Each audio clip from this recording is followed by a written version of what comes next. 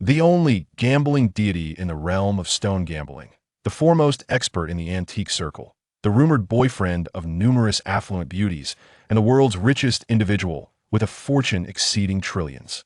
When Yang Feng heard these titles, he merely sighed. I desire to remain low-key, but my abilities do not permit such modesty. This all began with the acquisition of a pair of extraordinary eyes one fateful day. Chapter 1. The Peculiar Old Man. Don't pay attention to that promotional board. The good fortune of striking millions of jade from one cut will not fall upon you. In the bustling stone gambling market of Jiangcheng, a stall owner seemed to discern that the youth before him was a novice and taunted him. Upon hearing this, Yang Feng regained his composure, his expression tinged with melancholy and resignation. 3 months ago, he was unceremoniously cast aside by his ex-girlfriend, who had taken up with a wealthy heir from Jiangcheng. Consequently, he was dismissed from his job, as the affluent heir had intervened with his company. During this period, every job he sought resulted either in being told to wait for a call or being dismissed after just a day's work. By today, he had depleted his savings. At this moment, he still needed to send 1,000 yuan to his sister, who was attending university, for her living expenses. Boss, could you help me evaluate how much this is worth? Yang Feng produced a bracelet that Lu Qinglan, who owed him 20,000 yuan, had left with him. Lu Qinglan was his closest friend, a person of integrity, who, upon learning of his plight, suggested that this bracelet could be pawned for some cash to assist him in times of need. This is clearly a counterfeit at most. It could fetch a few hundred yuan. Are you looking to sell it? The stall owner's eyes gleamed momentarily before he pretended to dismiss it with a shake of his head. Unaware of the underlying deceit, Yang Feng, in dire need of money, hesitated before responding. Yes, make me an offer. 500 yuan. 500 it is. Yang Feng had surmised that the price would not be high otherwise. Lu Qinglan would have sold it herself rather than seek his assistance. Nonetheless, even a few hundred yuan would suffice for now to send to his sister. Upon receiving the money, Yang Feng exited the jade market, unaware that the unscrupulous stall owner was brimming with excitement as soon as he departed.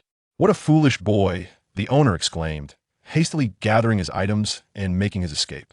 Little did Yang Feng know that the jade bracelet he had just sold was a genuine glass-type jade, worth a fortune.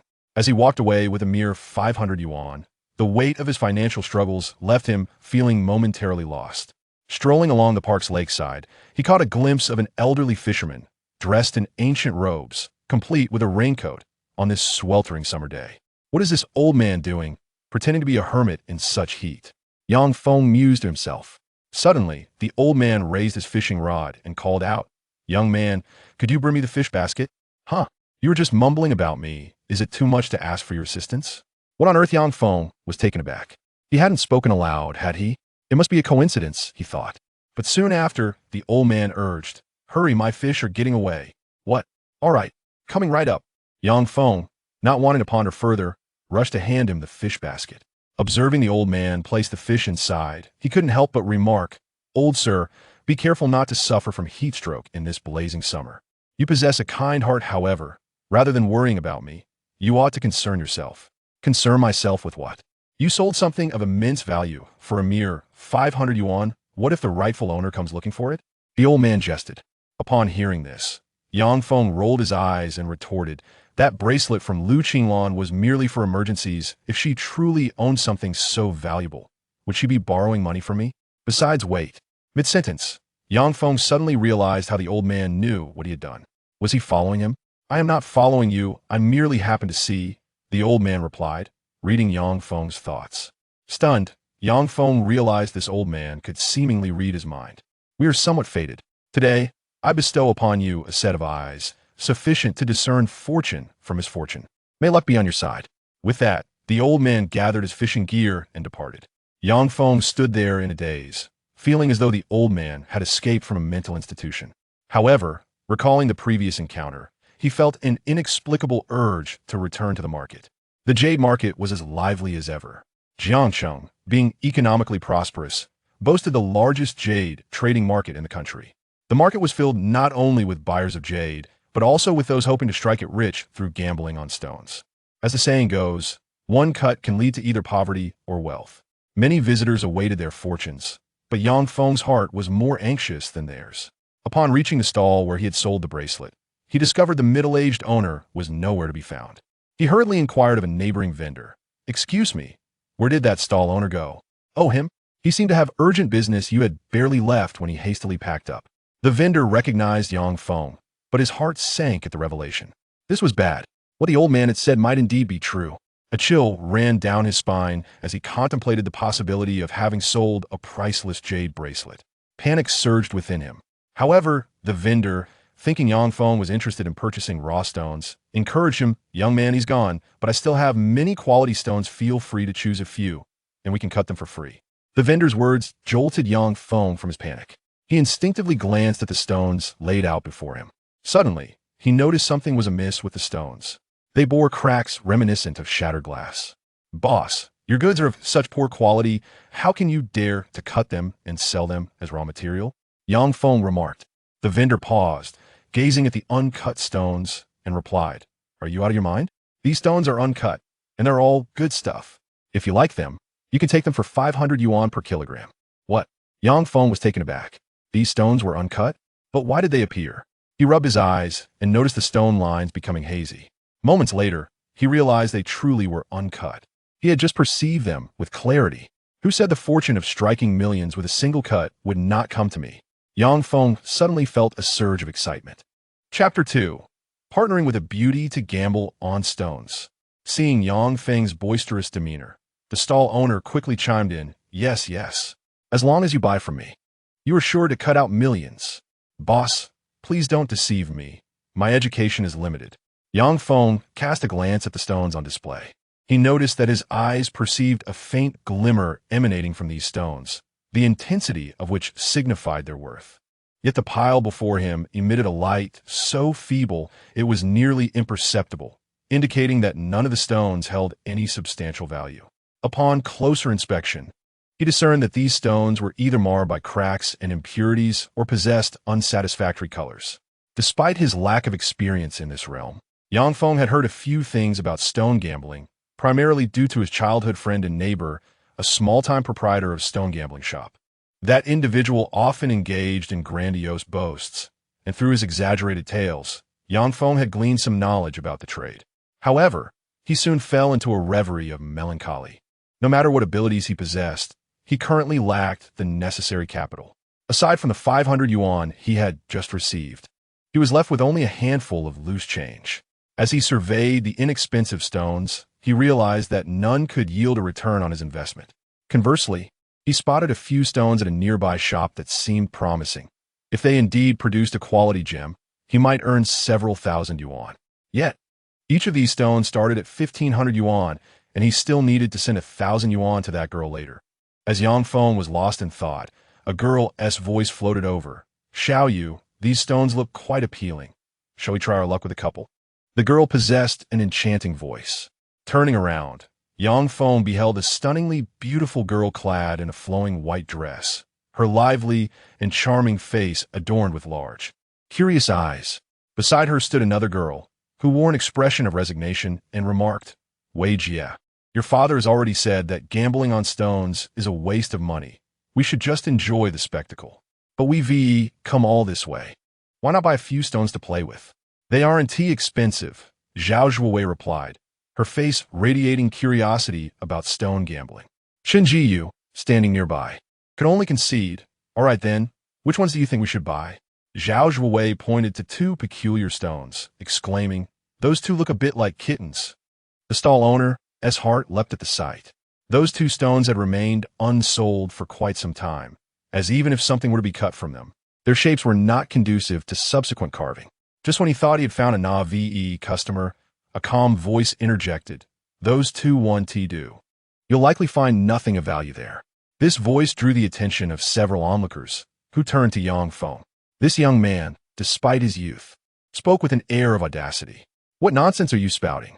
Zhao Zhuowei, having finally selected her preferred stones, felt displeased by the dampening of her excitement. Yang Feng smiled and said, "Sister, don't doubt me. Someone visited me in a dream this morning, proclaiming that today is the day to make money from stone gambling. I sense that this is an opportunity bestowed by the god of wealth. Is that so?" Zhao Zhuowei was momentarily taken aback by his fanciful claim. Chen Jiyu, perceiving the absurdity, scoffed, "Wei Jie, don't listen to him. He seems like a fraud." "Oh, Dear lady, your judgment is erroneous. If you doubt my abilities, I can effortlessly point out 2 stones that will surely yield something valuable. Do you believe me? Yang Feng feigned mystery. Chun-Ji rolled her eyes. If you had such talent, would you be here in this market? Are you trying to fool us? Hey, Xiao Yu, what he is saying sound intriguing. Why not let him give a shot? Zhao Zhuowei, her lively demeanor returning, suggested, how about this? I'll pay for the stones. You choose any 2. If we lose money, I'll bear the cost, but if we profit, we'll split it evenly. Her generous offer pleasantly surprised Yang Feng. She was indeed a kind-hearted girl. Yet, the stall owner felt a twinge of annoyance, interjecting, Miss, gambling on stones is an experience best enjoyed personally. Do not fall prey to the words of others. It's all right. It's just 3,000 yuan. Zhao Zhuowei replied nonchalantly. The stall owner was quite distressed, as he had finally found a buyer for the 2 unsold stones, only to have this young man interfere. Their conversation drew the attention of many onlookers, who were eager to witness this self-proclaimed expert in action. However, the next moment, they directed scornful glances at him. Yang Feng chose the stones without the aid of a powerful flashlight and displayed no discernment, simply picking up 2 stones from the ground.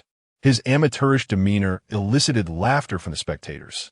The quality of these 2 stones was dismal, even inferior to those chosen by Zhao Zhuowei just moments prior. The stall owner, upon seeing this, felt a surge of glee. The surrounding crowd began to murmur, this guy is just here to amuse himself. Clearly a novice, they remarked. What a waste of that beautiful girl's 3,000 yuan. If it's not his money, he truly doesn't care.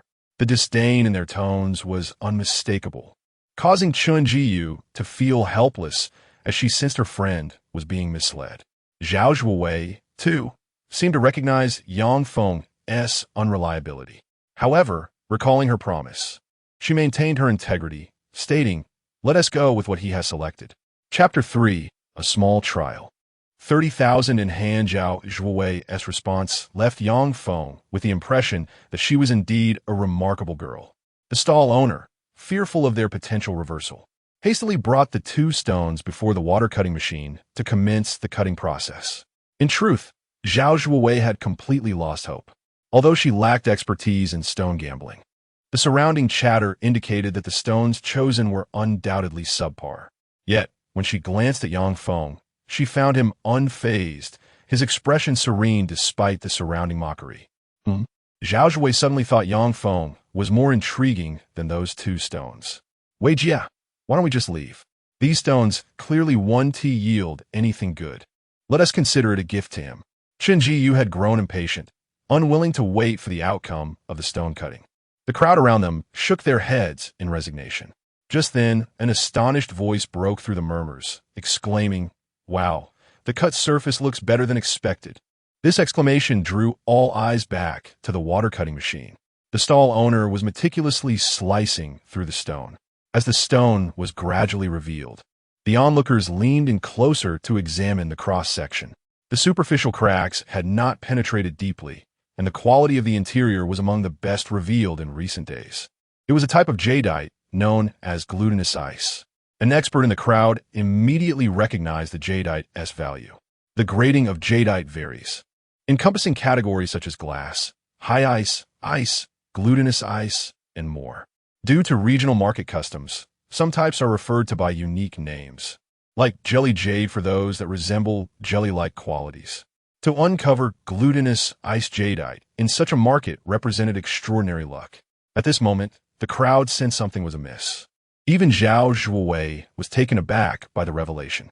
As the second stone was cut open, although it did not match the previous glutinous ice jadeite in quality, its value was still promising. Am I dreaming? The crowd exchanged bewildered glances, beginning to question whether their professional knowledge had faltered. Could such inferior stones truly yield valuable jadeite? Yet at that moment, Yang Feng grinned widely and turned to the stall owner, inquiring, Boss, what would you estimate the price of these 2 pieces? The boss glanced at the stones and remarked, These 2 stones weigh quite well. Just for this cut, I can offer you 30,000. At that moment, the boss proposed a price. Yang Feng nodded and turned to Zhao Zhuowei beside him, inquiring, Can we sell it directly? He Just take the money first. We can split the spoils later, Zhao Zhuwei replied playfully. Yang Feng, not one to be coy, took out his phone and, once the boss confirmed the weight, requested the transfer of 30,000. However, when he turned around, he discovered that Zhao Zhuwei and Chun Jiyue had already departed. A surge of urgency overcame him as he hurried to the market's entrance, only to find the two preparing to get into a black Mercedes. Upon seeing Yang Feng chase after them, Zhao Zhuwei paused, smiling. Sorry, I have something to attend to at home. But about the money No witties. That's rightfully yours. I had a wonderful time today. Farewell. Zhao Zhuwei waved goodbye and left with a smile. Even though Yang Feng wanted to approach her for a share, it seemed she regarded the money with indifference and drove away. Yang Feng watched as the car vanished from sight, scratching his head in frustration. At that moment, a familiar voice suddenly emerged from behind him. Damn, Fengge. The voice belonged to his neighbor, Gao Ronghai. Yang Feng jumped in surprise and turned around, exasperated. Could you greet me properly? I didn't dare to recognize you just now. Gao Ronghai was unusually amiable, which made Yang Feng feel somewhat uncomfortable. They had known each other for over a decade, now residing in the same neighborhood. Gao Ronghai was the owner of a stone gambling shop, known for his boastful nature. Now, his sudden warmth puzzled Yang Feng. Seeing Yang Feng's silence, Gao Ronghai hastily asked, Fengge, what is your relationship with the young lady from the Zhao family? You mean Zhao Zhuwei? You do know her? Gao Ronghai exclaimed. I don't know her, Yang Feng replied. Then how do you know her name? Gao Ronghai insisted, his expression shifting to one of realization. I get it. You want to keep a low profile, right? It was obvious from how she bid you farewell that your relationship is quite close. Friends? Not really. We just happened to meet. Come on. I've happened to meet plenty of big shots, yet none of them has ever smiled and waved goodbye to me. Gao Ronghai looked skeptical. We have been brothers and neighbors for over a decade, and you're keeping secrets from me? Are you done? What are you even doing here? Yang Feng asked irritably. Gao Ronghai pointed at the sign of the market. Of course, I'm running a shop here. But what brings you to such a place?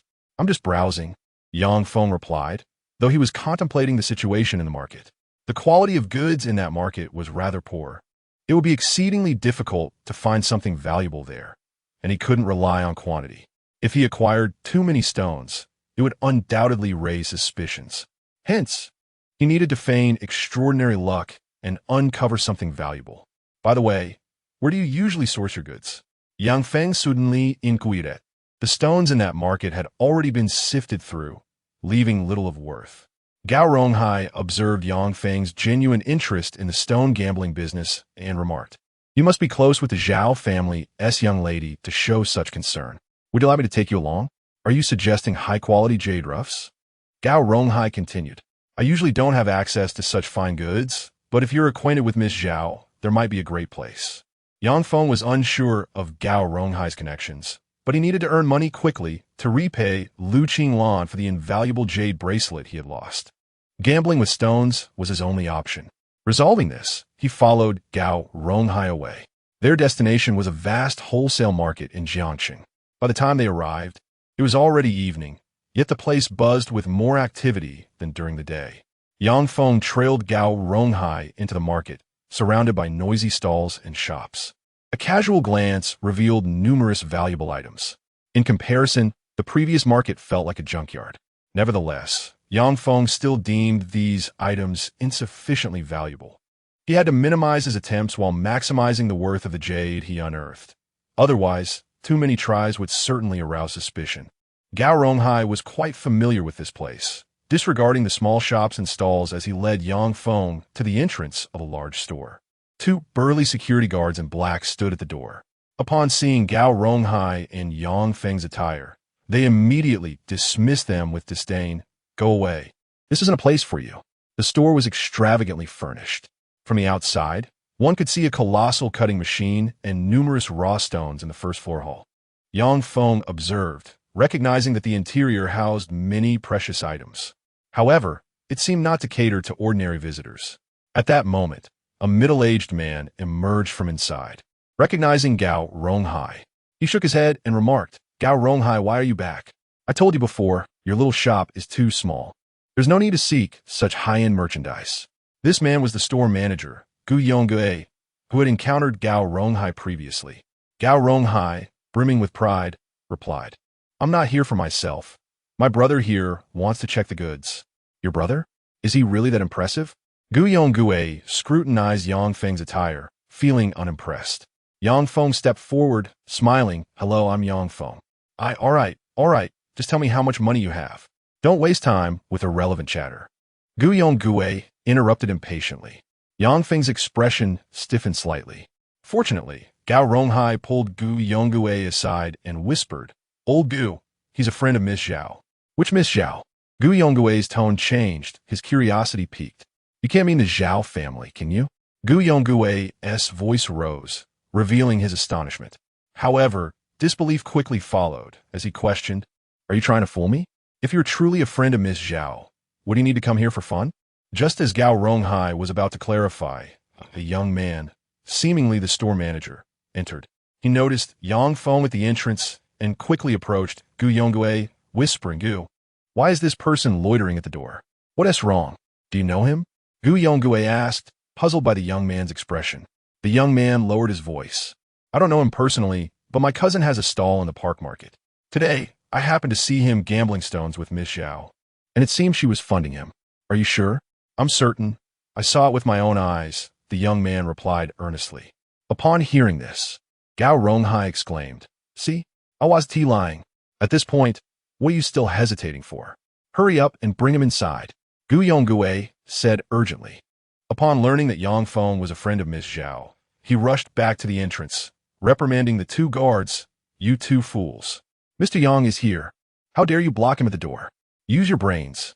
Mr. Yang, please come this way. We indeed have numerous exquisite items for you to peruse." Gu Yonggue suddenly became exceedingly courteous. Yang Feng was momentarily taken aback. He was unaware of what the few individuals were whispering about and tentatively inquired, "Can I go in?" Of course. Gu Yonggue enthusiastically led Yang Feng inside. Even Gao Ronghai followed closely behind, looking quite pleased. Gu Yonggue guided Yang Feng to a wooden tea table and warmly said, "Mr. Yang, please have a seat and enjoy a cup of tea while we chat leisurely." "No tea for me. I merely came to inspect the goods in your shop." "We certainly have goods. What size are you interested in?" Gu Yonggue eagerly responded. "We have stones ranging from a mere 10 kilograms to several hundred. Several hundred kilograms? Indeed. Would you like to see one?" "Of course. You may fetch the GD 1505 stone from the warehouse for Mr. Yang to examine." Gu Yonggue called for the manager. Upon hearing this, the manager's expression turned awkward, and he quickly said, "But, store manager, that stone is not." "Just go and bring it," was the firm reply. The manager dared not argue further and promptly complied. At this moment, Yang Feng and Gao Ronghai were oblivious to the fact that the stone being brought over was actually a defective piece.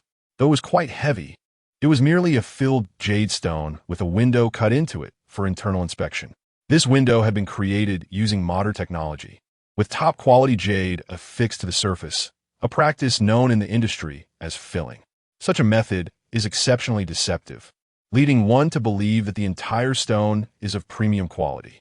The craftsmanship of this defective piece was quite impressive, and even the seasoned workers in the shop had been fooled, only realizing the trickery when someone from the top came to investigate. Gu Yonggue intended to use this stone to test Yang Feng's knowledge. If he truly had expertise, he might discern the stone's deceit.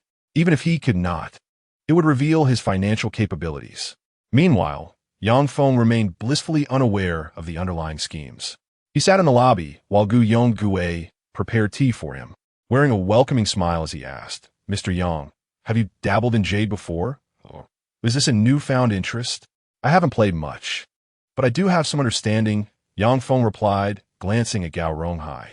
With confidence, Gao Ronghai chimed in, "Indeed, Mr. Gu may not know, but despite my small shop scale, I have immersed myself in this field for many years and possess a keen eye. I plan to procure a batch of goods shortly." "No worries. Once you express interest, you may take what you like," Gu Yonggue readily agreed. Gao Ronghai felt an overwhelming sense of joy. He rarely had the opportunity to source goods from such a place, and now he had found his chance. Yang Feng, however, refrained from joining their conversation and focused his gaze on the uncut stones displayed throughout the lobby. Even in their haphazard arrangement, he could discern several valuable pieces. This was indeed a large establishment. Yang Feng felt assured, yet his primary concern was still the financial aspect. After all, purchasing raw stones here would undoubtedly come at a steep price, and he only had 30,000 yuan on hand. While Yang Feng contemplated, Manager Chun had already summoned a large stone from the warehouse. This stone was placed on the ground and appeared to weigh over 200 kilograms. With a relatively regular shape, a small window had already been cut into the stone. Upon seeing it, Gao Ronghai became quite excited. It's a substantial piece of jelly-like imperial green, truly top-notch. As an experienced individual, Gao Ronghai rarely encountered such a large piece of imperial green jade. Examining the stone's patterns, he concluded that if it remained unaltered, its value would be immeasurable. At that moment, Gu Yongui turned to Yang Feng and inquired with a smile. "What do you think of this stone, Mr. Yang?" Gu Yongui's tone was respectful, deliberately inviting Yang Feng to inspect the stone. Meanwhile, Manager Chun and the knowledgeable staff kept their heads down, refraining from speaking, as they were aware that this piece was a defective item that had fooled even the shop's veterans. Yang Feng glanced at the stone and noted that its surface indeed appeared quite exquisite. After several inspections with a strong flashlight, Gao Ronghai exclaimed, "This stone is exceptionally premium. Many areas exhibit the finest banded moss, and I can even see hints of white python, approaching the best gray-white quality." Having spent years in this field, he certainly knew how to observe the surface to judge a stone's quality. With such a beautifully cut window revealing imperial green, Gao Ronghai had already sensed the stone's extraordinary nature. In fact, he was not the only one. Even the seasoned expert who initially acquired this stone had been deceived. And thus, Gao Ronghai could not discern any trickery either. Yang Feng, however, had no intention of purchasing this stone, fully aware that such a large piece was beyond his budget. Yet, he sensed something peculiar about Gu Yongui and the other's expressions. After a moment's hesitation, he focused intently on the stone's interior. As he examined it closely, he realized that the stone did not emit a strong brilliance. His discerning eye could detect fortune and misfortune, and valuable jade would certainly radiate golden light. Yet this stone remained dormant. Upon further inspection, he noticed a gap between the imperial green and the inner stone. This was a filled jade, and its quality was subpar. Many areas contain impurities, and the jade was sparsely distributed, failing to connect cohesively. After his examination, Yang Feng understood Gu Yongui's intentions. What cunning fox Gu Yongui was. Smiling, Gu Yongui asked, "Mr. Yang, what do you think of this stone?" "Mr. Gu, I have long heard that the jade industry is rife with chaos, but I never expected that your large establishment would be so intriguing," Yang Feng remarked with a hint of a smile, deliberately not exposing the truth. He then turned to Gao Ronghai and said, "Let us not linger here. We should take our leave." "Huh, I still need to procure some goods here." Gao Ronghai was reluctant to depart, especially since it was his first time encountering such a remarkable stone. Yet, Yang Feng shook his head and replied, "A large shop may deceive its customers. You might find a smaller store outside that is more reliable." Upon hearing this, the expressions of the 10 or so people in the shop shifted dramatically, including the newly arrived customers. Gu Yongui began to sweat profusely, realizing that Yang Feng was hinting at something significant. "Mr. Yang, you mean Gu Yongui dared not say more. With so many customers present, if they learned that he had presented such counterfeit goods, his reputation would be irreparably damaged." Nevertheless, Yang Feng spared him some dignity by not stating the matter outright, and instead stood to leave with Gao Ronghai. Seeing that such a distinguished individual was about to depart, Gu Yongui hastily interjected, "Mr. Yang, please wait. Why don't we discuss this further in the lounge upstairs?" "Oh, does Mr. Gu have something to discuss?" Yang Feng sneered at. Gu Yongui, perceiving Yang Feng's demeanor, became increasingly flustered and said, I merely wish to befriend you, Mr. Yang." Recognizing his ulterior motives, Yang Feng nodded in agreement. On the second floor of the shop was a VIP reception room furnished with a tea table, surrounded by transparent glass and adorned with tasteful decor. This space was typically reserved for esteemed guests. After settling into the reception room, Gu Yongui slowly wiped the sweat from his forehead. Gao Ronghai looked utterly bewildered, unsure of what had transpired. At this moment, Gu Yonggui spoke up. Mr. Yang, thank you. Mr. Gu surely does not intend to sell me that item, does he? Yang Feng jested. Gu Yonggui quickly replied, of course not. I simply didn't expect you to be so knowledgeable about stone gambling, able to discern that the stone was a filled inferior product at a glance. I underestimated your insight. Upon hearing this, Gao Ronghai was completely stunned. What I had just observed with rapt attention turned out to be a mere imitation. Yang Feng, did you discern that at a glance? Gao Ronghai suddenly realized. It was at this moment he comprehended why Yang Feng had previously remarked that this establishment takes advantage of its customers. Yang Feng, however, appeared unfazed by the situation and smiled, saying, Boss Gu, there is no need for such formality. Your allowing us to browse is already a generous gesture. How could I possibly disrupt your business? Indeed, Mr. Yang, your magnanimity is greatly appreciated. I must sincerely apologize for my earlier behavior, Gu Yonggui replied, his face a mask of remorse. Had Yang Feng exposed him in front of the crowd, with over a dozen regular patrons present, his reputation would have surely been tarnished. Yet, Yang Feng chose to let him off the hook. In truth, Gu Yonggui began to feel a twinge of guilt himself. Initially, he had thought it impossible for Yang Feng to see through the stone's facade, but he was astonished to encounter such a skilled practitioner. Yang Feng, indifferent to the unfolding drama, shifted his gaze towards the display of raw jade stones in the hall. These stones were modest in weight, around a dozen kilograms, yet their quality appeared commendable. Gu Yonggui seemed to sense Yang Feng's thoughts and promptly remarked, Mr. Yang, it appears you possess a profound understanding of stone gambling, coupled with remarkable skill. Do you have a mentor guiding you? In this industry, it is quite common for individuals to take on mentors. Yang Feng, seizing the opportunity, nodded and said, yes, my mentor is rather unassuming. He recalled the elderly fisherman from earlier, considering him a suitable figure to claim as his mentor. Upon hearing this, Gu Yonggui's heart soared with joy. It seemed this individual was not merely a friend of the Zhao family's young lady. His ability to effortlessly discern the quality of jade suggested that his mentor must be a reclusive master. With this realization, Gu Yonggui stood and said, Mr. Yang, I deeply regret today's events. How about this? There are some stones in the outer hall, though not extraordinarily valuable. They're a token of my goodwill. I hope you'll accept my apology. Apology? Yang Feng responded, you may select two. If they are of high quality, I will handle the buyback. Gu Yonggui quickly agreed.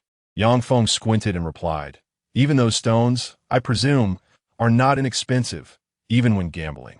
These are merely trivial sums, insufficient to convey my remorse towards you, Mr. Yang. Gu Yonggui said, now markedly more humble. Yang Feng, who was in need of capital, feigned contemplation before nodding. In that case, I shall choose two, but I will pay you for the gambling stones. Oh, Mr. Yang, you're being overly formal. Thus agreed. Yang Feng casually rose and strolled toward the outer hall. Inside the hall, a few patrons were still browsing. Those who frequented this place were not of ordinary status.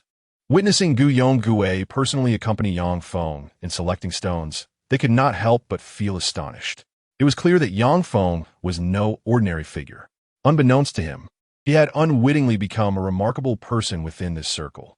At this moment, he merely selected two stones weighing around a dozen kilograms each and requested the proprietor to assist in cutting them open. Gu Yonggui wasted no time and had the stones taken for slicing. As they moved to the first floor hall, more patrons began to gather, each selecting their respective stones. Only Gu Yonggui remained beside Yang Feng, sipping tea and sharing tales of his entrepreneurial journey. Suddenly, the employee cutting the stones exclaimed with excitement, it's a jelly-grade stone. This announcement captured the attention of many present. The jelly grade is second only to the glass and high ice grades in terms of quality. Onlookers turned their gazes toward the spectacle, and even Gu Yonggui rose to see. This was not only a jade of exceptional quality, but also possessed a remarkable hue. Mr. Yang truly has an extraordinary touch. I am thoroughly impressed. Gu Yonggui laughed heartily, having recognized Yang Feng's exceptional insight. The second stone was also a commendable ice grade. To procure just two stones, both displaying such high quality was, for a gambler, nothing short of miraculous. However, Having witnessed Yang Feng expose the counterfeit earlier, Gu Yongui was not merely astonished, but declared, "Mr. Yang, these two jade stones are of superb quality. I am willing to pay a premium for them." "No, the market price will suffice," Yang Feng replied with a smile. "Very well, would 50,000 suffice?" Gu Yongui inquired. After a moment's thought, Yang Feng responded, 40,000 seems fair. I believe the value of those two jade stones should also amount to around 10,000. Haha, Mr. Yang is indeed meticulous about these matters. It is business, after all, Yang Feng smiled. Gu Yongui, unreserved, exclaimed, "It is a pleasure to have met you, Mr. Yang. Manager Chun, please head to finance and arrange 40,000 for Mr. Yang." "Understood." Manager Chun immediately set about his task.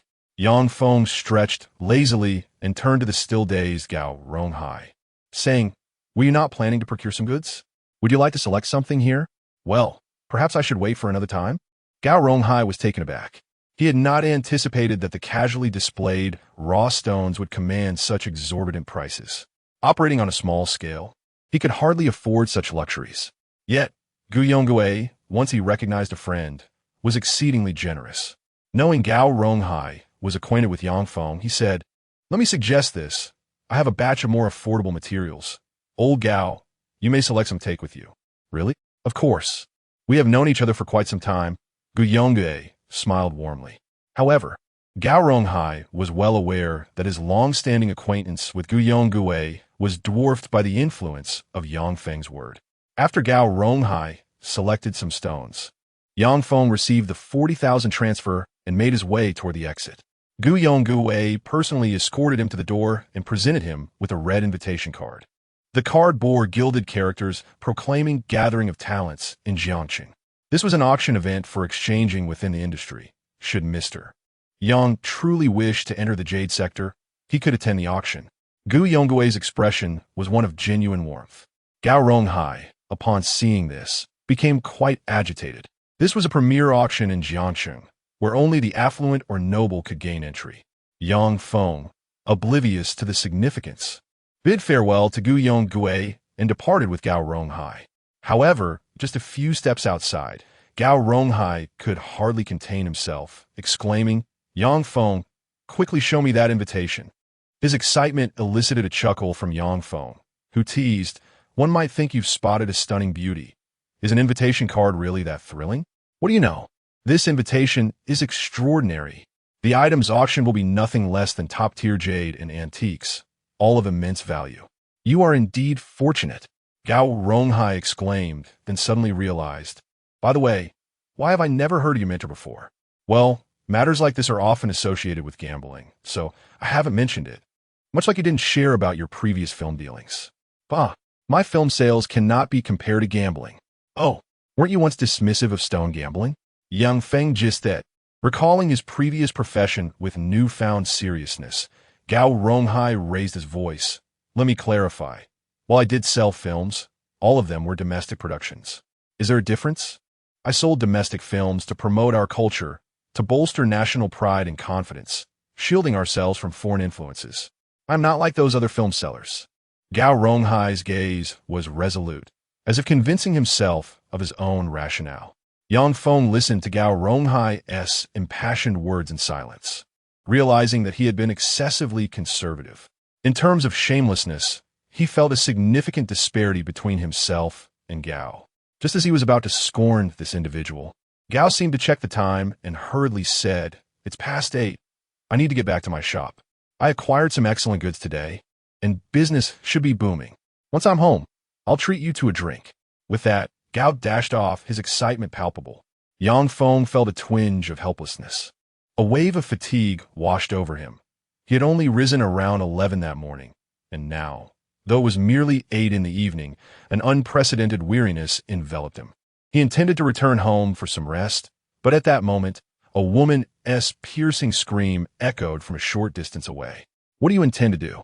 The woman's voice was sharp, laced with authority. Curiosity piqued.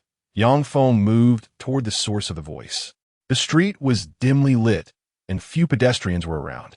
At the entrance of an alley, 3 burly men obstructed the path of a woman dressed in a flowing white gown, who appeared stunning under the streetlight.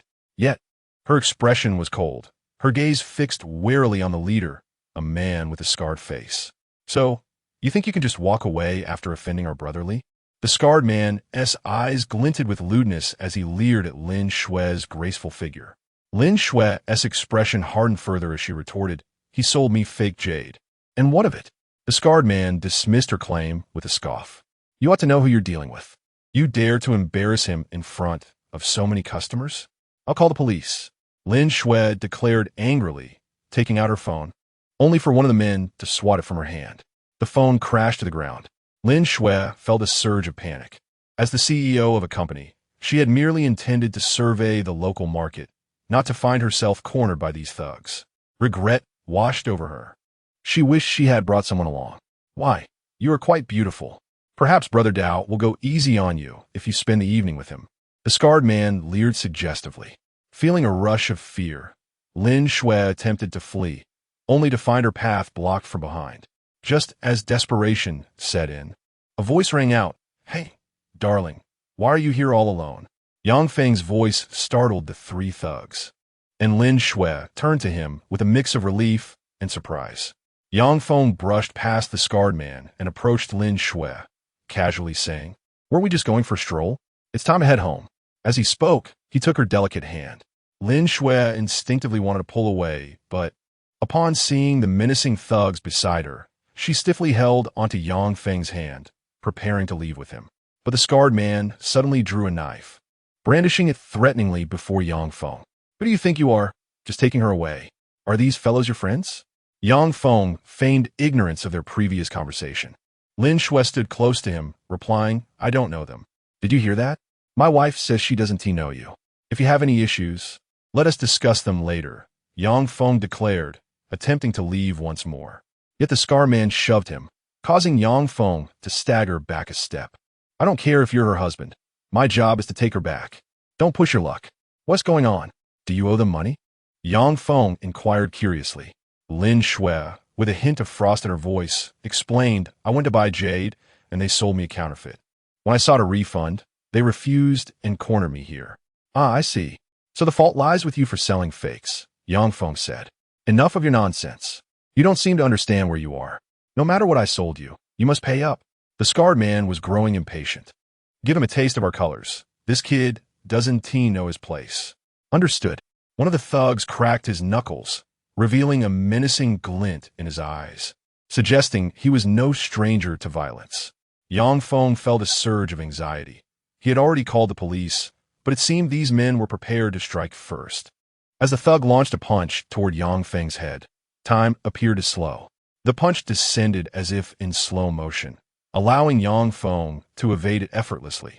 The thug lost his balance, and Yang Feng swiftly retaliated with a kick to his abdomen, causing him to collapse unconscious. The scene stunned everyone, including Lin Shui, who was taken aback by Yang Feng's unexpected prowess. The scarred man, momentarily stunned, soon erupted in fury. "You're asking for it." With that, the scar man and another thug lunged at Yang Feng, knives drawn. Yet, Yang Feng's instincts kicked in. He perceived the threat and responded with uncanny speed. He deftly seized the scar man's arm, redirecting the knife into the other thug's limb before delivering a powerful punch to the scar man's face. The force of the blow was overwhelming, and the scarred man crumpled to the ground, dazed and disoriented. As the two thugs lay incapacitated, Lin Shui could hardly believe her eyes. She had never imagined Yang Feng possessed such strength. Once the danger had passed, Yang Feng finally caught his breath, panting heavily. Lin Shui, concerned, asked, "Are you all right?" "I'm fine, just a bit tired," he replied, though Lin Shui noticed beads of sweat trickling down his forehead.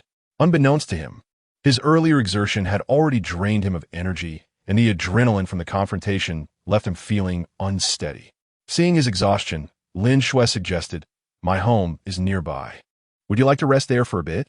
Yang Feng hesitated to refuse, but the fatigue he felt was unlike anything he had previously experienced, akin to having gone days without sleep while laboring intensely. Ultimately, he consented, recognizing that his well-being took precedence. Lin Shui drove him to a nearby villa. At this moment, Yang Feng had lost the inclination to admire the villa's opulence. Inside, Lin Shui found a room for him. As Yang Feng entered and collapsed onto the bed, Lin Xuan noticed a slight improvement in his complexion, which eased her worries. She had not anticipated how exhausted this man had become. Had he really gone days without rest? After a moment's hesitation, Lin Xuan decided to call a doctor for a checkup. Unbeknownst to Yang Feng, he lay in bed, engulfed in a peculiar darkness, devoid of light. As if floating in a void, an unseen current seemed to propel him forward.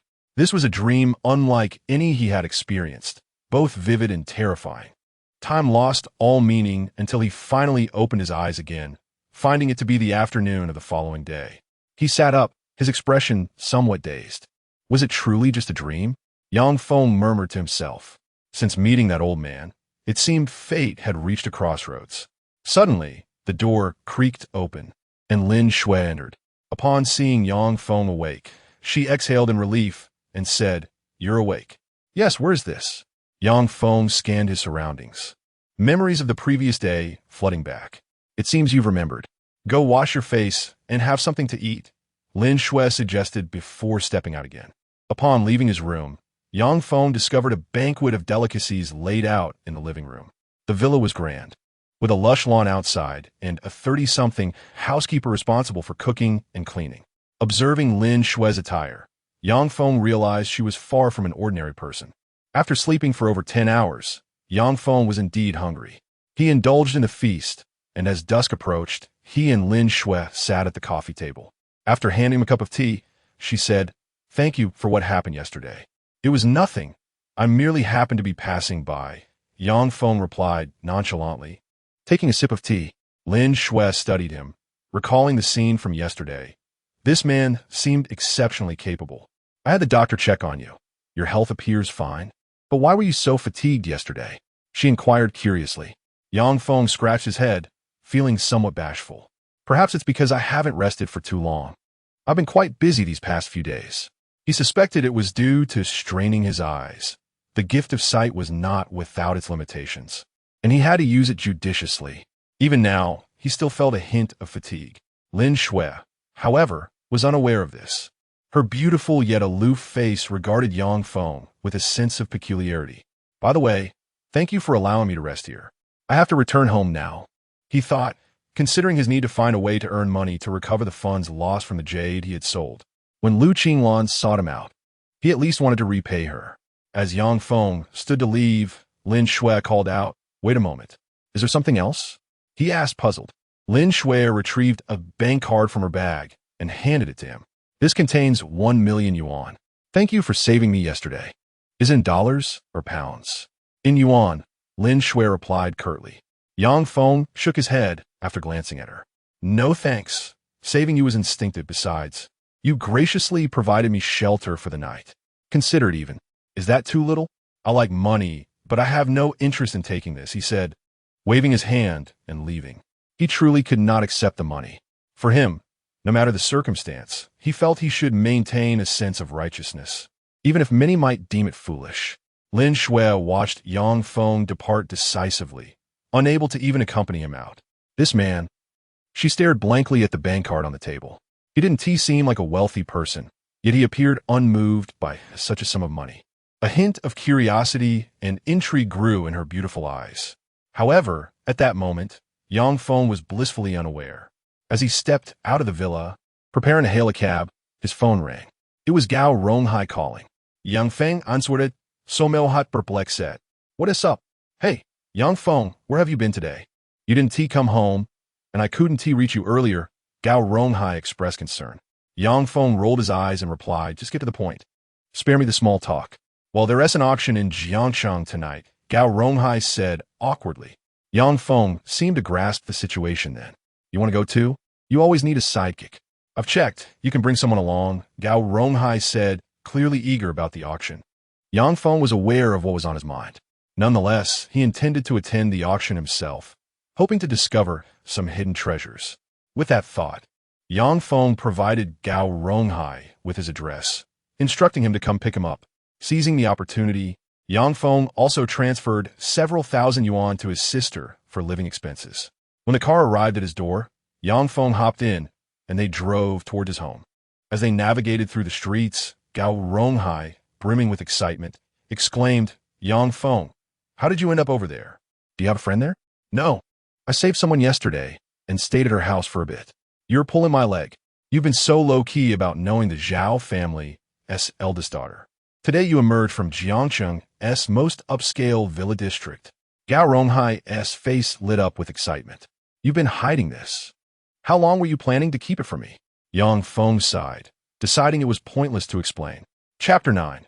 Encountering Zhao Zhuwei again upon hearing this. Gao Ronghai immediately slowed the car and exclaimed, "You don't even know who the Zhao family is? They are a major conglomerate in Jiangcheng, primarily dealing in jade, and now also in gold, silver, and jewelry. They are titans in our industry. Is it really that impressive?" "Absolutely. At tonight's auction, you might even see people from the Zhao family. Make sure to introduce me." Gao Ronghai was visibly eager. However, Yang Feng did not commit to his request. When they arrived home, Yang Feng took a shower and changed into fresh clothes before heading to the hotel with the invitation in hand. The Jiangxing Grand Hotel was the most luxurious star-rated establishment in the city. As night fell, around 6 o'clock, the atmosphere became lively. Yang Feng and Gao Ronghai appeared at the entrance, where special security personnel were stationed. After presenting their invitations, they were escorted to the hall on the 3rd floor. The hall was exquisitely decorated, transformed into an auction venue. A red carpet led to the auction stage, where a table was set. In front of it were several rows of long tables and chairs. This was Yang Feng's first experience in such a setting, and he could hear the hum of significant business discussions around him. Some faces were even familiar from the local news. The presence of such individuals illustrated the auction's prestige. Yet Yang Feng did not recognize anyone. He and Gao Ronghai settled into seats at the back, awaiting the commencement of the auction. At that moment, Gao Ronghai appeared slightly nervous. After all, it was his first visit to such a place. Conversely, Yang Feng appeared considerably more relaxed. He had merely come to see if there were any bargains to be had. However, judging by the scale of this auction, with the more than 400,000 he earned yesterday, it seemed unlikely that he could afford even a single item. Moreover, Yang Feng sensed a tinge of fatigue creeping in. It appeared that he could not overexert his eyes too frequently, lest he risk wearing himself out completely. Having acquired such an impressive ability, how could Yang Feng allow himself to falter before even embarking on his entrepreneurial journey? As he pondered, Gao Ronghai suddenly grabbed his arm and exclaimed, "Yang Feng, look over there! Miss Xiao has arrived in person." His voice interrupted Yang Feng's thoughts. Upon glancing in that direction, he indeed spotted Zhao Zhuwei from the previous day, accompanied as always by Chunjiyue. It seemed these two were merely here to soak up the atmosphere. They likely have their own business to attend to. "We shouldn't intrude," Yang Feng cautioned. As they spoke, Zhao Zhuwei and Chunjiyue took their seats directly in front of them. By keeping his head lowered, Yang Feng managed to remain unnoticed by Zhao Zhuwei. However, their conversation fell neatly within earshot. "Sister Wei, this time Uncle Zhao said he wanted you to purchase some antiques to give someone special," Chunjiyue remarked, her voice laced with curiosity. "I wonder who he intends to impress." "Who knows? Let's just bid on anything that seems reasonably priced," Zhao Zhuwei replied, seemingly unconcerned. She had simply come to enjoy the atmosphere, her lively cheeks betraying a sense of joy at the unknown as her eyes roamed around the room. Gradually, more attendees arrived for the auction, and the lights in the hall dimmed slightly. A spotlight illuminated the auction stage, where a young male auctioneer made his entrance, accompanied by a large projector. Each attendee received a catalog from the waitstaff, which detailed the items slated for auction, meticulously presenting every nuance to ensure a clear understanding of the auction goods. The professionalism of this auction hinted at the excellence of the items to be presented. Yet, as the first item was introduced, Yang Feng's expression shifted. The inaugural auction piece was a glass bangle of exceptional quality and craftsmanship, a truly splendid accessory. As the auctioneer began to describe the jade bangle, Yang Feng's countenance darkened. This item was none other than the jade bangle he had previously been deceived into selling. He had not anticipated that such a thing would be auctioned first. Fuming, he clenched his teeth in anger. To think the stolen goods had resurfaced so swiftly. However, he soon relaxed somewhat, Encountering this object again at least meant he could track down the scoundrel who had tricked him. After the auctioneer concluded his introduction of the jade bangle, he announced a starting bid of 500,000, with subsequent bids to increase by no less than 10,000. As soon as the auctioneer finished speaking, several paddles were raised, and the bidding began in earnest. As the value of the bangle climbed above 1 million, the number of bidders dwindled. At that moment, Zhao Zhuwei suddenly declared, "I bid 120,000. Her offer caught Yang Feng off guard. Beside her, Chen Jiwa looked at her incredulously, asking, "Sister Wei, why are you buying this bangle? We have plenty already. Relax, it's just worth seeing." Zhao Zhuwei replied with a light-hearted smile. Then, unexpectedly, she turned to face Yang Feng. Caught off guard, he felt a pang of embarrassment, scratching his head and stammering. "What a coincidence." "Indeed, but I didn't expect to see you here," Zhao Zhuwei smiled back. Having heard Yang Feng muttering moments earlier, she understood he must be interested in bidding for this bangle. Gao Ronghai, noticing their recognition, quickly interjected, "Hello, I'm Yang Feng's friend," eager to ingratiate himself with Zhao Zhuwei. Yet she seemed indifferent to him, causing Gao Ronghai to feel awkward and glance at Yang Feng for support. Yang Feng, feeling helpless, suggested, "Just keep watching. There will be even more exciting items coming up." "You really do keep your cards close to your chest," Gao Ronghai remarked, clearly impressed. Meanwhile, the auctioneer continued to unveil new items until a piece of blue and white porcelain was presented, finally capturing the attendees' attention. This was a significant item. Even Zhao Zhuwei appeared more serious, as her intention for attending was to acquire valuable antiques. The auctioneer began his introduction, stating, "This is a Yuan dynasty official kiln piece, brought back by an overseas seller. Its glaze features a white base with a subtle sheen and green hues, and its quality and condition are superb. According to expert appraisal, it dates back to the Yuan Jin period." After concluding his introduction, he announced a starting bid of 5 million. For the average person, such a price would be unattainable in a lifetime. Yet for those present, it seemed almost laughably low, as bids quickly escalated to over 10 million. Even Zhao Zhuwei joined in the bidding.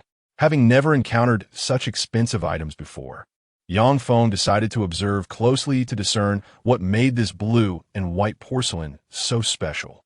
He concentrated, channeling his energy into his eyes, and gradually saw through the surface of the porcelain. Typically, exceedingly valuable items emanate a strong brilliance. Yang Feng braced himself for the dazzling light, but to his astonishment, the blue and white porcelain emitted no glow whatsoever. Perplexed, Yang Feng examined the base of the porcelain more closely and was suddenly struck by the sight of a faint seam along the bottom and edge.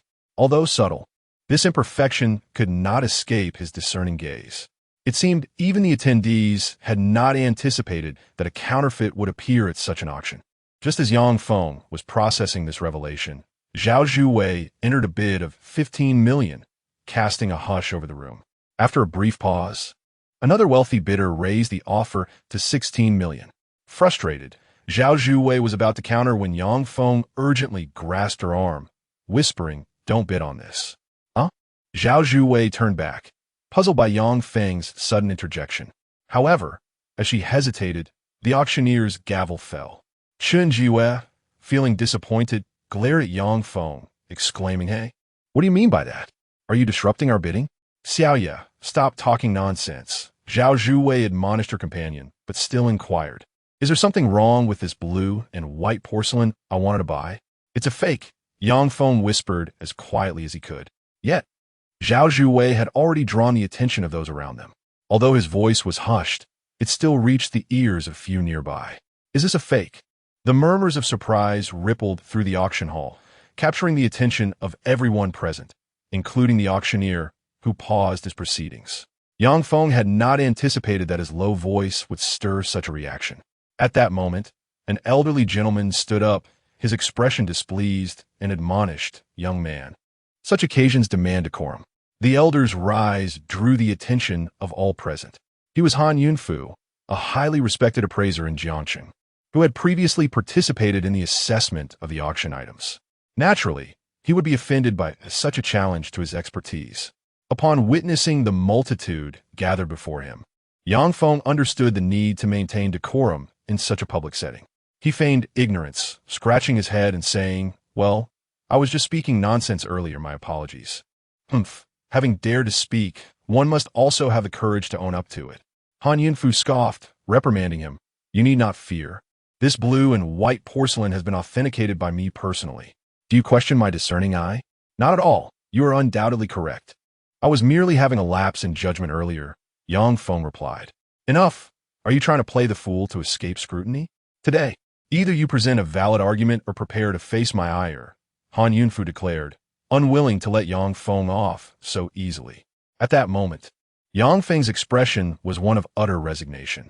He scanned the crowd, even spotting Gu Yonggue, whom he had encountered previously. Seeing Yang Feng's silence, Han Yunfu continued his mockery. "What? You were brave enough to speak earlier, but now you choose to feign deafness." With a sigh, Yang Feng slowly approached the auction stage, the spotlight now illuminating both him and the exquisite porcelain. He began, "This piece of blue and white porcelain indeed appears to be flawless in craftsmanship. If we merely consider the assembly work, it is of the highest caliber." "Assembly work? What do you mean by that?" Han Yunfu instantly grasped the implication. This was a peculiar case of an old bottom and a new top, distinguished by the fact that it was not assembled from the base, but rather began at 2/3 of the vase's height. Yang Feng pointed to a specific area, stating, "The assembly point lies here. Perhaps due to the material and the passage of time, there are extremely subtle traces at this junction." As he spoke, Han Yunfu moved closer, scrutinizing the porcelain intently. After a thorough examination, he coldly inquired, "How could you possibly know it was here? There are no visible marks." "This is not difficult. Simply turn off the lights and shine a strong flashlight on that spot. With your keen eye, you should be able to detect the nuances," Yang Feng explained. Without hesitation, Han Yunfu commanded, "Turn off the lights immediately." As his words resonated, the lights dimmed, and someone handed him a flashlight. Following Yang Feng's instructions, he began illuminating the blue and white porcelain. As moments passed, Han Yunfu's expression grew increasingly grave. "Turn the lights back on," he ordered, and everyone turned to him, noticing his face darkening to an ominous hue. Old Han looks rather displeased. Could it be that this young man has outsmarted him? Some in the audience exchanged glances. Recognizing this was an unusual sight. After a brief silence, Han Yunfu finally lifted his gaze to Yang Feng, realizing he had crossed paths with someone formidable. Chun Jiue quietly remarked, "He is in trouble." Yet in an unexpected turn, Han Yunfu took a deep breath and sincerely said, "Young friend, thank you." This declaration sent ripples of astonishment through the crowd, leaving them in disbelief. Only Zhao Zhuwei wore a mischievous smile, realizing this individual was not to be trifled with. Chapter 11. Let us gamble on stones together. In stark contrast to Zhao Zhuwei's calm demeanor, the onlookers were utterly bewildered. What transpired? Did Han Yunfu just apologize to this young man? Could it be that his earlier claims were not mere fabrications? It seemed this individual possessed considerable significance. Among the crowd, Gu Yonggue felt a surge of delight, grateful he had forged an early connection with Yang Feng, realizing he had stumbled upon a potential gem. Han Yunfu, having accepted the reality, took a deep breath and addressed the audience. "I apologize, everyone. The materials used by the unscrupulous merchant appear to be extraordinarily unique, which is why I failed to identify them. No, it is because someone calculated the timing during my initial appraisal," Yang Feng interjected, continuing, "This material can only maintain its appearance for a fleeting moment before oxidizing. If you, old Han, had begun examining it as I did, you would certainly have discerned the truth." His explanation illuminated the crowd's understanding. No wonder Han Yunfu had spotted the flaw earlier. At that moment, Han Yunfu felt a deep admiration for Yang Feng. This young man, seemingly in his 20s, exuded a remarkable composure. Even after Han Yunfu had spoken harshly to him, he still came to his defense. "Thank you. I would like to befriend you," Han Yunfu mused, grateful for the young man's integrity. His magnanimity was evident as he publicly acknowledged his mistake. With their mutual recognition, the authorities were promptly notified to apprehend the fraudster. Yang Feng, in turn, garnered significant attention, though he remained unaffected, calmly awaiting the conclusion of the first round of the auction. The gathering of talents in Jiangxing was merely beginning, as the next phase involved a stone selection event. This event entailed the exhibition of premium jadeite rough stones, meticulously chosen by seasoned experts in the lobby. Participants would bid on their desired stones and purchase them. The jadeite rough stones were of exceptional quality, attracting many who had come specifically for them, resulting in palpable excitement. In the lobby, entrepreneurs were accompanied by knowledgeable associates to assist in selecting stones. Yang Feng and Gao Ronghai wandered about, taking in the dazzling array of stones, each priced at 6 figures and above. Even a small business owner like Gao Ronghai felt a sense of trepidation. Meanwhile, Yang Feng appeared deep in thought, stroking his chin contemplatively. "Are you also looking to purchase stones?" Zhao Zhuwei's voice chimed in nearby. Yang Feng snapped back to attention, noticing Zhao Zhuwei playfully waving the jade bracelet she had just acquired. Gao Ronghai, aware of Zhao Zhuwei's disinterest in him, wisely refrained from intruding. "I'm hoping to take a chance," Yang Feng casually replied.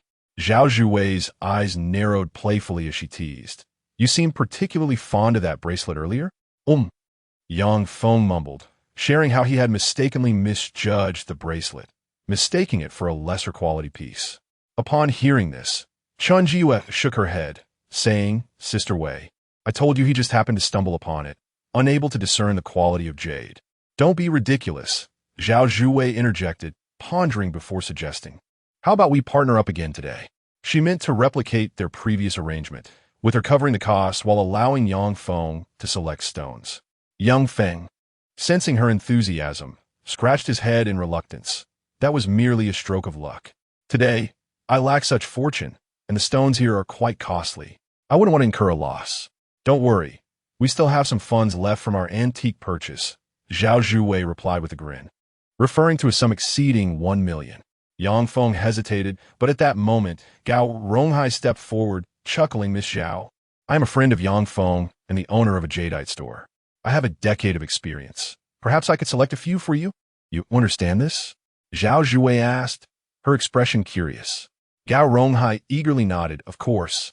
I can discern the quality of rough stones by examining their surface and openings. I am quite knowledgeable." "Thank you, but I still prefer to partner with Yang Feng," Zhao Zhuwei politely declined, leaving Gao Ronghai visibly crestfallen. Seeing her determination, Yang Feng conceded. "All right, I plan to purchase a few stones shortly. The ones over there seem reasonably priced. Let us consider those." That sounds good." Zhao Zhuwei, with a beaming smile, has already headed towards the right corner of the hall with Chun Jiwe. There, a selection of relatively inexpensive stones is displayed. Just as Yang Feng was about to catch up, he was stopped by Gao Ronghai, who asked, "Yang Feng, what is your relationship with Miss Zhao? Why is she so kind to you?" "This is the second time I've met her." "Come on, don't try to fool me," Gao Ronghai said, clearly skeptical. He continued, "Are you really planning to buy stones with her? Do you truly understand this? The last time, you must have just gotten lucky, right?" In fact, after Gao Ronghai pondered this further, he felt something was off. He had known Yang Feng for over a decade since childhood, and they still lived in the same neighborhood. Yet he had never heard of him learning about stone gambling. Yang Feng shook his head and replied, "The last time was specifically arranged by Boss Gu.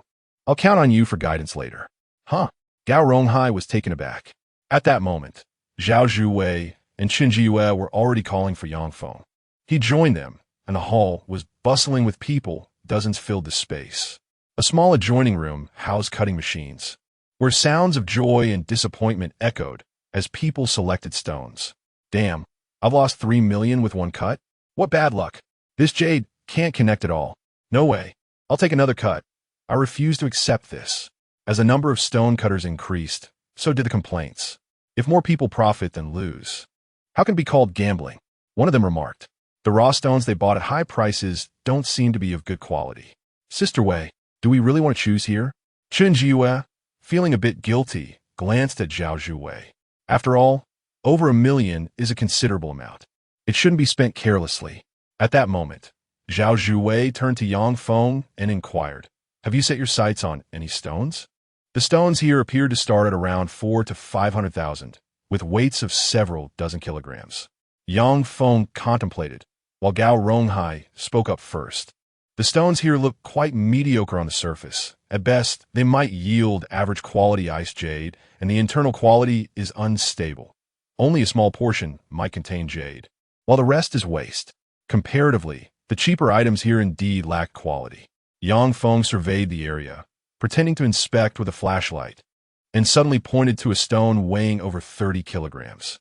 This one, he declared, drawing the attention of those nearby. With Zhao Zhuwei present, it was inherently captivating. Just then, a man's voice rang out from behind, cheerfully exclaiming, "Zhuwei, you're really here." This unexpected voice interrupted everyone's attention toward Zhao Zhuwei. They turned to see it was Zhu Yun, the young heir of the Chongqing trading group in Jiangcheng. Given Jiangqing's stature as a major trading hub, the prominence of the Chongqing trading group was evident. However, his arrival caused Zhao Zhuwei's lively and beautiful face to show signs of displeasure. "Why are you here again?" she asked, clearly annoyed. Zhu Yun hurried over, eagerly stating, "I heard from my uncle that you might be here for stone gambling, so I specifically brought a master along. He can help you select some stones that will surely yield good results." Beside Zhu Yun stood a man in his 50s, renowned in the stone gambling industry, known as Lu Jinbao, or Diamond Hand. His reputation stemmed from his exceptional identification skills, enabling him to discern the quality of stones better than most. He once helped someone uncover a jade worth over 100 million. Lu Jinbao's presence attracted considerable attention, but Zhao Zhuwei ignored him, stating, "I've already chosen my stones. I don't need your help. Is this the one you selected?" Zhu Yun seemed to catch on to the tension. Zhao Zhuwei coldly retorted, "What's the problem?" "Zhuwei, although my family isn't lacking in money, this guy seems to have popped up from nowhere. Be respectful when speaking to my friend." Zhao Zhuwei interrupted firmly. Zhu Yun paused momentarily, then continued, "However, regardless, one should consult industry experts when gambling on stones. The person I brought is known as Diamond Hand. Can this guy compare to him?" "Zhu Xiao, in my opinion, if this stone is purchased, it will certainly result in a loss," Lu Jinbao interjected, prompting Zhu Yun's excitement. He quickly turned to Zhao Zhuwei, saying, "Zhuwei, you see, this guy is probably trying to deceive you. What? Are you going to teach me how to spend money?"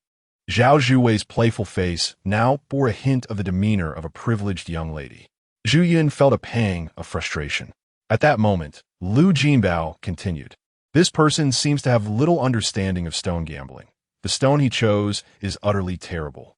His words thrilled Zhu Yun, and onlookers turned their attention towards Lu Jinbao, eager to learn from the renowned Diamond Hand. Although Zhao Zhuwei was reluctant to hear his nonsense, curiosity piqued within her. Zhu Yun smugly urged, "Old Lu, please explain the issues with this stone, so this kid doesn't deceive Zhu Wei with his nonsense." With a smug expression, he glanced at Yang Feng. Yet, Yang Feng remained unruffled, standing calmly beside them. Lu Jinbao slowly approached the stone, pointing to a faint green hue on its surface. While this stone exhibits a considerable amount of green, in the industry, there's a saying, "Better to buy a line than a patch." "What does that mean?" someone inquired. Lu Jinbao smiled, explaining, "It means it's preferable to purchase a narrow streak of green rather than a broad expanse of green. The streak can penetrate into the jade, while a wide color is often superficial and thin. Some even summarize it as patch color is like paper, line color is deep." Lu Jinbao's words enlightened the crowd. He continued, "Moreover, this stone has another more fatal flaw." "Please, go on." The onlookers were captivated. Lu Jinbao pointed to the opposite side of the stone. This side has revealed a hint of purple, known in the industry as chun color. In stone gambling, there's a saying, having chun color is fatal. In simple terms, purple jade and green jade cannot coexist, so coupled with a large green display on the other side, one can directly conclude that this is a piece of waste. His final statement effectively condemned the stone to its demise. The audience nodded in agreement, and Zhu Yun beamed with delight, turning to Yang Feng. "Did you hear that? This is a master. You dare to present a piece of waste to Zhuwei? Truly ignorant." The surrounding spectators looked at Yang Feng with expressions of regret. Many recognized him from the auction, having seen him mingling with Han Yunfu, seemingly knowledgeable about antiques. However, at this moment of stone gambling, he appeared merely to be posturing with empty bravado. Feeling the disdainful gazes of those around him and Zhu Yun's triumphant expression, Yang Feng remained calm, glancing at Zhao Zhuwei and the others. At that moment, Zhao Zhuwei's expression was devoid of any ripples, and she asked, "Has your person finished speaking?" "Zhuwei, have you heard? Even if one is wealthy, one should not indulge in such folly. I will purchase the stone as soon as that person arrives." Zhao Zhuwei disregarded Zhu Yun's comments and called out to the staff in the distance, leaving them momentarily stunned. Even Chun Jiyue and Gao Ronghai, who stood nearby, were taken aback. Others had openly dismissed the stone as worthless, yet Zhao Zhuwei dared to buy it? This stone was priced at 400,000, after all. Yang Feng felt a swell of emotion in his heart. Only Zhu Yun grew anxious at that moment, hastily exclaiming, "Zhuwei, why do you trust this fellow? This piece of raw stone is utter garbage. He is merely trying to deceive you." "Excuse me, sir," Yang Feng interjected. "Pointing fingers and insulting me in front of you is rather unbecoming." Zhu Yun huffed disdainfully, looking down at him with arrogance. "You are merely a fraud here. Do you genuinely believe this stone has any value?" "I believe it does," Yang Feng replied with a smile.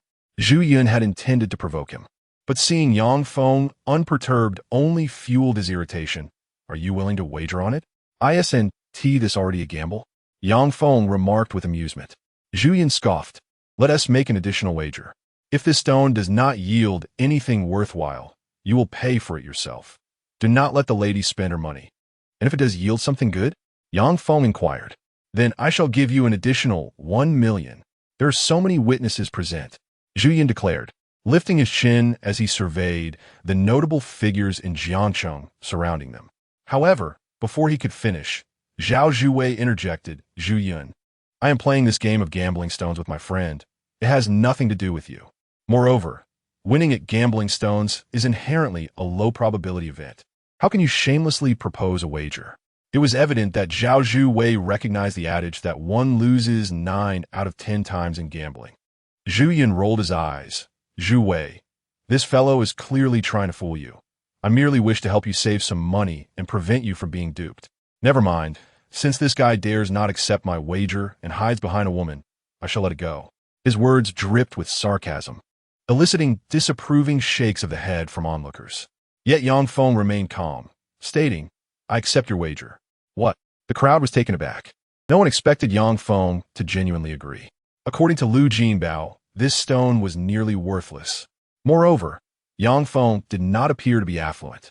How could he impulsively spend such an amount? Zhao Zhuwei grew concerned and tugged at his sleeve, whispering, "You need not concern yourself with him this. Relax. Let us just treat it as a game." Yang Feng interrupted her. His face bore a serene smile, devoid of worry or tension. Yet Zhao Zhuwei sensed something amiss. Gao Ronghai, too, murmured, "Buddy, perhaps it's best to cut your losses? You just earned over 400,000 yesterday. There's no need to risk it all today." "It's all right.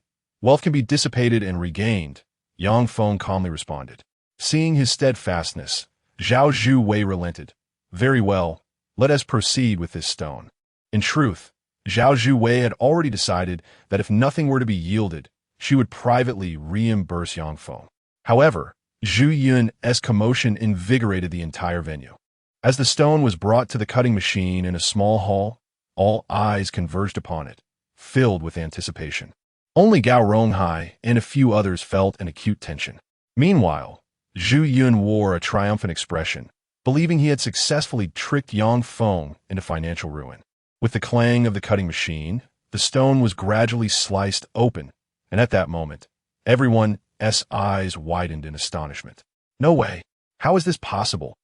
They beheld a portion of the cross-section, which was entirely of vibrant apple green. As the machine ceased its operation, the entire surface was revealed, showcasing a jelly-like apple green jade. The crowd erupted in astonished murmurs. The expressions of Zhu Yun and Lu Jinbao froze in disbelief. "Impossible. Absolutely impossible."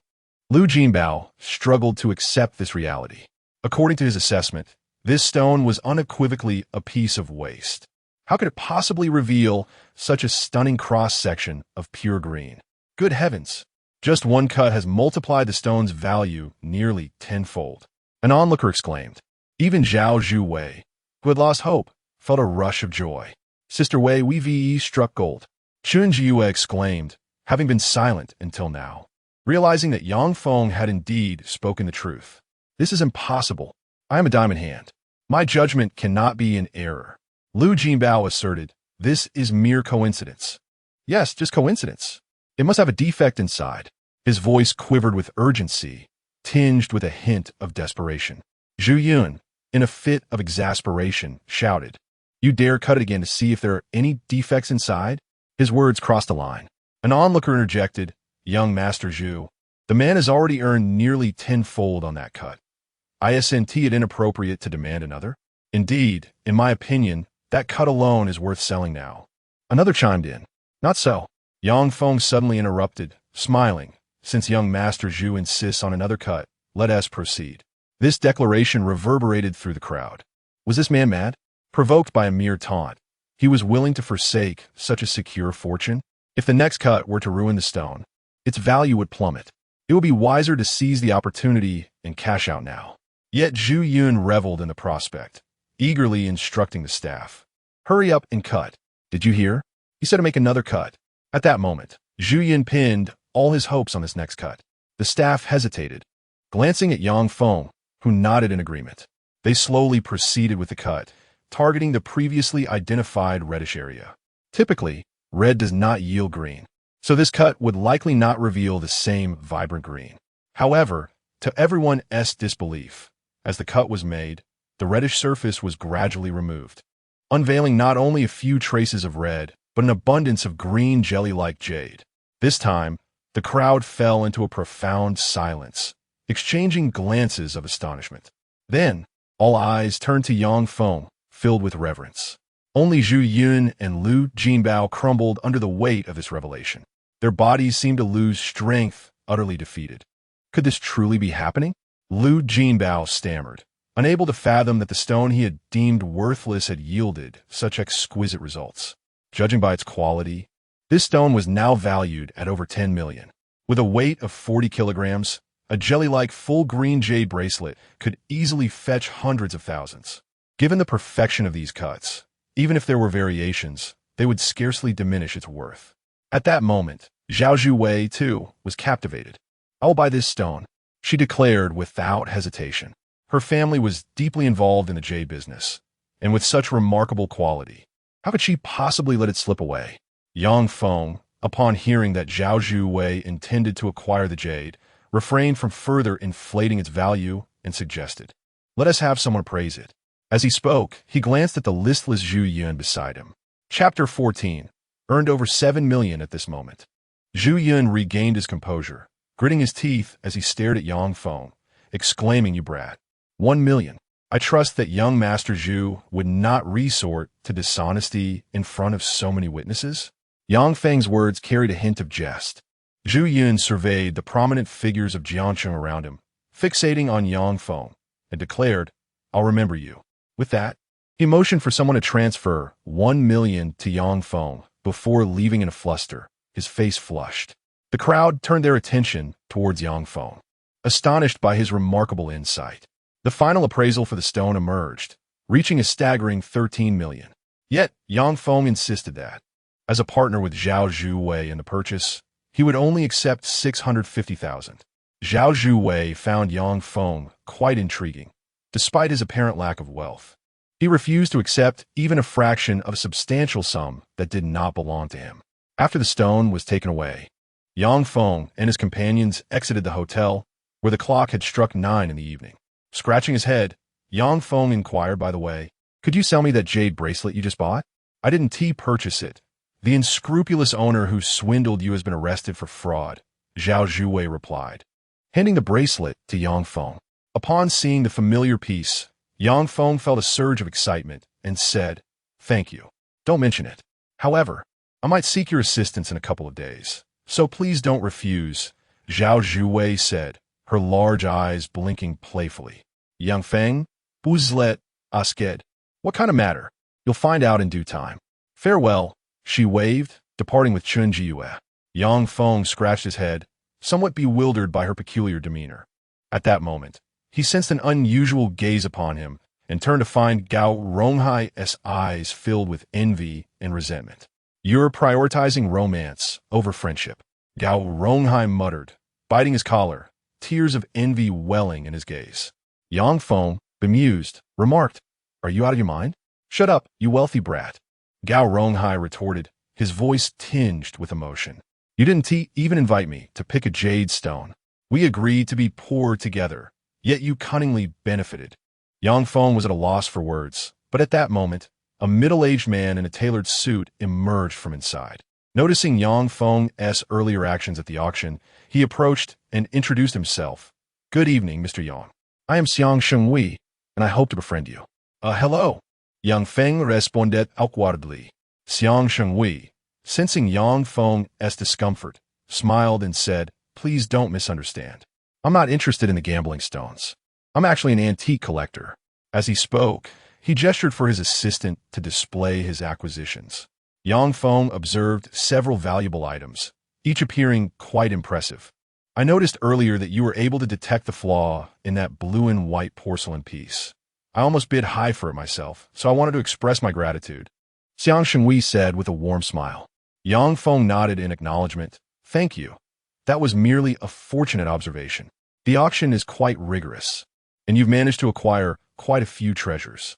"Haha, it's merely that my friends were courteous and chose not to compete with me," Xiang Shengwei chuckled. Though Yang Feng was not well-versed in antiques, he found himself curious about the genuine artifacts before him. "May I take a closer look at these items?" he inquired. "Of course, your insight would be appreciated to ensure their authenticity and prevent a repeat of the blue and white porcelain mishap," Xiang Shengwei replied with a smile. Yang Feng picked up a bronze cup, examining it with curiosity. After a moment of hesitation, he decided to use his unique vision to assess its true worth. His gaze deepened as he scrutinized the bronze cup, and it was then that he noticed a peculiar, ethereal aura surrounding it, something he had never encountered before. "What is going on?" Yang Feng pondered, shifting his gaze to the other antiques. To his astonishment, he discovered that most of them emitted a similar enigmatic energy. At that moment, he felt an odd sensation. As he focused intently on one artifact, he suddenly sensed a connection between his eyes and the swirling spiritual energy surrounding it. In an instant, the energy seemed to flow towards him, gradually entering his dantian, a sight only visible to Yang Feng himself. The others assumed he was merely admiring the antiques and did not disturb him. As the energy coursed into his body, Yang Feng felt a newfound vigor surging within him, alleviating the fatigue he had previously experienced. He stood in awe. "This is... Mr. Yang, are you all right?" Xiang Shengwei asked, puzzled. Yang Feng snapped back to reality. Clearing his throat, "I'm fine. These items are indeed remarkable. You've truly acquired some treasures, Mr. Xiang." "Ha! I sense that you are also quite knowledgeable in this field. So if you come across any extraordinary pieces in the future, do be sure to contact me. I would be willing to purchase them at a premium," Xiang Shengwei said, leaving his phone number with Yang Feng before departing. As Yang Feng observed the man's retreating figure, he felt a lingering sense of intrigue. The antiques he had acquired bore that peculiar spiritual energy. Could it merely be coincidence? His mind raced with questions. Meanwhile, Gao Ronghai turned to him, saying, "Yang Feng, are you planning to head home? You've made a fortune today. Treat me to a nice meal. Don't be too envious. I just had a stroke of luck. Rest assured, we will both prosper in due time." Yang Feng reassured him, patting his shoulder. Seizing the early evening, the two friends decided to indulge in some skewers and drinks. After absorbing the spiritual energy, Yang Feng felt invigorated, further fueling his fascination with those artifacts imbued with spiritual essence. At that moment, his phone rang. Lu Qinglan was calling. Having just retrieved her bracelet, Yang Feng felt elated as he answered, "Lu Qinglan, what is up?" Chapter 15. A professional assassin stealing a jade bracelet? "Where are you?" "I just made some money, and my bracelet is still with you, right?" Lu Qinglan's typically exuberant voice rang through. Upon hearing this, Yang Feng promptly relayed his location. Lu Qinglan soon arrived at the night market. Inside the barbecue shop, as she spotted Yang Feng and Gao Ronghai, she cheerfully remarked, "Why did you come all the way here?" "Whoa, a girl." Gao Ronghai's eyes sparkled with interest upon seeing her. However, Lu Qinglan, unfazed by his flirtation, took a seat opposite Yang Feng and said, "I just transferred the borrowed money to you. My bracelet is still with you, right?" It's right here, Yang Feng replied, handing her the jade bracelet. Upon seeing the familiar piece, Lu Qinglan's face lit up with a smile, revealing how significant the bracelet was to her. Even in her dire financial straits, she had never thought to sell this valuable item. Unbeknownst to them, as they revealed the bracelet, a man in the shop had fixated his gaze upon them. Meanwhile, Gao Ronghai, astonished, exclaimed, "Hey, that jade bracelet is hers? Did you show it to someone else?" Lu Qinglan asked, her expression perplexed. Yang Feng's face flushed as he shot a glare at Gao Ronghai, signaling him to refrain from speaking recklessly. After all, they had successfully retrieved the jade bracelet, and it was imperative that Lu Qinglan remained oblivious to the fact that they had been deceived previously. Fortunately, Lu Qinglan did not press further, but instead inquired, "So, what made you suddenly think of coming here? Just to attend an auction, casually browse?" Gao Ronghai could no longer contain himself. "You've already earned over 7 million, and you still dare to say it's just casual browsing?" Lu Qinglan stumbled, nearly falling from her chair. "Is this really how one brags?" she exclaimed, her eyes wide. Yang Feng, feeling helpless, interjected, "What he said is actually true. If you're short on cash, I could lend you some." "Hey, you're quite the loyal friend," Lu Qinglan replied with a grin. "I thought you would still be living in the shadow of your ex-girlfriend, but you seem to have moved on quickly. However, it's unnecessary. I've been doing some business lately and am not in need of money." "Business?" Yang Feng asked, intrigued. "Yes, that is why my phone was off for a couple of days," Lu Qinglan replied nonchalantly. "I'll explain it to you later. There are too many people here." It was evident that Lu Qinglan was involved in something rather clandestine, and Yang Feng chose not to pry further. As the trio enjoyed their meal, the hour had already surpassed 11 in the evening. Upon leaving, they strolled leisurely home, during which Gao Ronghai embellished the tale of Yang Feng's recent financial success. Lu Qinglan was taken aback. "Who would have thought that after being dismissed, you actually found your calling?" she teased. Yang Feng sighed, "It's merely luck. I planned to spend the little money I had left, and unexpectedly ended up making a profit." "Ah, once people have money, do they all start speaking nonsense?" Lu Qinglan scoffed. Their bond was akin to that of childhood friends. Lu Qinglan had been quite the tomboy, playing with Yang Feng and others until they parted ways in high school, later reuniting in the same city for work. As they strolled down the quiet streets at night, Gao Ronghai suddenly pointed ahead. "Hey, what's that person doing up there?" The duo turned to see a man clad in a black bodysuit, his face obscured, standing in their path. "Is he playing cosplay at this hour?" Lu Qinglan pondered, feeling a sense of unease as the masked figure's eyes exuded a chilling coldness. "Hand over the jade bracelet, and you may leave unharmed." The masked man's voice was low and menacing, akin to a knife's edge. The trio's expressions shifted instantly. They hadn't anticipated the bracelet would attract such attention so soon. "What kind of fool are you? You dare to confront all three of us alone?" Gao Ronghai's anger flared, fueled by the alcohol he had consumed. He stepped forward, leveraging his physical advantage to confront the masked figure. Yet in an instant, the masked man's eyes glinted with sharpness as he retreated a step and struck Gao Ronghai squarely in the chest. The sound of cracking bones echoed as Gao Ronghai was sent sprawling several meters away, collapsing against the wall. Lu Qinglan and Yang Feng jolted into awareness. Gao Ronghai, feeling excruciating pain, realized the gravity of their situation. The masked man's gaze remained as icy as ever. "I want to repeat myself," the masked man warned, his voice even darker than before. Yang Feng's mind raced with alarm. This was no ordinary thug. He was a professional killer. Why was he pursuing them? Lu Qinglan, tense and anxious, realized she had inadvertently exposed her vulnerability. She began to surrender, but Yang Feng interjected, "Friend, I have several million. Let them go, and I'll give you the money." Yang Feng presumed the man was motivated by greed. However, the masked figure scoffed, "That paltry sum holds no interest for me. Enough. I will count to 3.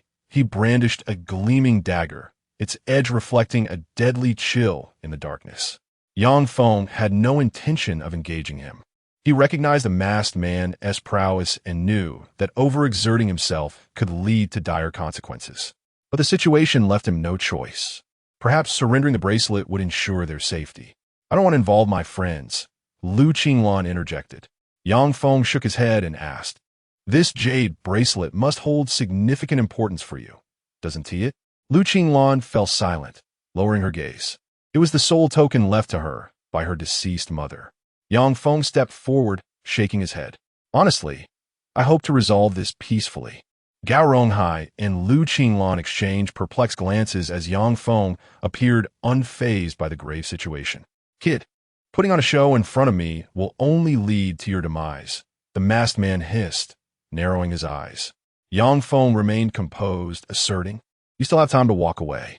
"How foolish," the masked man retorted, his dagger shimmering ominously, sending shivers down their spines. Despite Lu Qinglan's instinct to intervene, the masked man surged forward with blinding speed, his movements almost imperceptible. In an instant, the dagger lunged toward Yang Feng's chest, aiming for a swift kill. However, to the masked man's astonishment, Yang Feng seemed to anticipate his move, effortlessly dodging aside as the dagger missed its mark. Yang Feng sensed a newfound sharpness in his reflexes as he seized the masked man's arm and drove his knee into his abdomen.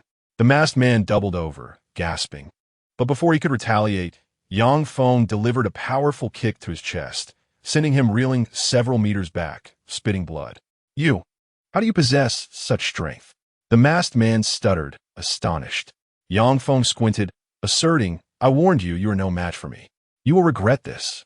The masked man snarled, then leaped agilely over a nearby wall, vanishing from sight.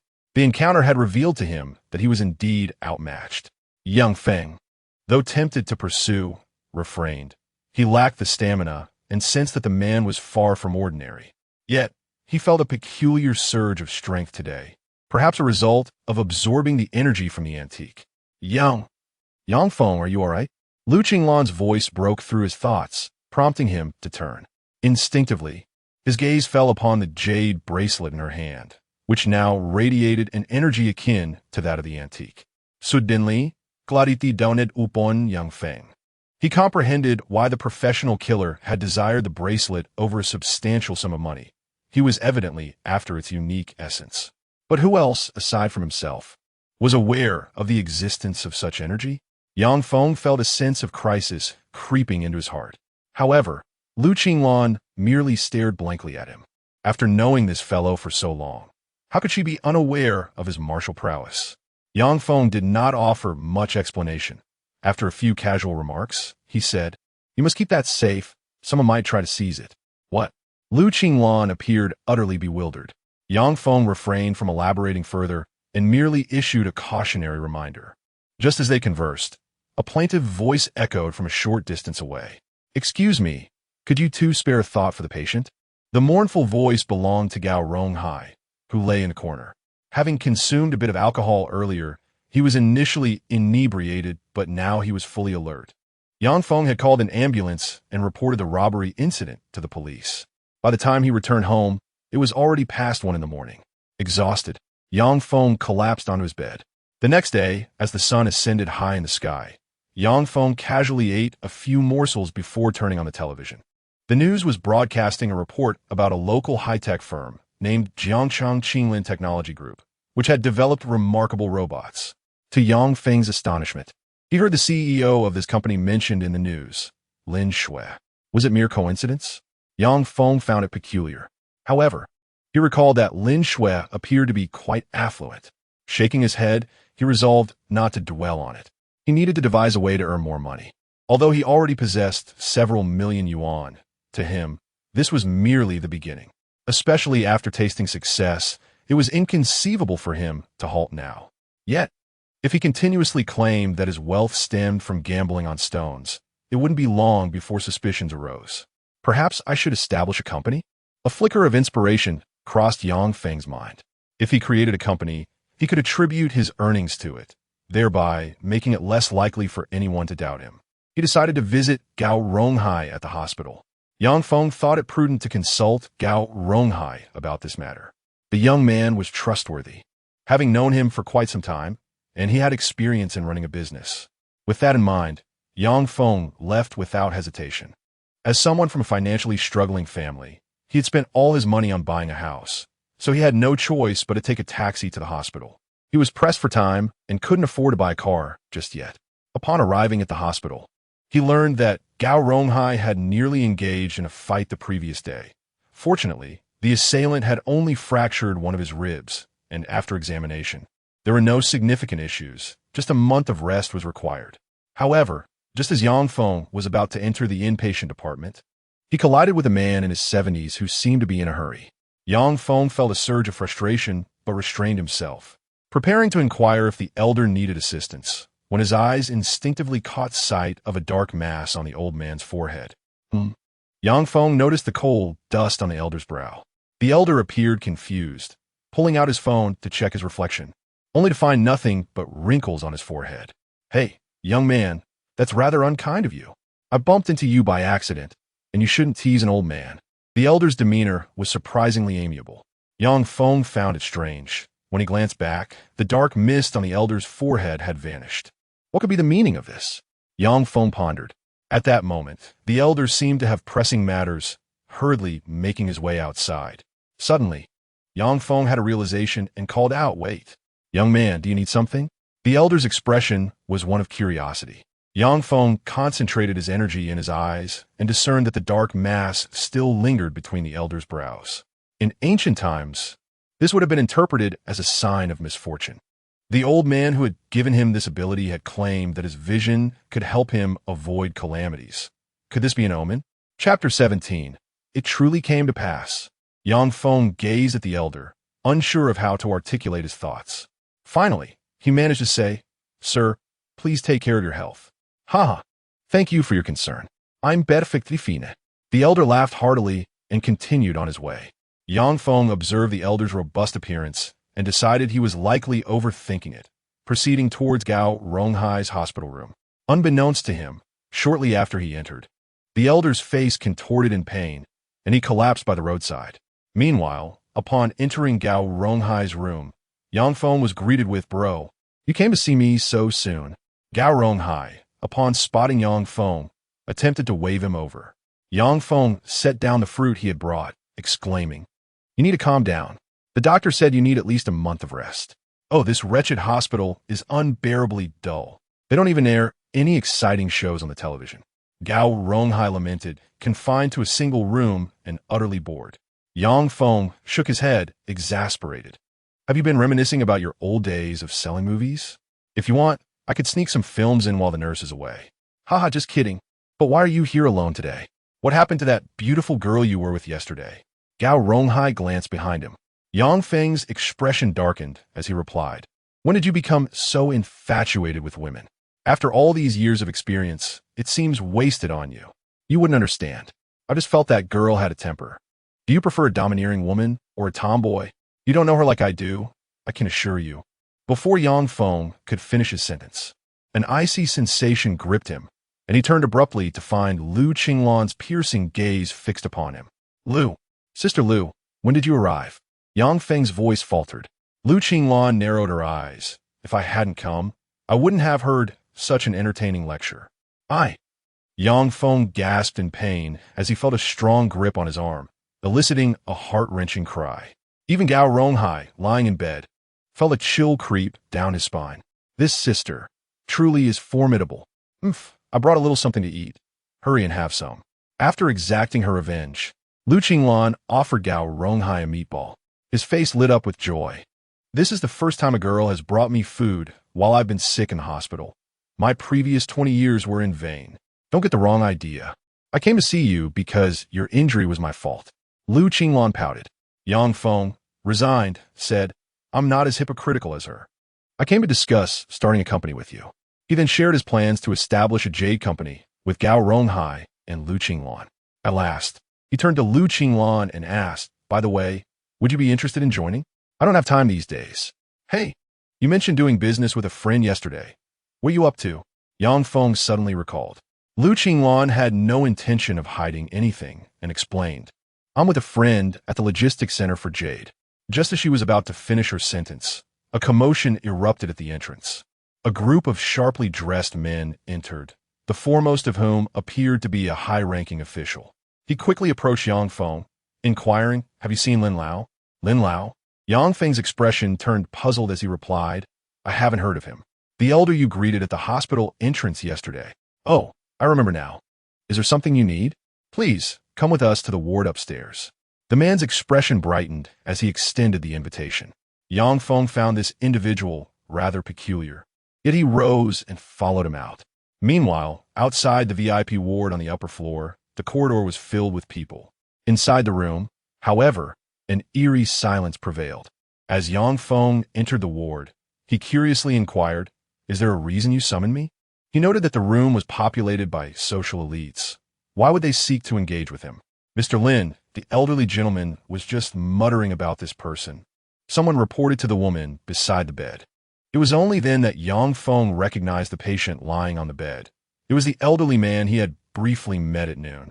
Now he lay there, pallid and unconscious, devoid of the vigor he once possessed. The woman seated beside him slowly turned her head and, upon seeing Yang Feng, was momentarily taken aback. You. She was none other than Lin Shui. Yang Feng was equally surprised to encounter her again in this setting. Did you call me for something important? He asked, increasingly perplexed. Did you meet my grandfather today? Lin Shui inquired. Yang Feng nodded and recounted his encounter with her grandfather, Lin Jinghua. Lin Shui seemed to grasp the situation, but then looked at him with confusion, asking, Do you know how to treat illnesses? Not really. I just know a bit about observational techniques. Yang Feng explained casually, adding, I had a mentor who was knowledgeable, and I learned some things from him. Ah, I see. Lin Shui appeared to understand, but her gaze turned anxious as she looked at Lin Jinghua. Do you think my grandfather will pull through this? Shall I take a look? Though Yang Feng lacked medical expertise, he could perceive a person's physiological condition and identify potential ailments. Lin Shui nodded, willingly stepping aside. The atmosphere in the ward grew tense. Most present were high-ranking executives and individuals who had received assistance from the elderly gentleman. Upon hearing that Lin Jinghua was ill and that the doctors could not determine the cause of his condition, anxiety gripped their hearts. Could this seemingly unremarkable individual truly uncover the root of the problem? As Yang Feng approached the bedside, he focused on Lin Jinghua. Gradually, his vision penetrated the physical form, revealing no significant issues on the surface. However, he noticed a dark mass lodged in the neck. Yang Feng was puzzled, but proceeded to gently lift Lin Jinghua's neck. This action prompted immediate concern among the onlookers. Let him examine him. Lin Shui's voice halted the crowd. Yet, Yang Feng's movements appeared exceedingly unprofessional. One doctor, unable to restrain himself, voiced his apprehension, saying, Mr. Lin, your father's condition is already precarious. If he is subjected to such handling, what if? The doctor could not finish his sentence, yet his words conveyed a deep mistrust of Yang Feng. Chapter 18. Saving Lin Shui's grandfather. Lin Shui felt a wave of trepidation wash over her, especially after hearing the doctor's remarks. She anxiously glanced at Yang Feng. This doctor was a top specialist from a neighboring hospital, and if he could not diagnose the illness, how could Yang Feng? Do you really know what you're doing? She questioned, worry evident in her eyes. Yang Feng gently lowered Lin Jinghua's neck and asked, Have you checked for issues in his neck using the equipment? The neck? The attendees were momentarily stunned. The doctor, upon hearing this, could no longer contain his disdain and retorted, Young man, while I don't know why Mr. Lin mentioned you before losing consciousness, your current assertions are sheer nonsense. Is there a problem? With such a condition, Mr. Lin is suffering greatly and has lost consciousness.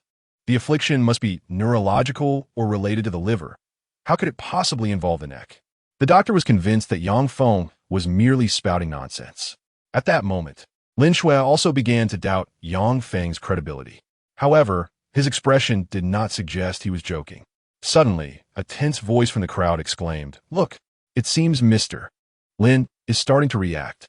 At this announcement, everyone turned to Lin Jinghua. His face contorted in pain, his complexion grew even paler, and beads of sweat began to form on his forehead and palms. The terrifying scene prompted the doctor to command, Everyone out. Nurses, come in. He was preparing to administer emergency care, fully aware that if he failed, Lin Jinghua might not survive. Yet, he himself lacked confidence. having conducted all preliminary tests with no clue as to the cause of Lin Jinghua's condition. Just then, Yang Feng suddenly spoke up.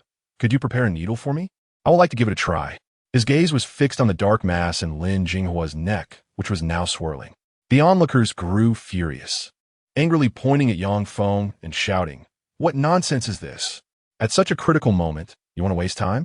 If anything happens to Mr. Lin, you—" "Doctor, how confident are you in saving my grandfather?" Lin Shui interjected. The doctor fell silent. Lin Shui continued, "Go fetch him a needle and give him 2 minutes." "What?" The crowd stared at Lin Shui in disbelief. Though Yang Feng possessed no medical knowledge, he had already deduced a potential remedy.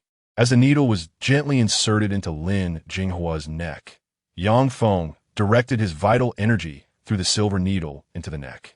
The dark mass began to flow out through the needle. Those present could only witness Lin Jinghua's increasing agony. The doctor could no longer contain his outrage, shouting, "Stop! You are merely torturing the patient. What an imbecile to come here and make a mockery of our efforts. Mr. Lin, you must make him stop. This fellow is nothing but a charlatan." Several board members joined in the condemnation. They attempted to intervene, but Yang Feng remained undeterred, ignoring their protests amidst their furious accusations, as well as Lin Shui's stern attempts to halt them. As time ticked by, beads of sweat began to form on Yang Feng's forehead. To everyone's astonishment, Lin Jinghua, who had been pale and in excruciating pain, began to show signs of gradual recovery. "What is happening? Mr. Lin seems to be improving." The previously tense gathering was momentarily taken aback, struggling to comprehend the unexpected turn of events. Soon, they noticed the silver needle that had been inserted into Lin Jinghua's neck had turned black. Yang Feng discarded the needle into a nearby box, smiling as he said, "It should be fine now." After delivering this assurance, he glanced at the crowd and calmly exited the ward, choosing not to dwell on their previous harsh words. Just then, Lin Jinghua woke, slowly opening his eyes and surveying the familiar faces around him. He first asked, "Who saved me?" His mind was surprisingly clear upon regaining consciousness. A profound silence enveloped the room as everyone lowered their heads, recalling their earlier disrespectful remarks towards Yang Feng. Lin Jinghua seemed to piece together the situation and, with a slightly weakened yet indignant voice, admonished, "Have you all disrespected him? Grandfather, I'd already allowed him to attempt to save you. But after he succeeded, he left. I will find him," Lin Shui volunteered. Lin Jinghua regarded his granddaughter, nodding as he replied, "Remember, he is a remarkable individual capable of discerning my ailment. He surely has an even more formidable mentor behind him. It is imperative that we locate him and express our gratitude in person." "Yes," Lin Shui replied, hesitant to say more. Lin Jinghua sighed inwardly. He had been suffering from this condition for some time, though it had previously been mild. However, none anticipated that this time he would nearly succumb. Fortunately, just before losing consciousness, he recalled the words spoken by Yang Feng. Otherwise, his life would have been forfeited. At this moment, the most astonished were those present. They witnessed Yang Feng's act of saving a life. Especially amid a cacophony of harsh words, Yang Feng managed to leave with such composure after his heroic deed. Throughout the ordeal, he did not cast a single glance at them. This indifference was 1,000 times more painful than any reprimand or scolding they could have received.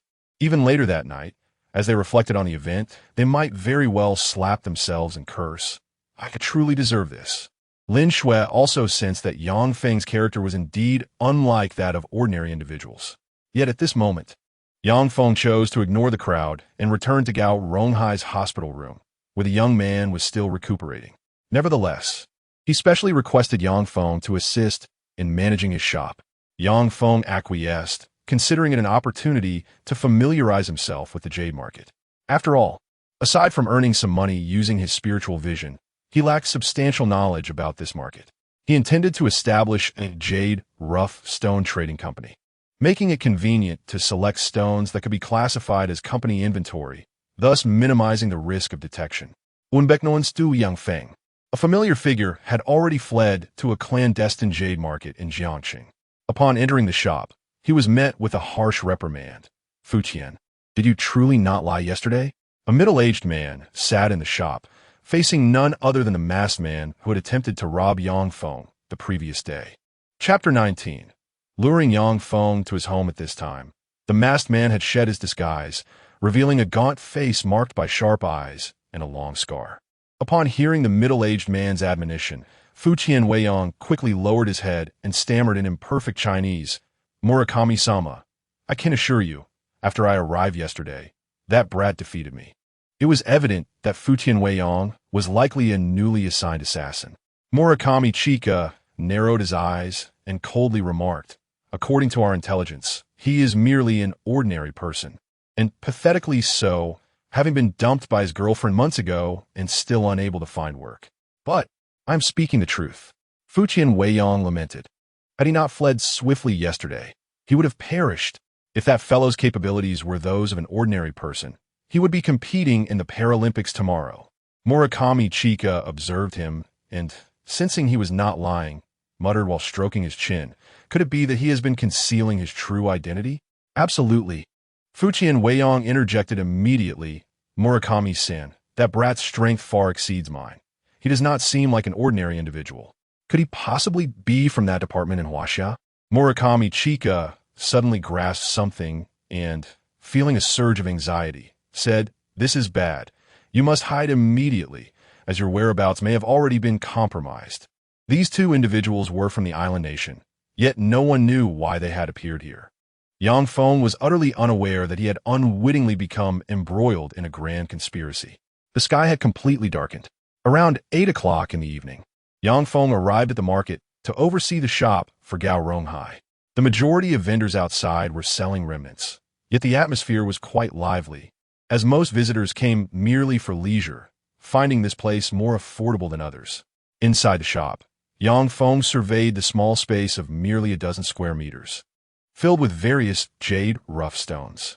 He suddenly wished to inspect the goods Gao Ronghai had acquired, so he attentively examined the shelves. One must admit, the young man was not exaggerating. He indeed had a knack for this. The stones on the shelves were worth several hundred to 1,000 yuan each. Though not exorbitantly priced, it was commendable that Gao Ronghai managed to procure these items, as they were previously selected remnants. Just as Yang Feng finished his inspection, a voice floated in from the entrance. "Excuse me, are you still open for business?" The owner of this voice was none other than Lin Shui, whom he had encountered during the day. Her voice was highly distinctive, as cold and serene as an iceberg, yet it evoked a sense of tranquility akin to moonlight cascading upon snow. Yang Feng stepped outside and saw Lin Shui had indeed returned, and he could only respond with resignation. "Do you need something? Is this your shop?" Lin Shui entered. The shop featured only a glass tea table, with a few small stools nearby. Yang Feng anticipated her purpose for visiting and preemptively stated, "My assisting in saving your grandfather was merely coincidental. I am not a medical master. It matters not if you refuse to acknowledge it. I shall not spread the word," Lin Shui asserted, convinced that Yang Feng was merely downplaying his abilities. She glanced around at the jade rough stones and inquired, "I wish to purchase some jade rough stones. Do you engage in business?" "This shop belongs to my friend. I am merely watching it for him." "Then you must promote your friend's business?" "Well, all right.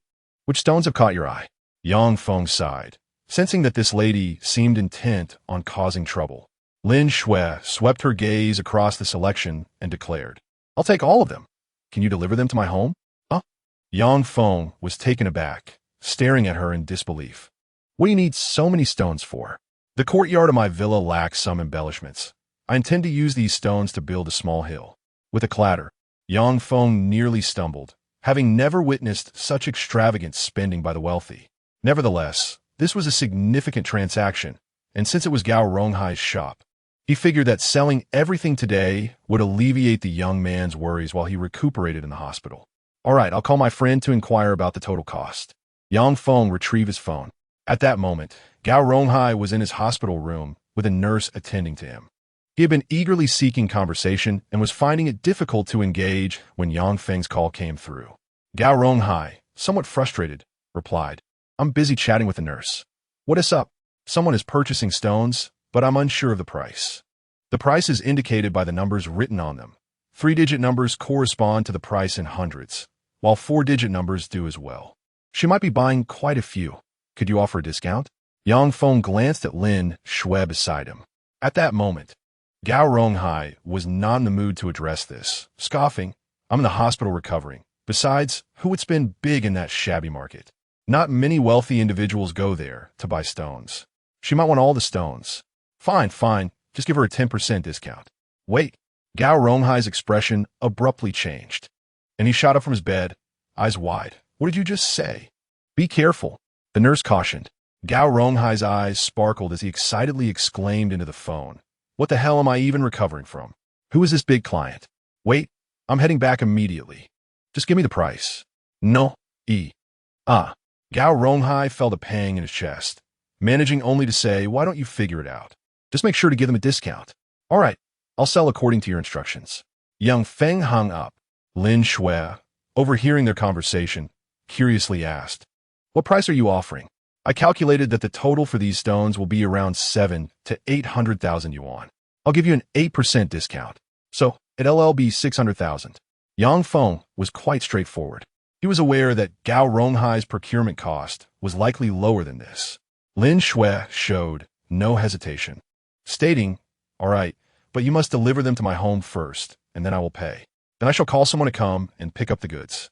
Yang Feng was quite agreeable, and the stones were subsequently delivered to the villa's courtyard. As the truck departed, Yang Feng brushed off the dust from his clothes and took out his phone, inquiring, will you transfer the money or pay via mobile? I have cash at home. Huh? Yang Feng was taken aback, glancing at the brightly lit hall. It seemed that at that moment, he comprehended Lin Shui's intentions. It was a trap, a bait for him. Chapter 20. A question from a close friend. Lin Shui had already comfortably entered her home. Yang Feng, feeling quite vexed, followed her into the villa's hall. The interior, though simple in design, exuded an air of unique elegance and grandeur. The living room featured an exquisite ceiling adorned with white walls and ancient paintings. Moonlight streamed through the large glass windows, casting a special nocturnal ambience throughout the room. During his previous hurried visit, he had failed to appreciate the decor. This time, he settled into the sofa. On the table lay a box filled with cash and a bank card. With a hint of resignation, Yang Feng remarked, so, you intend to buy me off with money? This is a token of gratitude for my grandfather, Lin Shui replied candidly. The amount isn't substantial, but if you refuse, my grandfather might think I have mishandled matters. Rich people are truly amusing, having so much money that they feel compelled to give it away. I am wealthy, not foolish. Lin Shui shot back, giving him a sideways glance. The money is a reward for saving me and my grandfather.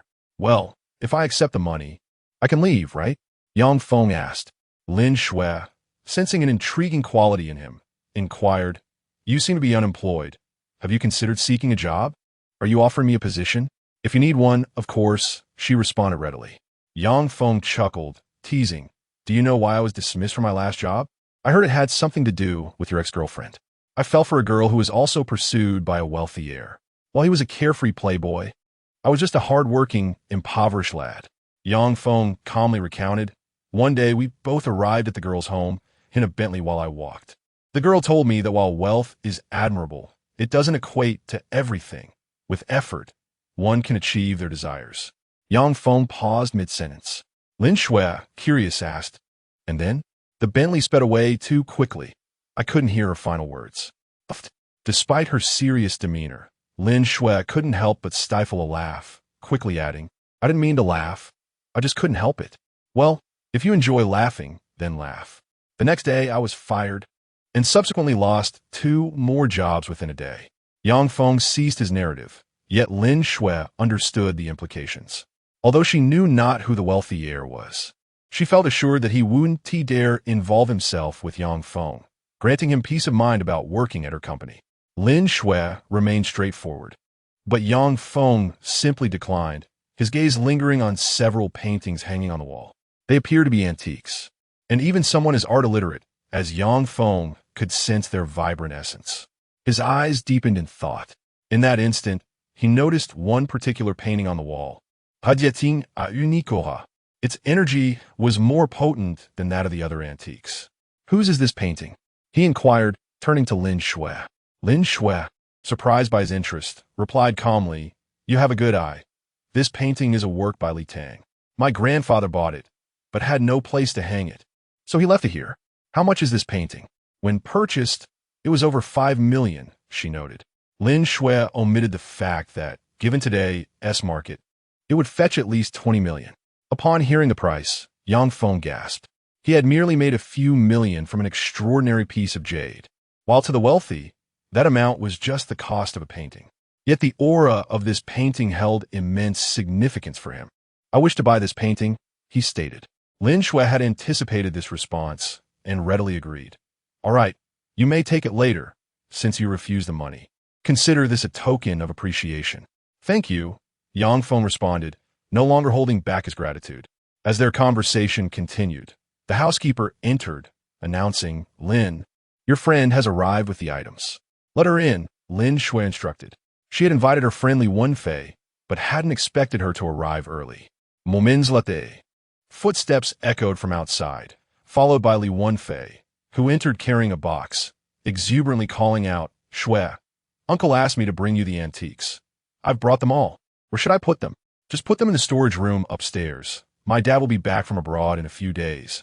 And my grandfather is still in the hospital," Lin Shui replied. As Li Wenfei stepped in, she noticed Yang Feng sitting beside Lin Shui and immediately froze. A man alive. Li Wenfei's face registered disbelief. She quickly set down the precious antiques she was carrying and approached Yang Feng, pointing at Lin Shui. "You're hiding a handsome secret." "Stop, don't say that." Lin Shui's face flushed slightly as she explained, "He has done my family a great service."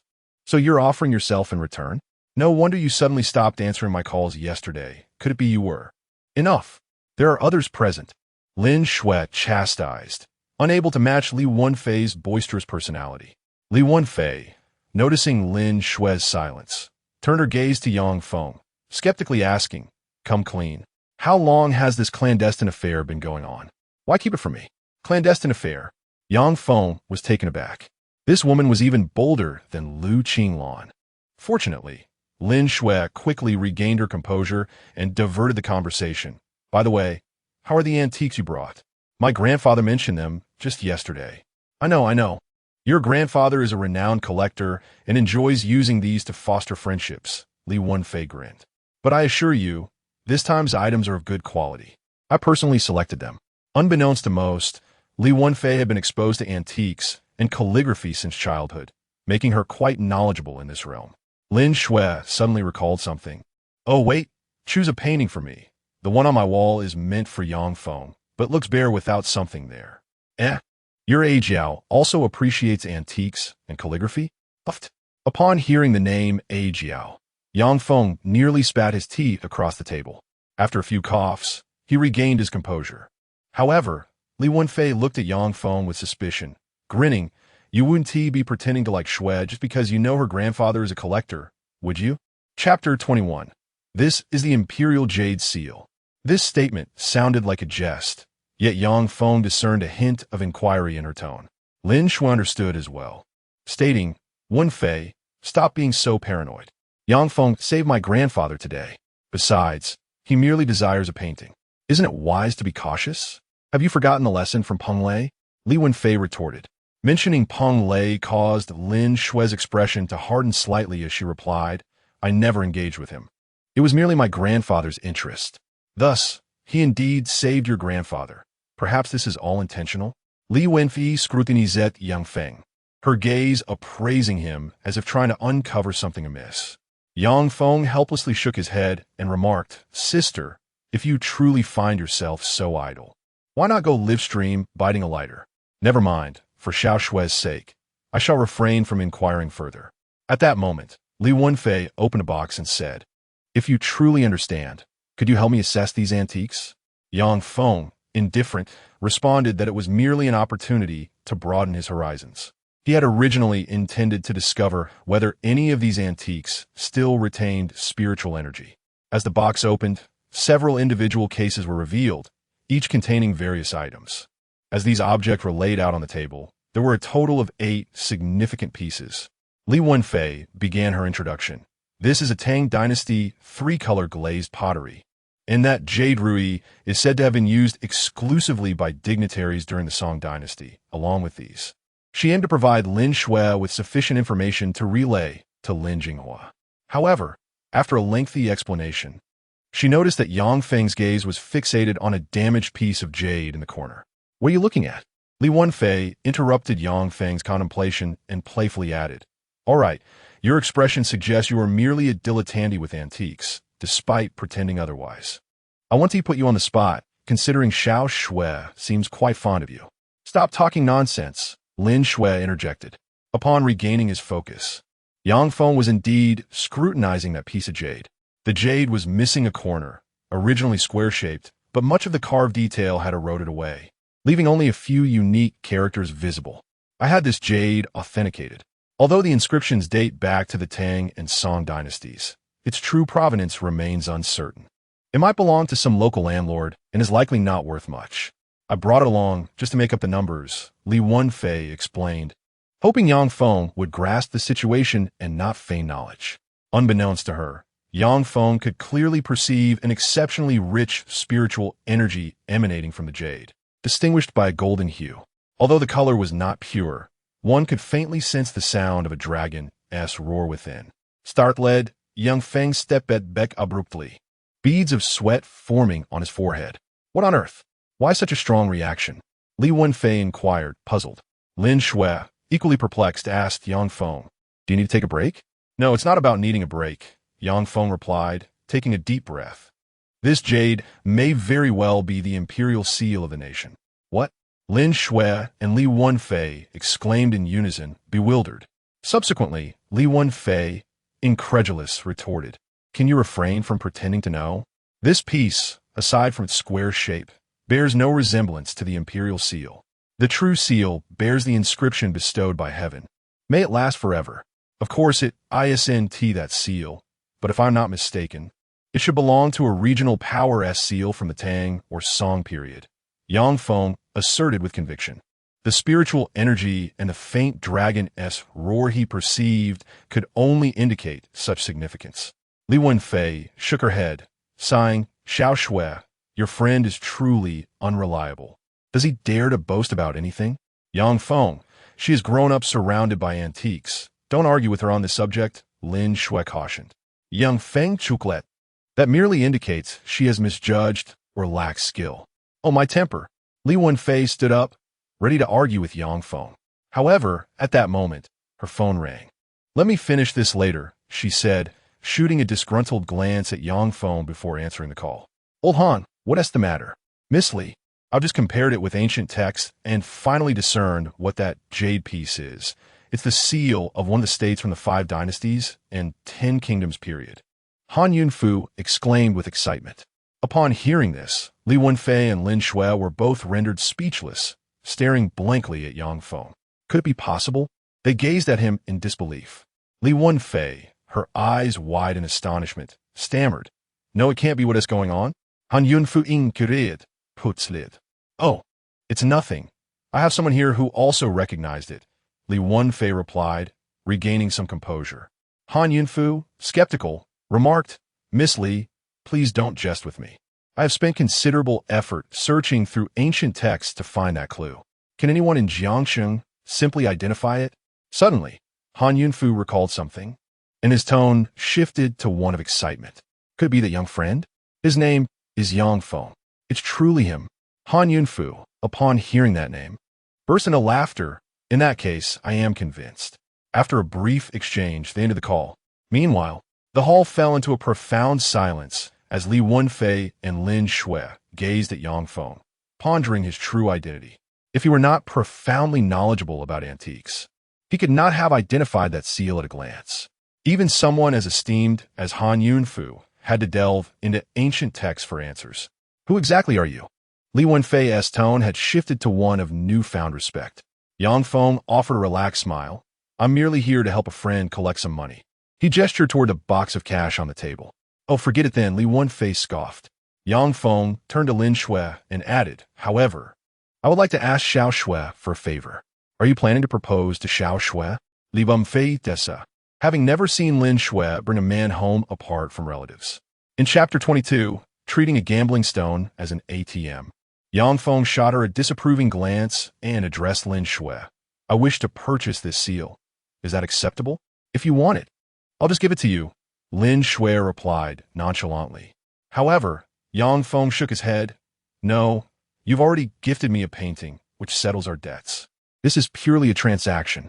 This handsome gentleman should understand that this seal has now been appraised, and according to market value, it is worth at least 20 million. Are you certain you can afford that? Li Wenfei expressed her skepticism. Yang Feng paused for a moment, then confidently stated, the day after tomorrow, I will transfer the funds to your account. His unwavering confidence rendered both Lin Shui and Li Wenfei momentarily speechless. This man did not seem like one to boast without basis. Very well, you may take the item for now, Lin Shui agreed readily. Without hesitation, Yang Feng accepted the money for the stone sold by Gao Ronghai and took 2 antiques with him. Lin Shui and Li Wenfei watched him leave, then took a taxi to the hospital. As they saw the car disappear from view, Li Wenfei pondered, what exactly is this guy's background? Lin Shui shook her head and replied, I don't know. Haven T, you heard of him in the antique circle? I truly Haven T, but his discerning eye is remarkable. He shouldn't T be an obscure figure, Li Wenfei mused, increasingly intrigued. However, Lin Shui expressed concern, prompting Li Wenfei to ask, what's wrong? I've checked on him. He doesn't T appear to be wealthy. Can he really come up with 20 million the day after tomorrow? Lin Shui's beautiful eyes were filled with doubt. 20 million is no small sum. It is implausible for an ordinary person to gather that amount in 2 days. Yet, Yang Feng apparaît un journée. After leaving, he first visited Gao Ronghai in the hospital, handing him the 600,000 earned from selling stones. At last, Yang Feng returned home. The hall was dimly lit, with only a faint, yellow glow illuminating the space. He drew the curtains and settled onto the sofa, where 2 recently acquired treasures, a jade seal and a painting, lay before him. As he closed his eyes, he could distinctly sense the ethereal energy emanating from these ancient artifacts. This rich essence was gradually being drawn towards him as his internal energy circulated. A night passed, and when Yang Feng opened his eyes the next morning, he felt rejuvenated. Glancing at the table, he noticed that the 2 ancient items had completely lost their former luster.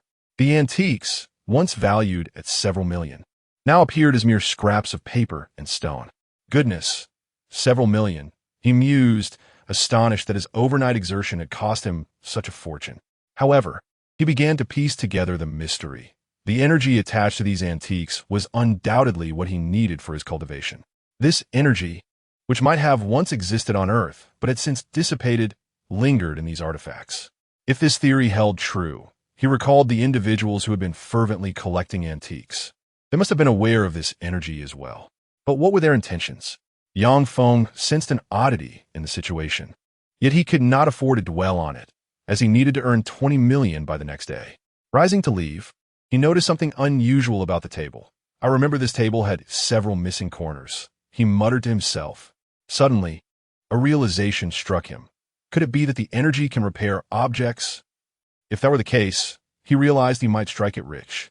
The value of antiques largely depended on their condition. If he could use this energy to restore them, even the most worthless piece could transform into something of substantial worth. With this thought in mind, Yang Feng hurried out the door. Outside, it was already midday, and under the blazing sun. He decided to take a taxi to go to Yonggui's shop to see if he could gamble on a stone worth the 20 million he needed. During his last visit, he had lacked the capital to engage with the expensive stones, but this time would be different. Before long, Yang Feng arrived at Gu Yonggui's store, which was more bustling than usual. Look, Mr. Yang is here, an employee exclaimed upon spotting him. Gu Yonggui was conversing with a middle-aged man, and upon hearing this, immediately remarked, Mr. Hu, we have another buyer. Oh, someone known to Boss Gu must be quite exceptional, Hu Yanming chuckled. He had just opened a 50,000 yuan stone to reveal a jade worth over 2 million, and his spirits were high. When Hu Yanming turned to see a young man, he inquired, Is this the person you were speaking of? Gu Yonggui quickly interjected, Mr. Yang is quite a remarkable individual. Remarkable? In Jiangqing circles, few would dare to call themselves remarkable in my presence, Hu Yinming retorted, puffing out his chest. Young man, who is your master? Apologies, but I am here merely to gamble on stones, Yang Feng replied, disregarding his comments. Nevertheless, given my current good fortune, Boss Gu, please bring out your finest stones for me to inspect. I wish to make a wager. Although Hu Yinming was displeased, he chose not to respond. Gu Yonggui turned to Yang Feng and asked, Mr. Yang, are you only here for a bit of fun, or are you interested in larger stones? I would like to see if there are any suitable options. Very well, Manager Chun.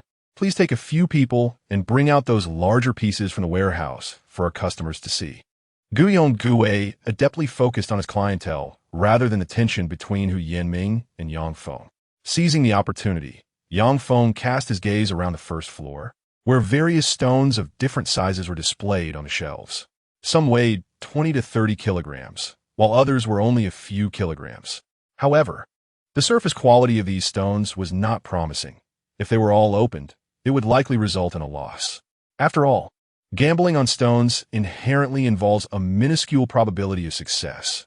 If one could win consistently, it would no longer be gambling. Yet, there was one individual who treated stone gambling as a reliable source of income. After observing for a while, Yang Feng finally fixated on a stone weighing around 10 kilograms, priced at only 100,000 yuan.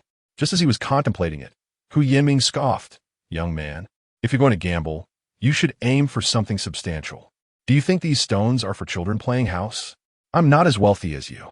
So playing house is perfectly acceptable, Yang Feng smiled. Moreover, given your extensive experience in stone gambling, surely you understand the concept of small investments yielding large returns? Huh, that's quite amusing. I have some standing in the stone gambling community, and you, young lad, dare to lecture me? Hu Yinming laughed. I know which stone you are eyeing, but I suspect anyone who has gambled here before would recognize its true nature. With that, he placed a 10-kilogram rough stone on the table. The sound drew the attention of others nearby. Yang Feng, unfazed, turned to Gu Yonggui and stated, Boss Gu, I wish to purchase this stone. What? Gu Yonggui was taken aback, believing he had misheard. Hu Yinming and several customers turned to Yang Feng, puzzled. Subsequently, Hu Yinming's scornful laughter echoed. Do not let pride compel you to purchase a worthless stone, my friend. Although 100,000 is not a trivial sum, acquiring a mere rock would be an extravagant folly. A man beside him, a fellow trader, chimed in, Old Hu, you speak truthfully. If 100,000 can yield a semblance of pride, then it is indeed a wise investment. However, it appears he is not reclaiming any dignity. Rather, he resembles a fool.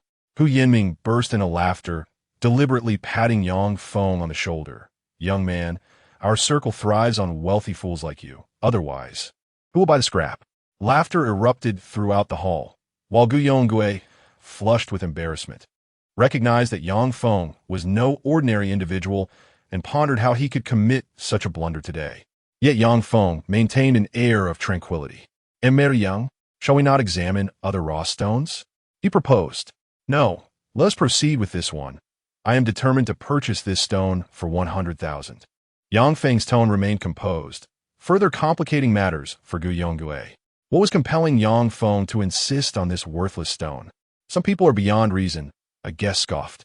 Gu Yonggui felt helpless and conceded. Very well, Mr. Yang, I shall honor your request. Are you certain about proceeding? Yes, begin cutting from 1 centimeter in from this side. Yang Feng replied. All right, but if it yields nothing, consider it a gift from me. Let's be friends. Gu Yonggui, a man of integrity, instructed his assistant to take the stone to the cutting machine. Yang Feng approached the machine, seemingly filled with anticipation. The onlookers gathered around, eager to witness the folly of this affluent fool. I look forward to seeing what this simpleton unveils, Hu Yinming sneered. As the cutting machine gradually sliced through the raw stone, it adhered to Yang Feng's instructions, commencing from the designated centimeter. However, as the blade reached its midpoint, the expressions of the spectators shifted from mockery to astonishment. The exposed section revealed a deep green band, and upon closer inspection, the clarity was undeniable. High icy quality. Incredible, gasped several voices in unison. They observed as the blade completed its cut, unveiling a surface with remarkable luster. At that moment, A discerning guest identified the stone's true nature. This is a premium quality golden silk type. His words awakened the crowd. Initially preoccupied with the color and clarity, they now grasped the significance of the discovery. The golden silk type is characterized by vibrant green lines, starkly contrasting with the base color. Such jadeite typically boasts excellent clarity and a light base color, with the green lines appearing like shimmering strands of gold against the superior clarity. This exposed surface was indeed of the utmost quality. If that were the case, the stone's value would undoubtedly soar. The hall fell into a hushed silence. Even Hu Yinming, who had been laughing moments ago, wore a frozen expression.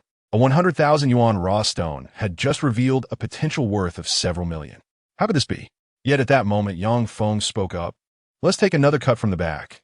I wish to assess its quality there as well. Gasps filled the room as the onlookers were jolted from their reverie. Young man, surely you jest. This cut alone could multiply your investment manifold. Why risk it further? Indeed, what if a second cut alters its value entirely?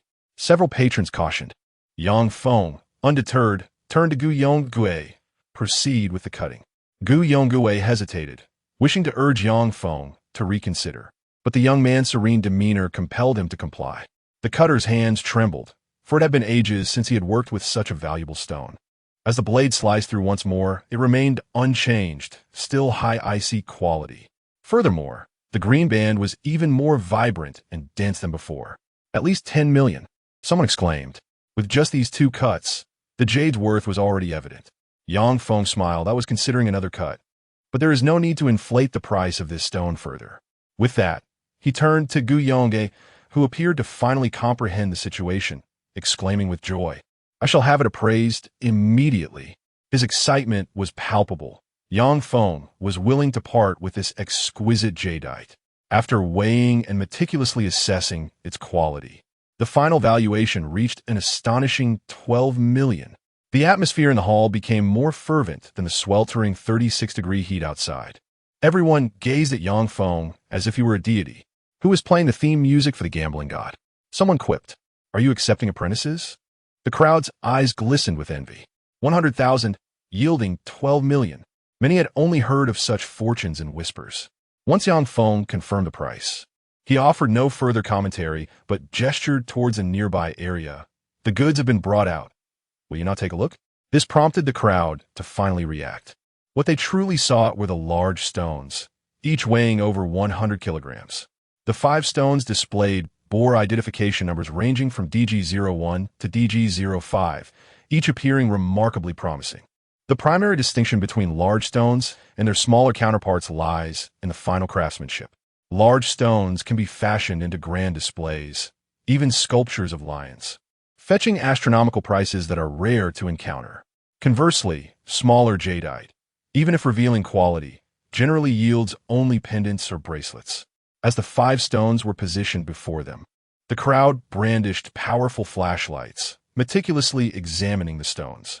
They were all affluent individuals, and should any of the stones reveal exceptional quality, they would not hesitate to act. Among them, Hu Yinming felt the sting of previous humiliation at Yang Feng's hands. This time, he was determined to unveil a remarkable piece and reclaim the spotlight stolen from him. Yet, recalling Yang Feng's piercing gaze, all customers in the store subtly redirected their attention towards him. Even Gu Yonggue lingered beside Yang Feng, his eyes glimmering with anticipation. Mr. Yang, do you have your eye on any particular piece? Gu Yonggue inquired cautiously. Yang Feng smiled. Let us continue to observe. He deliberately refrained from making a choice, leaving the crowd disheartened. The stakes were high with such substantial stones. The risk of loss was equally significant. Each of these stones commanded a price of at least 1 million. A single misguided cut could render that investment futile. While these individuals possessed wealth, 1 million was still a considerable sum. If the stone were to be ruined, not even a sound would echo in its demise. That money could have purchased a lavish gift, at least warranting a reaction from a significant other. In moments of uncertainty, people often look to others for guidance, particularly to Yang Feng, who had just unveiled a fortune. The tension in the air was palpable as everyone awaited the next move. After observing for quite some time, he realized that none of the stones appeared particularly special, so he discreetly began to observe Yang Feng. At that moment, Yang Feng finally spoke up. "Boss Gu, please give me this stone," he said, pointing to one of the stones. This particular stone was priced at 1.5 million and weighed 120 kilograms. As soon as Yang Feng made his bid, a wave of regret washed over the crowd. However, at that moment, Hu Yinming interjected, "Wait. Mr. Hu, what do you mean?" Gu Yongui looked at him quizzically. Hu Yinming squinted and replied, "Boss Gu, I recall there is a rule in this shop. If two people are interested in the same stone, the one who offers the higher price gets it, correct?" His words clearly indicated that he too desired the stone. Yang Feng's brow furrowed slightly. "Is there such a rule?" "Well, there's indeed such a rule. But I still have some stones in my warehouse." "Mr. Hu, you needn't." "Enough. As long as there is a rule, that's all that matters. Just now, the stone I opened netted over 200,000, so I'll offer 2 million for this DG03 stone." Hu Yinming's confidence was palpable. Gu Yongui glanced awkwardly at Yang Feng, whose expression was now displeased. Nevertheless, he said, "Since there is a rule, I shall respect it. However, I will also make an offer, 3 million. The two men were now at an impasse over the stone. Chapter 25, Encounter with an Ex-Girlfriend. Yet at that moment, everyone recalled how Yang Feng had previously bid for the golden silk jade. Was Hu Yinming betting on Yang Feng's discerning eye? They were not mistaken. Hu Yinming could not discern the details himself. However, since Yang Feng had recognized its value, he felt compelled to compete. "I bid 5 million, Hu Yinming declared without hesitation. This time, he not only relinquished the previous 200,000 earned, but would also incur an additional loss of over 200,000 to acquire this stone. Yang Feng felt somewhat disheartened and helplessly remarked, "Brother, I am purely interested in this stone. You really needn't raise the price just to contest with me. I have the money, and I am willing to compete." "What of it?" Hu Yinming replied arrogantly. Yang Feng, feeling resigned, wore a pained expression and said, "I don't have that much spare cash. Forget it." In the ensuing bidding war, Hu Yinming emerged victorious with his 5 million bid for the stone. He hurriedly instructed Boss Gu to arrange for the staff to open the stone at a designated area. The atmosphere in the hall was now extraordinarily lively. A $5 million gamble on a stone was a rare sight in Jiangcheng, and the excitement of the scene was unexpected. As Gu Yongui organized the staff, he glanced at Yang Feng. Yang Feng's expression gradually calmed, showing no signs of anger over having lost the stone. With the sound of the cutting machine echoing, Hu Yinming's heart raced. He clenched his fists, anxiously watching the stone being sliced open. As the stone revealed its cut, the atmosphere in the room began to grow solemn. Everyone turned to look at Hu Yinming, momentarily at a loss for words. Old Hu Yu, Chun Kai, who had come with him, was taken aback. The cut revealed nothing but a few specks of jade. There was no visible green, and the quality was mediocre at best. "Impossible. How could this be?" Hu Yinming repeated in disbelief. Suddenly, he recalled something and turned to Yang Feng, furiously accusing, You clearly had your eye on this stone." "Indeed, I intended to buy it. At first glance, it seemed quite promising, and I thought it would yield something valuable. I never expected the interior to be like this." Yang Feng replied, "Equally discertanet. But thankfully, you overpaid for it. Otherwise, I would have been the one incurring the loss." Hu Yinming was infuriated, but found himself powerless. It was he who insisted on acquiring the stone. Moreover, before the stone was cut, no one could have known its internal condition. Yang Feng's demeanor suggested he was not intentionally deceiving him. Sighing, the onlookers remarked on the unpredictable nature of stone gambling. They had just witnessed Yang Feng's significant gain, only for him to now select a large stone that yielded such a loss. Yet the most unfortunate of all was Hu Yinming, who had to bear the financial burden. At that moment, Hu Yinming glared at Yang Feng, but noticed that the latter had already moved to a secluded corner with Gu Yongui. "Boss Gu, do you know where I might find antiques in Jiangcheng? I would like to take a look," Yang Feng inquired. Gu Yongui, having witnessed Yang Feng's remarkable skills at the auction, quickly responded, "If you're looking for antiques, you should definitely visit the Antique City in the Shijiang district. There are not only numerous trading markets, but also an antique appraisal center nearby, where many esteemed experts frequent." "Thank you," Yang Feng replied with a smile. Currently, Yang Feng had nearly 20 million in hand, but he needed a substantial sum to establish his company.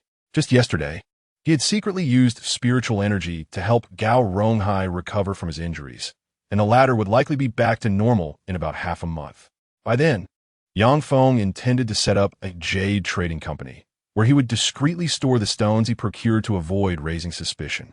And Yang, should you ever need my assistance in the future, do not hesitate to ask, Guyong Gue offered. Yang Feng glanced at him and smiled. I certainly will. This boss was quite decent, and being an expert in the jade business, he would undoubtedly seek his help in the future. However, Yang Feng's immediate goal was to explore the antique market. He hoped to discover valuable items and perhaps even some antiques imbued with spiritual energy. Just as he was about to head to the antique city, his phone rang. The caller ID revealed it was Zhao Zhuwei. Yang Feng recalled that she had mentioned needing his help in the coming days.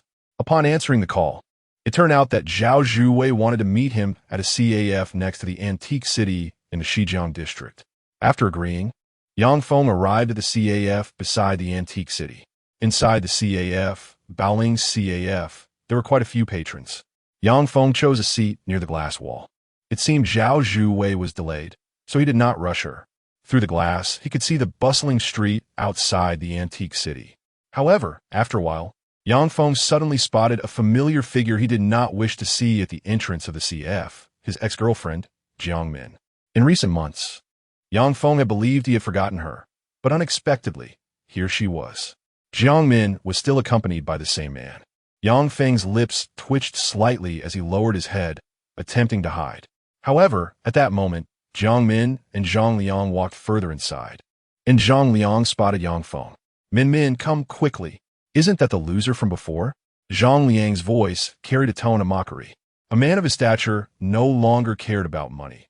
What he relished was showcasing his superiority before others, much like a wealthy player relishing in belittling a casual gamer.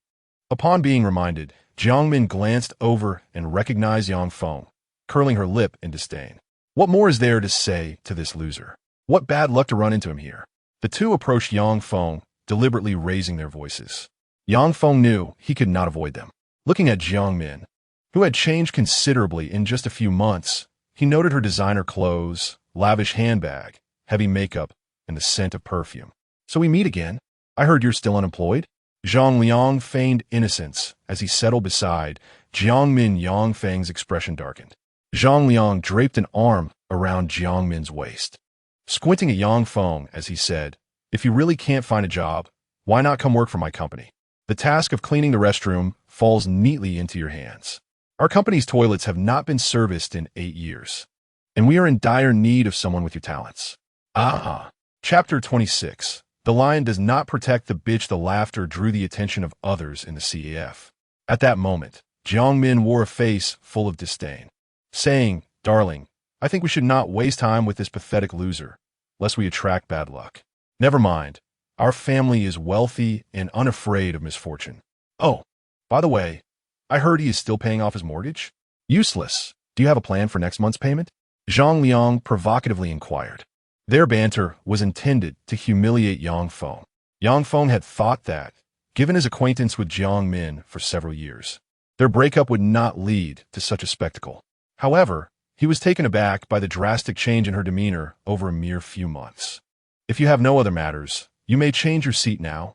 I am expecting more friends shortly. Yang Feng suppressed his anger. Jiang Min scoffed. We shall sit wherever we please. It is you, in your pitiful state, who should worry about affording the bill. Jiang Min, do not go too far. Yang Feng wished to avoid escalating the situation. Yet, Jiang Min only laughed harder. You pathetic wretch. Do you still think you have the right to be angry? Darling, did you know this loser only gives me 200 yuan in red envelopes each time? It is hardly enough for my milk tea. Yet he believes he is treating me well. So he's still poor? Never mind. Your one handbag is worth more than his entire year's efforts. Zhang Liang's smile deepened. Yang Feng inhaled deeply and shook his head. I never would have expected that after knowing you for so long. You would change so drastically in just a few months. Do not try to get close. I have never looked at you, let alone now, Jiang Min proudly declared. Recalling her classic line, a woman protected by a lion would never stoop to eyeing a stray dog. The impact of her words drew sympathetic glances from the CAF patrons towards Yang Feng. At that moment, Yang Feng felt his anger dissipate, and he calmly replied, "You seem to have forgotten one thing. Oh, a lion protects only lions, not bitches. What did you say?" Jiang Min exploded, rising abruptly to point an accusing finger at Yang Feng. The other patrons in the CAF wiped their brows, shocked by his fierce retort. Yang Feng, no longer caring about past affections, continued, "But you are correct. After knowing each other for so long, we have only held hands, and now you've finally found someone suitable. Congratulations. Humph. You, a useless man, can no longer afford a meal and are destined to be a lifelong bachelor." Jiang Min's insults escalated into personal attacks. Just then, a lively figure entered. "Oh, I'm so sorry. I got caught in traffic." Zhao Zhuwei's familiar voice chimed as she sat beside Yang Feng. Seeing Jiang Min standing tense and Zhang Liang smirking nearby, Zhao Zhuwei inquired with curiosity, "Is she your friend?" Her expression added a touch of unique charm. The CAF patrons were momentarily stunned. Zhao Zhuwei's beauty was truly breathtaking, contrasting starkly with Jiang Min, much like a swan beside an ugly duckling. And it seemed she had come to find Yang Feng. Jiang Min, now anxious, glared at Zhao Zhuwei. "Who are you?" "I am Yang Feng's girlfriend." "What is the matter?" Zhao Zhuwei replied, her face filled with confusion. Her words left everyone in a state of shock. Even Yang Feng stared at her in disbelief. Jiang Min, now frantic, pointed at Yang Feng. "Do you know he is so poor he can't even afford a meal? Did he deceive you? Don't believe him. This loser is just a poor country boy with no connections. Well, at least he is self-sufficient and not constantly seeking wealthy patrons, which is more than can be said for many," Zhao Zhuwei retorted playfully, casting a glance at Zhang Liang. However, she then jested, "But your taste in wealthy men doesn't seem very discerning." "You, what did you say? Did I say something wrong?" Zhao Zhuwei smiled sweetly, her seemingly benign demeanor hiding sharp words that cut deep. Jiang Min's face reddened with anger. She looked at Zhang Liang, hoping for support, but he was already fixated on Zhao Zhuwei. "Darling," Jiang Min raised her voice, leaning into Zhang Liang flirtatiously. Only then did he seem to snap back to reality. Yet he still did not avert his gaze from Zhao Zhuwei, asking, "Would you like to get to know me better, beautiful?" Even with Jiang Min beside him, Zhang Liang showed no hesitation. Zhao Zhuwei glanced at him, then at the fuming Jiang Min. "Do you know why many women are repeatedly deceived by men? Because their demands can only be met by con artists, while normal people cannot." "You." Jiang Min recognized the humiliation in Zhao Zhuwei's tone. But Zhao Zhuwei had already stood. Looking at Yang Feng, "Shall we leave? Your ex seems quite displeased." She smiled sweetly, with a hint of mischievous charm. Yang Feng, not wishing to linger, departed without casting another glance at Jiang Min. "Hey, I suddenly remembered, was that girl just now the young lady from the Zhao family?" Some CAF patrons recognized Zhao Zhuwei. "The Zhao family? The one from the Jiangxing jewelry group?" "Yes, I remember seeing her before. She is so stunning. It's unmistakable." Their conversation left Zhang Liang and Jiang Min in shock, realizing why Zhao Zhuwei had dismissed Zhang Liang earlier. She truly was not in need of wealth. Yang Feng and Zhao Zhuwei exited the CAF, stepping into the bright sunlight. Zhao Zhuwei, playfully placing her hands behind her waist, smiled at Yang Feng. "I've just done you a great favor. How will you thank me?" You heard all that." Yang Feng's expression was touched. This girl was remarkably clever and had indeed assisted him once more. Zhao Zhuwei giggled. "Didn't you find me impressive just now?" "Yes, very impressive." Yang Feng struggled to articulate his thoughts and quickly changed the subject. "By the way, do you need my help with something? I want to buy some antiques. You have a good eye, so how about helping me pick one?"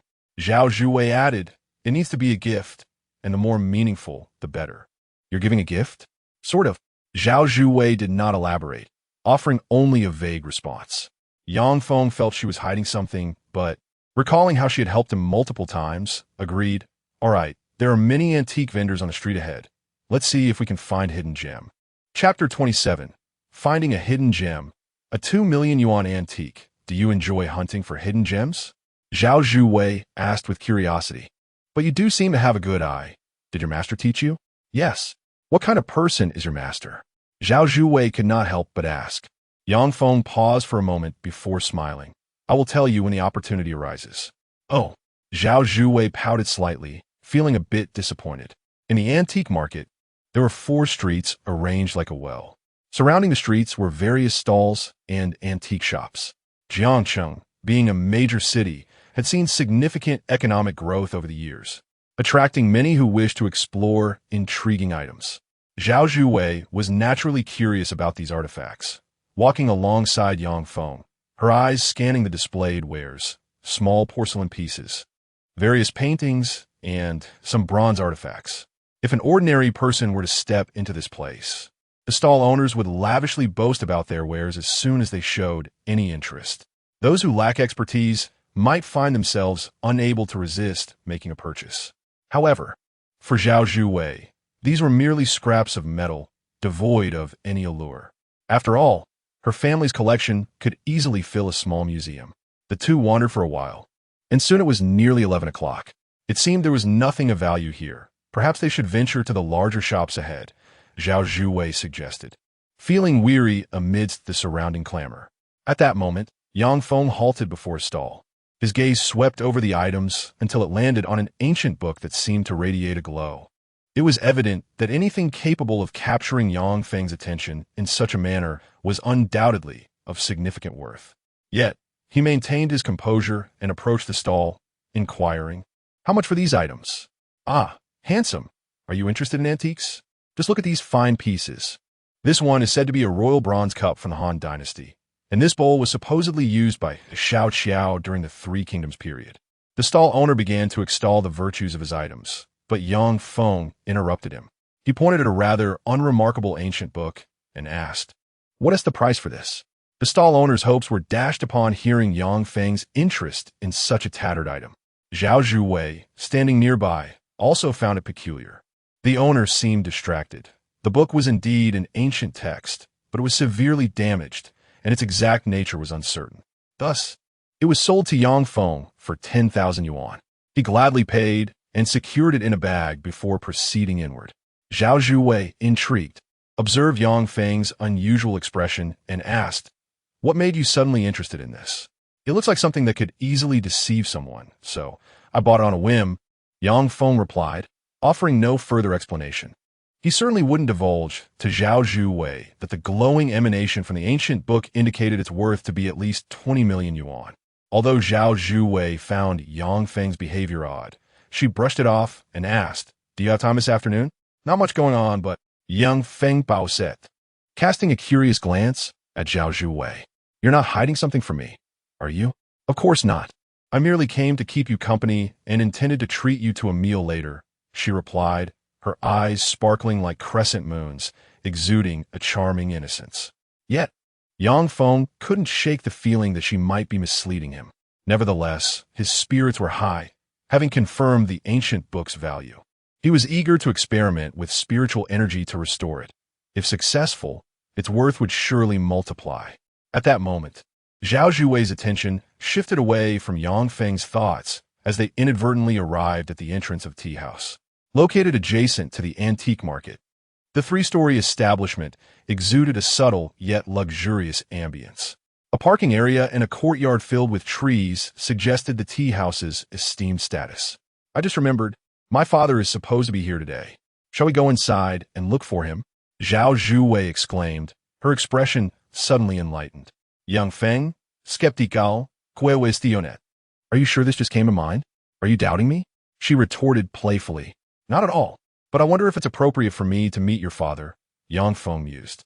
He had previously learned from Gao Ronghai that the Zhao family's enterprise was worth hundreds of billions and held significant authority in the jewelry industry.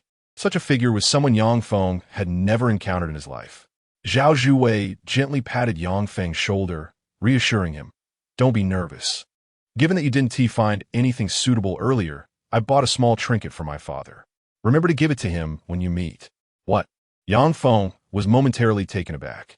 Zhao Zhuwei handed him a box, saying, "This is a bronze cup from the Jin Dynasty I purchased earlier. It's customary to bring a small gift when meeting my father." "Why?" he began, but she cut him off, insisting, "Don't overthink it, just follow my lead." With that, Zhao Zhuwei took Yang Feng's arm and led him inside. Within the tea house, the main hall was sparsely populated. Attentive waitstaff with graceful postures and refined features stood about. Zhao Zhuwei guided Yang Feng to the second-floor hall, where the atmosphere was livelier.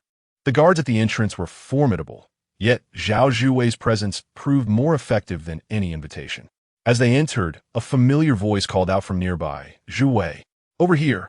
Zhu Yun excitedly rushed from within to greet them, only to realize Yang Feng accompanied her.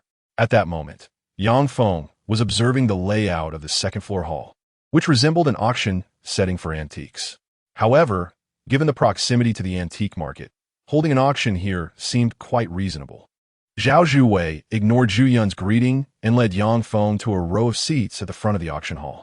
There, several individuals were already seated, including a middle-aged man with a square face, Zhao Zhuwei's father, Zhao Guofeng. "Dad," Zhao Zhuwei said as she and Yang Feng settled beside him. Zhao Guofeng turned around, ready to reprimand his daughter for her tardiness, only to see her with a man. "What's going on?" Zhao Guofeng asked, displeased to see his daughter in the company of a stranger. Chapter 28. Presenting the ancient text, Zhao Zhuwei cheerfully pulled Yang Feng closer and, once seated, spoke in a light tone. "Didn't I mention I was bringing a friend?" "You." Zhao Guofeng was taken aback. He had expected her to bring along Chunji Yue or someone similar, not a male companion. Meanwhile, Zhu Yun was visibly irritated, having previously clashed with Yang Feng. He was dismayed to encounter him again in this setting. "Uncle, this." Zhu Yun glanced at Zhao Guofeng. "Just sit down. The auction is about to begin," Zhao Guofeng instructed. "All right." Zhu Yun acquiesced, though a hint of malice flickered in his eyes as he cast a sidelong glance at Yang Feng. Zhao Zhuwei leaned in to whisper to Yang Feng, seemingly engrossed in a private conversation, but the presence of Zhao Guofeng obstructed Zhu Yun from overhearing. Noticing Zhao Zhuwei's lack of decorum amidst the crowd, Zhao Guofeng reprimanded, "Behave yourself."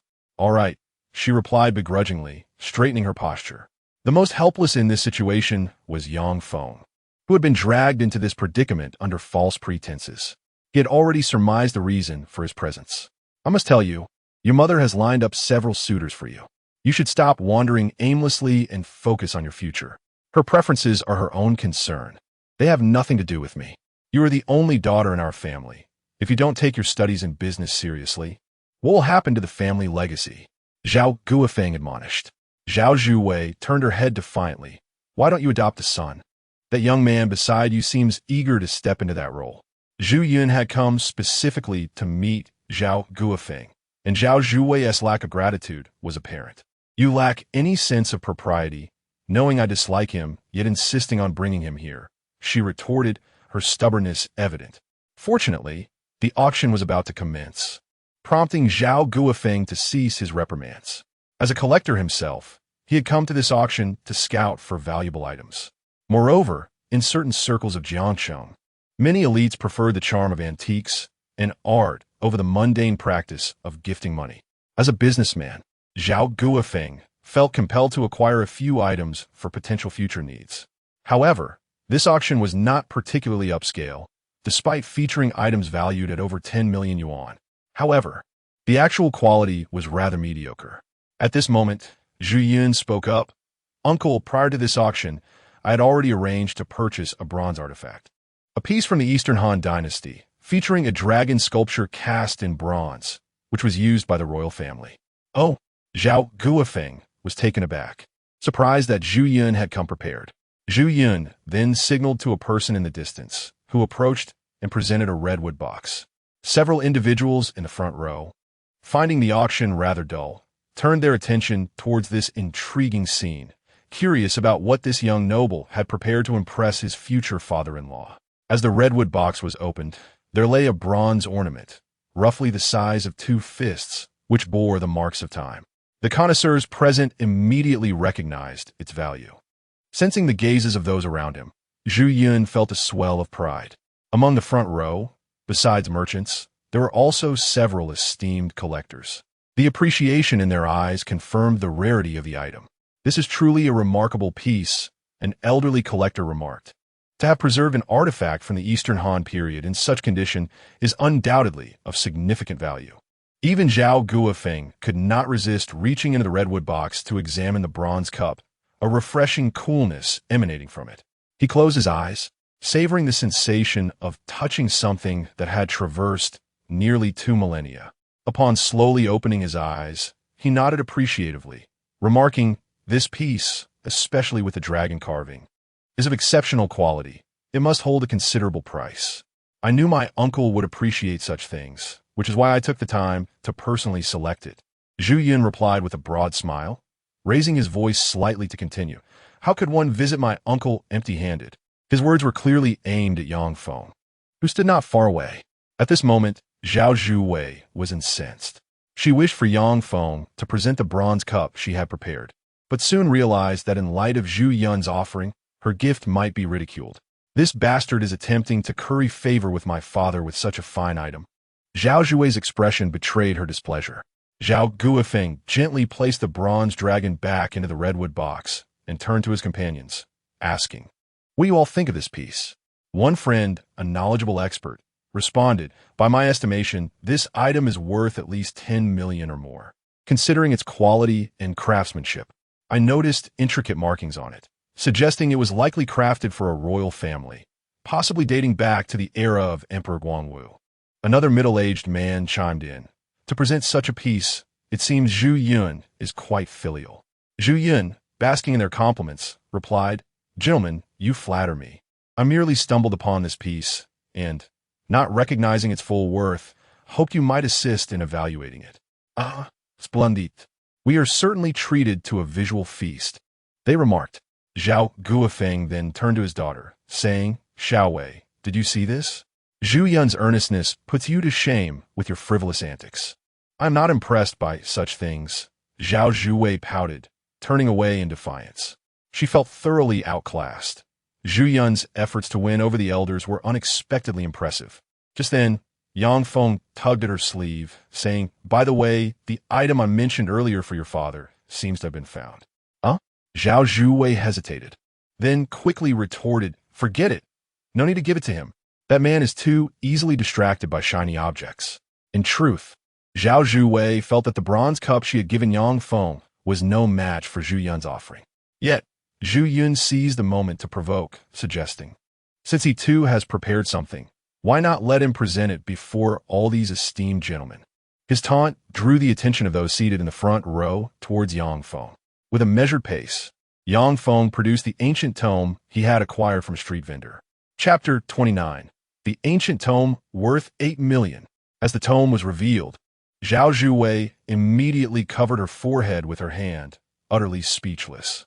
Did this fellow truly intend to impress such seasoned experts with a mere $10,000 item? She felt utterly defeated, as her effort to bring someone to elevate her status had backfired spectacularly. The appearance of the tome elicited laughter from Zhu Yun. What a joke! Is this shabby relic truly meant to impress these distinguished collectors? Zhu Yun had expected Yang Feng to produce something of at least several hundred thousand, but was taken aback by this dismal offering. A few onlookers exchanged glances and shook their heads. Nevertheless, Zhao Guofeng accepted the tome with a curious expression. "What is this?" he mused, examining the text. The characters were somewhat legible, but many were fragmented, resembling a dictionary rather than coherent sentences. However, an elderly gentleman seated beside him suddenly interjected, "This is a text from the Song Dynasty." His revelation drew the attention of those nearby. A Song Dynasty artifact? This piqued their interest. Even Zhao Zhuwei glanced over in curiosity. Yang Feng, however, maintained his composure, saying little. In truth, he was uncertain about the tome's significance, only aware that it was valuable and had been restored with spiritual energy, enhancing its condition since his purchase. Yet, Zhao Zhuwei was oblivious to this detail. The seasoned collectors, however, were captivated. At that moment, an auctioneer was presenting an unremarkable jade sculpture, but the eyes of the crowd were riveted on the front row. Several collectors huddled closer, meticulously flipping through the pages until the elderly gentleman exclaimed, "This is a Song Dynasty printed text." What? The revelation stunned everyone. Printed texts from the Song Dynasty are exceedingly rare, coveted by scholars and collectors alike. To discover that this tome was one such artifact was astonishing, and its remarkable preservation suggested not only collectible value, but potential academic significance as well. In that instant, the room was filled with astonishment. A Song Dynasty printed text? The least valuable examples command prices exceeding 10 million, particularly given the excellent condition of this one. Zhao Zhuwei, who had prepared to smooth over the situation, was taken aback by the unexpected value of Yang Feng's find. Had he truly recognized its worth? She was bewildered. Although she was aware of Yang Feng's discerning eye, she could never have anticipated that he would unearth such a valuable treasure so effortlessly. Zhao Guofeng, intrigued, asked Elder Huang, "How can you be so certain?" Typically, texts from the Song Dynasty were printed on either paper or hemp, characterized by their durable texture and distinct layout. The texture and quality of this paper suggest it is undoubtedly authentic, Elder Huang continued, squinting. Moreover, if I'm not mistaken, this is not an ordinary printed text. It is a version of the Li Bu Yun Lu, a revised edition of the Guang Yun, essentially serving as a dictionary for students during the imperial examinations. Elder Huang pondered aloud. With further examination, we could ascertain its official period of origin. An official text. Those 4 words resonated, signifying an astronomical value. Yang Feng had just utilized his spiritual energy to restore the integrity of this ancient tome. The value of this book undoubtedly exceeds 80 million. And I might have even understated its worth. Old Huang's voice resonated with conviction as he turned his gaze towards Yang Feng, his eyes brimming with excitement. At that moment, the atmosphere grew silent, as if time itself had momentarily halted. Everyone was transfixed, gazing at Yang Feng, unable to fathom that this seemingly unremarkable ancient book was, in fact, an official engraving from a grand dynasty, preserved in such pristine condition. Even Zhao Guofeng was taken aback, his heart racing. He picked up the book once more, scrutinizing it for a moment before exclaiming, "Extraordinary! It just dawned on me that we had a worn engraving at home with a similar script. Had Old Huang not mentioned it, I would have never realized they were of the same kind." He looked at Yang Feng and then at his daughter, Zhao Zhuwei, who was utterly astonished. An ancient tome valued at 80 million, even as a young lady of privilege. She had never anticipated that the item brought by Yang Feng would hold such immense worth. "Young man, are you truly intending to gift me this ancient book?" Zhao Guofeng inquired tentatively, and all eyes turned to Yang Feng, particularly Zhu Yun, who, upon regaining her composure, fixed her stare on him. Yang Feng smiled, exuding an air of ease as he replied, "I do not possess the means to preserve this paper adequately. If I were to gift it to you, uncle, it might be better safeguarded." His nonchalant demeanor suggested that he did not regard this invaluable artifact with the reverence it deserved, leaving the crowd in a state of bewilderment. Only Zhao Guofeng broke the silence with hearty laughter, saying, "Splendid, truly a promising youth. However, this gift is far too precious. I cannot accept it." He returned the book, leaving everyone astonished. Such a distinguished collector had indeed declined such a rare piece. "It suffices to have seen it, but I believe you should retain this artifact," Zhao Guofeng remarked, rising to excuse himself. "Ladies and gentlemen, my daughter and I have matters to discuss. I must take my leave." It was evident that Zhao Guofeng held little interest in the items at the auction. He had recognized that the friend his daughter had brought along was certainly extraordinary. Particularly, given Yang Feng's attire, it was clear he was not a wealthy individual, yet he had presented such a priceless antiquity. Observing Yang Feng's calm expression, Zhao Guofeng suddenly sensed a kindred spirit in him.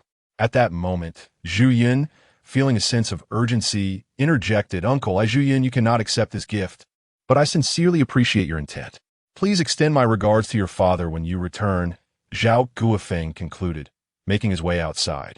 Zhao Zhuwei, filled with exuberance, grasped Yang Feng's arm and followed closely behind, her spirits soaring.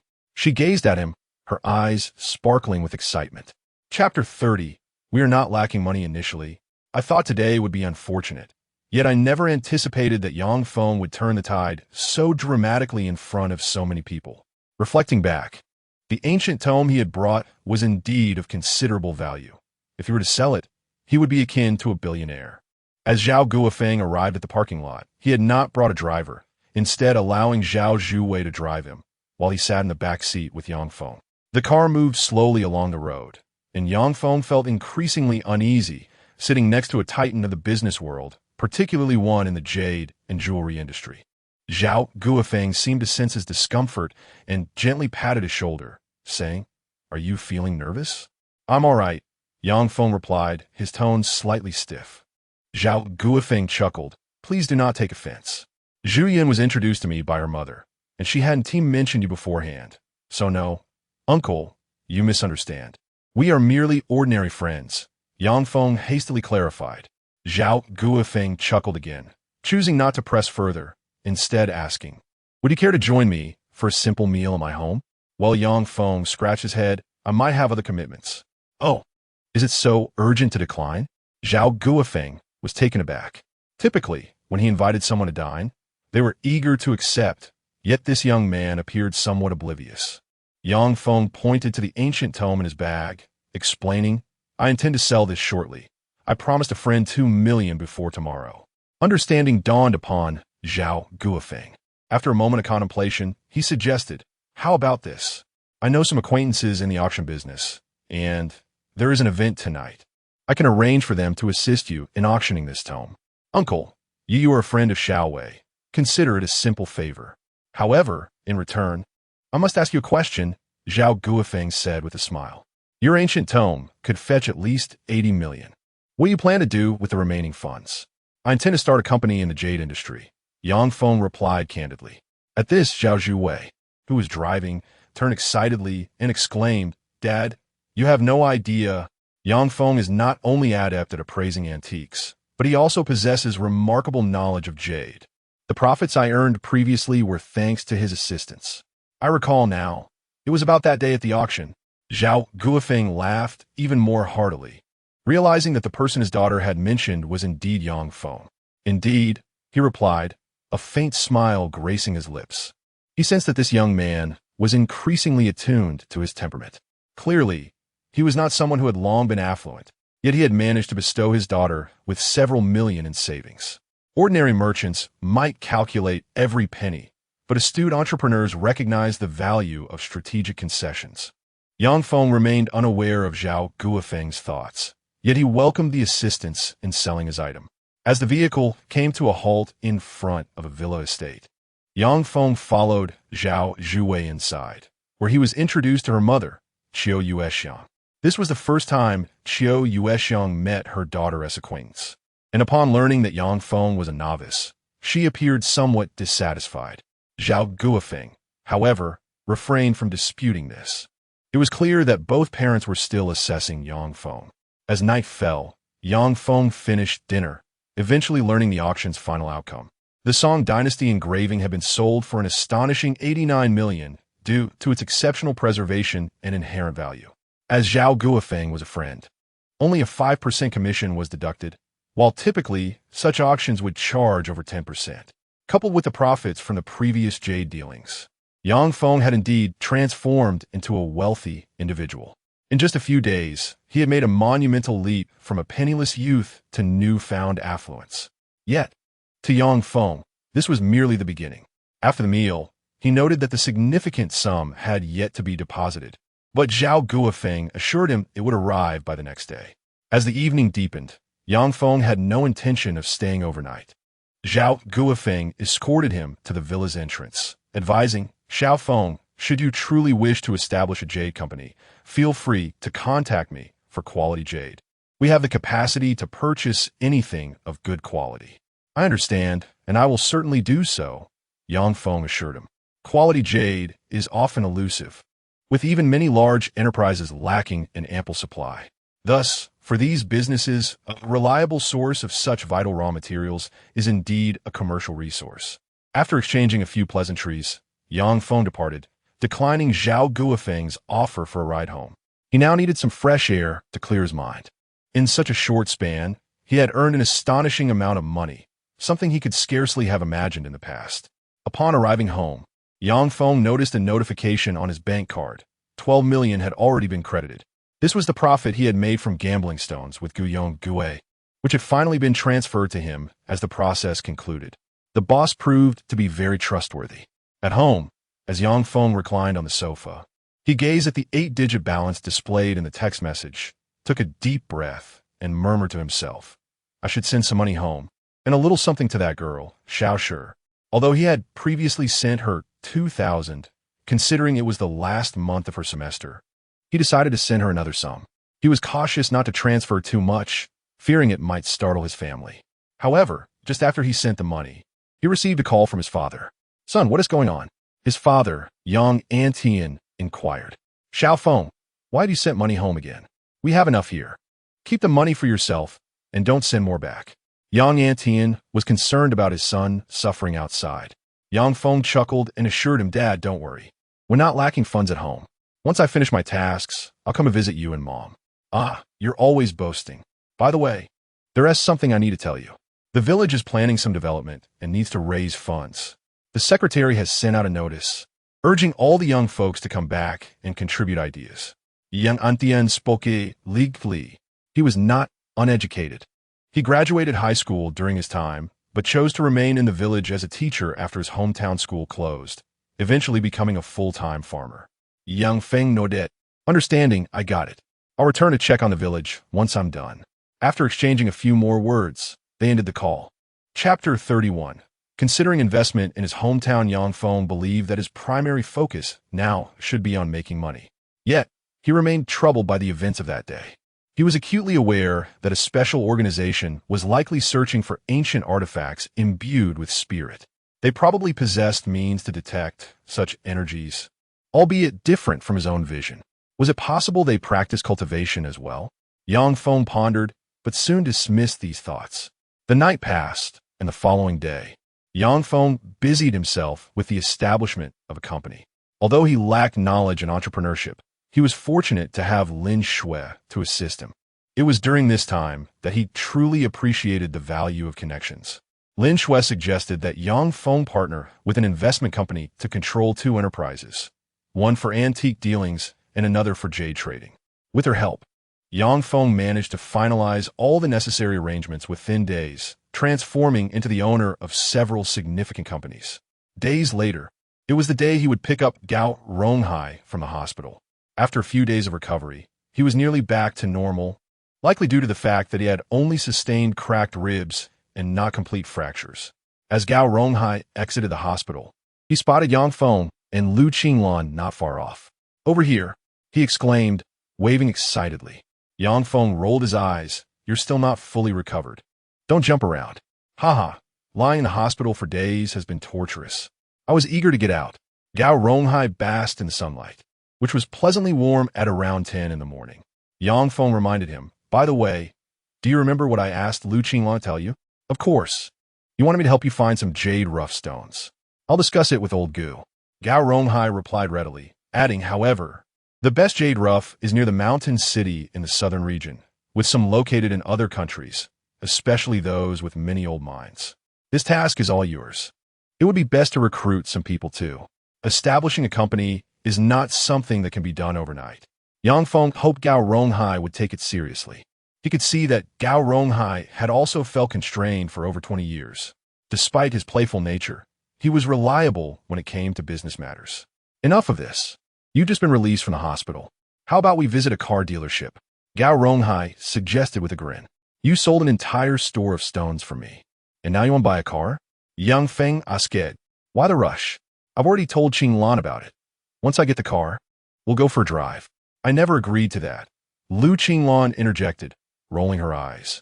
The two appeared to have a good rapport. Yang Feng refrained from commenting further, reflecting that he too needed a vehicle. Once he resolved matters in Jiangsheng, he planned to return to his hometown. It was not far from Jiangsheng. A few hundred kilometers by car would suffice. It was a backward little mountain village. Now that Yang Feng had the means, he wished to explore the possibility of investing in development projects there. Even if it resulted in losses, it would be a way to give back to his roots. Gao Ronghai was unaware that Yang Feng had already conceived a vision of an expansive business empire. After hailing a taxi, Lu Qinglan sat in the front while Yang Feng and Gao Ronghai occupied the back. "By the way, Yang Feng, how much are you investing in your jade company for the first step?" Gao Ronghai inquired. He recalled that Yang Feng had earned several million and surmised that was what he planned to use. Yang Feng gazed out the window and replied casually, "I invested 40 million initially." "Oh, what?" Gao Ronghai shot up in shock, his head colliding with the car ceiling. "What the heck? Did you rob a bank while I was in the hospital?" Gao Ronghai was taken aback. His exaggerated expression caused the taxi driver to shake his head in disbelief. Reduced to taking a taxi and still bragging, the driver sighed, wishing he could drop them off at a mental hospital instead. However, as the taxi stopped in front of a car dealership, Gao Ronghai stepped out, beaming with excitement. Damn it, today I'm buying something expensive. After all, I'm the general manager of a company worth millions. Gao Ronghai strutted confidently, prompting Lu Qinglan to shake her head in disapproval. Don't get carried away. Yang Feng merely invited you to join the company. When did he say you'd be the general manager? I'm just self-proclaiming. Gao Ronghai grinned. The trio entered the dealership amidst laughter. It was a domestic car brand's 4S shop, recently gaining popularity. As they walked in, a sales manager approached them with a broad smile. Hello, are you here to look at cars? Have you checked out any models online? I've been looking at the model called H. Gao Ronghai replied confidently. Recognizing him as a significant client, the sales manager promptly guided him toward the designated area. In contrast, Yang Feng merely sought a modest vehicle priced around 100,000. He had no extravagant desires. Driving was merely a means of convenience. As he surveyed the options, a familiar voice called out his name from a distance. Yang Feng? Surprised, Yang Feng turned to see his old classmate, Jiao Wenbo. A wealthy heir, Jiao Wenbo had always looked down on Yang Feng, often bullying him in high school, mocking him for his poverty and rustic demeanor. Buying a car? Jiao Wenbo cast a dismissive glance at the model Yang Feng was considering. You're really going for this piece of junk? Chapter 32. Lin Shui foots the bill. Without a vehicle at home, I bought one for transportation, Yang Feng replied calmly, showing no anger at the disdainful remark. Upon hearing this, Jiao Wenbo burst into laughter. Haha, that sounds rather charming, but are you just deceiving yourself? What does it mean? You claim it's for transportation, but isn't the reality that you simply cannot afford it?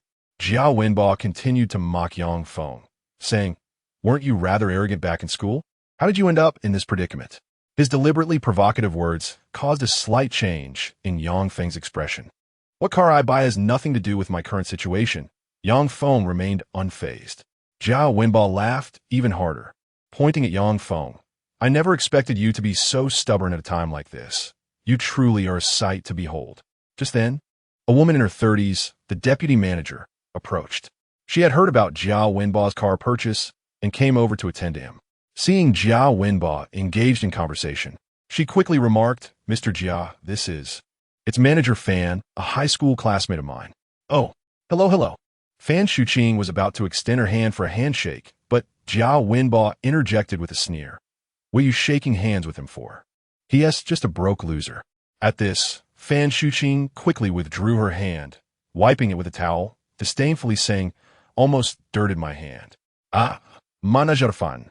You are indeed a straightforward person, Jiao Wenbo teased, glancing at Yang Feng. Just then, Lu Qinglan and Gao Ronghai also approached. Seeing Yang Feng chatting with someone, they grinned and remarked, Hey, who is this person? Yang Feng? Your friend? Oh, look at this broke guy, gathering a group to buy a car. Jiao Wenbo laughed again. Their laughter abruptly ceased. Yang Feng, who initially intended to ignore him, coldly replied, Jiao Wenbo, show some respect to my friend. Yo, a brucaluze. Still want respect? Jiao Wenbo laughed heartily, saying, just a stinking country bumpkin. I'll look down on you back in school. Should I bring you to the upcoming reunion? Let you see the gap between people.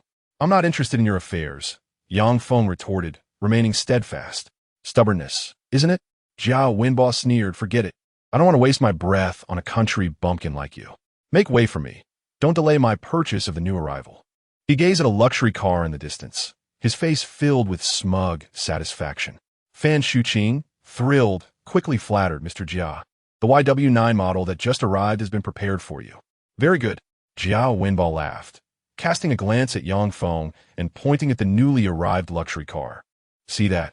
That car costs 8 million. You three broke losers will probably never even sit in it. Who is this fool? The landlord's silly son. Just because he has a bit of money, he thinks he can show off, Gao Ronghai sarcastically remarked, while Lu Qinglan raised her voice intentionally. Damn it. Who are you calling a fool? Jiao Wenbo. Stung. Curse back. I'm talking about you. If you dare to speak, then own it. What are you going to do about it? Lu Qinglan was known for her fiery temper. As tensions escalated, Fan Shuqing interjected sternly. Enough. Who allowed you to disrespect Mr. Jia? Do you know where this is? This is a 4S dealership. She moved to stand in front of Jia Wenba and coldly added security. Throw these broke losers out. If you have no money, don't think you can come here and insult Mr. Jia. Go save for a couple more years. At this point, Fan Shuqing had completely discarded her facade. As long as she could protect Jia Wenba, she had no intention of dealing with these three broke individuals. The commotion drew the attention of onlookers, especially as they observed Jia Wenba's smug demeanor, which filled them with dissatisfaction. This is outrageous. How can they be so biased towards the wealthy? Indeed, I heard it. Clearly, that guy mocked others first. The crowd's murmurs grew more pointed. Jia Wenba, used to his domineering ways, ignored the whispers and commanded the security. Why haven't you thrown these three beggars out yet? They're too much of an eyesore. The security guards hesitated, but just then, a powerful voice from the crowd rang out. Nobody move. The voice carried an air of authority, prompting the staff inside the store to look over and clear a path. The newcomer was Zhou Changjin, the store manager. Zhao Wenba recognized him and, seeing him approach, said, Manager Zhou, what brings you here personally? However, Zhou Changjin did not return the favor with a friendly demeanor. He turned to Yang Feng and quickly apologized, Mr. Yang. I sincerely apologize for the unpleasant shopping experience you've had. You know me? Yang Feng was slightly surprised. Zhou nodded yes. Manager Lin specifically called earlier to inform me that all vehicles you select here will be covered by her. Manager Lin. You mean Lin Shui? Yang Feng recalled that when he had sought her assistance earlier, she had inquired whether he intended to purchase a car. He had casually mentioned wanting to buy that brand, not expecting her to have actually contacted the manager. Meanwhile, upon hearing Lin Shui's name, Zhao Wenba reacted with disbelief. Are you talking about Lin Shui from Qinglin Technology in Jiangshan? At that moment, Zhao Wenba was taken aback. How could this impoverished fellow know such an influential person? Though Zhao Wenba's family had some wealth, compared to the Lin family, it was like an ant shaking a tree. The Lin family's investments included several companies valued at over 10 billion. For instance, this tech enterprise had exceeded a valuation of 200 billion. As he recalled this, the frozen expression on his face made Gao Ronghai and others realize that Lin Shui's identity was indeed remarkable. I just stayed in hospital for a few days. How did Jiangchang change so much in such a short time? Gao Ronghai was bewildered. What had Yang Feng accomplished in these few days? Yet, Yang Feng remained calm, smiling. It's all right. I can tell Manager Zhou is a good person. Yes, indeed. Zhou Changjin, relieved at Yang Feng's acknowledgement, wiped the sweat from his brow and glared at the trembling Fan Shuqing, coldly commanding. You will collect your salary from finance later. Manager, get lost. Zhou Changjin's authoritative tone left Fan Shuqing too afraid to say more. Yang Feng turned his gaze to Zhao Wenba, who had just regained his composure. Yang Feng, we are old classmates after all. We'll still have to attend the reunion together. In that moment, Zhao Wenba felt fear creeping in, playing the emotional card. His family's company had dealings with the Lin family, and given Yang Feng's close relationship with Lin Shui, if he caused the collaboration to falter, he would surely face severe consequences at home. Have you heard the story of phoenixes rising from the ashes? Yang Feng's calm words made Jia Wenba tremble. He suddenly realized that Yang Feng had maintained this composure throughout. The attitude he displayed was no longer that of the impoverished youth he once knew. You are not qualified to handle this, Yang Feng stated, dismissing him. He then turned to point at the car in front of him, saying, I'll take this one.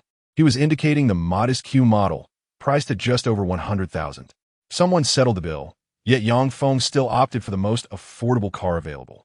Those nearby were exasperated, lamenting that if they had someone else paying, they would certainly indulge in a vehicle worth 2 million. Zhou Changjin was taken aback and cautiously inquired, Mr. Yang, are you truly not reconsidering your choice? If you wish to be generous, perhaps you could also cover the bills for my two friends. Yang Feng glanced at Gao Ronghai and Lu Qinglan behind him, both of whom were momentarily stunned, although they had selected their preferred models. The idea of someone else paying for them was utterly unexpected. They had their sights set on cars priced over 200,000. Yet the prospect of imposing on someone else made them hesitant. Yang Feng reassured them, signing the contract and assuring them that their vehicles would arrive the following day. After purchasing the cars, the trio exited the 4S dealership. At that moment, Gao Ronghai and Lu Qinglan paused, feeling the scorching sun outside, as if awakening from stupor. Yang Feng, what exactly is your relationship with Lin Shui? Gao Ronghai asked, bewildered. He couldn't fathom how Yang Feng seemed to be acquainted with such prominent figures. Yang Feng offered no elaborate explanation, merely stating, I still have someone to meet. Lu Qinglan, why not take him home? He isn't without legs. And I have to get back to work. Lu Qinglan scoffed. Suddenly, Gao Ronghai clutched his chest, his expression turning pained. I can't take it anymore. I feel my old injury flaring up. I might need someone to care for me. I can't catch my breath. Stop pretending. I really don't have time for this. Lu Qinglan retorted, I've been working at the Jade Logistics Center lately, and a shipment is due this afternoon. If luck is on my side, I might procure some raw stone waste at a bargain. No wonder you mentioned partnering with friends for business before, Yang Feng remarked. Those stones are meant to be sold at rock-bottom prices. My friend and I plan to buy them and resell them to market stalls at a lower price. With a bit of luck, we can make several thousand. Lu Qinglan grinned broadly. Her carefree demeanor and her steadfast pursuit of independence since Yang Feng met her were evident. Yang Feng made no effort to dissuade her, suggesting that after completing one last deal, she should join him and Gao Ronghai at the company. After bidding them farewell, Yang Feng departed in a taxi.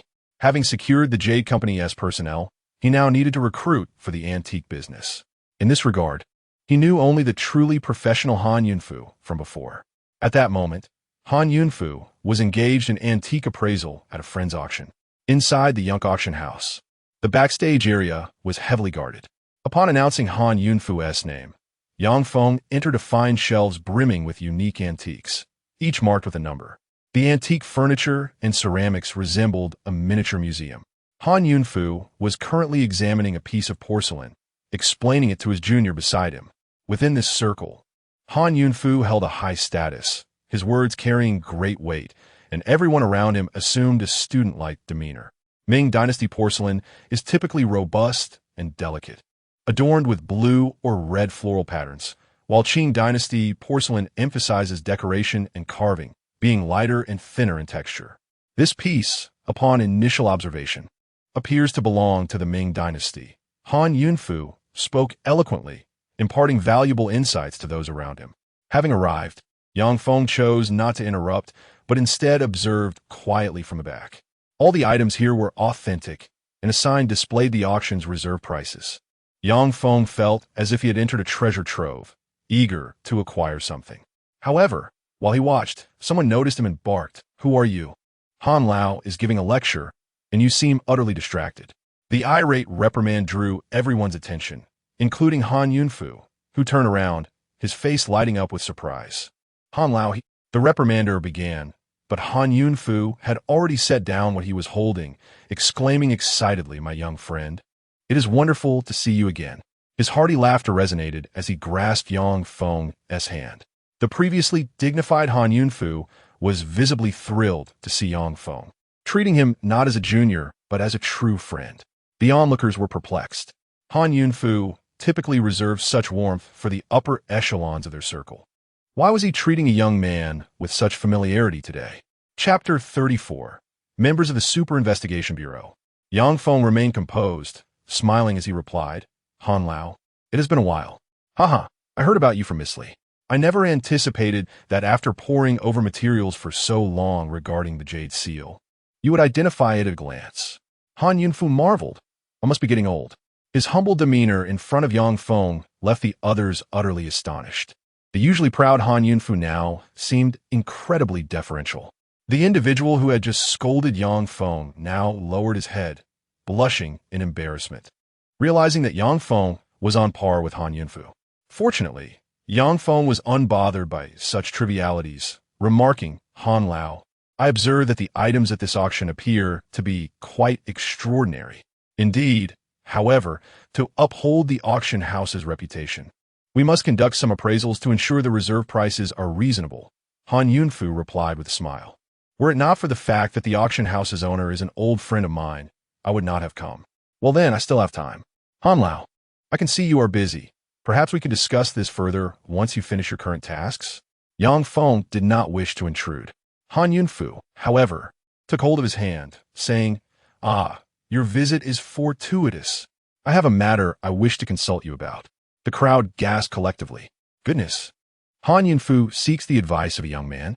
Yang Feng felt a twinge of anxiety and quickly replied, Han Lao, you flatter me. I hardly possess the qualifications to advise you. Do not be modest. Come over and examine this bronze artifact, Han Yunfu urged, leading Yang Feng to a table. Before them lay a weathered bronze scroll inscribed with peculiar characters and symbols. Han Yunfu stroked his chin, saying, "We have been unable to ascertain its significance. Could you perhaps discern something? Let me take a look." Yang Feng, though lacking expertise in this area, could assess the scroll's value with his eyes. As he focused, he suddenly saw the bronze scroll shimmering, the inscriptions appearing to levitate. This was a first for him. While observing other antiques, none had captivated him like this bronze scroll. Han Yunfu and others stood silently, refraining from interrupting. After a while, Yang Feng felt as though he could comprehend the inscriptions, as if knowledge had been implanted in his mind.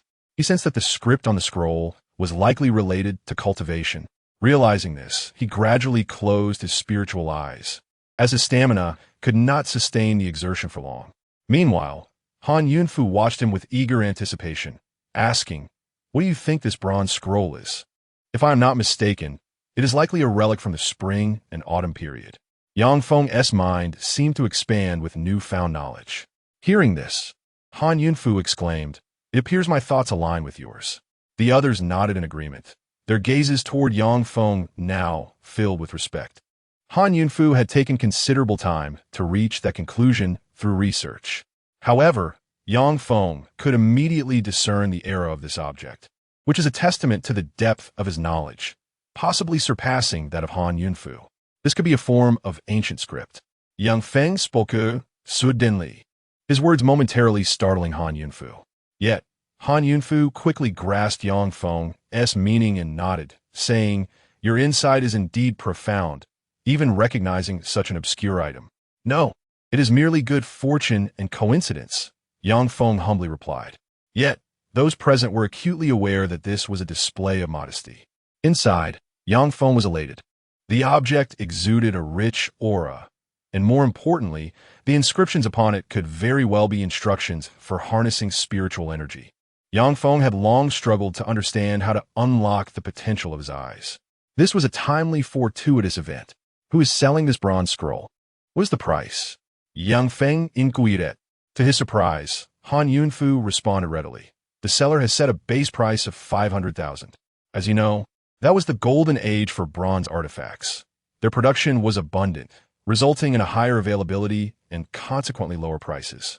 I wish to purchase this. Could you assist me in contacting the seller? Yang Feng asked. Of course, Han Yunfu replied without hesitation. After they finalized their agreement and appraised several antiquities, they left the backstage area and settled in the tea hall on the first floor of the auction house. In the tea hall, many elders were present, alongside individuals preparing for the evening's auction, indulging in tea and conversation. Yang Feng shared his intention to establish an antique trading company, hoping Han Yunfu could introduce him to some contacts. Upon hearing this, Han Yunfu laughed heartily. "Ah, my young friend, your keen eye indeed suggests you are venturing into this field." With a sense of nostalgia, Han Yunfu added, "Since you mentioned it, I shall certainly assist you. Our company may need to acquire a batch of artifacts, and I will require your expertise for authentication." Yang Feng understood the weight of Han Yunfu's authority in this industry, and receiving his endorsement filled him with joy. As they conversed, Han Yunfu's assistant hurried over, stating, "Mr. Han, the investigators are here again. Why have they returned? What do you think?" "Sighed. Let them come in," Han Yunfu said. Once the assistant departed, Yang Feng, puzzled, inquired, "What is this investigation bureau all about? Have they approached you before?" "It is a special investigation bureau from Huaxia, known as the Supernatural Investigation Bureau. It's quite a formidable department. They have been requesting my cooperation for several inquiries lately," Han Yunfu explained, somewhat helplessly. From their tone, it seems the matter is significant. As an elder, if I can assist the country, I shall do so. I see. I will make space for them to wait next door for my bronze scroll. Thank you, my young friend, Han Yunfu agreed. Just as they were speaking, the assistant returned, escorting two individuals, a man with a buzz cut and a woman clad in jeans and sporting short hair. They seated themselves opposite Han Yunfu. Mr. Han, we require your assistance to ascertain the provenance of the artifacts in question, the man said apologetically, while the woman began taking notes. Yang Feng sipped his tea, attentively listening to their inquiries. Suddenly, he had an epiphany and used his spiritual vision to examine the man. In that instant, his expression froze. Chapter 35. Wholesale starting at 20 million through Yang Feng's eyes, he discerned that the man possessed extraordinarily unique meridians connecting from his head to his dantian, flowing with a peculiar white energy. This revelation surprised Yang Feng. He had not anticipated such a phenomenon. Recognizing their identities, it dawned on him that they were not ordinary individuals, but likely superhumans. Yet, their energies felt relatively weak compared to his own, indicating they were merely investigating matters related to antiquities. Could it be related to those who had been scouring for artifacts? It was evident that they possessed the ability to discern whether the items were infused with spiritual energy, explaining their interest in Han Yunfu. After completing their inquiries and expressing gratitude, the duo departed, leaving Han Yunfu exhaling a sigh of relief as he turned to Yang Feng, saying, I am unsure what is happening lately. They have expressly instructed that certain collectibles must not be sold and have advised me to be cautious of the buyer's information. Perhaps it is to protect the artifacts, Yang Feng mused, observing the departing figures. Across the street, a woman awaited them under a tent at an open-air beverage stall. She captivated the attention of all passers-by with her stunning beauty, clad in a flowing white dress, her gentle smile radiating warmth. Her eyes glimmered like water as they met Yang Feng's gaze through the glass from several meters away.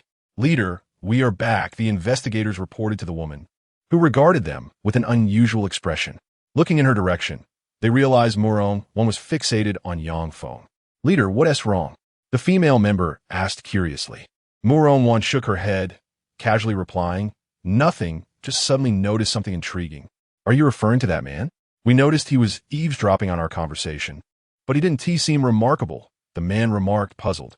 Without elaborating, Wan simply stated, All right, we should move on to the next location. Today's mission is substantial. Those individuals have been gathering antiquities in Jiangsheng for several days. If all goes well, we must apprehend a few members. Understood, they both replied promptly. Unbeknownst to Yang Feng, he had already drawn their attention. After purchasing the bronze scroll for 2 million, he returned home, needing rest after a long day. As the hours passed swiftly, by 9 o'clock that evening, Yang Feng awoke, preparing to eat and cultivate when a loud knock echoed at the door. Hey, Feng go, hurry and open the door, came the urgent voice of Gao Ronghai. In the past, this fellow had been far less frantic when the police showed up during his film sales. Yang Feng opened the door to find Gao Ronghai bursting in, looking like a frantic rat, his voice filled with concern. Qinglan has gone missing. Missing? When did you two start dating? Ugh, she is lost. She ran off, and now she is gone. Gao Ronghai exclaimed, his worry evident. Yang Feng rolled his eyes, exasperated. How do you know this? I just called her 3 times, and she didn't answer. Then her phone went dead. Gao Ronghai continued. Do you think she might have been kidnapped? Brother, her family is like mine, 3 generations of poor farmers. Who would kidnap her? Things are different now. She is a senior executive in our company, and her status has suddenly risen, which could make her a target for envy. Look, there are only 3 of us in the company. Who would bother kidnapping a high-ranking officer in a struggling company? The ransom Wunti even covered the fuel for the kidnappers. Yang Feng sighed, but seeing Gao Ronghai's urgency, he suggested, Fine, since you're so anxious. Let's go check it out. I recall she was at the Jade Warehouse in the West District. It's only about half an hour away. Let us hurry then. At least let me grab a bite first. Do not eat anymore.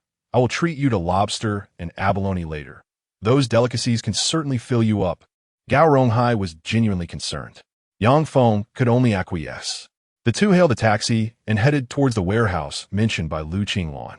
They arrived at a secluded street in Jiangcheng, where a stretch of vacant land was lined with warehouses constructed of corrugated metal.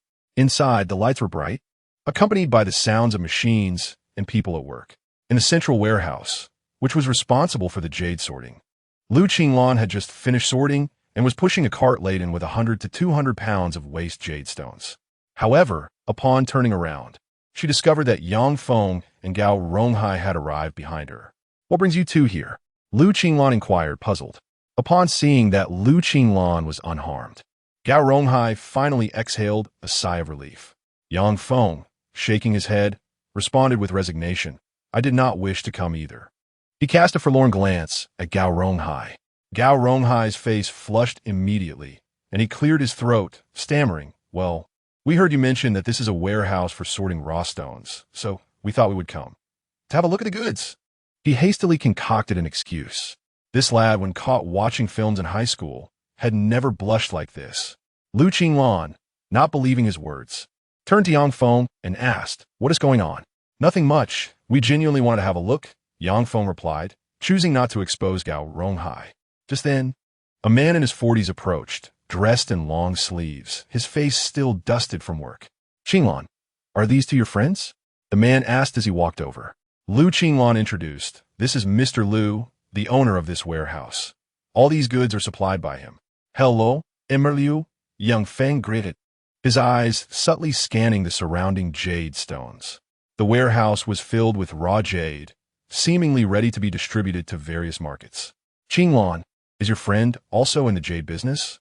Lu Jingshan inquired, somewhat surprised, but he maintained a friendly demeanor. "I apologize, young man, but I only deal in wholesale. If you wish to purchase raw jade, you will need to visit different markets." "I am indeed in wholesale. What I mean is, our wholesale begins at a minimum of 20 million. Lu Jingshan almost directly implied that small clients were not welcomed here. Yang Feng flashed a smile, saying, "Why does Mr. Lu fear that we cannot afford it?" Lu Jingshan was genuinely taken aback. He was aware that Lu Qinglan was not wealthy, and thus, out of goodwill, he often sold waste materials at low prices to help them earn something. However, could Lu Qinglan's friends also be wealthy? Nevertheless, Lu Jingshan, being decent, replied, "In that case, let me show you around." "Thank you," Yang Feng responded.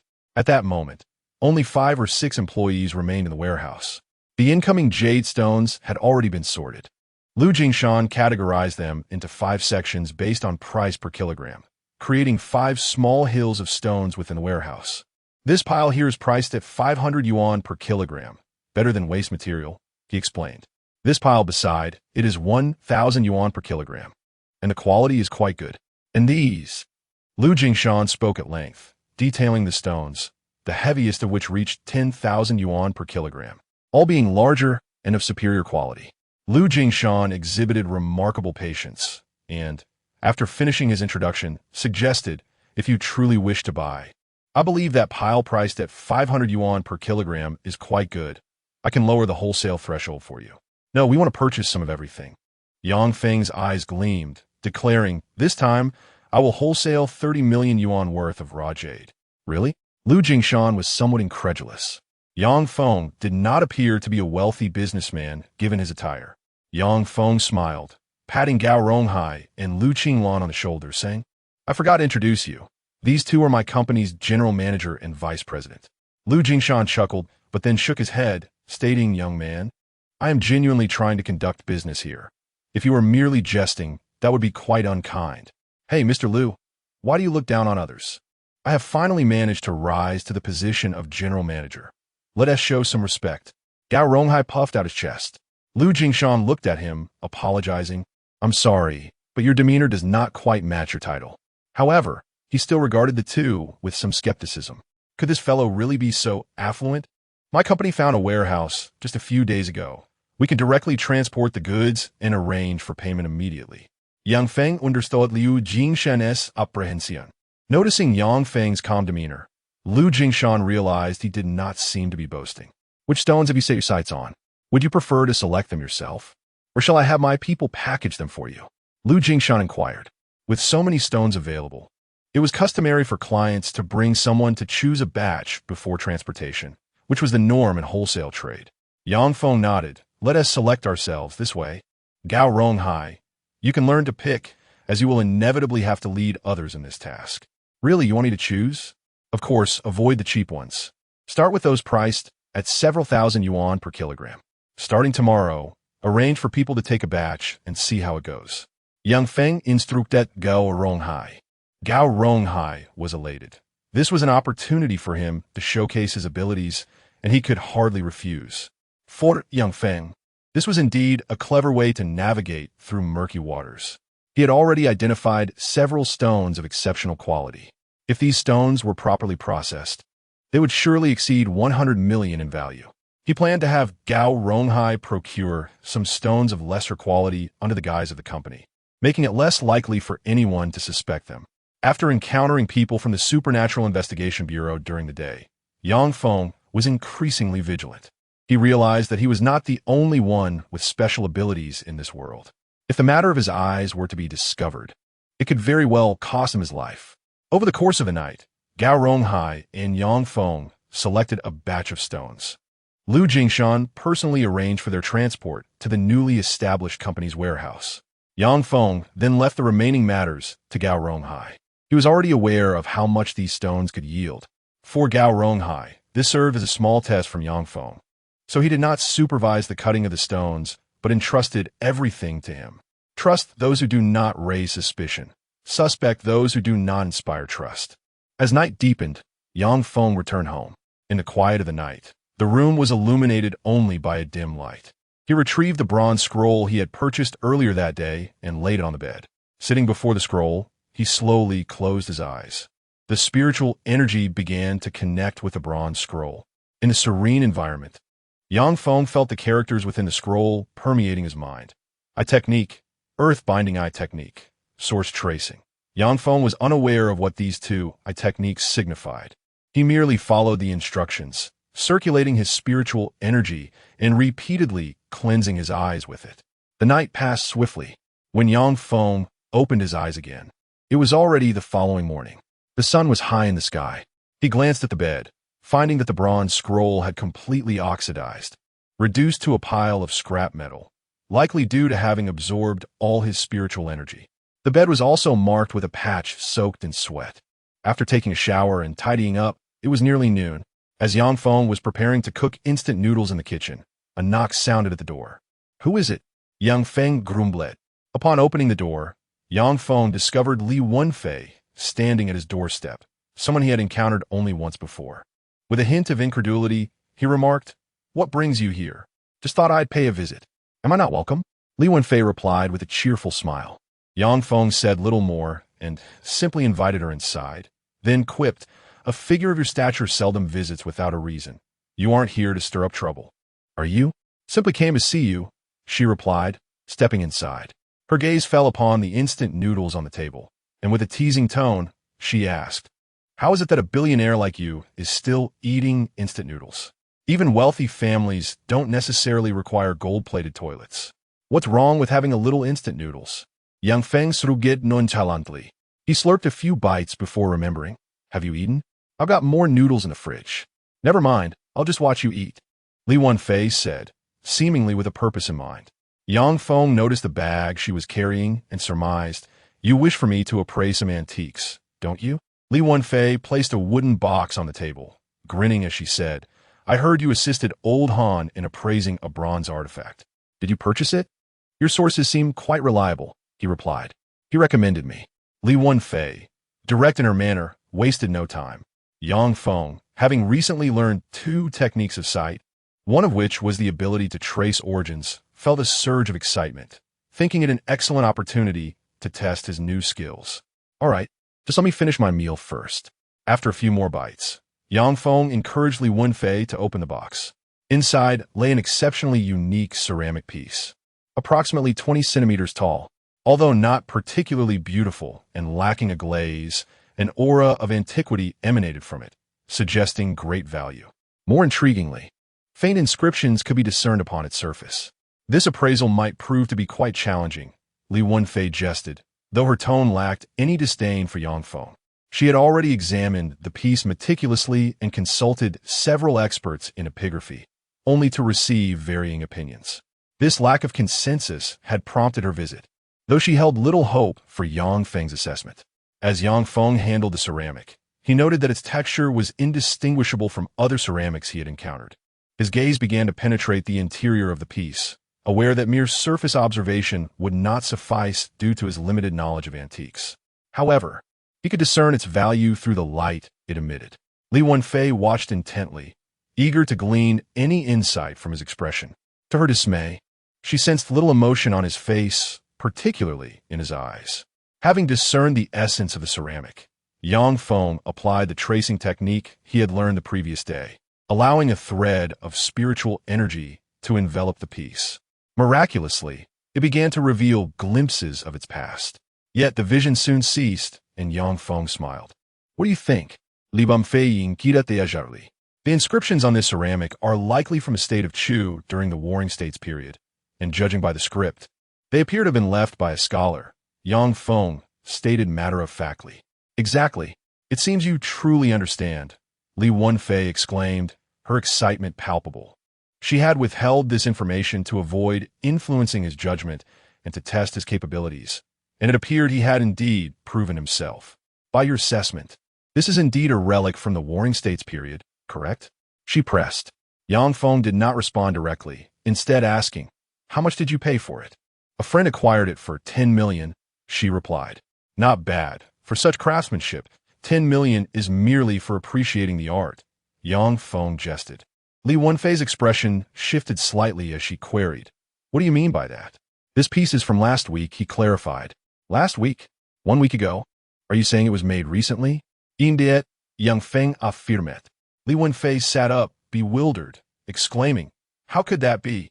If I'm not mistaken, this piece has an authentic counterpart, but instead of selling you the genuine article, they fabricated a convincing imitation, hence its realism," Yang Feng explained, tapping the vessel's body. "The original likely had flaws, and they analyzed its materials, lime, quartz, kaolin, among others, to create this convincing replica." "But how could you tell?" she asked, astonished. "There's a flaw in the manufacturing process visible inside. Tiny holes have been sealed with material. If you were willing, you could break this vessel open to examine its interior," Yang Feng suggested. Li Wenfei produced a flashlight and peered inside, delicately tapping the vessel before scraping a layer off with her fingernail. True to Yang Feng's assessment, she uncovered visible manufacturing defects, leading her to conclude that this was indeed a modern creation. Silence enveloped her, not out of regret for her financial loss, but because she was taken aback by Yang Feng's ability to swiftly identify the piece's flaws.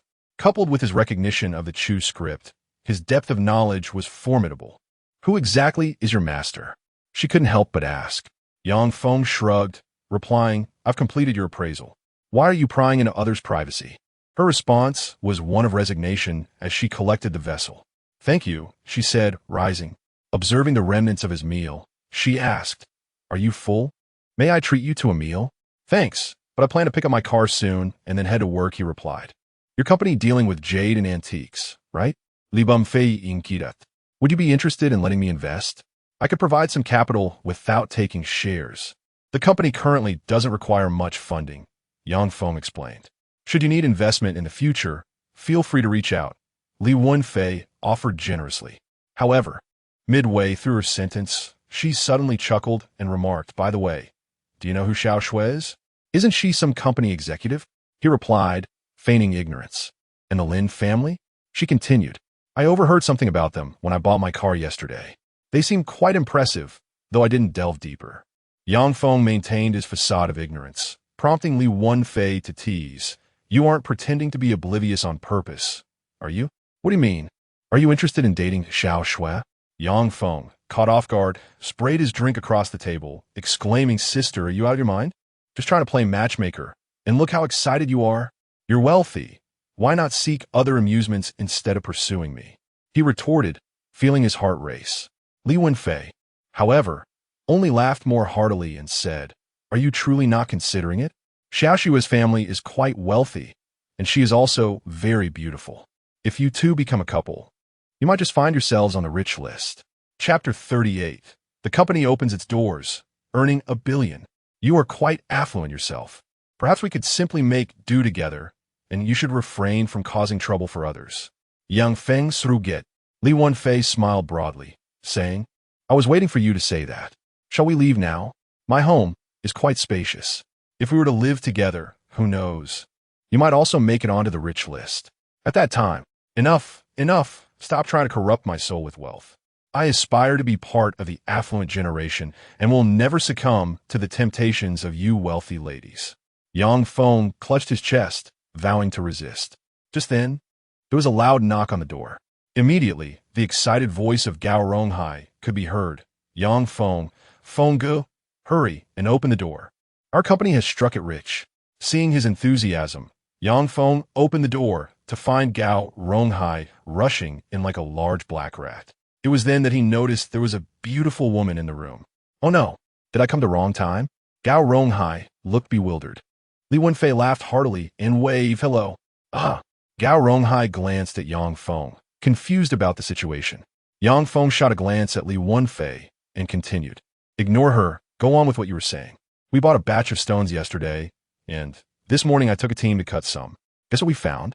Gao Ronghai was both excited and a bit mysterious. Yang Feng pondered for a moment. High ice type high green?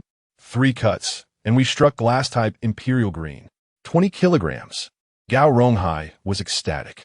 Upon hearing this, even Li Wenfei was taken aback, exclaiming, Isn't that a fortune? At least $1 billion. I just had it appraised.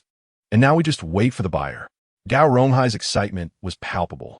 He never expected that on the first day of cutting stones, they would uncover something so valuable. Although a few other stones had incurred losses, they still made a significant profit. Yang Feng seemed unfazed, stating, I'll give you a call later. Just contact Jiang Chung Jewelry Company for the acquisition. Huh, such jadeite is highly sought after by all companies. Shouldn't we try a few more? Gao Ronghai inquired, suddenly recalling. All right, you know Zhao Zhuwei. You know the daughter of the Zhao family as well? Li Wenfei interjected. Gao Ronghai grew more curious, asking, Fengge, who is she? You don't have a hidden sweetheart, do you? Yes. Just moments ago, we were discussing how to corrupt him with wealth. Li Wenfei, Gaimding, not giving Yang Feng a chance to explain. Whoa, a wealthy lady. Gao Ronghai was instantly thrilled. Yang Feng knocked his head lightly, saying, Are you out of your mind? She's just Lin Shui's friend. And can't you think of something more serious than just wealthy women? Well, I did, Fengge. You know my dream girl, right? Maria Ozawa. Or perhaps Teacher Tsang. It can't possibly be AI Fujimoto. Stop joking. My dream girl is still in my dreams. Gao Ronghai coughed, his eyes filled with longing. My dream is that when I get a bit older, a beautiful girl will come along, corrupting my soul with wealth, binding my body with a mansion, entrapping my steps with luxury cars and yachts. And then, every time I pursue my ideals, she will appear before me, forcefully throwing a bundle of money in my face. Of course, if conditions allow, she would also bear me a child, using the child to threaten me not to go to work. Ultimately, I would lose myself in the conflict between wealth and family, forsaking my grand ideals and descending into a life of degradation and monotony. Gao Ronghai described his dream girl. Yang Feng sat in stunned silence. Even Li Wenfei paused for a moment before slowly looking at Yang Feng and saying, I suddenly feel that your soul is indeed a notch nobler than his. The expressions of the two made Gao Ronghai realize, forget it, I can't explain this to you two ordinary folks. He sighed. Li Wenfei glanced at her watch and decided to address a serious matter. Well, I should discuss another important issue. As she spoke, Li Wenfei pulled out a gilded invitation from her bag. The invitation was extravagant, indicating its considerable value. It was an invitation to Lin Shui's grandfather's 70th birthday banquet, which would host many social elites. Xiao Xue mentioned that you had started a company, so she asked me to deliver one to you, hoping it would provide an opportunity for you to network. Li Wenfei added with a smile, This is the first time I've seen Xiao Xue take such an interest in someone. You should seize the opportunity. After saying that, Li Wenfei bid farewell to both men and cheerfully left the house. Yang Feng escorted her to the door. Upon returning home, he found Gao Ronghai examining the invitation. Wow, it seems like there's real gold on this. At least several grams. Gao Ronghai marveled at the extravagance of the wealthy. However, Yang Feng appeared rather indifferent, asking, by the way, how did the recruitment go today? Didn't you ask Lin Shui to help find some management and operations personnel? They're already on board, but we still need to recruit another batch, and the transition is taking some time, Gao Ronghai explained. We'll need to open a few storefronts to enhance the brand of our jadeite rough stones. You know, when I previously operated a store, there was a chain store showcasing our products. Yes, initially in Jiangxing. The profits from this batch of jadeite will primarily be used for expansion, Yang Feng instructed. He understood that Gao Ronghai was still inexperienced, so he had deliberately asked Lin Shui to send some reliable people over. The company was just starting, and everything required time. However, by the end of the conversation, Gao Ronghai's expression seemed troubled. Feng Ge, you know, if I go alone to interview candidates, I might misjudge or get drowsy. I need someone to accompany me. Gao Ronghai hinted at Yang Feng. After a moment of hesitation, Yang Feng replied, you want Lu Qinglan to accompany you for the interviews, right? Ah, you know me well, brother. A brother shares a bond with you, and you think of your brother? I'm just being shy. All right, I'll give her a call shortly. Yang Feng agreed. Just as he finished speaking, his phone rang. To his surprise, it was Zhao Guofeng calling. Chapter 39. Where have you hidden my daughter? Yang Feng recalled that the last time he interacted with their family, the reception was rather lukewarm.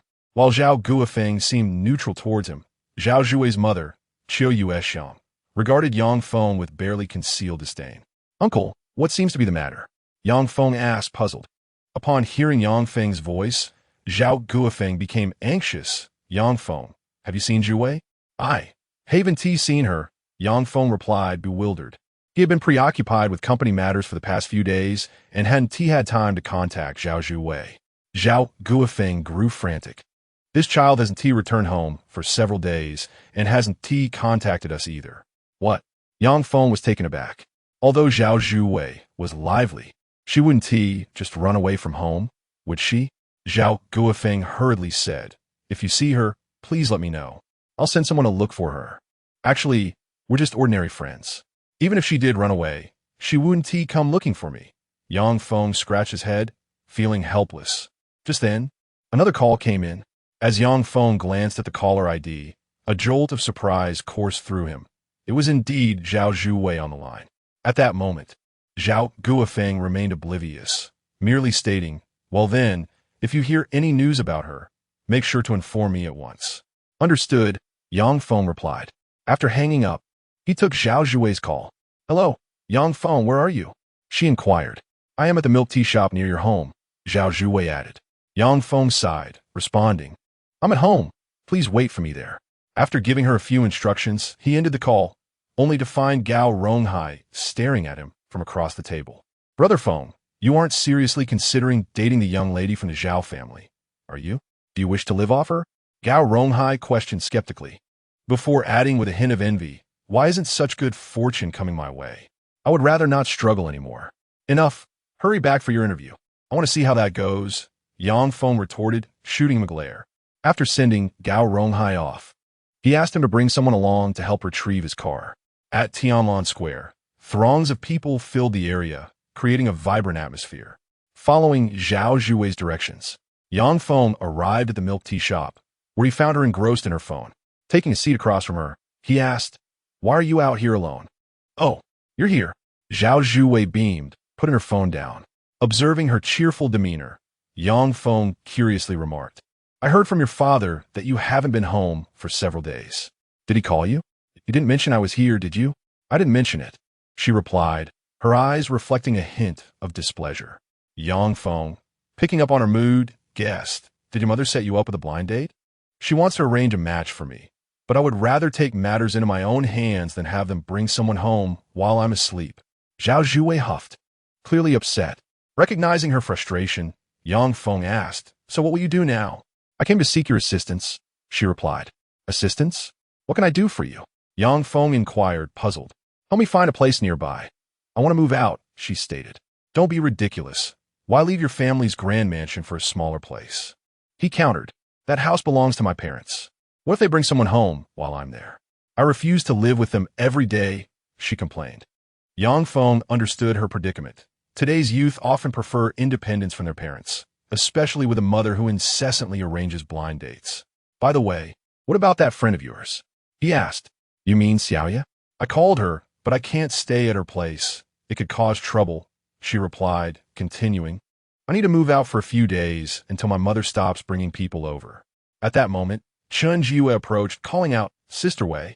She hurried over, exclaiming, What brings you here? And this person seems suspicious. Sister Wei, why are you looking for him? Excuse me, young lady, please address me properly, Yang Feng interjected. Taken aback, Chen Jiwe dismissed his concern, turning to Zhao Zhuwei with excitement. Sister Wei, I heard you ran away from home. Why not stay in my place? No, I plan to find an apartment nearby, Zhao Zhuwei insisted. Perfect. I'm moving out too. We can live together, Chen Jiwe exclaimed, her enthusiasm palpable. The two appeared to be concocting a grand plan. However, after sharing their aspirations, they noticed Yang Feng's lack of response. Yang Feng, what's wrong? Zhao Zhuwei asked, puzzled. His gaze drifted toward the crowd in the square, where he noticed a pair of eyes fixed intently upon them. Were they here for Zhao Zhuwei? He recalled that her father was likely unaware of her current whereabouts. I assume your father doesn't know you're here? Yang Feng suddenly inquired. Of course not. I've been too busy job hunting to bother with them, she replied. Perhaps you should consider going home, Yang Feng suggested, sensing that the individuals observing them were not ordinary. Given Zhao Zhuwei's unique background, he feared for her safety. However, Zhao Zhuwei shrugged off his concerns, standing up. We have things to attend to, so remember to help us find a place. With that, the two departed. As Yang Feng watched them leave, the peculiar gaze from earlier vanished. Were they truly here for Zhao Zhuwei? Yang Feng felt a sense of unease. Meanwhile, from the crowd emerged two men dressed in casual attire and dark sunglasses, both wearing earpieces, seemingly reporting on the situation. One of them, looking puzzled, whispered to his companion, I felt like that guy was watching us. The one with Zhao Zhuwei? His companion confirmed. Yes, do you think he noticed us? The first man asked, anxiety creeping into his voice. His partner shook his head decisively. Impossible. It must be your imagination. He's just an ordinary person. In a crowd this size, he couldn't possibly spot us. Besides, our plan is about to commence. Hesitation now could jeopardize everything. Understood, the two conspired quietly. Yang Feng had no inkling that a conspiracy was silently brewing at that very moment. Just as he prepared to assist Zhao Zhuwei in finding a place, a black sedan halted at the roadside. Recognizing the vehicle, he was startled to see Zhao Guofeng and Qiu Yuexiang step out. As Qiu Yuexiang immediately positioned herself before Yang Feng, she angrily demanded, Where have you been hiding my daughter? Hearing her condescending tone, Yang Feng frowned. During his previous visit to Zhao Guofeng's home, her attitude had reeked of arrogance and disdain. Yet, out of respect for Zhao Zhuwei's mother, he had chosen to remain courteous. Now, however, her behavior had escalated. I have not hidden her. She merely called me from nearby a moment ago, Yang Feng replied, maintaining his composure. Yet Qiu Yuexiang's anger intensified, her voice low and threatening. Let me be clear. Zhu Wei is my only daughter. Do not harbor any inappropriate intentions towards her, or else. Auntie, it seems you've misunderstood the situation. Yang Feng interjected, narrowing his eyes. The one who drove her away from home is not me. That responsibility lies with you. I did all of that for her own good. You wouldn't understand, she retorted, her words dripping with self-righteousness. Claiming to act in the child's best interest is the most noble and justifiable excuse. Yang Feng scoffed lightly. Qiu Yuexiang, taken aback by his audacity, grew even angrier. What gives you the right to speak to me like this? I am not your son. What authority do you have to address me? Yang Feng shot back. You. Qiu Yuexiang momentarily found herself at a loss for words. Just then, Zhao Guofeng intervened, casting a stern look at his wife. Enough. With a huff, Qiu Yuexiang turned away. Zhao Guofeng sighed, saying, I apologize, my wife is a bit anxious. However, Xiao Feng, you must have seen Zhu Wei recently. Do you know where she went? She went out with Chen Jiwe to buy something, Yang Feng replied. Could you call her? Zhao Guofeng asked. Without hesitation, Yang Feng took out his phone and dialed Zhao Zhuwei's number. To his surprise, the call went straight to voicemail. Her phone had evidently died. Perhaps her battery is dead. I can't get through, Yang Feng remarked, handing the phone to Zhao Guofeng. After the latter made another call and confirmed the line was dead, a frown clouded his face. Days had passed without a word from his daughter. Just moments ago, he had finally managed to ascertain through surveillance that Zhao Zhuwei had met Yang Feng here, only to discover she had left so swiftly. Alas, this child. Zhao Guofeng sighed in resignation and said, "Little Feng, I implore you, if you see her again, please let me speak with her, may I?" "If I see her again, of course," Yang Feng replied.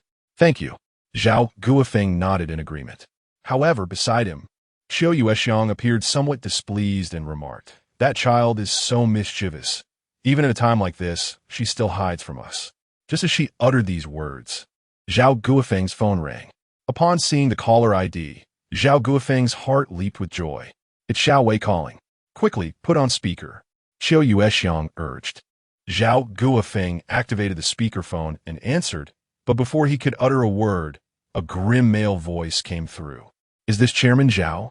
The voice bore an unsettling tone, sending a shiver through the hearts of those present. "Who are you?" Zhao Guofeng's tone turned serious. The man responded with a sinister chuckle, "Chairman, you need not know who I am. You only need to understand that your daughter is in my custody." Upon hearing this, the couple's expressions darkened considerably. Qiu Yuexiang swiftly seized the phone, exclaiming, "What do you want with Xiao Wei? No need to panic. We have no intention of harming her. Yet." The man replied mockingly. Zhao Guofeng took a deep breath, realizing the intent behind the call. "Speak, how much do you want?" He understood that such criminals were motivated by greed. However, to his surprise, the man responded, "Money is unnecessary. It's too cumbersome to carry. A few million in cash would be exhausting for us." "What do you mean by that?" Zhao Guofeng inquired. "I've heard that Chairman Zhao possesses a painting by Wu Daozi titled The Old Man Bestowing the Elixir." The man's question darkened Zhao Guofeng's expression to the extreme. He had not anticipated that this individual had researched his prized collection. That painting, though light, was worth over 100 million. "I trust you understand what to do." The man continued ominously, dripping with threats. Without hesitation, Zhao Guofeng replied, "I will bring the painting to ransom my daughter." "Where are you?" "Deliver it to the end of Youth Road in the East District beside the trash bin. I will send someone to retrieve it. Once I have the painting, your daughter will be returned to you." The man delineated the terms of the transaction. Zhao Guofeng scoffed. "What if you take the painting and refuse to release her? What assurance do I have?" "Dear Chairman, it seems you have misunderstood the situation. This is not a negotiation. However, if you wish to witness your daughter losing a finger each day, I can certainly accommodate that." "Enough. I will retrieve the painting now. During this time, you must ensure my daughter's safety. Otherwise, you will receive nothing. Naturally, she is our golden goose," the man concluded before abruptly hanging up. Qiu Yuexiang, alarmed, quickly said, "Old Zhao, what if they take the painting and refuse to free her?" "We will go back to fetch the painting and stall them. We will call the police while on the way," Zhao Guofeng determined, casting one last glance at Yang Feng before departing. Yang Feng wore a grim expression, having not anticipated the urgency of the premonition he had just experienced. However, judging by the timing, they could not have gone far. They were likely still nearby. Following Zhao Guofeng's report to the police, they promptly mobilized. Yet, in the face of hidden adversaries, their initial response was to filter through surveillance footage. Even if they managed to locate the culprits, the kidnappers' expertise suggested they could easily harm the hostage. After Zhao Guofeng left, Yang Feng ventured alone down one of the streets, sensing that someone was watching him. Chapter 41. Eye Technique, Real Combat. The pair of eyes followed Zhao Guofeng's departure and then discreetly trailed after him. Yang Feng quickly pursued this individual, whose swift strides tested Yang Feng's enhanced physical capabilities. He managed to keep pace until they reached a dilapidated urban village. Where the figure finally slowed down, Yang Feng rubbed his eyes, preparing to continue the chase. But just as he took a few steps, a gun was suddenly aimed at him. "Kid, your tracking skills are lacking," came the cold, menacing voice. The man before him was no ordinary thug. He was a trained assassin. With only 3 meters separating them, Yang Feng realized that a mere squeeze of the trigger could seal his fate. The tension was palpable. Meanwhile, The police had pinpointed Zhao Zhuwei's last known location through surveillance. They deployed a significant force around the vicinity of Youth Road, particularly near the designated pickup point. At this moment, Zhao Guofeng had returned home, retrieving the Wu Daozi painting. He sat in the car and dialed. "I have the item. I am en route to Youth Road. Allow me to speak with my daughter." Zhao Guofeng's voice was icy. The kidnapper, with a menacing tone, kicked Zhao Zhuwei, saying, "Hey, you, talk to your family." "Dad, Zhuwei, don't be afraid. I will deliver what they want shortly."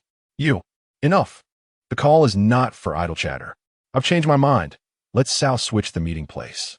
Deliver the painting to Baiwa Street." The kidnapper abruptly altered the terms. Zhao Guofeng's countenance shifted in alarm. "But you just said, enough with the excuses. Don't think I'm unaware that you've already contacted the police. This is your final opportunity. Deliver it to the end of Baiwa Street within half an hour, or your daughter will be doomed." The sinister voice compelled Zhao Guofeng to respond, "I will go immediately. Right away." He hung up, urgently instructing the driver to change direction. Meanwhile, the police had finally tracked down the urban village through cell tower triangulation and surveillance footage. Yet, within the village, Yang Feng remained at the mercy of the gunman. "Is Zhao Zhuwei being held here?" Yang Feng calmly inquired, glancing behind him. The man with the gun sneered. "What? Now you wish to save her? She's my friend." The man laughed derisively. "I see you can barely save yourself, yet you're concerned for others." With a twisted grin, the man declared, "Since that's the case, I'll send you to meet your maker, then take care of your friend. Didn't you say you would let her go after taking the painting? That woman has already seen our faces, and returning her would only waste our escape time." The man narrowed his eyes. Yang Feng felt a chill run down his spine. This individual was indeed a professional assassin with a well-planned escape route. Unfortunately for him, he had crossed paths with Yang Feng today. "Prepare to meet your end." As the man began to squeeze the trigger, he suddenly felt an overwhelming force constricting him, as if the Earth's gravity had multiplied several times. His body felt leaden, and he found himself unable to move. "Tell me, where is Zhao Zhuwei being held?" Yang Feng's gaze turned fierce. This was the eye technique, earthbinding. The man stared at Yang Feng in disbelief. Are you a superhuman? I understand not your words." Yang Feng disarmed him, delivering a powerful elbow strike to the man's neck. Thud! The man's body fell heavily to the ground. Yang Feng used his phone to call the police, requesting their personnel to come and apprehend the assailants, while he continued moving forward. The urban village was vast. At this moment, Yang Feng's eyes pierced through the walls, straining to see into every building. Sweat trickled down his forehead until he spotted 3 robbers in one of the structures, along with Zhao Zhuwei and Chen Jiue bound on the ground. Yang Feng swiftly ascended to the 3rd floor of the building. Standing outside the room, he could see the individuals inside through his ability. The 3 were stationed at their posts, 1 on the balcony and 2 in the hall.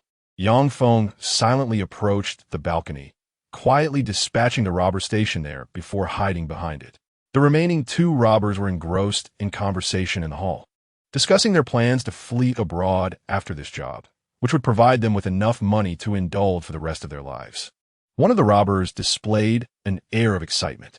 Hearing this, Yang Feng's expression momentarily froze. If these robbers were truly motivated by greed, they should have acted together to sell the painting by Wu Daozi. However, their mention of a benefactor indicated that the painting held additional significance. Was it related to spiritual energy?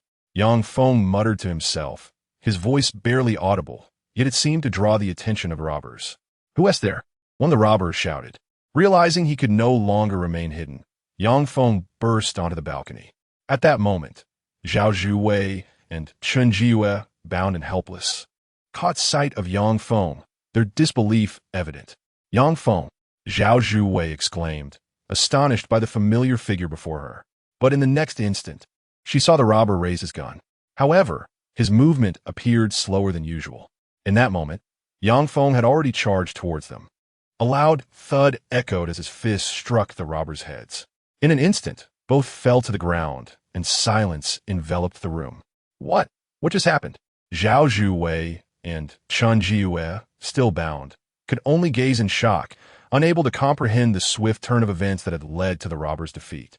Yang Feng approached them and swiftly untied their ropes, beads of sweat continuing to drip from his forehead. Zhao Zhuwei seemed to sense his exhaustion and asked with concern, "Yang Feng, are you all right?" "I'm fine, just a bit tired from running." Yang Feng forced a smile. As Zhao Zhuwei made another call, the police almost simultaneously arrived outside. However, by then, Yang Feng, utterly fatigued, had already slumped against a wall, his eyes closing in slumber. Meanwhile, Zhao Guofeng and his wife hurried to the scene, bringing a brief conclusion to the kidnapping incident. Yet, unbeknownst to Yang Feng, this reckless act had inscribed his name into the records of the Supernatural Investigation Bureau's management system. In the central district of Jiang City, at the Supernatural Management Bureau building, several individuals stood gravely in an office cluttered with documents. Director Wang, based on our investigation, the motive behind the kidnapping of Zhao Zhuwei may be the spiritual energy contained within Wu Daozi's painting, and there is a mastermind behind it, reported a young man standing at the desk. Wang Jihua, the deputy director of the Supernatural Investigation Bureau and the highest decision-maker in Jiang City, examined the photographs from the scene before pointing to Yang Feng, who lay in the corner, and inquired, "What's the story with this individual? We encountered him previously while seeking Han Yunfu. He is an expert in antiques and jade. We have just retrieved his information." The young man indicated towards the documents on the desk. Wang Jihua scrutinized the file for a moment, furrowing his brow. His background appears rather ordinary. Indeed, but according to our recent findings, he possesses a remarkably calm demeanor. For instance, during the tense auction with Han Yunfu, he managed to forge a friendship with him. The young man noted, evidently well prepared. Wang Jihua observed for a while longer before shifting his gaze to a woman who was admiring the view outside the window. "Morong, what are your thoughts on him?" Wang Jihua's tone softened. The woman, Morong Wan, was known for her inscrutable nature, always wearing a smile that exuded warmth. As the head of the investigation team, she had yet to voice her opinion on Yang Feng. "I'm not entirely sure, but he seems like a decent person. At least he displayed great courage while rescuing others, didn't he?" Morong Wan responded with a smile. The young man interjected, "Leader, he doesn't seem particularly skilled, yet he managed to discover the robber's location and single-handedly take down those armed men. If it were a surprise attack, a trained individual could accomplish that." However, before he could continue, Wang Jihua interrupted, "Enough. We'll leave this matter to Morong. For now, our primary goal is to uncover the individuals behind this audacity. Daring to kidnap the daughter of Old Shun and Zhao Zhuwei in Jiang City is incredibly brazen." "Yes, we will investigate immediately," the young man conceded. An ordinary storm, unbeknownst to the masses, was quietly brewing. Yang Feng was oblivious to all of this as he was taken to the hospital for examination. Once deemed fine, he took a brief rest at the hospital.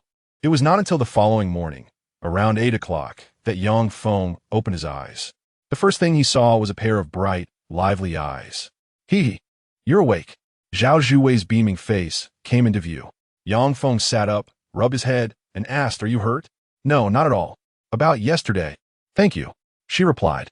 "I just happened to spot that guy and followed him, only to discover he was involved in your kidnapping," Yang Feng explained dismissively. Zhao Zhuwei nodded eagerly. "Are you hungry? Should I get someone to prepare some food for you?" "That would be great," Yang Feng replied without hesitation. Zhao Zhuwei rushed to the door, instructed someone briefly, and then returned quickly, asking, "By the way, are you getting up?" "Ah, I don't have much to do. Just catching up on sleep," he replied. "You looked extremely exhausted yesterday. I thought you were hurt," she noted. "I've just been a bit drowsy lately," Yang Feng yawned. His few words only deepened Zhao Zhuwei's curiosity about him. Until now, she had only perceived him as peculiar, but never imagined he possessed such formidable skills. "Hey, have you ever trained in martial arts or anything?" Zhao Zhuwei's big eyes blinked. Seeing her inquisitive demeanor, Yang Feng sighed. "Yesterday was a special circumstance that triggered my potential. I'm not usually that capable." "You have no idea. You were incredible yesterday," Zhao Zhuwei began, but was interrupted by hurried footsteps at the door. It was Zhao Guofeng and his wife, Qiu Yuexiang, entering. "Xiao Feng, you're finally awake." Zhao Guofeng exhaled a sigh of relief. Beside him, Qiu Yuexiang lowered her head, guilt washing over her upon learning about the events from the previous day. Following the interrogation, It was revealed that the robbers had never intended to release Zhao Zhuwei. Had it not been for Yang Feng's timely arrival, she might have truly faced a dire fate. "Uncle, I'm fine, just took a nap. I'll be all right after I eat something," Yang Feng said nonchalantly. Upon hearing this, Zhao Guofeng promptly replied, "I have already arranged for food. Xiaoye will bring it to you shortly." His expression was one of excitement, yet Yang Feng felt no affinity for such grand gestures. After exchanging a few pleasantries, Chun Jiyue arrived with the meal.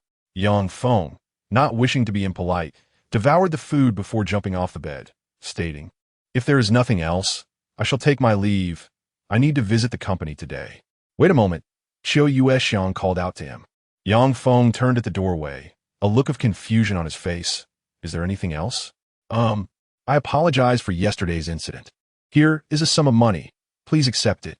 Qiu Yuexiang produced a bank card, the most prestigious black card in the country, with a minimum balance of over 50 million. However, Yang Feng merely glanced at it before smiling and saying, "Thank you." He then declined to take the card and left without hesitation, leaving Qiu Yuexiang momentarily stunned. Fortunately, Zhao Zhuwei quickly followed him. It was only at the entrance of the hospital that she called out, "Hey, wait for me. What else is there?" Yang Feng inquired. "Thank you for yesterday. My father suspected you wouldn't want the money, so he wanted to ask if there is anything your company needs assistance with." Zhao Zhuwei's eyes sparkled with anticipation as she looked at Yang Feng. After a moment's thought, he suddenly smiled and said, "Actually, there is something. When your father has time, could I take a look at the painting the kidnappers requested?" "That is certainly doable," Zhao Zhuwei replied without hesitation. Yang Feng nodded. "Aside from that, I have no other request for your assistance." At that moment, Gao Ronghai arrived at the hospital entrance in his car. After bidding farewell to Zhao Zhuwei, Yang Feng got into the vehicle, which then headed towards the company. Gao Ronghai, still unaware of the kidnapping incident, curiously asked, "Brother Feng, did you go for a checkup with Miss Zhao at the hospital? Do you think that whenever I am with a woman, something inappropriate must occur?" Yang Feng retorted, "You were unreachable on the phone all night. This is how it's portrayed in films." Gao Ronghai chuckled. "Scram, I should send you to Japan. That would suit your expertise," Yang Feng scoffed. Gao Ronghai laughed. "Once we start making money, we can go to Japan and film to pass the time." "Enough. Tell me how the company has been faring these past few days." Yang Feng shifted the topic to business. "Well, we have hired quite a number of employees recently, and many more are in the application process. Our company offers good benefits, so we will surely attract talent quickly," Gao Ronghai said proudly. Just then his phone rang, presumably with a message from a job applicant. "Can you respond for me?" he requested while driving. Yang Feng picked up the phone, opened the recruitment app, and saw a message from a female applicant. "Hello, are you looking to hire?" she inquired. He responded with some basic information, only be taken aback when she suddenly asked, "By the way, how old are you?" 25. "Do you own a house and a car?"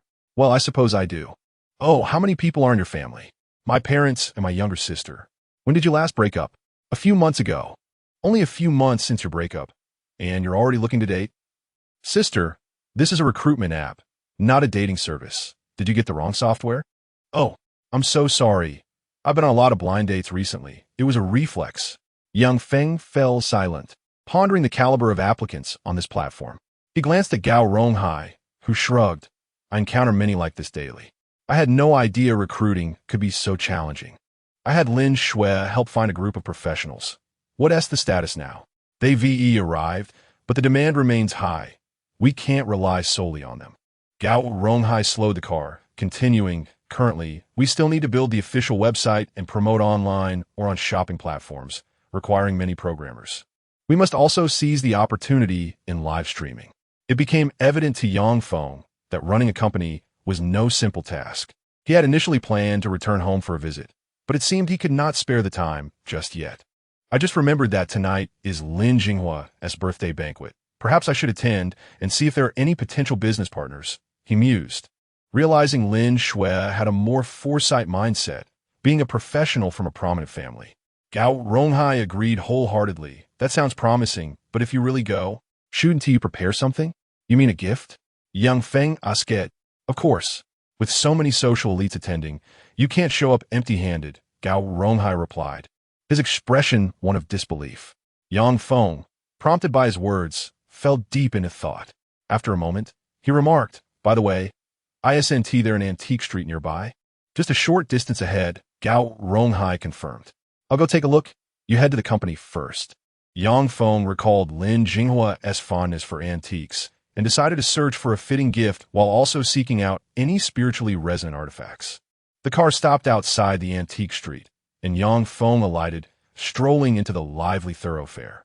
The antique street, though not particularly wide, was lined with old buildings and two cobblestone paths that intersected, with stalls and various old shops dotting the area. The streets were bustling with people, many hoping to strike it rich.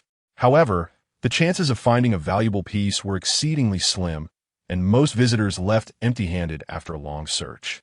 Yang Feng wandered about until he entered an old shop.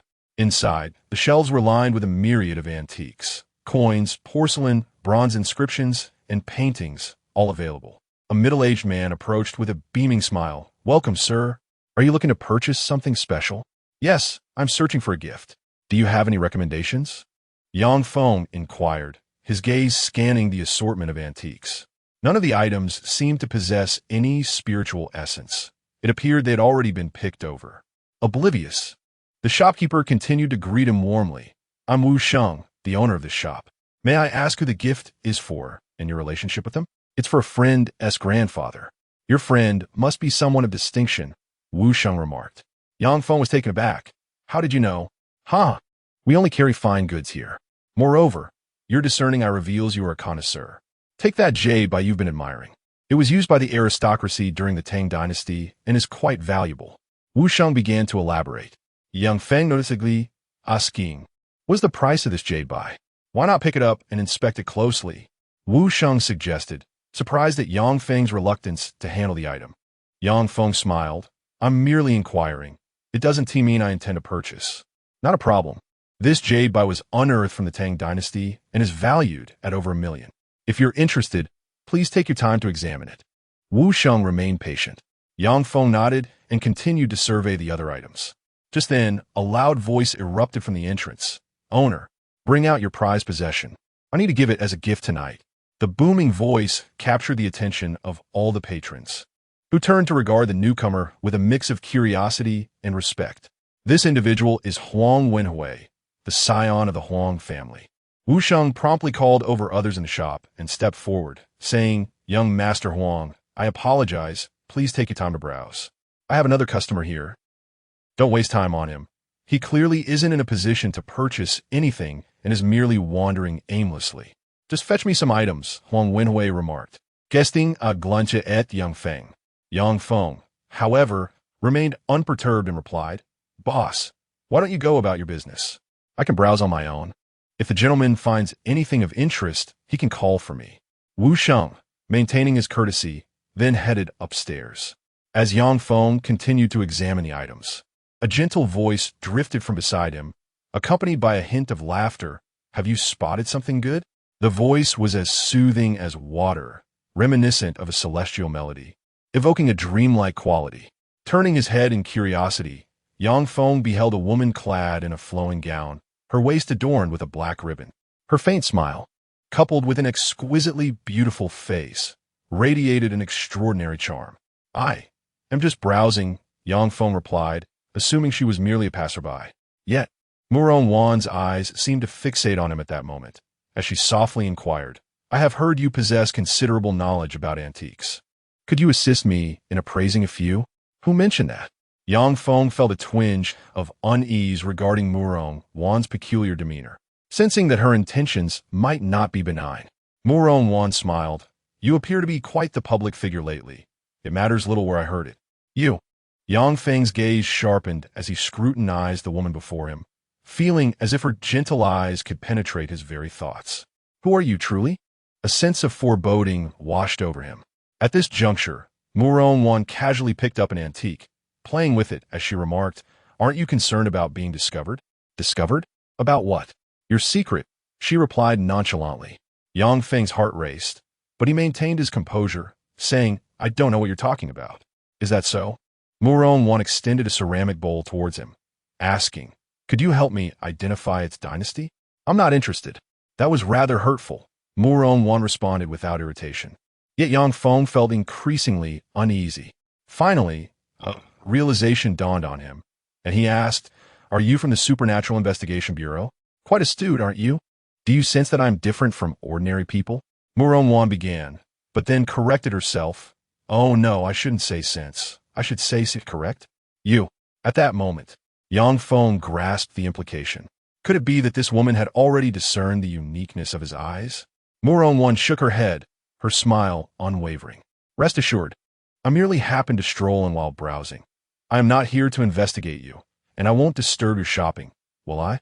Her smile remained gentle, yet in Yang Feng's eyes, she appeared more formidable than anyone else. "Aren't you here to shop?" Muron Wan gestured around them. Yang Feng took a deep breath and replied, "I have lost my interest in shopping." As he spoke, he scrutinized Muron Wan, who was now engrossed in examining the antiques, seemingly no longer intent on engaging him. "May I invite you for a drink outside?" Yang Feng inquired. Muron Wan gracefully lowered the antique and nodded. "Are you asking me out?" "I merely have some questions I wish to ask you." Yang Feng's face flushed at the implication. He realized he might appear to be seeking her affection. Muron Wan pointed across the street, saying, "Shall we go to the tea house over there?" "Very well," Yang Feng readily agreed. However, as they prepared to leave, Huang Wenhui and the shop owner descended the stairs. "Young Master Huang, this is the finest treasure among our offerings. If you present it to old Master Lin, it will surely leave a lasting impression," Wu Sheng praised. Huang Wenhui laughed heartily, replying, "Thank you for your kind words, boss. Please prepare it for me. I have grand plans for tonight." "Of course, I will have it ready at once," the owner affirmed. Unbeknownst to Yang Feng, Huang Wenhui, who had just entered, was the same young gentleman slated to attend the same evening gathering as him. Inside the tea house across the antique shop, Yang Feng found a window-side seat. He felt a tinge of nervousness in Muron Wan's presence, not due to her identity, but because she struck him as distinctly different from anyone he had encountered before. "Boss, 2 cups of tea guanyin, please, along with some snacks," Muron Wan ordered without hesitation. Upon turning back, she noticed Yang Feng was still gazing at her. "Staring at a girl's face like that seems rather impolite," she teased. Yang Feng cleared his throat and said, "I apologize. I actually wanted to ask about those individuals. Are you referring to those who collect antiques?" Muron Wan inquired. Yang Feng nodded, stating they appear to have a specific agenda. "Yet I am unaware of their intentions. Truth be told, we are equally in the dark," Muron Wan replied with a hint of resignation. "However, based on our research, it is likely that there existed a unique group in ancient times, practitioners who cultivated their abilities through the natural energies found within antiques. Indeed, however, some unforeseen event may have led to the disappearance of these energies. The essence of such energies is inherently tied to nature, which may manifest in carved inscriptions or masterful paintings." Muron Wan continued, "Take the renowned artist Wu Daozi, for instance. Every stroke he made was imbued with spirit, and thus, his artworks often exude an aura of vitality. Who are they exactly? We do not know. Our encounters with them have been limited. Yet, we can ascertain that they may include Western blood cultists as well as Japanese Shinto deities. As for their motives, it is possibly to enhance their power." Muron Wan seemed to hold nothing back from Yang Feng, which surprised him. "This must be classified information. Why divulge it so readily?" "Because I'm aware of your secret too. Isn't that fair?" she replied with a smile. Yang Feng felt an increasing sense of trepidation towards this woman. Yet, at that moment, he suddenly sensed a familiar aura emanating from Muron Wan. This aura was distinct from the impure essence he had encountered with the 2 agents from the Supernatural Investigation Bureau. It was pure, akin to his own. "You." Yang Feng suddenly realized something. "I'm not like you. Perhaps you are the more fortunate one." Muron Wan smiled. Yang Feng had never anticipated the existence of someone like her, aside from himself. In that instant, he felt a mix of elation and a hint of defeat. Nevertheless, he remained patient, posing numerous inquiries regarding the energies imbued within these antiques. Unbeknownst to him, as he conversed with Muron Wan, 2 very familiar figures passed by the tea house window, Lin Shui and Li Wenfei. "Hey, Xiao Xue, isn't it Yang Feng over there?" Li Wenfei suddenly spotted him. Lin Shui turned around, surprised to see Yang Feng. Just as she was about to greet him, she noticed the enchanting Murong Wan seated across from him, her beauty rivaling Lin Shui's own, and her face adorned with a radiant smile as if she were enjoying a delightful conversation with Yang Feng. "It seems he is more popular than we initially thought," Li Wenfei remarked playfully. Lin Shui's expression remained as frosty as ever as she turned away, stating, "That has nothing to do with us." "Hey, Xiaoxue, is that really how you feel? Hurry up. We should head back to the company after picking up the items. I still have work to do this afternoon," Lin Shui said as she walked ahead. Her resolute demeanor left Li Wenfei somewhat exasperated, prompting her to shrug and follow suit. At this moment, Murong Wan's lips curled into a faint smile as she squinted her eyes and remarked, "It seems someone has misunderstood." "What? You'll know tonight." Murong Wan's smile hinted at a touch of intrigue. Chapter 45. Zhang Daqian's Forge Painting? Yang Feng felt an unsettling suspicion that he might be unwittingly exploited by Murong Wan, only to be left counting her profits. Nevertheless, she seemed preoccupied with other matters, bidding farewell with a smile before departing. Realizing the time was slipping away, Yang Feng decided to stroll around the vicinity in search of an appropriate gift for Lin Jinghua. His intent was not to curry favor. However, as he was invited to a lavish birthday banquet, presenting something too inexpensive might lead others to misinterpret his intentions as arrogance born from his past assistance. He wandered through the antique street, browsing various stalls and second-hand shops. It was not until he reached the last antique store that he sighed, muttering in resignation. It appears that even these places have been scoured by connoisseurs. Finding a hidden gem is no easy feat given this realization. He concluded that he would have to spend some money for a worthy item. Fortunately, he had some funds at his disposal, allowing him to invest a few $100,000 for an exquisite antique. Just as he prepared to speak with the shopkeeper, his eyes caught sight of a painting, neglected in the corner. The artwork was rolled up and seemingly overlooked, yet Yang Feng felt an undeniable brilliance emanating from it. This painting held significant value. Overjoyed, he hastily addressed the shopkeeper. "Excuse me, could you unroll this painting for me?" The shopkeeper, sensing a potential sale, eagerly complied, spreading the painting across the table. Although the piece exhibited signs of wear, with some areas blurred by moisture, its essence remained intact. It was a traditional ink wash painting, adorned with delicate touches of Chinese pigments. The primary hues were ink, complemented by splashes of red flowers and trees, interspersed with gentle rain, and two figures seated in a pavilion engaged in conversation. Two red seals adorned the top corner. "Is this a work by Zhang Daqian?" Yang Feng recognized its worth. The shopkeeper smiled and replied, "What do you think? Is it authentic?" "It's certainly not a fake," the shopkeeper remarked slyly, employing a common tactic within the industry. When asked about the authenticity of antiques, he would never provide a definitive answer, but rather imply the possibility of it being genuine. Yang Feng grasped the shopkeeper's insinuation and inquired, "What is the price for this painting?" "100,000, and I can include a wooden box for you." The shopkeeper responded readily. Yang Feng feigned hesitation before ultimately agreeing. "All right, I'll take this painting." The shopkeeper's heart soared. He knew the painting was a forgery, having been appraised upon acquisition. The genuine piece resided in another shop down the street. However, this replica was crafted with considerable skill, which is why he had kept it as a decorative item. Little did he expect that someone like Yang Feng would come along to purchase it, leaving him elated. Once the painting was neatly packaged, Yang Feng glanced at his watch, ready to return home for a shower. Just then, a familiar voice called out his name. "Yang Feng? What are you doing here?" He recognized the voice instantly.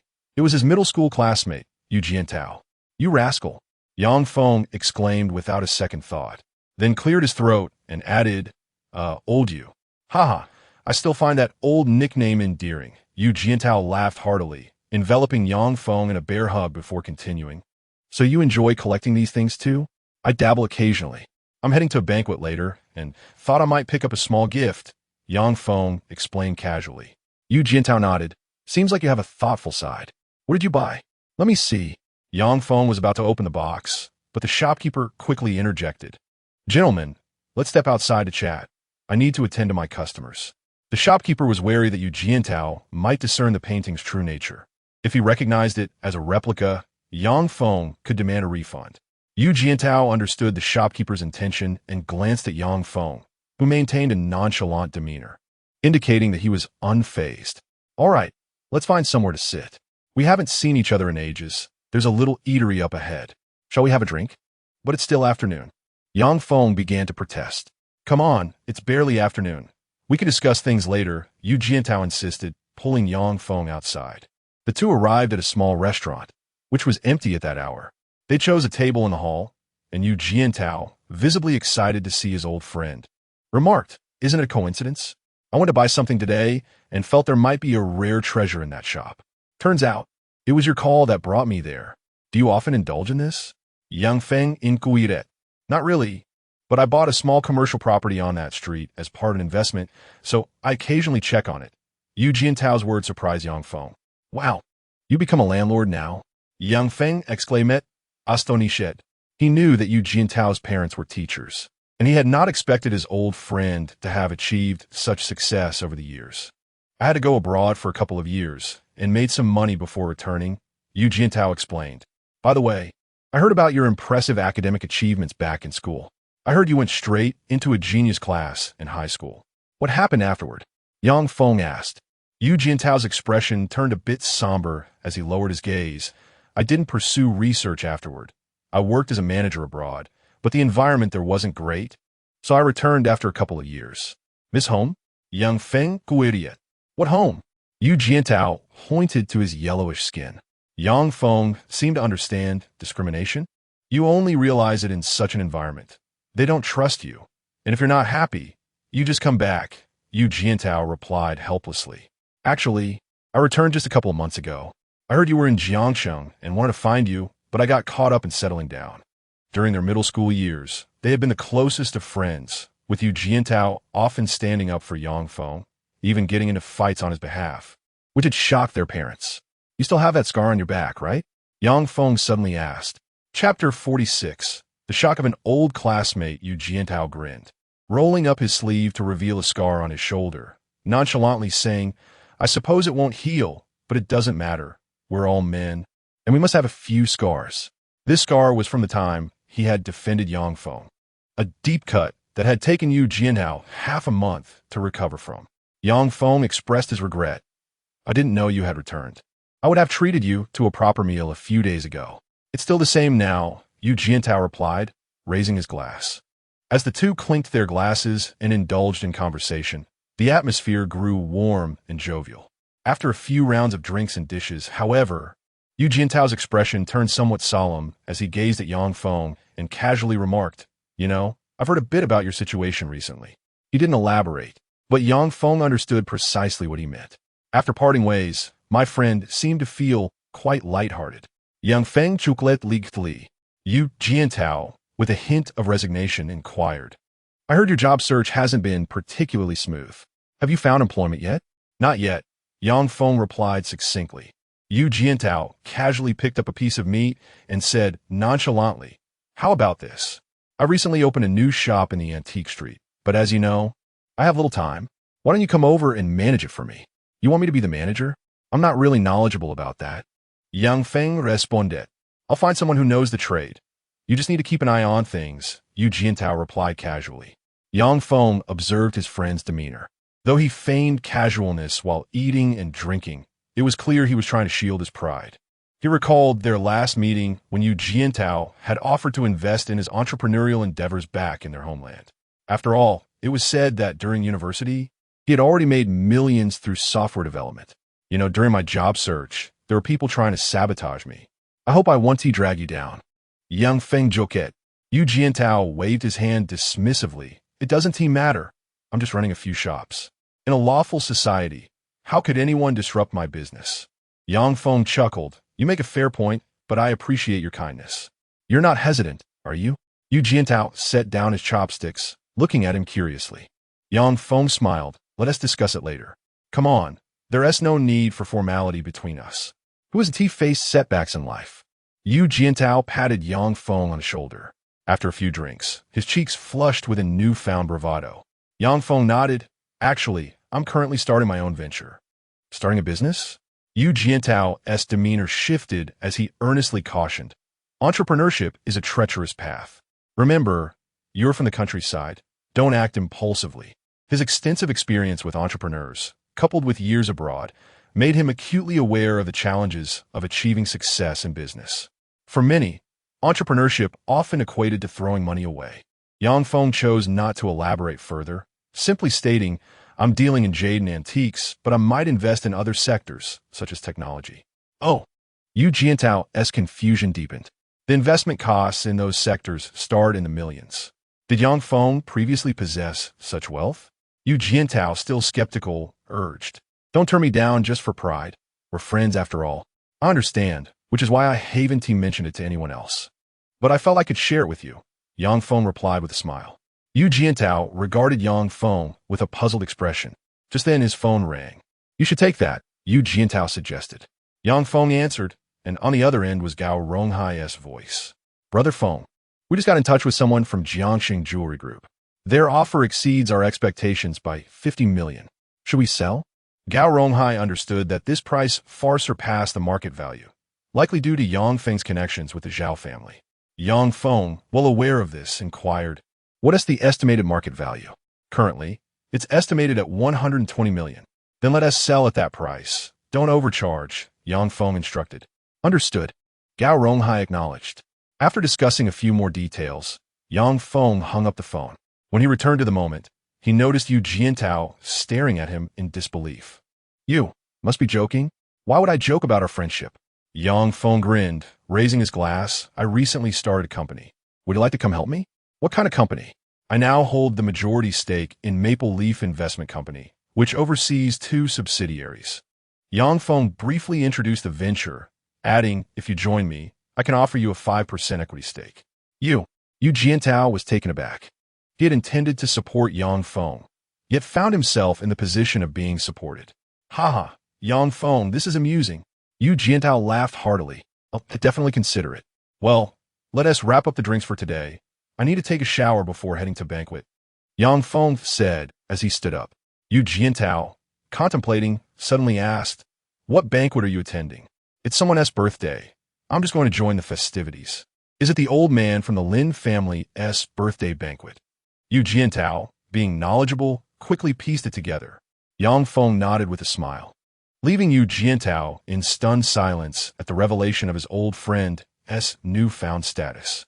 The afternoon passed swiftly, and by 6 in the evening, Jiangcheng Grand Hotel, known as the most luxurious venue in the city, was fully booked. Security personnel were stationed throughout to protect the elite attending the event. In the grand hall on the 2nd floor, tables were set up, with the main table already occupied by key figures, including the Lin family and influential tycoons in Jiangxing. Lin Jinghua mingled among the tables, engaging in jovial conversations.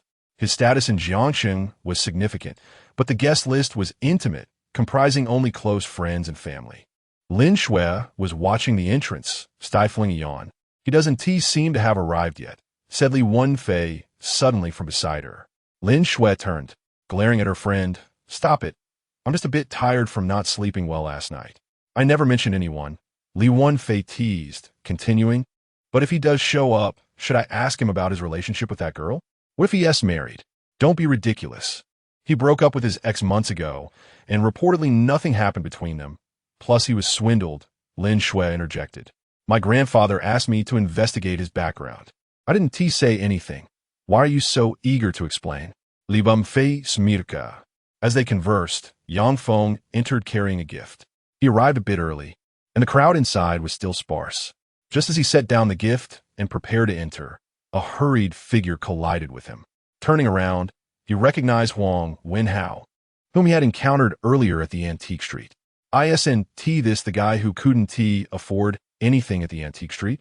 Huang Wenhao sneered, observing Yang Feng's actions with disdain and deliberately stepping aside as if to avoid bad luck.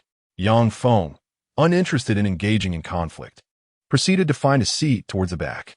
Upon sitting, he noticed the other guests' gazes fixated on the main table, as if they were mere spectators.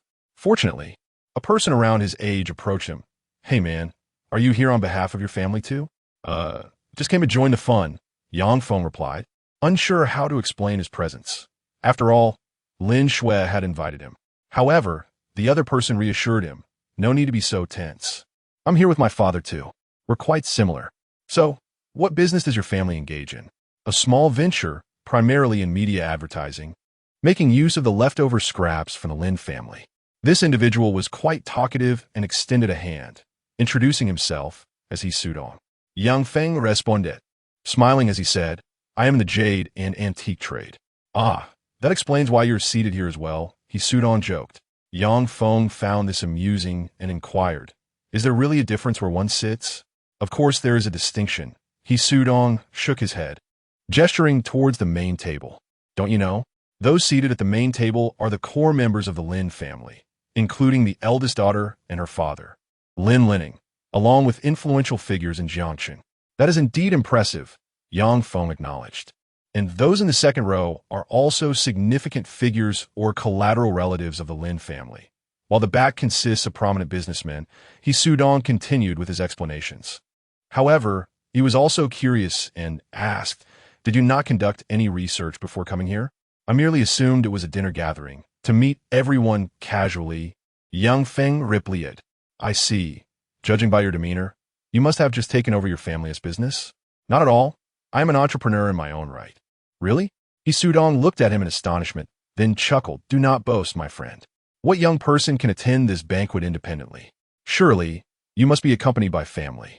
He clearly did not believe Yang Feng, who chose not to elaborate further, instead asking, what about your family business? It's an internet company, valued at several billion.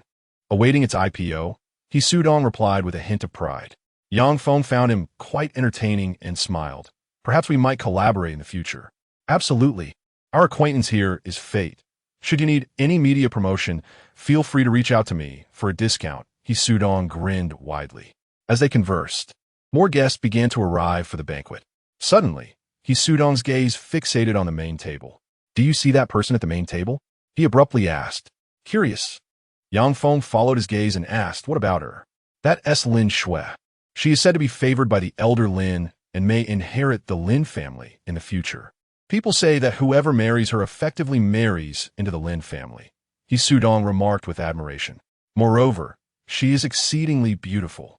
I wonder which fortunate soul from a past life saved the world to be with such a wealthy beauty. You already have considerable wealth, yet you still dream of marrying a rich woman? Yang Feng teased. You don't understand. Just for Lin Shui's beauty, I would willingly donate all my assets. Many young gentlemen are here today, hoping to make a good impression on her, He Sudong said with a face full of gossip and envy. Just then, his breathing became somewhat labored. What's wrong with you? Is your asthma acting up? Yang Feng asked, but Mu said. Lin Shui seems to be approaching us. Look, He Sudong urged Yang Feng, his anxious demeanor causing Yang Feng to shake his head in disbelief. Indeed, Lin Shui was gradually making her way toward them. He Sudong grew increasingly nervous, pondering if Lin Shui had noticed him. He instinctively smoothed his non-existent bangs, silently grateful for his handsome appearance bestowed by his parents. As if responding to his silent call, Lin Shui arrived and paused before him. He Sudong was exhilarated, eager to greet her, but Lin Shui spoke first. Why are you sitting here? Her melodious voice rang out. Yet He Sudong realized she was addressing Yang Feng, not him. Yang Feng, failing helpless, replied. I just can't have a look.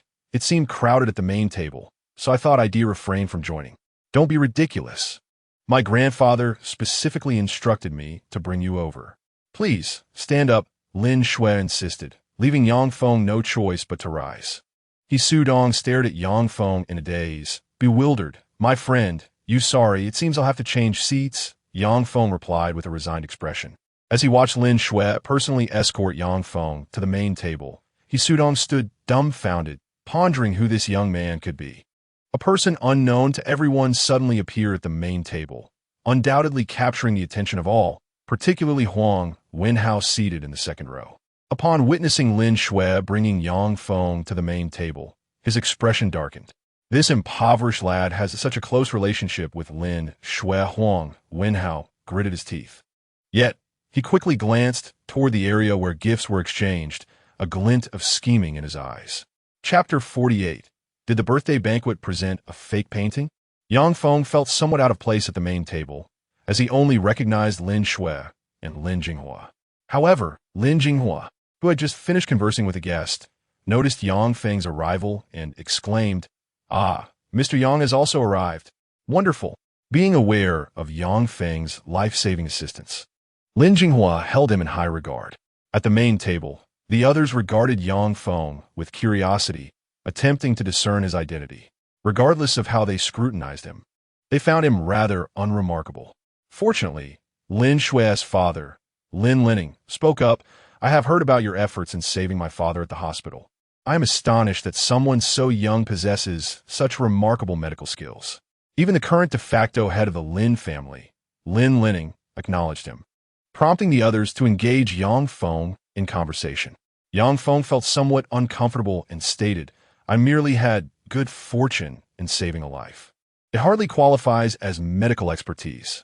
"Haha, Mr. Yang is being modest. My reaching this milestone of 70 years is indeed a blessing bestowed by you. That is why I specifically invited you to grace us with your presence." Lin Jinghua laughed heartily. His health had significantly improved, and the banquet atmosphere became lively. Following tradition, guests would soon take turns to toast Lin Jinghua. Amidst the festivities, Huang Wenhao, who had been preparing, approached the main table with a wooden box. "Oh, it's Huang's young man. I remember you," Lin Jinghua said graciously. Huang Wenhao felt elated and quickly replied, "It is truly an honor that Lin Lao remembers this junior. This is a gift I prepared earlier. I feared it might get damaged outside, so I brought it in." "Oh, a gift that has garnered such care must be extraordinary," Lin Jinghua remarked with curiosity. Huang Wenhao smiled and continued, "I have heard that Lin Lao has a particular fondness for paintings, especially those by Zhang Daqian's works." Lin Jinghua's excitement grew. This was undoubtedly something to his taste, and many present shared the same enthusiasm. "Old Lin, since today is a joyous occasion, why not unveil the painting for everyone to admire?" Lita Xuan from the Li family suggested.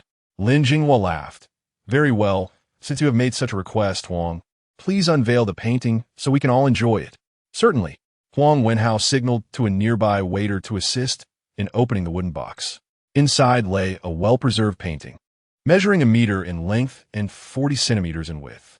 Upon unfolding it, a breathtaking landscape of a post-rain scene was revealed, adorned with beautiful plum blossoms, an elegant pavilion, and figures engaged in leisurely conversation.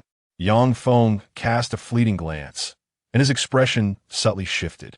Huang Wenhao, noticing the change in his demeanor, felt a surge of satisfaction. Meanwhile, Lin Shui, oblivious to the underlying truth, quietly inquired, "What troubles you?" "Nothing," Yang Feng replied, shaking his head.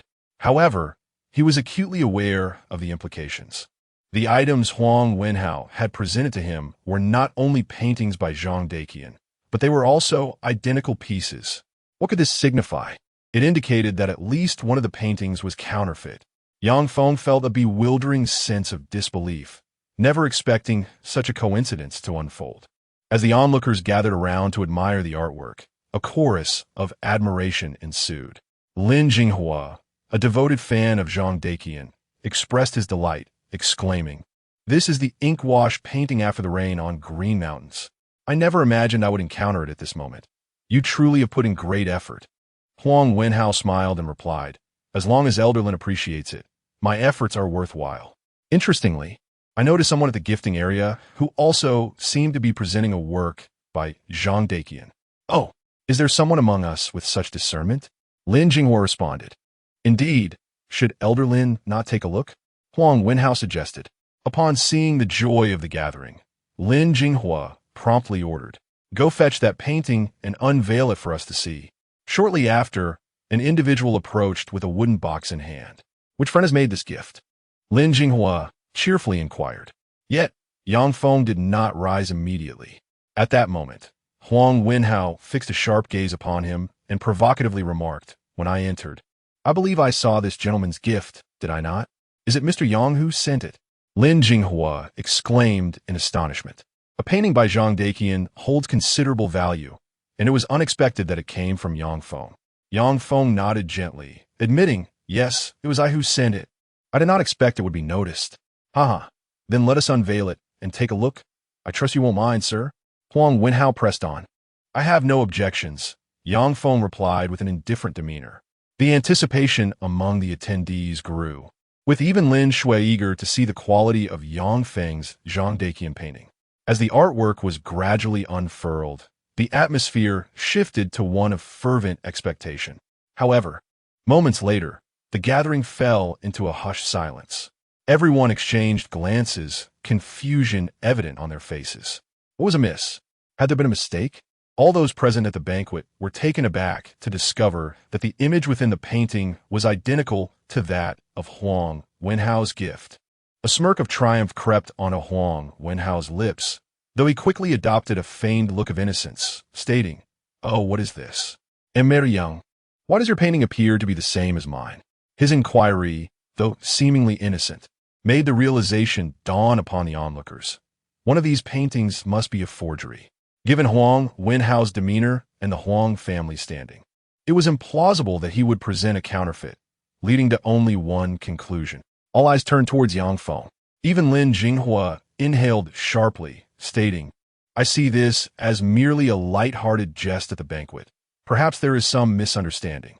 As he spoke, Lin Jinghua intended to have the painting removed, feeling that Huang Wenhao had achieved his goal of humiliating Yang Feng and relished the moment. Yet in that instance, Yang Feng, who had remained silent until now, unexpectedly spoke up. "Since we have unveiled it, why not take a closer look?"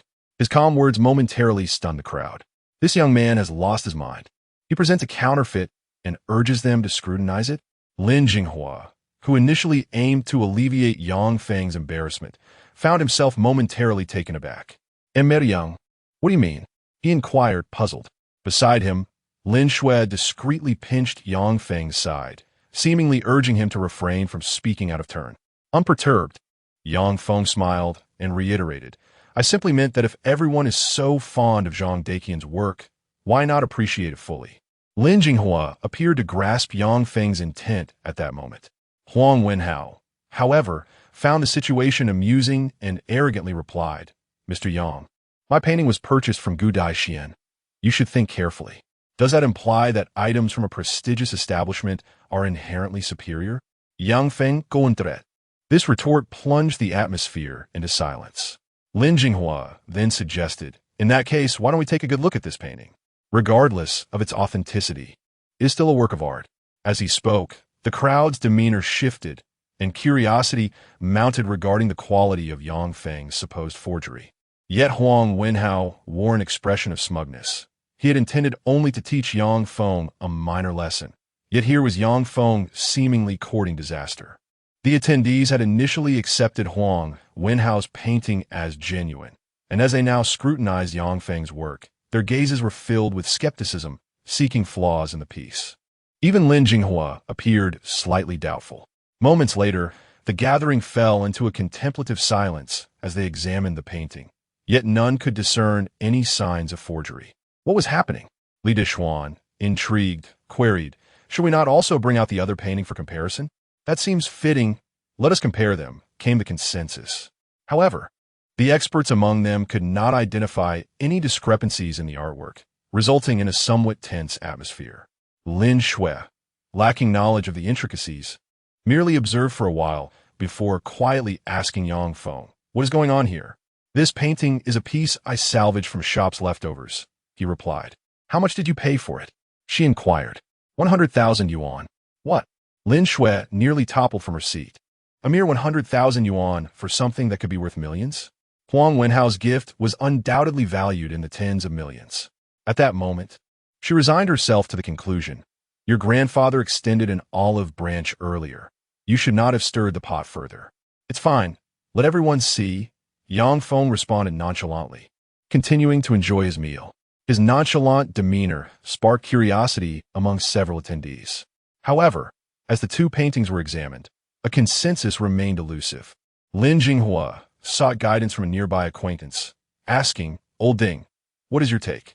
The person he referred to as Old Ding was the esteemed Ding Kuan, a recognized authority in the field, specializing in art authentication, differing from the antiquities expertise of Han Yunfu. Ding Kun had been observing closely, and, after a moment, approached Huang Wenhao's painting. This action signaled to the crowd that they were about to unravel the truth. It appears that expensive items hold their value. The audience sighed in resignation. Despite the forgery's meticulous craftsmanship, it could not deceive the discerning eye of an expert. All eyes turned to Yang Feng, expressions now tinged with sympathy. This young man had willingly subjected himself to humiliation in front of such a large audience, and now the moment of revelation was at hand. Old Ding, what do you make of this? Lin Jinghua felt a sense of foreboding. Ding Kun chuckled and replied, no need for alarm.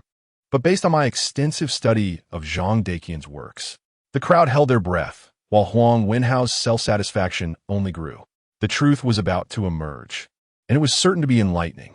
Huang Wenhao was still in that place, boasting, I appreciate the compliment, but I merely knew that old Lin favored Zhang Daqian, so. What? Mine is a fake? Huang Wenhao suddenly realized, staring blankly at Ding Kun, as did the crowd, all wearing expressions of disbelief. How could this be possible? Not only the onlookers, but even the members of the Lin family found it hard to believe. It was evident to everyone that the painting gifted by Yang Feng was far inferior in both packaging and provenance compared to Huang Wenhao's. Lin Jinghua, a man of integrity, wore a serious expression and said, Old Lin, although Mr. Yang saved my life in such a public setting, you should not cater to him just because of that. It would be unfair to the younger generation of the Huang family. Haha, I would not tarnish my reputation for such a reason, Ding Kun laughed heartily, instructing someone to hang both paintings. He then stepped forward and remarked, at first glance, the differences between these two paintings are indeed minimal, but upon closer inspection, the distinctions become apparent. Please elaborate. Ding Kun continued, Zhang Daqian's artistic style encompasses 3 periods. His early years of learning from Shitao and Badashanren, his middle period influenced by Dunhuang murals, and his later years characterized by innovative ink and color splashes. His brushwork is delicate and swift, with vibrant and rich colors, conveying a lively spirit. He further explained, in contrast, the counterfeit exhibits weak and stiff brushwork with dull and monotonous colors, lacking a sense of harmony. You mean, although it was a deliberate imitation, the painting on the right clearly lacked the cohesiveness of the one on the left, and the right painting, a late work featuring ink splashes, was evidently less lively and dynamic than the left, which resembled Dong, sure imitating Xianglin. Ding Kun's words enlightened the crowd, prompting them to scrutinize the brushstrokes closely, where they indeed began to uncover subtle clues. Moreover, examining the paper, it was clear that Zhang Daqian predominantly used rice paper and silk, selecting thick, quality materials adorned with watermarks. Although the counterfeit was remarkably well executed, a slight difference in texture due to age remained. Ding Kun smiled at Huang Wenhao, stating, your painting is a top-tier counterfeit. However, a counterfeit remains a counterfeit. It may deceive most, but not me. Chapter 50. Xiaoxua wants to date you. Ding Kun's confidence stemmed from his many years immersed in this field. Yet it drew the attention of everyone present towards Huang Wenhao, whose expression darkened considerably. His painting, which he had picked from a shop as a mere scrap. How could it possibly be authentic? Huang Wenhao found it hard to believe. His words undoubtedly indicated his intent to embarrass Yang Feng. Yet he never anticipated that the painting in his possession was, in fact, a fake. At that moment, Ding Kun regarded Yang Feng with newfound admiration. It seemed that Yang Feng had indeed stumbled upon a hidden gem, suggesting that Mr. Yang was quite knowledgeable about artworks. Otherwise, he would never have unearthed such a neglected masterpiece. Ding Kun mused. The crowd looked at Yang Feng with a newfound respect. No wonder he had exuded such confidence earlier. He was aware that his gift was indeed genuine. Furthermore, if this painting were authentic, its worth would exceed 20 million. To present such a lavish gift, what status did this man hold? Mr. Yang, your generosity is overwhelming, Lin Jinghua sighed. Yang Feng, failing helpless, replied. I simply felt it inappropriate to arrive empty-handed and randomly chose something. He did not overly concern himself with the painting. In contrast, when Huang Wenhao received the artwork as a gift, he had made a point to flaunt it. Yang Feng, however, merely placed his gift at the reception. The contrast in their characters was glaringly evident. Huang Wenhao suffered a significant loss, and the crowd found his predicament somewhat amusing. Fortunately, Lin Jinghua chose not to dwell on the matter further and instructed everyone to return to their seats to continue the evening's banquet. After this incident, Yang Feng remained quiet. As the banquet progressed into its latter half, toasts began circulating among the tables. Yang Feng found a relatively quiet table to sit at, yet people gradually approached him to greet him, probing into his family's background. Yang Feng, being straightforward, engaged with them until he spotted Lin Shui and Li Wenfei approaching from a distance. I never expected you to be not only knowledgeable about porcelain, but also well-versed in Zhang Deqian's paintings, Li Wenfei remarked, her tone laced with surprise as she took a seat. Yang Feng sruged, responding, just fortunata. Indeed, having such luck repeatedly is no small feat, Li Wenfei teased. Lin Shui, however, seemed less interested in the banter and inquired, by the way, are you heading back soon? Yes, I believe it's about time. My grandfather has a tea gathering later. Would you like to join? Lin Shui did not specify who would attend the gathering, but they were undoubtedly prominent figures. To Lin Shui's surprise, Yang Feng appeared disinclined to ingratiate himself, stretching lazily and replying, never mind, I don't quite fit into such gatherings. And you? Lin Shui hesitated before saying, actually, I have something I would like your assistance with. Yang Feng redirected the topic, stating, I wish to invest back in my hometown, but I lack knowledge in this area. So I wanted to ask if you had any suggestions. Giving back to your hometown? Lin Shui discerned the implication in Yang Feng's words and pondered for a moment. Then replied, each region has its unique characteristics, but your idea is not difficult. I can introduce you to some people who can help with field investigations. Field investigations? Exactly. To assess the local cultural climate and specialties. For instance, if there are tourism development opportunities, they could be suitable for tourism projects. If there are abundant land resources, agriculture could be pursued. Lin Shui spoke with assurance, demonstrating her superior business acumen compared to Yang Feng. I'll send 2 people to investigate on your behalf, communicating with the local mayor and secretary under your name to see if there are any relevant policies, Lin Shui concluded. Yang Feng nodded, expressing his gratitude. Thank you. No need for thanks. Just be a good son-in-law to the Lin family in the future, Li Wenfei chimed in. Lin Shui's face flushed slightly at this. Shooting Li Wenfei a glare, stop talking nonsense. There are others present. Wasn't it your idea? I merely voiced it. Li Wenfei smiled cheekily. Yang Feng cleared his throat, saying, well, I have some matters to attend to. Perhaps I should head home? Wait, Lin Shui suddenly called after him. Yang Feng, puzzled, asked, is there something else? This. Lin Shui appeared quite embarrassed. However, Li Wenfei straightforwardly said, Xiao Xue wants to date you. What? Yang Feng stumbled in surprise.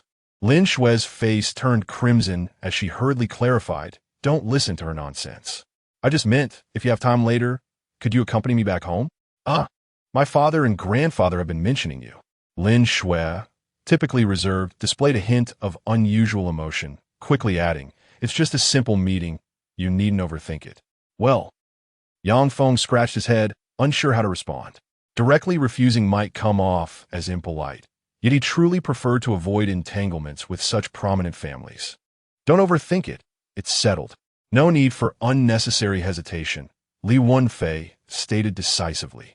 It's the day after tomorrow, just remember to go. Okay, sure. You see, this is quite simple, Li Wenfei beamed. Yang Feng's expression stiffened, and he quickly bid farewell before leaving. Once outside the hotel, he exhaled a long sigh of relief. As he was preparing to hail a cab home, a voice called out to him, Mr. Yang, you're out as well. The voice was somewhat familiar to Yang Feng. Turning around, he was surprised to find it was the man he had encountered outside the auction house last time. You are Xiang Shengwei? Yang Feng recalled the man's name. Xiang Shengwei laughed heartily. It's rare for Mr. Yang to remember me after all this time. Yang Feng recalled that the man had mentioned he was an antique collector that day.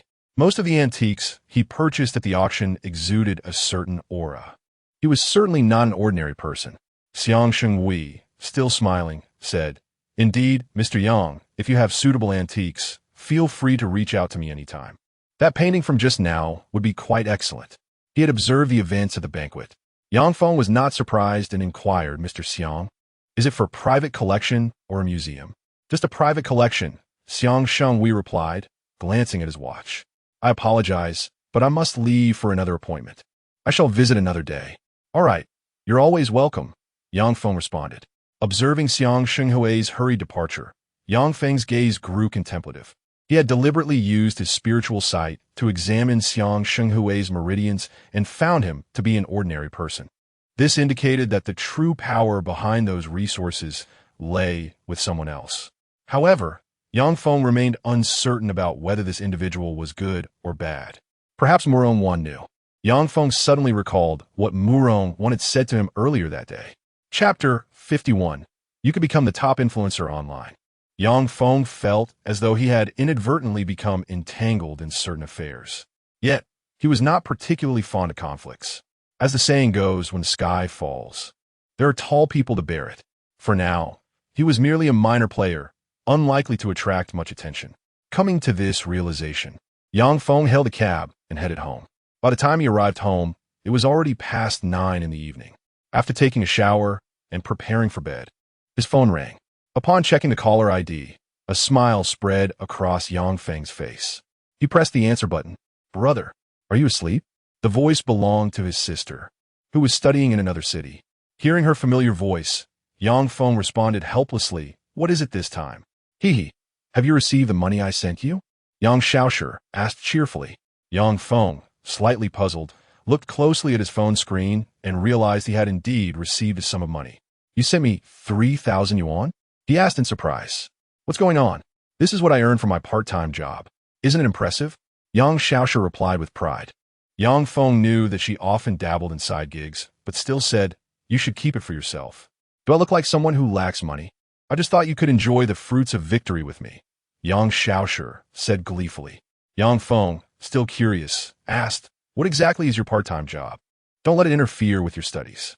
You'll find out when I come home in a few days. It's a secret for now. You're such a quirky girl. Yang Feng remarqued. I have to hang up now. I'm about to start a ranked game. Seeing that it was almost 10, Yang Shaoshi quickly ended the call and logged into her gaming account. Hey! Yang Feng attempted to call her back, but all he heard was a busy signal. That girl, he thought, smiling helplessly as he tossed his phone onto the bed. He had intended to share his recent experiences with his sister, but upon reflection, he realized she probably wouldn't be interested.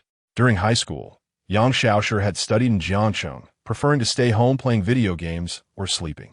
Yang Feng had often helped her with homework, which led him to recall the nightmares of his own high school days. What felt most unfair to him was how knowledge seemed to effortlessly fly into her ears. Despite her lack of diligence, she managed to gain admission to one of the country's top universities. Time passed, and Yang Feng dismissed these thoughts, quickly falling asleep. The following day, after a good night's rest, Yang Feng went to the dealership to pick up his new car. Though it was inexpensive, it suited him perfectly. Driving the car, he called Gao Ronghai. The company had been open for several days, yet he had not yet visited. At the entrance of an office building bustling with activity, Yang Feng's company had rented the 4th and 5th floors as their office space. Upon entering, he noted that the company had already grown to about 20 or 30 employees, filling him with a sense of pride. This was his first time as a boss. While he was lost in thought, Gao Ronghai emerged, grinning widely. Brother Feng, you've finally arrived. As he spoke, Gao Ronghai introduced Yang Feng to the office staff, who would eventually become the backbone of the company. After familiarizing himself with everyone, he stepped into Gao Ronghai's office. How is the company faring? Yang Feng inquired. Gao Ronghai chuckled. Everything's going smoothly. Do you remember Boss Liu, from whom we sourced our goods a few days ago? The same place where Liu Qinglan works? Yes, that's him. I told him our company had acquired stones worth over $1 billion, and he was thrilled, insisting we collaborate on promotional efforts, which I agreed to. Gao Ronghai, a seasoned veteran in the industry, understood that trust and brand recognition were paramount in the luxury goods market. The same item could fetch vastly different prices depending on the brand. Gao Ronghai outlined the company's recent developments, adding, by the way, we've hired a few attractive girls primarily for our live streaming and online promotion, although our popularity is a bit low at the moment. Are you using the company to find girlfriends? Yang Feng asked with a skeptical expression as he surveyed the surroundings.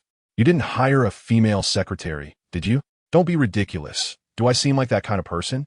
Besides, Lu Qinglan is handling the live streaming, so I have no involvement, Gao Ronghai replied, feigning innocence.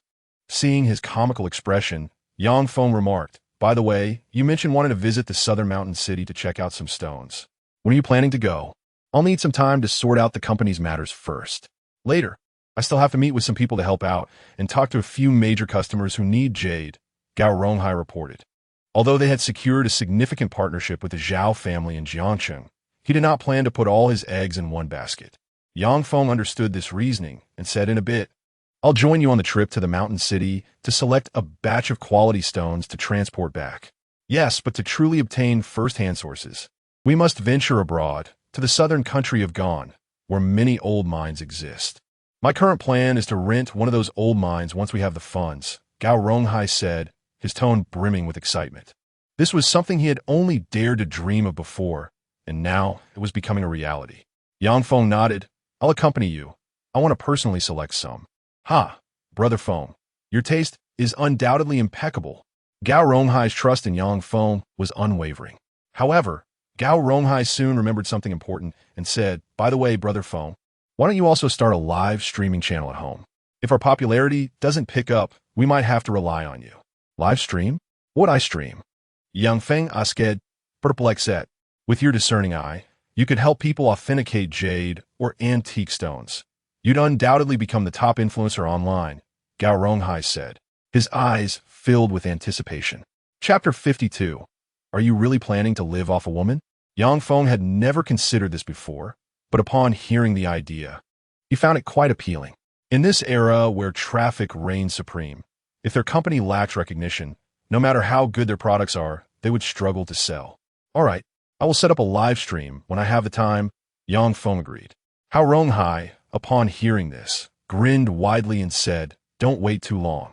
Let's do it tomorrow at 7 in the evening, shall we? What's going on? Yang Feng asked. I've already prepared the promotional materials, Gao Ronghai replied, pulling several documents from the table. Yang Feng glanced at them and couldn't help but feel speechless. The great disciple of the High Master, accurately discerning jade raw stones with over 90 accuracy. He read from the promotional text, realizing this young man had meticulously planned everything in advance. Haha, Brother Feng, if you're willing to live stream your insights on gambling stones or antiques, your popularity will undoubtedly soar, especially considering your numerous connections in the industry, Gao Ronghai remarked, fully aware of Yang Feng's close ties with Han Yunfu and others. Yang Feng felt somewhat deceived and retorted, You've set your sights on me. Haven't you? Brother Feng, we must strive to grow and create brilliance anew, Gao Ronghai exclaimed. Over the past few days, he had been so excited that he hardly slept, dedicating himself to studying the company's affairs. With the arrival of several professional managers, he learned a great deal from them. Yang Feng felt relieved that Gao Ronghai hadn't become arrogant due to his newfound status. This is merely our starting point. If we earn substantial profits in the future, we must invest in other fields, particularly in technology companies, Yang Feng confided to Gao Ronghai. Gao Ronghai expressed his frustration, saying, there are still many aspects of this company I do not fully understand. How can I focus on the future? True, so we. Just as Yang Feng began to speak, there was a sudden knock on the door. An employee's voice called out, President Gao. There's a beautiful girl outside who says she is here to see Director Yang. As soon as she finished speaking, Zhao Zhuwei walked in with a cheerful smile, saying, you become a chairman now, huh? I came to see you. Upon seeing Zhao Zhuwei, Gao Ronghai immediately understood and cleared his throat, saying, Brother Feng, everything is fine here. I think it's best if you don't come today. Don't. I plan to go see Lu Qinglan's live stream later, Yang Feng protested. Forget about it. I'll send you the video later, Gao Ronghai insisted, pushing Yang Feng toward the exit. Zhao Zhuwei understood his intentions and waved cheerfully as she left the company with Yang Feng. Feeling a bit vexed, Yang Feng looked at Zhao Zhuwei and asked, what brings you here? I went to your house to find you, but your phone was off and you weren't there. So, I guess you might be at the company, Zhao Zhuwei replied candidly. Yang Feng checked his phone and sighed. Indeed, the battery life is terrible. Why not take this opportunity to get a new phone? My dad said he wouldn't be home until this evening, Zhao Zhuwei suggested. Yang Feng recalled his previous mention of wanting to see the painting by Wu Daizi. More importantly, he was eager to discover how many spiritually vibrant collectibles Zhao Guofeng had at home. He understood the significance of those energies for himself. Acquiring them would undoubtedly lead to a transformative change in his health. For instance, he now felt that using his eyes for clairvoyance was no longer as exhausting as before, and his body was much more attuned than it had been. Shall we head to a nearby phone store? He proposed. Sure, I'll take you there, Zhao Zhuwei replied, leading the way as they left the company.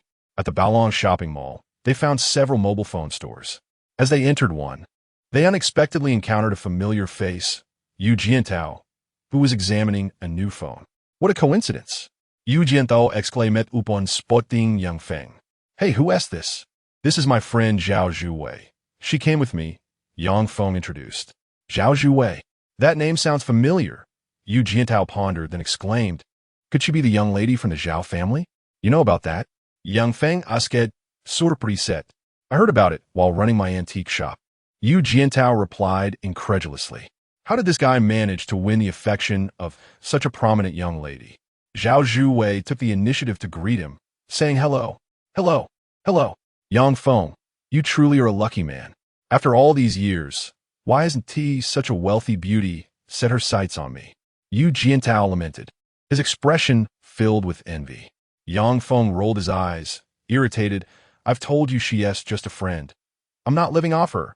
All right. Regardless of your relationship, let us get down to business. We're planning a class reunion soon. Would you like to join? You can bring a guest, Yu Jiantao suggested, eyeing Zhao Zhuwei intentionally. Yang Feng, feeling annoyed, replied, I usually don't enjoy such gatherings, and I'll say it again. She is not my guest. Are you really not interested? I heard Li Hanxiu will also attend. He is now the CEO of a publicly listed company, and I remember you had a good relationship with him, Yu Jiantao pressed.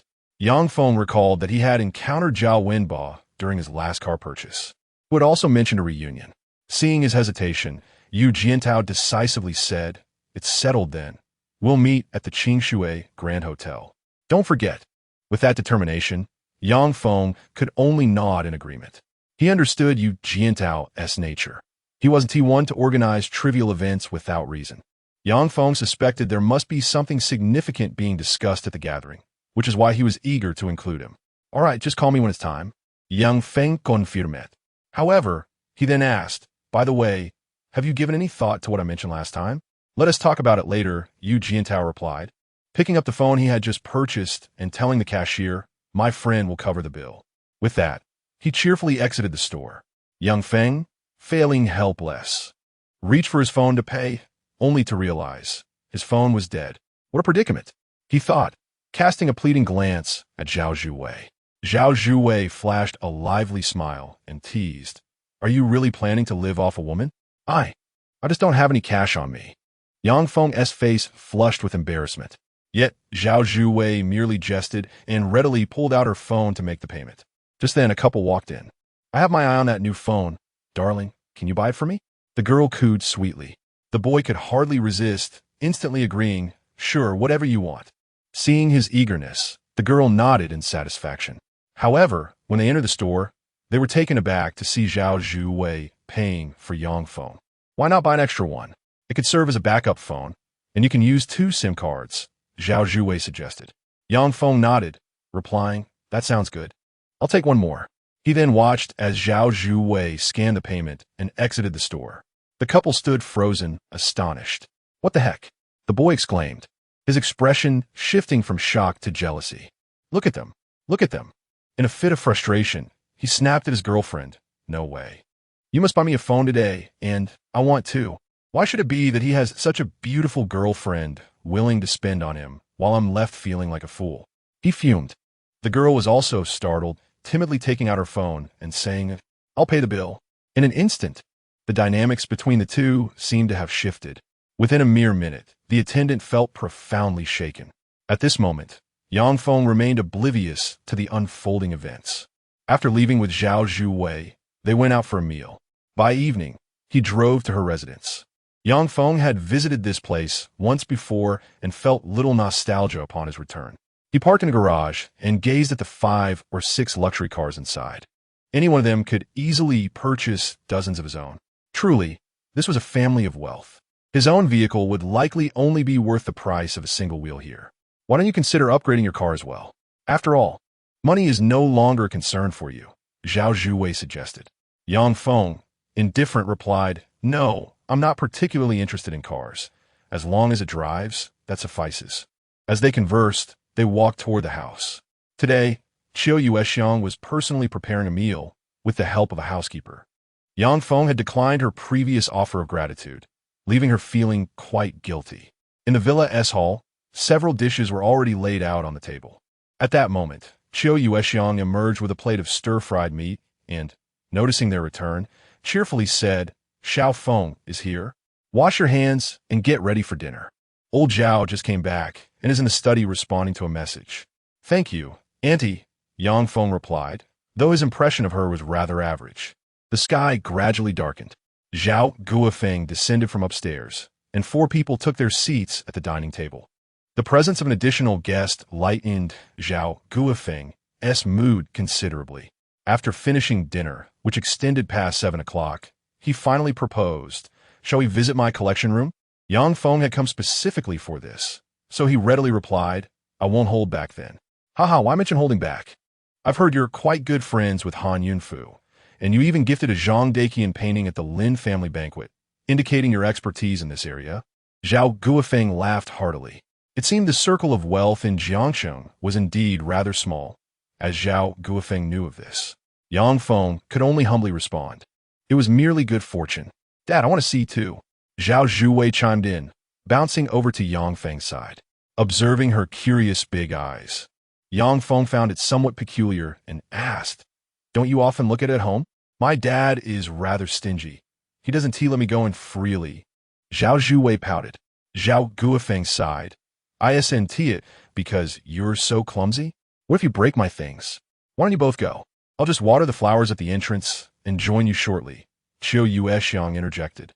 Zhao Guofeng said no more and led Yang Feng and Zhao Zhuwei to the end of the second-floor hallway. Here stood a single room, Zhao Guofeng's collection room. As the door opened, the 3 stepped inside, and upon their first glance, Yang Feng could not help but feel astonished.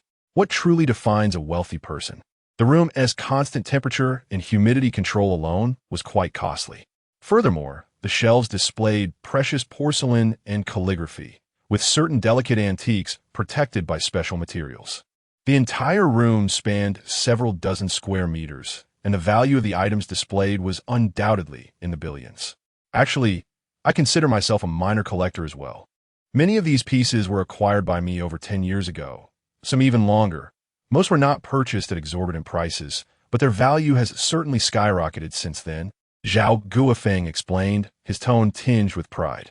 After all, he had long desired to show his collection to Yang Feng, knowing of his appreciation for antiques. No matter how affluent one may be, the sense of accomplishment in showcasing one's achievements is inescapable. Zhao Zhuwei, having been there before, looked around for a while before suddenly pointing to a nearby painting, exclaiming, "Isn't this the painting the kidnappers were after?" "Indeed, that is the old master bestowing the elixir by Wu Daozi," Zhao Guofeng replied, detailing the artwork. This painting was encased in protective materials, surrounded by specially crafted glass that emitted a soft yellow glow, perfectly illuminating the artwork. It was evident that Zhao Guofeng had invested significantly in this collection room. Yang Feng scrutinized the painting, his gaze deepening with contemplation. Moments later, a smile gradually emerged on his face.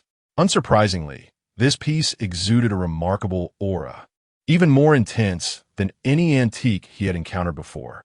The saint of painting, Wu Daozi, indeed lived up to his reputation. Every stroke possessed a spirit of its own. After a time, Yang Feng shifted his attention to another painting nearby. This piece also radiated a strong aura, yet bore no signature. "Curios, Yang Feng inquiret. Whose work is this?" This was purchased by a friend of mine at an auction. Judging by the material and style, it should date back to the Tang or Song dynasty, but we still do not know the identity of the artist, Zhao Guofeng explained. He continued, "Many of my pieces are like this. We might know the dynasty, but not the specific history. Collecting antiques is about establishing a spiritual connection that spans hundreds or even thousands of years. Thus, Zhao Guofeng did not insist on knowing every origin. By the way, Yang Feng, I heard you have a fair understanding of antiques. Could you help my dad identify the artist of this painting?" Zhao Zhuwei recalled Yang Feng's performance at the auction, filled with confidence in him. But Zhao Guofeng immediately interjected, "Don't be foolish. Such a painting lacks historical documentation and has an incomplete signature. At best, we can admire it without knowing its origin." "I just learned that." Zhao Zhuwei realized her mistake. Yang Feng, however, chuckled and remarked, "Perhaps it is possible." "What? Xiao Feng, don't listen to this girl-ass nonsense. I've already consulted several experts about this painting, and aside from some vague details, there's very little information to determine its origin," Zhao Guofeng said, concerned about putting Yang Feng in an awkward position. Yet Yang Feng understood that the intense aura surrounding this painting indicated its significance. If he employed his insight technique, he might uncover its secrets.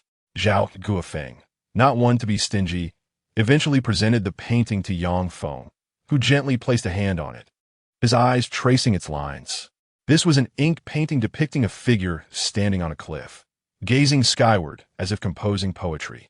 The figure, clad in flowing robes, exuded a certain carefree elegance. Yang Feng's gaze began to delve deeper until a vivid scene emerged in his mind, an image of someone painting. Suddenly, Yang Feng's eyes widened in disbelief as he stared at the painting before him. How is this possible? Yang Feng's astonished expression puzzled Zhao Guofeng, while Zhao Zhuwei looked on in confusion, wondering what had suddenly come over him. At that moment, Yang Feng slowly lifted the painting, carefully inspecting the missing corner. That corner retained 4 characters, which should have formed a poem. However, due to the passage of time, 2 characters had become indistinct, leaving the remaining 2 recognizable as Qinlai. "Is there something wrong with this painting?" Zhao Guofeng inquired, puzzled. Yang Feng took a deep breath and replied, "This painting is not the work of a renowned artist.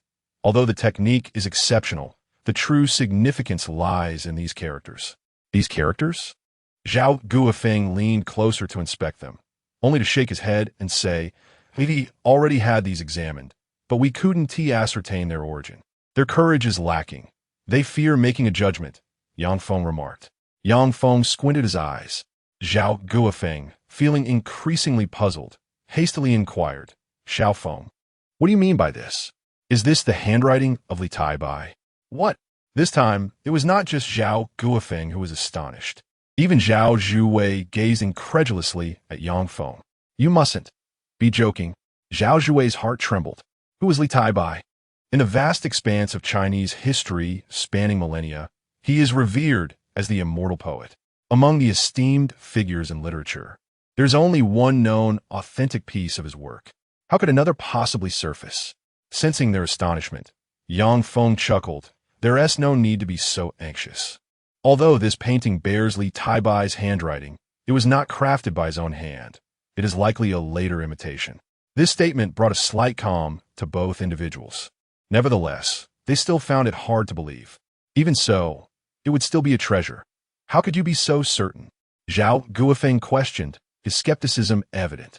He understood that Yang Feng might possess considerable insight into antiques. Yet, he had sought authentication for this painting numerous times, and no one had dared to assert it was Li Taibai's script. Yang Feng laughed. "Actually, it's not that difficult. By attempting to restore the characters based on what's written, and then comparing them with other surviving works, a conclusion can be drawn." Yet, even as he spoke, Yang Feng felt a degree of astonishment himself. Truly, he was the immortal poet. Even an imitation could exude such spirit. At that moment, Zhao Guofeng was already overjoyed, exclaiming, "I'll have my friend verify this right away." He was filled with excitement. If what he had inadvertently purchased indeed contained Li Taibai's handwriting, the significance of this artwork would be entirely transformed. More crucially, it could imply that the poet depicted in the painting was none other than Li Taibai himself. This painting dated back to the Tang and Song dynasties, although the exact period was uncertain. Those who lived during that era would have a more accurate understanding of Li Taibai's appearance. In other words, this painting could potentially hold historical significance. This thought only intensified Zhao Guofeng's excitement. Yang Feng chose not to elaborate further and continued to inspect other antiques in the collection room. Among the hundreds of items, only a handful possessed a certain spirit, and many had very little. It seemed that the odds of finding antiques with such vitality were quite low. After examining the items, the group exited the collection room. Outside, Qiu Yuexiang had already prepared tea and snacks. The three of them settled down at the tea table in the hall. At that moment, the doorbell rang. Zhao Guofeng instructed the maid to answer the door. A man in his 50s rushed in, urgency written all over his face. "Old Zhao, is that painting still here?" The man was agitated. He was Zhao Guofeng's friend, Lu Jinhong, a well-known collector in Jiangxing. Observing his demeanor, Zhao Guofeng sensed something and asked, "Old Lu, what is going on?" "It's real. It's real," Lu Jinhong exclaimed, placing down what he was holding, revealing a piece of calligraphy. Comparing it to the photo Zhao Guofeng had sent him, he said excitedly, "There's no mistake. This is undoubtedly Li Taibai's handwriting. Moreover, based on the poem inscribed, I have also found the original lines. I am intoxicated and wish to rest. Will you leave? Tomorrow, if you wish, bring your qin." Zhao Guofeng seemed to have caught on. Yes, that's the one." Lu Jinhong, still in a hurry, asked, "By the way, which esteemed person helped you identify this? Has he left? May I meet him?" His curiosity was piqued more by the identity of the remarkable individual capable of discerning this artwork than by the discovery of Li Taibai's handwriting. This person must be a master in the world of antiques. Chapter 55, Truly Remarkable. Zhao Guofeng, notiging Lu Jinhong's eagerness, helplessly glunged at Yang Feng. Lu Jinhong noticed his expression and asked, "What's the matter?" "He is the esteemed individual you speak of," Zhao Guofeng teased. However, upon hearing this, Lu Jinhong displayed a look of skepticism and finally said, "Old Zhao, after all these years of friendship, please don't jest with me." Having encountered many masters, he found it hard to believe that this young man in his 20s could possess such discerning eyes. At this moment, Qiu Yuexiang, sensing his disbelief, chimed in, "Old Lu, how can you say such things? Old Zhao cannot deceive you, especially since we only have this one guest today." "Really?" Lu Jinhong, still doubtful, turned his gaze to Yang Feng and found him wearing an indifferent expression. A wave of astonishment washed over him. Who was this young man with such formidable insight? "Young man, are you from Jiangxing?" Lu Jinhong immediately inquired. Yang Feng, having just sipped his tea, replied, "I hail from Shicheng." "Oh, that's not too far from here." Lu Jinhong nodded. He scrutinized Yang Feng closely and finally asked, "Did you truly recognize it?" It was evident that Lu Jinhong still held a degree of disbelief. Yang Feng was unconcerned, but Zhao Zhuwei could not tolerate the doubts cast upon him. She puffed up her cheeks and declared, "Uncle Lu, stop guessing." It was indeed Yang Feng who recognized it. "Haha, yes, my mistake." Lu Jinhong laughed heartily. Zhao Guofeng, somewhat exasperated, added, "My daughter is also a witness." "But old Lu, you're—" "Never mind, I also brought something along. I wonder if Mr. Yang could take a look?" Lu Jinhong said as he took out a piece of bronze from his pocket. This bronze artifact resembled a small knife, featuring a circular ring on its handle, exuding an air of antiquity. Yang Feng glanced at it and smiled. "Uncle Lu, a collector of your caliber still needs my help?" "Haha, to be honest, the ancient city is currently hosting a biennial appraisal conference, and this is a preliminary test for entry." Lu Jinhong, not one to linger on pleasantries, continued, "Of course. This is also just a little game among friends. If Mr. Yang is unwilling, you may certainly decline." It appeared that Lu Jinhong still believed Yang Feng's earlier recognition was merely a stroke of luck. Zhao Zhuwei, feeling indignant, looked expectantly at Yang Feng. In truth, Yang Feng was not fond of such trivial games. However, since he was in Zhao Guofeng's home, he felt it necessary to extend some courtesy to his guest. Yang Feng examined the bronze object closely, and after about a minute, he revealed a slight smile. "How is it?" Lu Jinhong inquired, adding, "If Mr. Yang finds it difficult to ascertain, I can refer to ancient texts or provide hints, which is permissible within the rules." This particular bronze artifact was somewhat obscure, which was why Lu Jinhong had chosen it as a standard. Yang Feng shook his head, saying, "No need. I didn't expect you to use such an item for testing." "What do you mean by that?" Zhao Zhuwei asked with curiosity. Yang Feng turned to her and asked, "What do you think this is? It looks a bit like a small knife.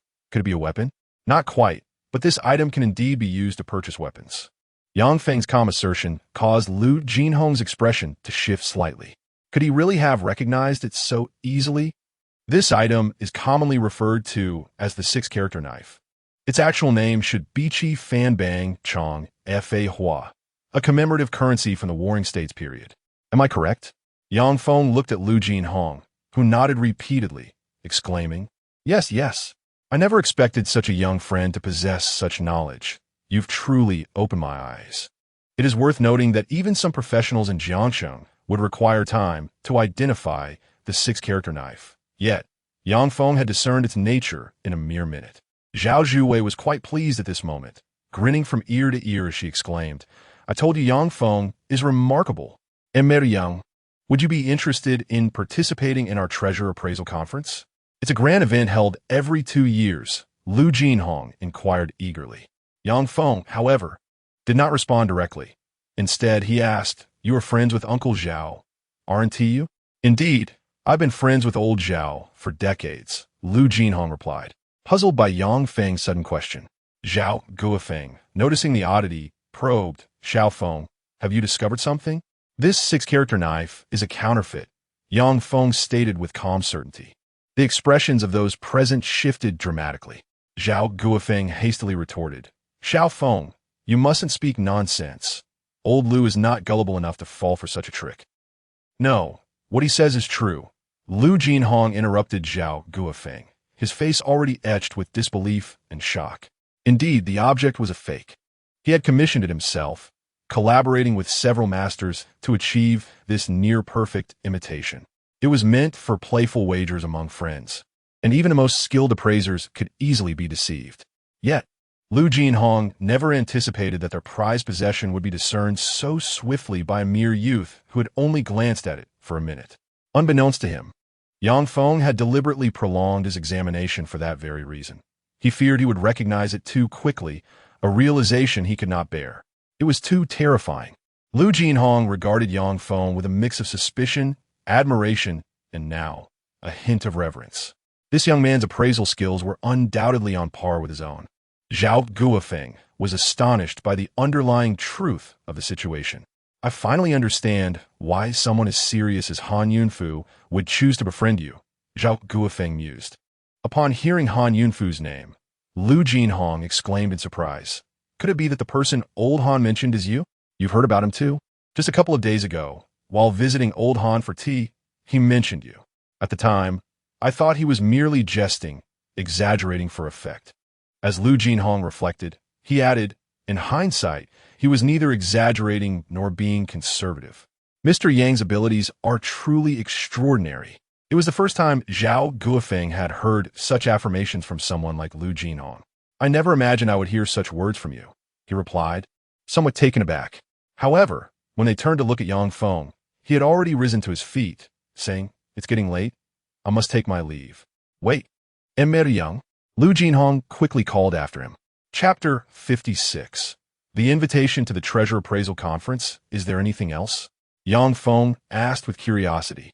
Lu Jinhong promptly retrieved an ancient bronze invitation from his bag and presented it to Yang Feng, saying, "Mr. Yang, please be sure to attend the treasure appraisal conference." Yang Feng accepted the invitation, noting that the event was scheduled for the 1st of next month, just a few days away. "Thank you. I will certainly attend," he replied. "Excellent. I look forward to seeing you there," Lu Jinhong expressed with delight. The presence of a master of Yang Feng's caliber would undoubtedly add luster to the conference, and the stir caused by such a young appraisal expert would be unimaginable.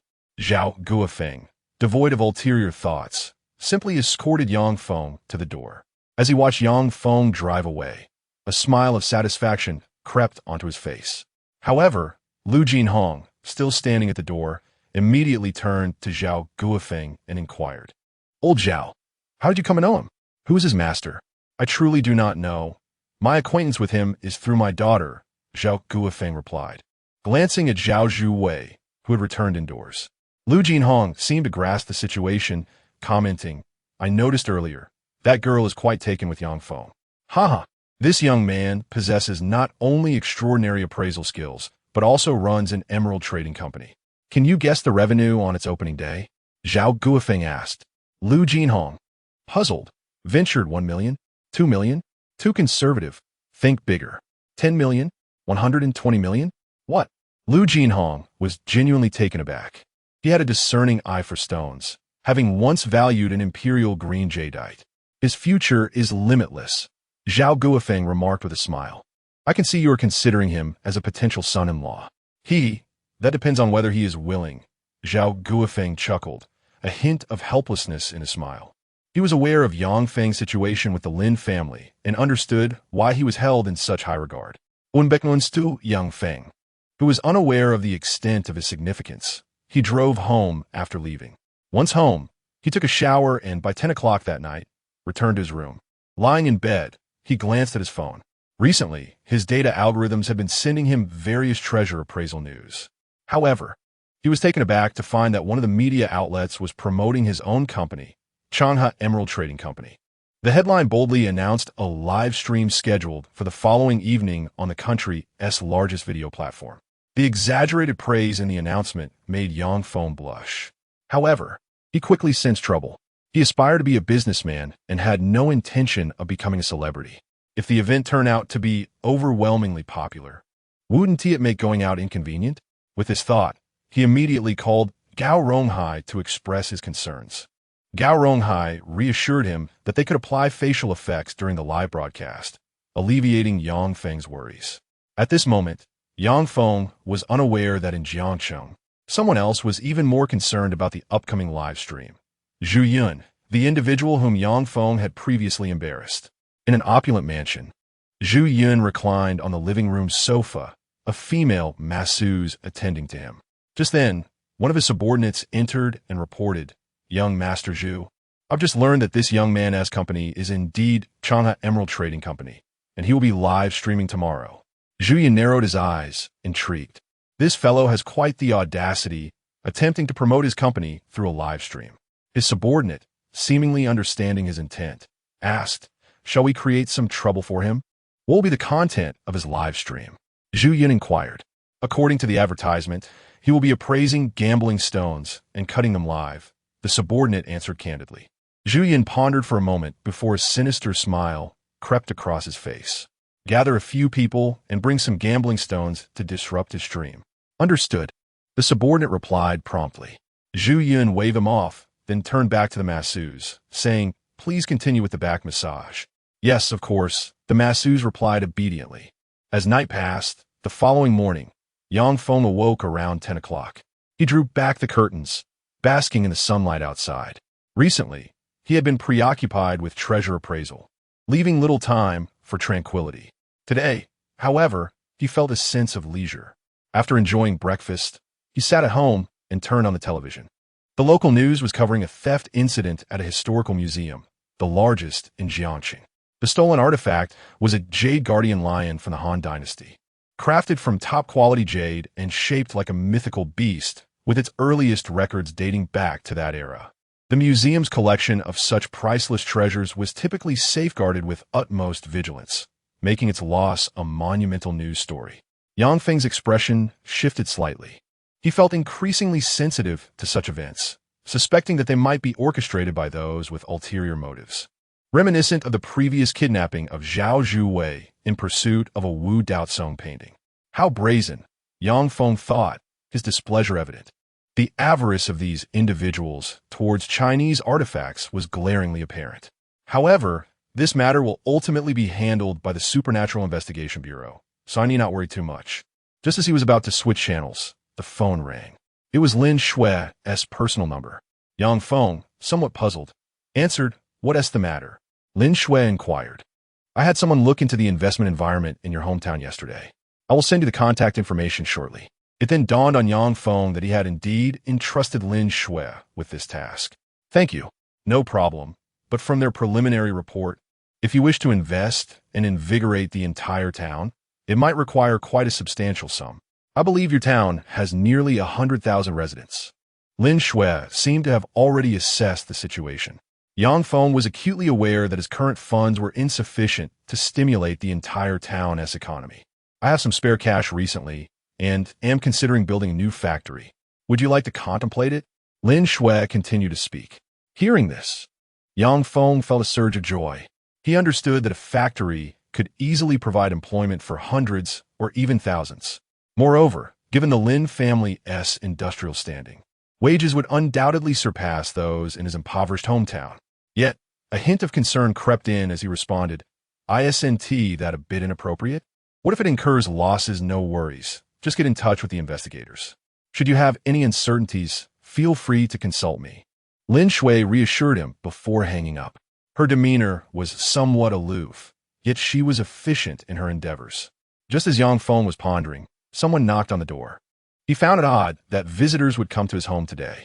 Upon opening the door, he was greeted by the lively Zhao Zhuwei. "Good morning." Zhao Zhuwei's beaming smile left Yang Feng momentarily speechless. "What brings you here?" he asked, puzzled. Zhao Zhuwei proudly pointed to the adjacent unit. "From today onward, we're neighbors." "Really?" Yang Feng was taken aback. Why would this young lady abandon her splendid villa for a cramped apartment? Reflecting on their last encounter, it seemed she had fallen out with Qiu Yuexiang and had been eager to move out on her own. "I recall the place next door had been vacant for quite some time. Did you purchase it?" Yang Feng inquired. Zhao Zhuwei shook her head vigorously. "Not at all. I'm renting." Yang Feng nearly spat out his tea in disbelief. "Don't jest. One of the cars in your garage could easily buy 2 apartments here. Why would you need a rent?" he retorted incredulously. Zhao Zhuwei, somewhat indignant, replied, "I want to be financially independent. From today onwards, I'll spend my own earnings." "But I remember you just graduated from your Master S program," Yang Feng noted. "Yes, indeed. That's why I'm preparing to find a job," Zhao Zhuwei said with a chuckle. Intrigued, Yang Feng asked, "Which university did you attend?" "I completed my undergraduate studies at Capital University and continued my graduate studies there as well." Another academic prodigy, Yang Feng felt a pang of frustration. "Let's not dwell on that. Do you have some time?" Zhao Zhuwei asked. "What do you have in mind?" "Let's head to the furniture market. My family needs a lot of furniture," she said, tugging at Yang Feng to step outside. Initially, Yang Feng intended to rest at home, but he found himself being dragged out. Outside, the scorching summer sun blazed at noon. Familiar with the area, Yang Feng guided Zhao Zhuwei to various furniture stores, purchasing numerous items and arranging for delivery. After a lengthy excursion at supermarkets and malls for new clothes and daily necessities, they realized it was nearly 4 in the afternoon. As they emerged from the mall, Zhao Zhuwei noticed Yang Feng's fatigued expression and lightly tapped his shoulder. "Hey, why do you tire so easily? You were undeniably impressive when you saved me." Pointing to a small white dog not far off, Yang Feng lamented, "Look at that pup." The dog lay sprawled on the ground, panting heavily. Even a dog could hardly endure a shopping spree with a girl. Clearing her throat, Zhao Zhuwei suggested, "Shall I take you to a place where you could drink for free? A tea shop?" he asked. "Look ahead." "Huh?" Yang Feng turned to see a jewelry store with a sign reading Jiangxing Jewelry. "Isn't that your family's store?" he exclaimed, rolling his eyes. "Let us go. Let us take advantage of it," she urged, pulling him inside. Jiangxing Jewelry Group holds significant influence nationwide, and in Jiangxing, it is particularly opulent. The store, occupying over 100 square meters on the ground floor, welcomed them with enthusiastic staff as they entered. "Good day. Are you here to purchase jewelry?" a salesperson greeted. "We're just browsing for now," Zhao Zhuwei replied calmly, leading Yang Feng inside. In front of the jewelry display, there were high stools that allowed for comfortable viewing of the treasures encased in glass. As a major corporation, Jiangxing Jewelry Group dealt in a wide range of precious metals and gemstones, from gold and platinum to jade and diamonds. The two found themselves seated in front of the jade cabinet, where the staff soon served them 2 glasses of water. Remembering that Yang Feng seemed knowledgeable about such items, Zhao Zhuwei curiously asked, "Do you often buy these things?" "I'm not particularly interested in jade or jewelry. I prefer not to wear anything," Yang Feng candidly admitted. No sooner had he spoken than a woman passing by let out a scoff. Can't afford it. Yet makes excuses, she remarked derisively. Turning to see who it was, Yang Feng recognized his former colleague, Wu Bilian, who had been his department manager during his time at the company. Their relationship had always been strained. She enjoyed picking on him, and to curry favor with the higher-ups, she often delayed their work by calling unnecessary meetings just before quitting time, making them the last to leave for the evening. Yang Feng, it's been a while, and you're still so full of hot air, Wu Bilian sneered, leaning against a man who appeared to be quite a bit older, whom Yang Feng recognized as Qian Shengwei, the deputy manager from the head office who had visited their branch. Yang Feng's expression remained unchanged as he replied, I've resigned. Oh, I know. I personally approve your termination report, Wu Bilian gloated. Weren't you quite chummy with those employees? Did you really think you could get rid of me and ascend to the position of manager? She reveled in her triumph. Qian Shengwei chimed in. Isn't he the one from the planning department? Your branch mentioned promoting him to manager, right? That's him. Now he is out. And Wang Jiu followed suit not long after, Wu Bilian exclaimed, her pride palpable. Yang Feng's expression shifted slightly as he coldly inquired. Wang also left? He did, just the day after you. I thought you were aware. It seems you both fell together, she taunted. Oh, by the way, I forgot to mention that I'm now the vice president of the branch. She added, deliberately sitting beside her companion and calling for the staff. Bring me the most expensive item from this display. I'm not like those paupers here just cooling off in the air conditioning and sipping drinks. Her words dripped with the arrogance of a victor. During his time at the company, Wang Jiu took great care of Yang Feng. Upon realizing Yang Feng's capabilities, he was on the verge of becoming the manager of the planning department. Unfortunately, due to Zhang Liang's interference, Yang Feng was dismissed from the company. Little did he expect that Wang Jiu would also leave. Wasn't it this young man who was personally instructed by old Zhang's son to facilitate the dismissal?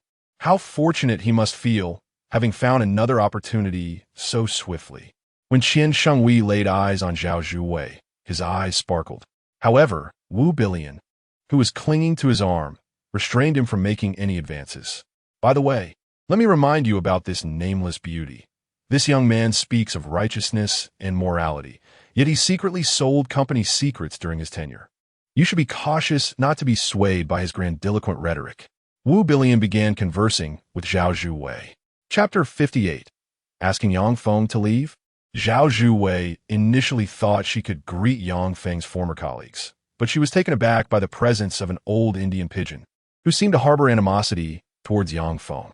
Has anyone ever told you that speaking ill of someone in front of their friends is also an unethical behavior? Zhao Zhuwei inquired with dissatisfaction.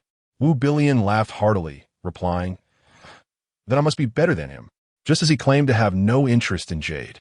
I see he simply cannot afford it. Did you know he is struggling to pay his mortgage next month? I too have no fondness for jade, Zhao Zhuwei replied calmly. Little girl, if you dislike jade, what are you doing here? Wu Bilian scoffed. Stop pretending. I've seen many like you. You know you can't afford to buy, yet you wish to indulge, so you can only come here to touch. Her disdainful expression seemed to pierce through all pretense. Nearby, Qian Shengwei interjected, Beautiful lady. Seeing how lovely you are, why not let me introduce you to a wealthy man? Why endure hardship with this young man? Who would disagree? A man who enters a jewelry store, yet buys nothing. How shameless. Wu Bilian deliberately provoked Yang Feng. Back when they were at the company, the entire department supported Yang Feng. Now, reflecting on Yang Feng's dismissal while she became the vice president of the branch, Wu Bilian couldn't resist relishing her triumph. Zhao Zhuwei did not anticipate the aggressiveness of this individual, her eyes revealing a hint of anger. However, at that moment, Yang Feng calmly remarked, Truly beautiful and esteemed women may not require material possessions to showcase their grace. In contrast, some who are less than attractive prefer to disguise themselves. I believe such individuals should invest in more jewelry. Wouldn't you agree? Yang Feng deliberately turned to Zhao Zhuwei, as if seeking her opinion. Yet, the sarcasm in his tone caused Wu Bilian's face to flush with rage. Who are you referring to? Wu Bilian fumed, pointing an accusatory finger at Yang Feng. She then glared at the surrounding staff, exclaiming, Aren't you going to do something? This brat is speaking disrespectfully. I am one of your major clients. Is this how you treat your distinguished patrons? The staff hesitated, unsure of how to respond. Yang Feng, however, wore a smile and said, "What I mentioned was about certain individuals. I never targeted you specifically. Why the haste?" "You." Wu Billion was incensed. Fortunately, Qian Shenghui scoffed beside her, saying, "Lan Lan, don't stoop to this brat-s level. He merely seeking a moment of verbal gratification. A jobless waste. He may not even afford a meal next month. Merely relishing his fleeting moment of bravado." This comment gradually eased Wu Billion's tension. You're right. With Zhang Xiao around, he'll never find work. When he can't afford to eat, he can always come to my door. I might even consider giving him some leftovers. Wu Billion looked down at Yang Feng with an air of superiority. However, Zhao Zhuwei suddenly seemed to recall something and turned to Yang Feng, asking, "Is the Zhang Xiao she mentioned the same one we encountered at the CAF last time?" You met Zhang Xiao too?" Wu Billion was taken aback. Zhao Zhuwei shrugged, saying, "Indeed, it's that same fool. It appears these two are even dimmer than he is." "What did you say?" Wu Billion was instantly enraged. Even Qian Shenghui grew furious, declaring, "Do you have any idea who Zhang Xiao is? Let me tell you, if you offend him, your fate will mirror this young man's. Never finding work in Jiangqing. Is that so?" "I'm curious to see," Zhao Zhuwei retorted, for she was a young lady of privilege and would not be easily intimidated. Yang Feng shook his head, saying, "These two likely believe they wield immense power. Don't bother engaging with them." "Yang Feng, have you found a job?" Wu Billion, interpreting Yang Feng's audacity as a sign of employment, asked. Yang Feng smiled and replied, "If I can't find a job, can I create one for myself?" "What do you mean?" "Perhaps you're rather dim if you can't comprehend this." Yang Feng shook his head. At that moment, Qian Shenghui seemed to grasp the implication and coldly remarked, "Are you saying you start a business?" "Look, the vice president of the headquarters is quite perceptive." Yang Feng smiled. Yet as his words left his lips, Qian Shenghui and Wu Billion exchanged glances, and the jewel shop erupted with mocking laughter. "Haha, I never expected you to dare start business. Given Zhang Xiao's status, what right do you have to do so beneath his nose? You must be afraid of not losing enough. Probably borrowed money to try for a comeback. How naive." Their taunting resonated loudly, drawing the attention of several patrons in store. "I say, beautiful lady, while this young man hasn't yet lost everything, you should leave him quickly, lest you find yourself burdened with debt alongside him. Then escape will be difficult." At that moment, Qian Shenghui turned to Zhao Zhuwei, handing her a business card. "This is a friend of mine. You can reach out to him anytime. With your looks, earning $1 million or $2 million a month would be a breeze. Sister, take my advice. Don't waste your youth with this penniless fool." Wu Billion pretended to express concern for Zhao Zhuwei, yet her tone dripped with sarcasm. Zhao Zhuwei shrugged. $1 or $2 million. Is that a lot?" Both Wu Billion and Qian Shenghui turned to her in surprise. How could this girl suddenly sound so arrogant? Zhao Zhuwei shook her head, looking at Yang Feng and asking, "Why do these two behave as if they've never seen money, casually tossing around figures like $1 or $2 million? They must be nouveau riche. Who are you referring to?" Qian Shenghui was displeased this time. He indeed climbed to his current position through dubious means and despised being labeled an uneducated upstart. Zhao Zhuwei, however, laughed and said, "See, I've struck a nerve. You two, unable to even keep your jobs, dare to engage in idle chatter with me?" Qian Shenghui scoffed. Wu Billion further commanded the staff, "Get these two out of here. I'm buying the most expensive gem in your store today." Her voice intentionally rose in volume. The jewelry store, filled with a dozen customers, turned their attention toward this unexpected display of arrogance. Yet, although she was brazen, she truly had the wealth to back it up. Chapter 59. Zhao Zhuwei's counterattack. At this moment, all eyes were on the staff, who were equally unaccustomed to such a scene and exchanged bewildered glances without speaking. Fortunately, the store manager returned from outside, promptly asking, "What is going on here? May I assist you, gentlemen and ladies? Are you the manager?" Wu Billion glanced at him, poised to continue her remarks. At that moment, Zhao Zhuwei took the initiative to speak, addressing the store manager. "What is your name?" "I am Xia Shishan," the manager replied, adding that this store would no longer conduct business with the two of them. Zhao Zhuwei felt a surge of anger. leaving Xia Shishan momentarily stunned by her reprimand. Wu Billion, perceiving the girl's audacity, mocked. What gives you the right to speak to the manager like that? Do you truly believe you are a rich heiress? Perhaps having read too many novels and lost track of reality? Qian Shenghui echoed her sentiments. Yet at that moment, Xia Shishan seemed to recognize Zhao Zhuwei's identity. You're Miss Zhao. His words drew the attention of the staff. In this establishment, the only person worthy of being called Miss Zhao was the true owner of the store, the daughter of Zhao Guofeng. The patrons were astonished, taken aback by her beauty. Wu Billion and Qian Xinghui's smiles froze. You. Wu Billion stared incredulously at Zhao Zhuwei, then at Yang Feng, bewildered at how this impoverished youth could possibly know someone of such stature. I encountered you during a conference. Xia Shishan confirmed Zhao Zhuwei's status, his tone shifting to one of respect. No wonder she dared to speak to him in such a manner. Zhao Zhuwei smiled and turned to Wu Billion, saying, It seems I won't be asked to leave. You. Wu Billion opened her mouth, but no words emerged. The most significant figure she had ever encountered was the owner of their gaming company, whose worth barely exceeded 100 billion. Yet, this girl was the daughter of a group valued in the hundreds of billions. They were less entertaining than the previous foolish fellow. Zhao Zhuwei shook her head. As she derided Zhang Liang once more, the room fell silent. Given her status, even a mere insult was a light reprimand. Let us call it a day. I have matters to attend to this evening. Yang Feng stretched lazily, noting that he had a live broadcast scheduled for 7 o'clock. Zhao Zhuwei was quite obedient to Yang Feng's words, cheerfully suggesting, All right, let us head back early so you can help me arrange the furniture. Sure, Yang Feng readily agreed. Then turned his attention to Wu Billion and Qian Shenghui. Smirking slightly, he remarked, I will pay a visit to your company.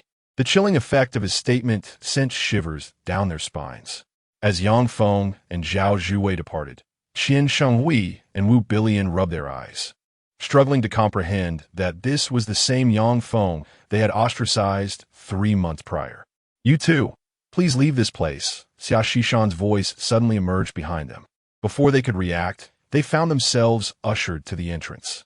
The world changes swiftly. Meanwhile, Yang Feng and Zhao Zhuwei returned home. Yang Feng, feeling somewhat fatigued, sank onto the sofa and poured himself a glass of water. Rather than feeling a sense of accomplishment from the earlier scene, his expression was clouded with concern. What troubles you? Zhao Zhuwei inquired curiously. Yang Feng shook his head, replying, I just remembered a former colleague, the vice president one they mentioned earlier. Yes, his name is Wang Jiu, a friend from my previous company. Yang Feng hadn't anticipated that he too had left the company. When he was dismissed, Wang Jiu had attempted to advocate for him. His departure now likely stemmed from being implicated in Yang Feng's predicament. After trying to call him, he discovered that Wang Jiu's phone was turned off. Stop overthinking it. He was a vice president, so he must have some savings. It's unlikely he would encounter trouble in just 2 months, Zhao Zhuwei reassured him. Yang Feng nodded, taking a deep breath. All right, I'll help you tidy up the furniture, then start the live broadcast. Since Zhao Zhuwei had moved in next door, he felt a sense of responsibility to look after her. Once the furniture was arranged, night fell. As Gao Ronghai and Lu Qinglan got off work, they rushed to Yang Feng's home. Oh my, Miss Zhao is here too, Gao Ronghai exclaimed in surprise. Lu Qinglan then focused on Yang Feng, exclaiming, Wow, such a beautiful girl. Miss, would you be interested in doing a live broadcast for our company? Lu Qinglan, have you lost your mind with your business antics? Yang Feng shot them a disapproving look. Lu Qinglan approached Zhao Zhuwei, patting her shoulder and teasing, Miss, tell us how you got involved with this lucky guy. I just live next door. Zhao Zhuwei found Lu Qinglan's directness overwhelming. Gao Ronghai nearly choked on his drink, astonished. Wait, you really moved in next door? Yang Feng lightly tapped his head, reminding him, Do you both remember why you came to my place? All right, I almost forgot. Yang Feng, how's your preparation going? We need to start the broadcast in an hour, Gao Ronghai recalled. Yang Feng pointed toward his room, saying, I just installed the live broadcast software and tested it. Everything is fine, but how long do we need to broadcast today? For the first live broadcast, it should be over an hour. We'll randomly select some viewers to assist with stone identification, and these will be buyers from stone markets nationwide. There will also be a live PK with another streamer. So your skills will be put to the test, Gao Ronghai said, sounding slightly anxious. After all the advertising, if Yang Feng didn't perform well, it would be a significant embarrassment. Yang Feng, however, felt relatively calm, replying, "This is a niche broadcast. The audience shouldn't be too large." Lu Qinglan stroked her chin and replied, "Based on industry standards, there will likely be a few thousand viewers, maybe even up to 10,000. We're just starting. That's manageable." "All right then, I'll treat it as practice," Yang Feng agreed. This was his first foray into live broadcasting. Little did he know at that very moment, Zhu Yun's arranged personnel were eagerly awaiting the start of his broadcast. Chapter 60, Live Identification, A Mistake Costs $1 million.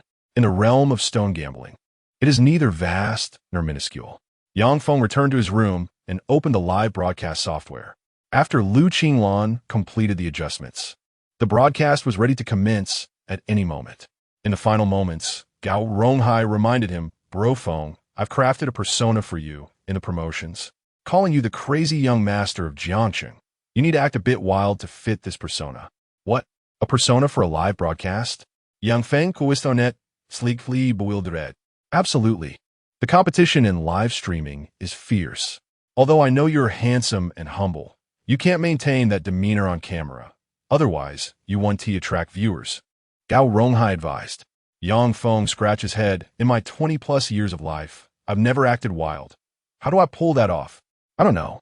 Just figure out as you go," Gao Ronghai concluded, pulling Lu Qinglan out of the room. Soon, Yang Feng was left alone. As the broadcast began, the audience that had been waiting in the live chat erupted with excitement. "Look, the streamer is here. Finally, I want to see just how impressive this streamer is. I've heard rumors about him." "No worries. I see several familiar IDs in the chat, all veteran stone gamblers. He couldn't have bribed them." The chat was filled with a flurry of messages. Yang Feng surveyed the over 1,000 viewers and glanced at the various IDs. "Ladies and gentlemen, today marks my first live broadcast, so let me explain the rules," he said in a calm tone, his face obscured by effects, leaving only his voice audible. After a brief pause, he continued, "First, to request stone identification, you must send at least one royal cannon as a gift. Second, the order of identification will follow the value of the gifts. The higher the value, the sooner it will be addressed." As soon as he spoke, the chat exploded with excitement. "So bold, absolutely audacious. This individual demands at least one royal cannon for each appraisal. And it's a bidding system where only the highest bidder prevails. It is noteworthy that a royal cannon is priced at 666 yuan. This fellow truly fears not the winds that might cause him to stumble over his own words." Yang Feng observed the continuous stream of sarcastic comments, but remained indifferent. If the results of stone betting appraisals were erroneous, the compensation would amount to 1 million. Yang Feng's calm declaration left everyone present utterly astonished. This fellow has lost his mind. Absolutely insane. In the realm of stone gambling, no one dares to claim infallibility. Even instruments can yield imprecise results. How can one expect accuracy through a mere screen? Hearing his audacious words, Gao Ronghai and his companions outside the room were equally bewildered. How can he be so brazen? Gao Ronghai was taken aback. How could this fellow be even more shameless than himself? Damn, is anyone willing to test the waters? I only regret not being in the stone gambling market. Otherwise, I would certainly seize that 1 million. Look, even the prominent streamer Dong Yi has arrived. A big shot entered the live stream. Shortly thereafter, Yang Feng witnessed the special effects of a supreme cannon erupting, a reward bestowed by Dong Yi. Yang Feng elevated him to the microphone and connected via video. Dong Yi's image appeared in the live stream, and the audience saw he was currently within a stone gambling market. Wow, he's here to shake things up. It seems Dong Yi is about to initiate the first transaction. The atmosphere in the live stream grew lively, with the viewer count climbing to over 2,000. Dong Yi, facing the screen, glanced at Yang Feng, who was concealed behind the special effects, and smirked. "Buddy, you don't even dare to show your face. You must be here to exploit the live stream for cash, right? Everything is under real name registration now. Boasting with no intent to retract is simply unacceptable." Of course, Yang Feng maintained his usual calm demeanor. Dong Yi, feeling quite displeased, retorted, "All right, since you dare to say that, don't blame me for being impolite. I happen to be at the stone gambling market, and I just bought a stone. Let us see what kind of jade it yields. As he spoke, Dong Yi produced a stone and placed it in front of the camera. Many experts in the live stream immediately recognized the challenge it posed. This stone is quite difficult. Its appearance is hard to assess. The surface is ambiguous. Cutting into it could yield any number of outcomes. Viewers realized that Dong Yi was intentionally trying to stump Yang Feng. Young man, you still have time to retract your earlier statement. Otherwise, if you refuse to pay 1 million later, I want to acknowledge it. Dong Yi taunted. Yang Feng chuckled and replied, please rotate the camera to illuminate every side of the stone. I'll do as you say, so you can't backtrack. Dong Yi promptly adjusted the lighting as instructed. Yang Feng's gaze deepened, penetrating the stone's interior. Moments later, he stated, that is sufficient. Now, can you identify it? Dong Yi, with an air of arrogance, lifted his chin. Yang Feng smiled and remarked, this appears to be mere waste. If you cut from the right side, it will likely yield a bean type. Considering its size, its total value will not exceed 1,000 yuan. His nonchalant words dismissed Dong Yi, a titan in the jade's streaming circle, as lacking discernment. What a joke. This is a stone chosen by Dong Yi. How could a stone selected by Dong Yi be a mere bean type? I refuse to believe it. As the saying goes, better to buy a line than a sheet. I see the probability of the stone being green is evidently not low. Experts in the live stream expressed their disbelief.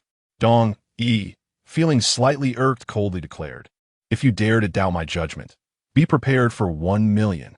After saying this, Dong Yi walked to a water-cutting machine, holding his phone and the stone. The young man at the machine was already prepared and inquired, Dong Ge, how should we cut it?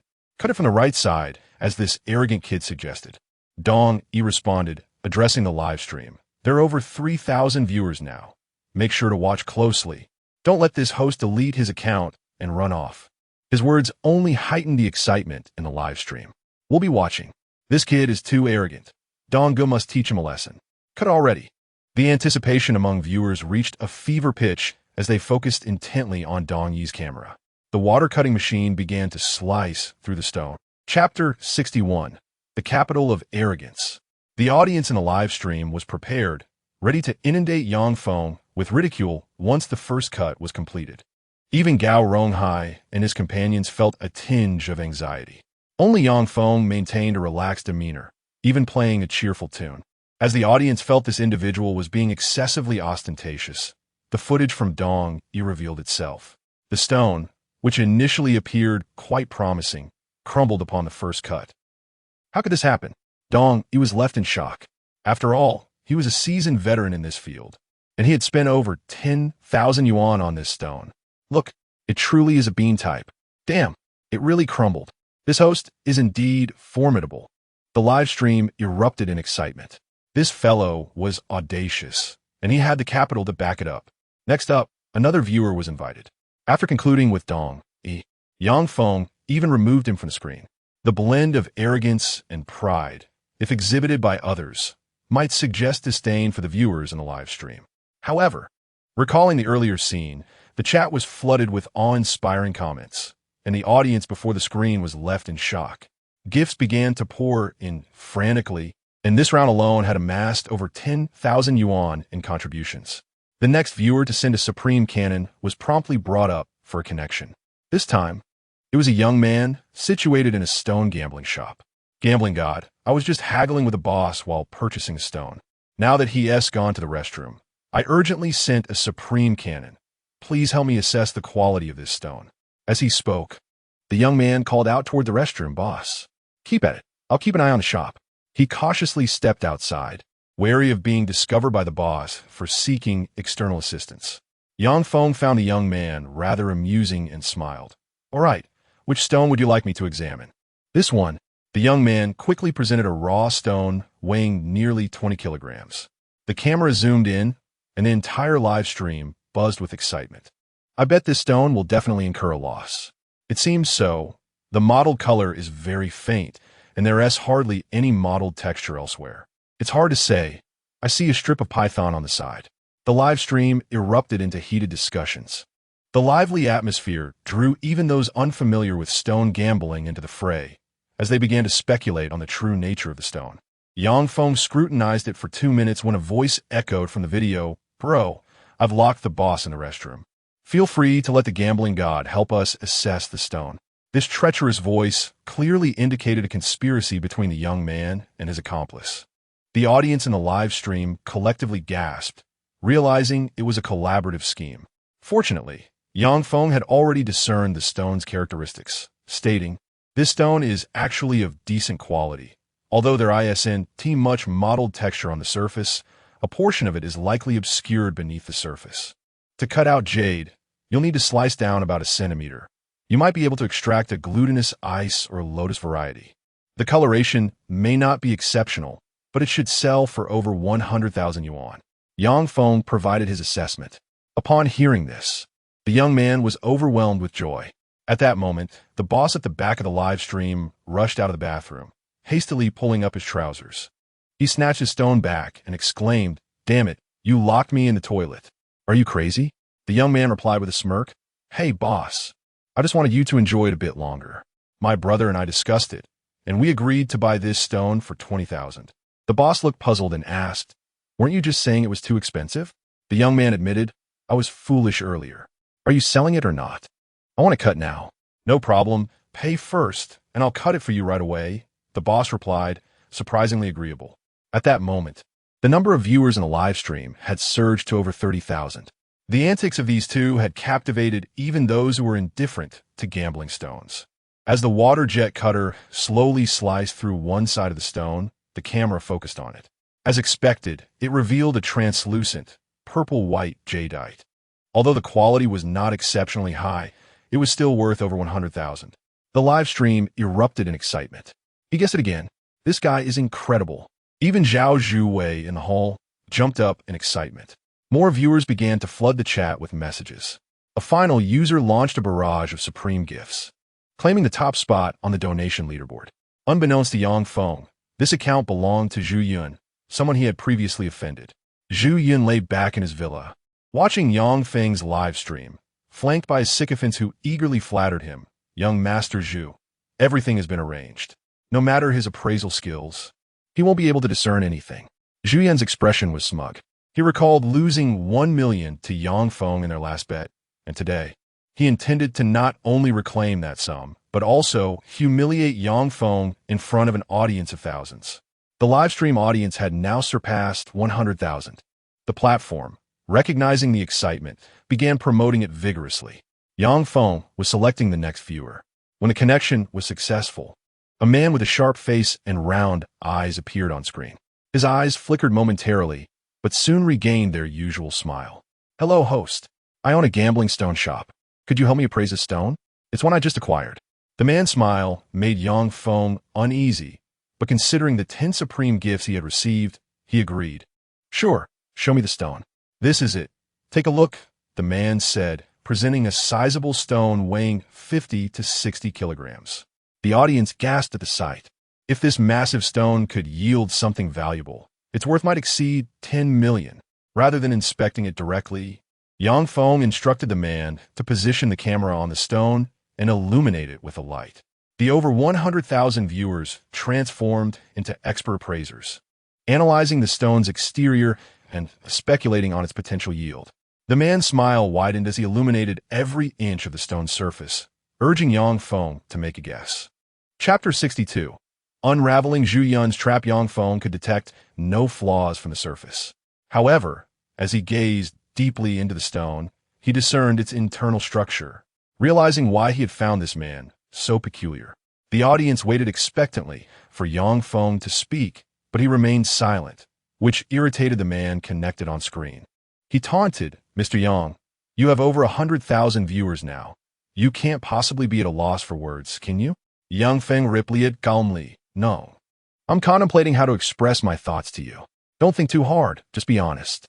But let's establish something first. I just donated nearly 70,000. If you guess incorrectly, you'll owe me 1 million. Otherwise, you'll be committing fraud," the man warned. The audience felt the tension rise, sensing that this man seemed to be challenging Yang Feng. However, given the stone's seemingly perfect exterior and substantial weight, a guess of over 1 million seemed reasonable. Yang Feng chuckled and said, "This stone is worthless." A hush fell over the live stream.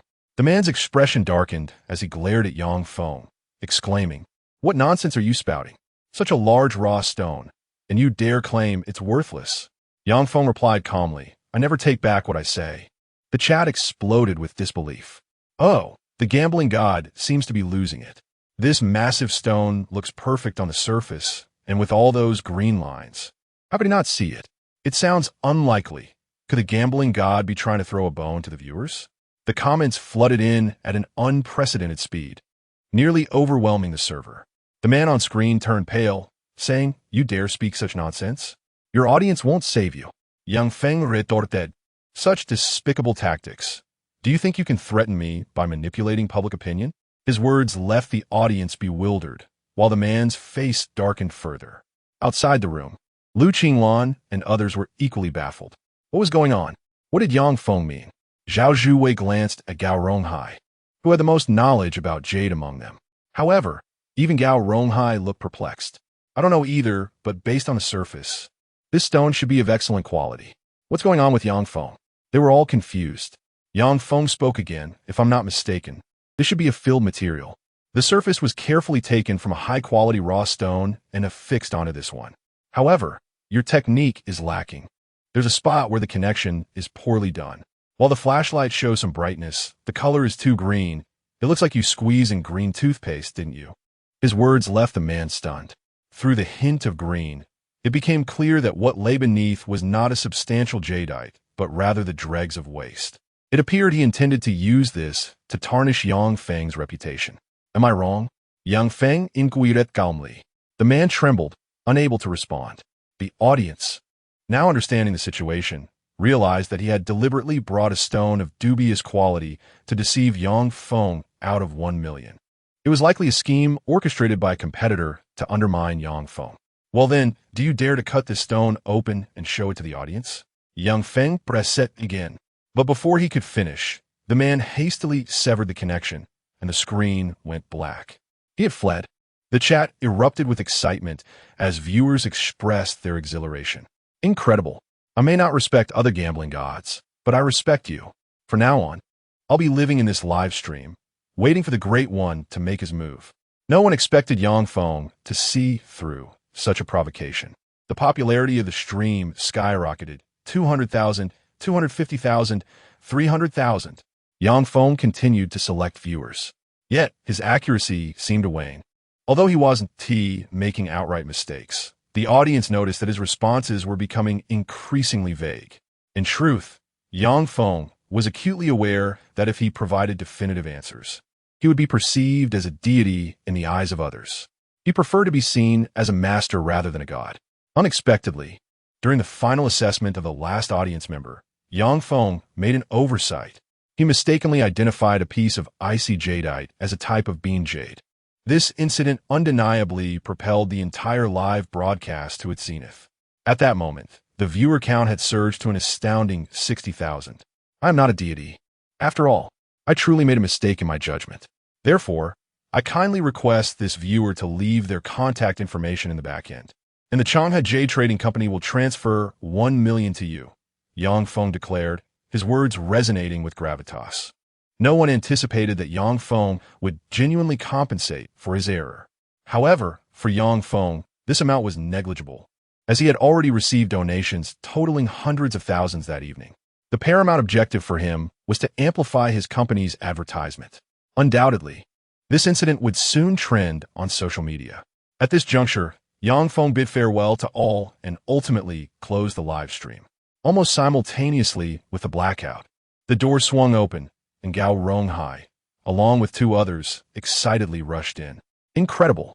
Yang Feng, you were phenomenal. The show was a spectacular success," Gao Ronghai exclaimed, overwhelmed with excitement as he embraced Yang Feng. Lu Qinglan's eyes were also brimming with exhilaration. They had initially estimated a maximum of merely a few thousand viewers online. Yet no one could have predicted that the peak concurrent viewership would exceed 60,000. Following Yang Feng's oversight, discussions erupted across the internet. Gao Ronghai's phone rang at that moment. "Hello, I'm the general manager of Changhe Jade Trading Company." Gao Ronghai responded eagerly. The company that had just seen the promotion was already reaching out to him for collaboration. This evening was destined to mark the ascent of their company. However, while some celebrated, others were dismayed. In a nearby villa, Zhu Yun smashed a cup in frustration, glaring at the man before him, cursing, "Damn it, what a useless fool. How could you let that kid see through the raw stone?" The man in question was none other than the audience member who had appeared during the live stream. Chapter 63. Is this feng shui? The man bowed his head, trembling as he stammered, "Zhu. Young master, I did not expect that kid to have such keen eyes. It was just a minor flaw, yet he detected it. Could you not have executed it more perfectly?" Zhu Yun kicked the man again. The man tumbled to the ground and quickly scurried back to Zhu Yun's feet, his face filled with loyalty as he said, "Young master, this kid is truly extraordinary. He must be a disciple trained by a master. We cannot compete with him in Jade. Coward. Utterly useless." Zhu Yun spat. Fortunately, at that moment, Zhu Yun's trusted aide approached, saying, "Young master, he is not entirely wrong. Although that kid misjudged at the end, he made several clever assessments, and his accuracy is remarkably high in the industry. That is obvious. I certainly know he has some talent." Zhu Yun snorted. "But isn't he running a company now? While we may not outplay him in Jade, can't we outmaneuver him in business? Are you suggesting? Do I need to spell it out?" Yes, I understand," the subordinate quickly replied. Such an extraordinary night passed swiftly. The following day, Changhe Jade Trading Company received several collaboration requests. Yang Feng entrusted all matters to Gao Ronghai and took this opportunity to meander through the antique market in Jiangqing. His primary goal was to discover additional antiques imbued with ocular techniques. Since mastering 2 ocular techniques last time, Yang Feng had finally begun to grasp how to wield this power. However, his current knowledge was still limited. After exploring the antique market, Yang Feng indeed stumbled upon some overlooked items, though their value was not significant. After purchasing everything, he arranged for someone to collect them. As evening approached, the sun dipped below the horizon, casting a golden hue over the land. Yang Feng initially planned to return home, but at that moment, Lin Shui sent him a message. It was then that Yang Feng recalled he had promised Lin Shui to visit the Lin family today. Having completely forgotten about it, he promptly informed Lin Shui of his address. When Lin Shui arrived to pick him up, he caught a whiff of the beef soup aroma emanating from him. "Didn't I say we were having dinner at my grandfather's house? Why are you eating beef noodles alone?" Lin Shui replied, somewhat speechless. Yang Feng, sitting in the passenger seat, chuckled, "I was just hungry. By the way, did your grandfather invite many guests today?" "Just you and my parents," Lin Shui was candid. Yang Feng pondered, "I recall when I attended the banquet, there were quite a few people from the Lin family, right?" "Yes, I have an uncle and a second uncle. But they each have their own companies. This dinner is just a simple gathering, not a family reunion," Lin Shui explained. Yang Feng was not well versed in the affairs of the Lin family, and the car ride provided a perfect opportunity to learn more.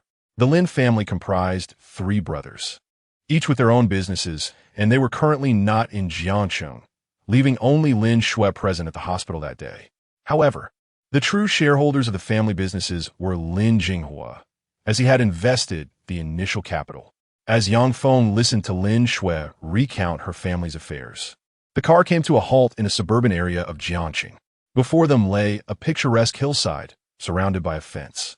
The entire estate spanned several hectares, featuring a villa at its center with the surrounding area adorned with natural flora and rockeries. Although situated in the suburbs, its proximity to the city suggested the estate's worth was undoubtedly in the hundreds of millions. Each interaction with individuals of wealth left Yang Feng in awe of the stark contrast between their world and his own. After parking the car, they exited the garage, where a man in his 50s, wearing glasses, approached them. "Welcoming, miss. The master is already inside waiting for you." Judging by his appearance, he appeared to be of Southeast Asian descent. "His name is Shu Bo. My grandfather brought him back from Southeast Asia when he was young, rescuing him from human traffickers. He's been a steward here for 30 years, Lin Shui introduced. Yang Feng understood and greeted, "Hello, Shu Bo. You are too kind, sir. You may call me Shu," the steward replied, keeping his head bowed. Under his guidance, Yang Feng and Lin Shui entered the hall of the villa. The decor exuded a distinct Huaxia style. At that moment, Lin Jinghua and his wife, Qi and I, had already arrived and were engaged in a business discussion, with Qi and I dutifully pouring water for them. Master, Miss, and Mr. Yang have arrived, the steward announced, interrupting their conversation. Upon hearing this, Lin Jinghua's face lit up, and he stood up, saying, Mr. Yang, you have finally come. I have been eagerly awaiting your arrival. You may call me Xiao Feng. I had some matters to attend to at the antique market, which is why I arrived late, Yang Feng replied, visibly apologetic. Lin Jinghua clapped him on the shoulder, saying, No worries, it's good that you are here. Shu, please inform the kitchen to commence dinner. Yes, the steward acknowledged, heading towards the kitchen. Though the sky had darkened outside, the lights illuminated the lawn and trees, filling the hall with a rare vibrancy. Yang Feng was uncertain of the extent of the Lin family's influence, but he maintained a respectful demeanor in the presence of Lin Jinghua, embodying the values of filial piety. After a hearty meal, Lin Jinghua invited Yang Feng to sit beside him at the tea table. To be honest, I felt quite guilty hearing that you have consistently refused my gratitude, especially after you generously gifted such an expensive painting, Lin Jinghua remarked, his face adorned with a warm smile. However, as he spoke, he noticed that Yang Feng's attention was not focused on him. At this moment, Yang Feng's gaze was fixated on the furnishings within the room, as well as the picturesque scenery outside. Each piece of furniture and ornament in this villa exuded a unique aura, reminiscent of ethereal white vapor. These subtle essences intertwined, transforming the villa's ambience into a fluid stream, perpetually in motion. As the ancients proclaimed, flowing water does not rot. This villa, too, possessed an air of refreshing elegance. Is this what they call feng shui? Yang Feng pondered aloud. Chapter 64. The Lin family seeks to win over Yang Feng suddenly. Yang Feng recalled the old fisherman who had previously gifted him his remarkable eyesight, stating that his eyes were adept at discerning fortune and warding off misfortune, which surely encompassed feng shui as well. However, Lin Jinghua overheard Yang Feng's quiet musings and exclaimed in astonishment, Little Feng, you understand feng shui? Father, you're unaware that Yang Feng conducted a live stream online yesterday. His insights into jadeite are profoundly insightful, indicating that his master must be an extraordinary figure, Lin Linning interjected. At that moment, Qi and I also remembered and remarked, So the person from yesterday's stream was Little Feng? No wonder that voice sounded familiar. Their banter puzzled Lin Shui, who inquired, What stream are you talking about? Oh dear, you only focus on work and miss such significant events, Lin Linning chided, proceeding to explain the live stream to the others. Lin Jinghua, who dabbled in stone gambling, was astounded and said, Is that so? I never imagined that aside from his expertise in antiques and paintings, Yang Feng also possesses knowledge of stone gambling, and with such accuracy. Had it not been for you saving me that day in the hospital, I might never have known that such a remarkable individual resided in Jiangcheng. Lin Jinghua mused. Yang Feng, feeling uncomfortable with the praise, replied with a hint of humility. In truth, it is merely a matter of 3 parts perception and 7 parts luck. I happen to be one who enjoys favorable fortune. Little Feng, do not be so modest. Since you mentioned feng shui, why not assist me in assessing the feng shui of this house? Lin Jinghua inquired. He was quite satisfied with the feng shui of the place, having engaged a master to design it, confident there would be no issues. Yet, this old rascal was quite cunning and merely wished to hear Yang Feng commend his taste. Unaware of his ulterior motives, Yang Feng found the topic genuinely intriguing.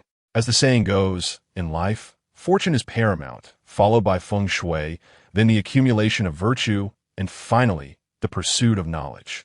Feng shui has always been an enigmatic subject, seldom clearly articulated, yet seemingly omnipresent. Yang Feng summoned his innate spiritual energy, allowing his eyes to scrutinize the surrounding feng shui. The arrangements within were indeed exquisite. Each piece of furniture was interconnected, and the design of the windows and staircase harmonized beautifully with the environment. However, Yang Feng felt an inexplicable discomfort. His gaze wandered toward a rear door nestled against the hillside. There lay the issue. Yang Feng abruptly spoke, catching Lin Jinghua off guard, who had anticipated a compliment. Upon realizing Yang Feng had identified a problem, his smile gradually faded. Even Lin Shui pinched his arm, whispering, do not speak nonsense. My grandfather had Master Meng design this, so there cannot be any issues. No, let him continue, Lin Jinghua insisted, turning his attention back to Yang Feng. Realizing he had misspoken, Yang Feng clarified, Lin Lao, I was merely reacting instinctively. My words were inappropriate. No, you are correct, Lin Jinghua replied earnestly. When Master Meng designed this for me, he did mention potential vulnerabilities, though he could not discern them at the time. I too have often felt something was amiss. Is it because of that door? Yang Feng pointed toward the distant rear entrance. Lin Jinghua nodded vigorously. Exactly. But what issue does that door present? I am not an expert in feng shui, yet I understand that it emphasizes flow.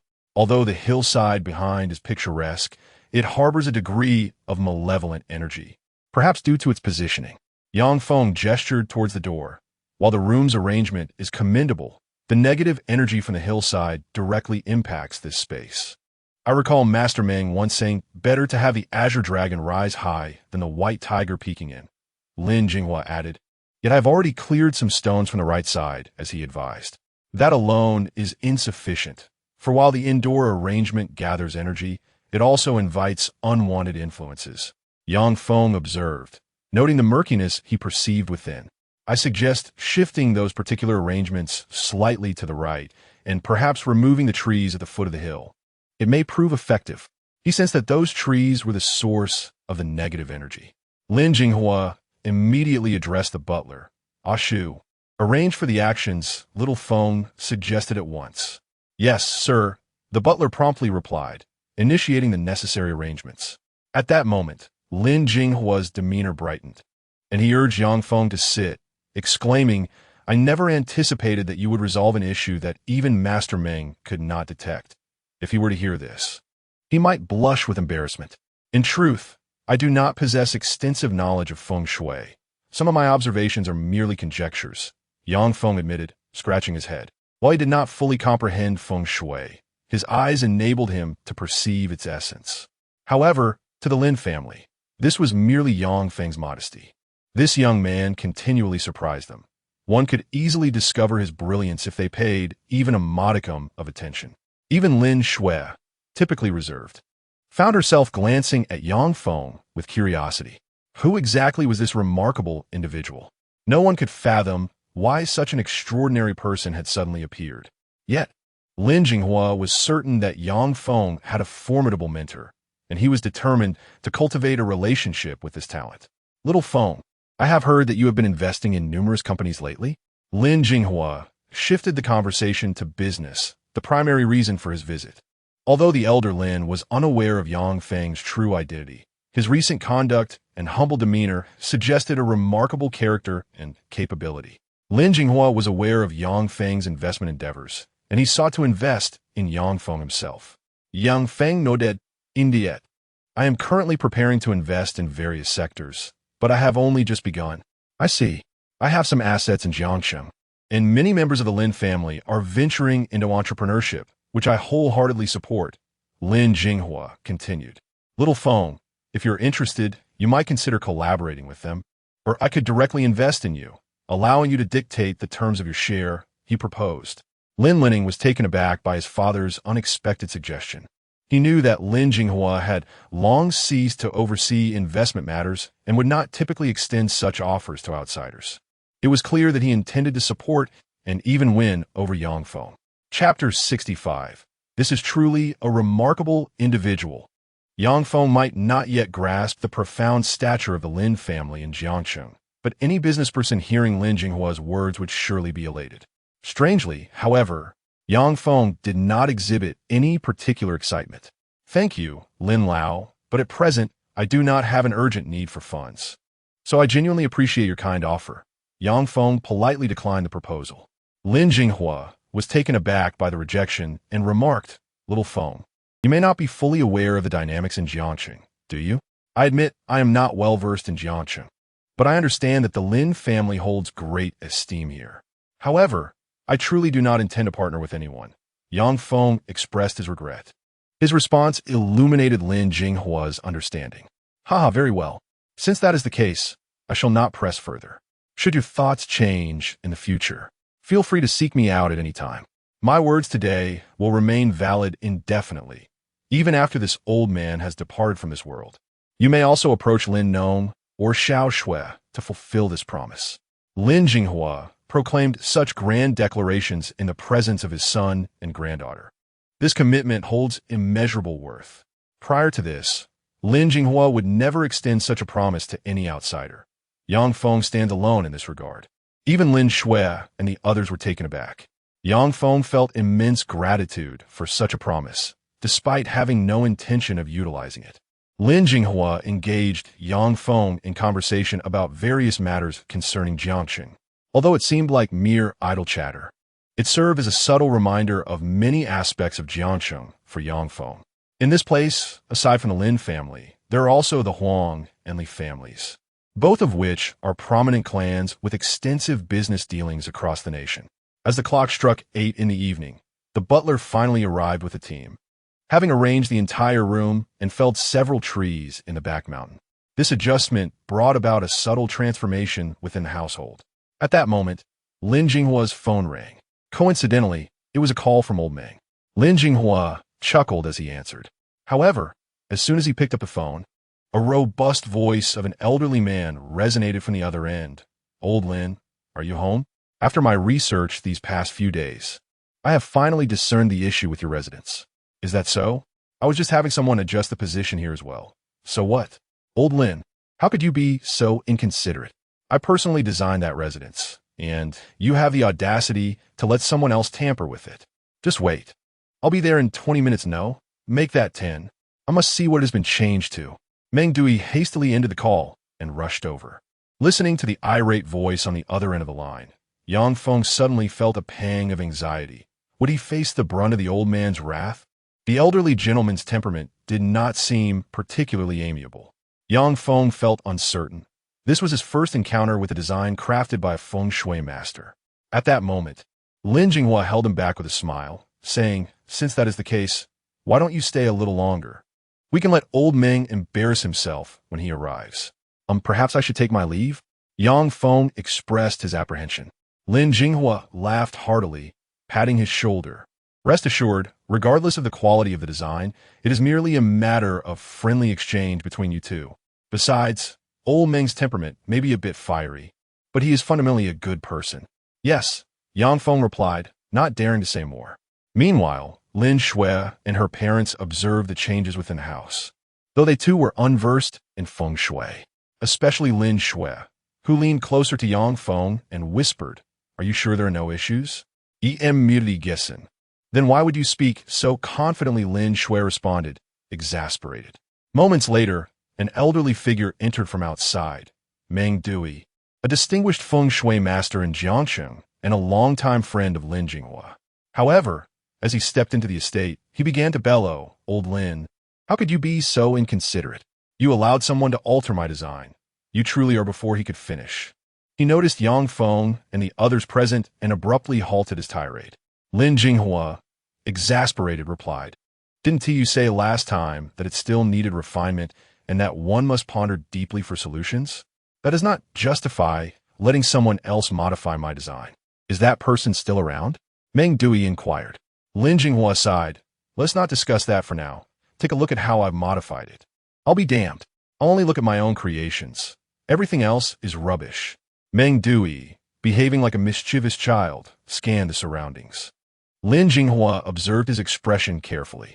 After surveying the space, Meng Dui's demeanor shifted from anger to surprise. He began to walk around the room, eventually reaching the back door and gazing at the distant lights illuminating the foot of the back mountain, where the trees had been felled. His expression froze momentarily, and he hurried upstairs to inspect further. After about 10 minutes of scrutiny, he finally rushed down again. "Old Meng, you've been bustling about. At least say something." Lin Jinghua poured him a cup of tea. However, Meng Dui was too preoccupied to sip, his eyes sparkling with excitement as he asked, "Who did this? What do you mean? Who modified the design?" Meng Dui's tone became animated. Lin Jinghua, observing his fervor, questioned, "What's going on? Are you really planning to confront the person responsible?" "Confront? On the contrary, this is undoubtedly the work of an extraordinary master," Meng Dui exclaimed, his excitement palpable. "Old Lin, How could you not inform me in advance of such a remarkable person? His words were imbued with a sense of reverent admiration, as if he were eager to meet this individual. The others, including Lin Shui, were taken aback. They turned to Yang Feng, astonished that his casual remarks had elicited such a strong reaction. What is happening? Why is everyone silent? Meng Dui asked, glancing at Yang Feng. By the way, who is this? Have you brought your granddaughter's boyfriend home? Don't be absurd. His name is Yang Feng. He saved me previously. Oh, spare me the nonsense. Tell me who helped you redesign this. This is Yang Feng. All right, I understand he's your benefactor, but that is not what I'm interested in. I want to know who assisted you with the redesign. Meng uncle, it was truly Yang Feng who made the modifications. He identified the feng shui issues during dinner just now. Lin Linning, feeling helpless, interjected. Meng Dui scrutinized his expression, concluding he was not lying. Who is your master? Meng Dui immediately queried Yang Feng, his eyes gleaming with curiosity. Yang Feng scratched his head. I cannot contact my master, nor do I know their name. A reclusive master? Something like that. Yang Feng recalled the elder's appearance from that day. Meng Dui fell silent for a moment before finally exhaling deeply. It seems I truly am aging. Even such a young individual possesses such profound skills. Haha, old Meng, are you convinced now? Lin Jinghua laughed heartily. Convinced indeed. In this realm, to find such a young talent is truly. Meng Dui found himself at a loss for words. Yang Feng, relieved that he had avoided a beating, finally spoke up. Well, I need to head back soon. Can I leave? Hey, you just got here. Why are you leaving? I still have so much to discuss with you. Meng Dui quickly interjected, attempting to stop him. However, Lin Jinghua chimed in, Old Meng, that's enough. It's quite late now. Since he's in Jiangsheng, let's save it for next time. Isn't this intentional? You brought me here and now refuse to let me consult someone, Yang Feng remarked, chuckling. Huh. Old Meng, this is the first time I've heard you use the term consult, he continued. As the saying goes, in a group of three, there must be a teacher for me. I simply enjoy learning. Despite Meng Dui's fiery temper, he had a knack for entertaining banter. Seeing that it was getting late, Yang Feng bid farewell and made his way outside. He hadn't driven here, so Lin Shui was conveniently available to give him a ride home. As the car departed from the estate, Yang Feng wiped his brow, reflecting on how close he had come to trouble that day. Yet, it also affirmed his belief that his discerning eyes could perceive fortune and misfortune. This thought uplifted his spirits. Many valuable antiques lay buried underground. If he could discern the auspiciousness of a location, wouldn't it be easy to uncover treasures? Lost in his thoughts, he suddenly noticed Lin Shui glancing at him while driving. Could you please focus on the road? Yang Feng remained dead hair. Lin Shui's gaze was scrutinizing. After slowing down, she asked, Who exactly are you? Just a poor country boy. Nothing special, he replied. Yet you seem to have extensive knowledge about feng shui. How is that possible? Lin Shui's cheeks flushed with curiosity. She felt an aura of mystery surrounding Yang Feng, as if she had only scratched the surface of his secrets. I read about it in a book, he shrugged. Your time must be limited. How can you have read so many at such a young age? I have a photographic memory, I suppose, he answered nonchalantly. I find it hard to believe that anyone possesses such a talent. You can't just keep feeding me tall tales, Lin Shui retorted, her expression laced with skepticism. As they neared the roadside, she stopped the car, retrieved a book from the vehicle, and handed it to Yang Feng. What are you doing? He asked, perplexed.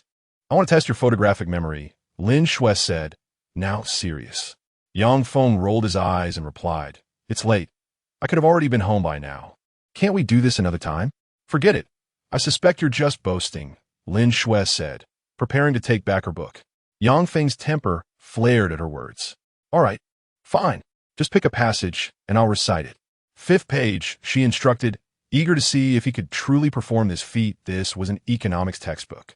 Yang Feng had realized the day, after acquiring his unique sight, that he possessed a photographic memory. He noticed Lin Shui was genuinely determined and quickly skimmed the page, which contained several hundred words. After finishing, he returned the book to Lin Shui. Are you sure you can recite it? Lin Shui asked, still doubtful. Without hesitation, Yang Feng began from the first word.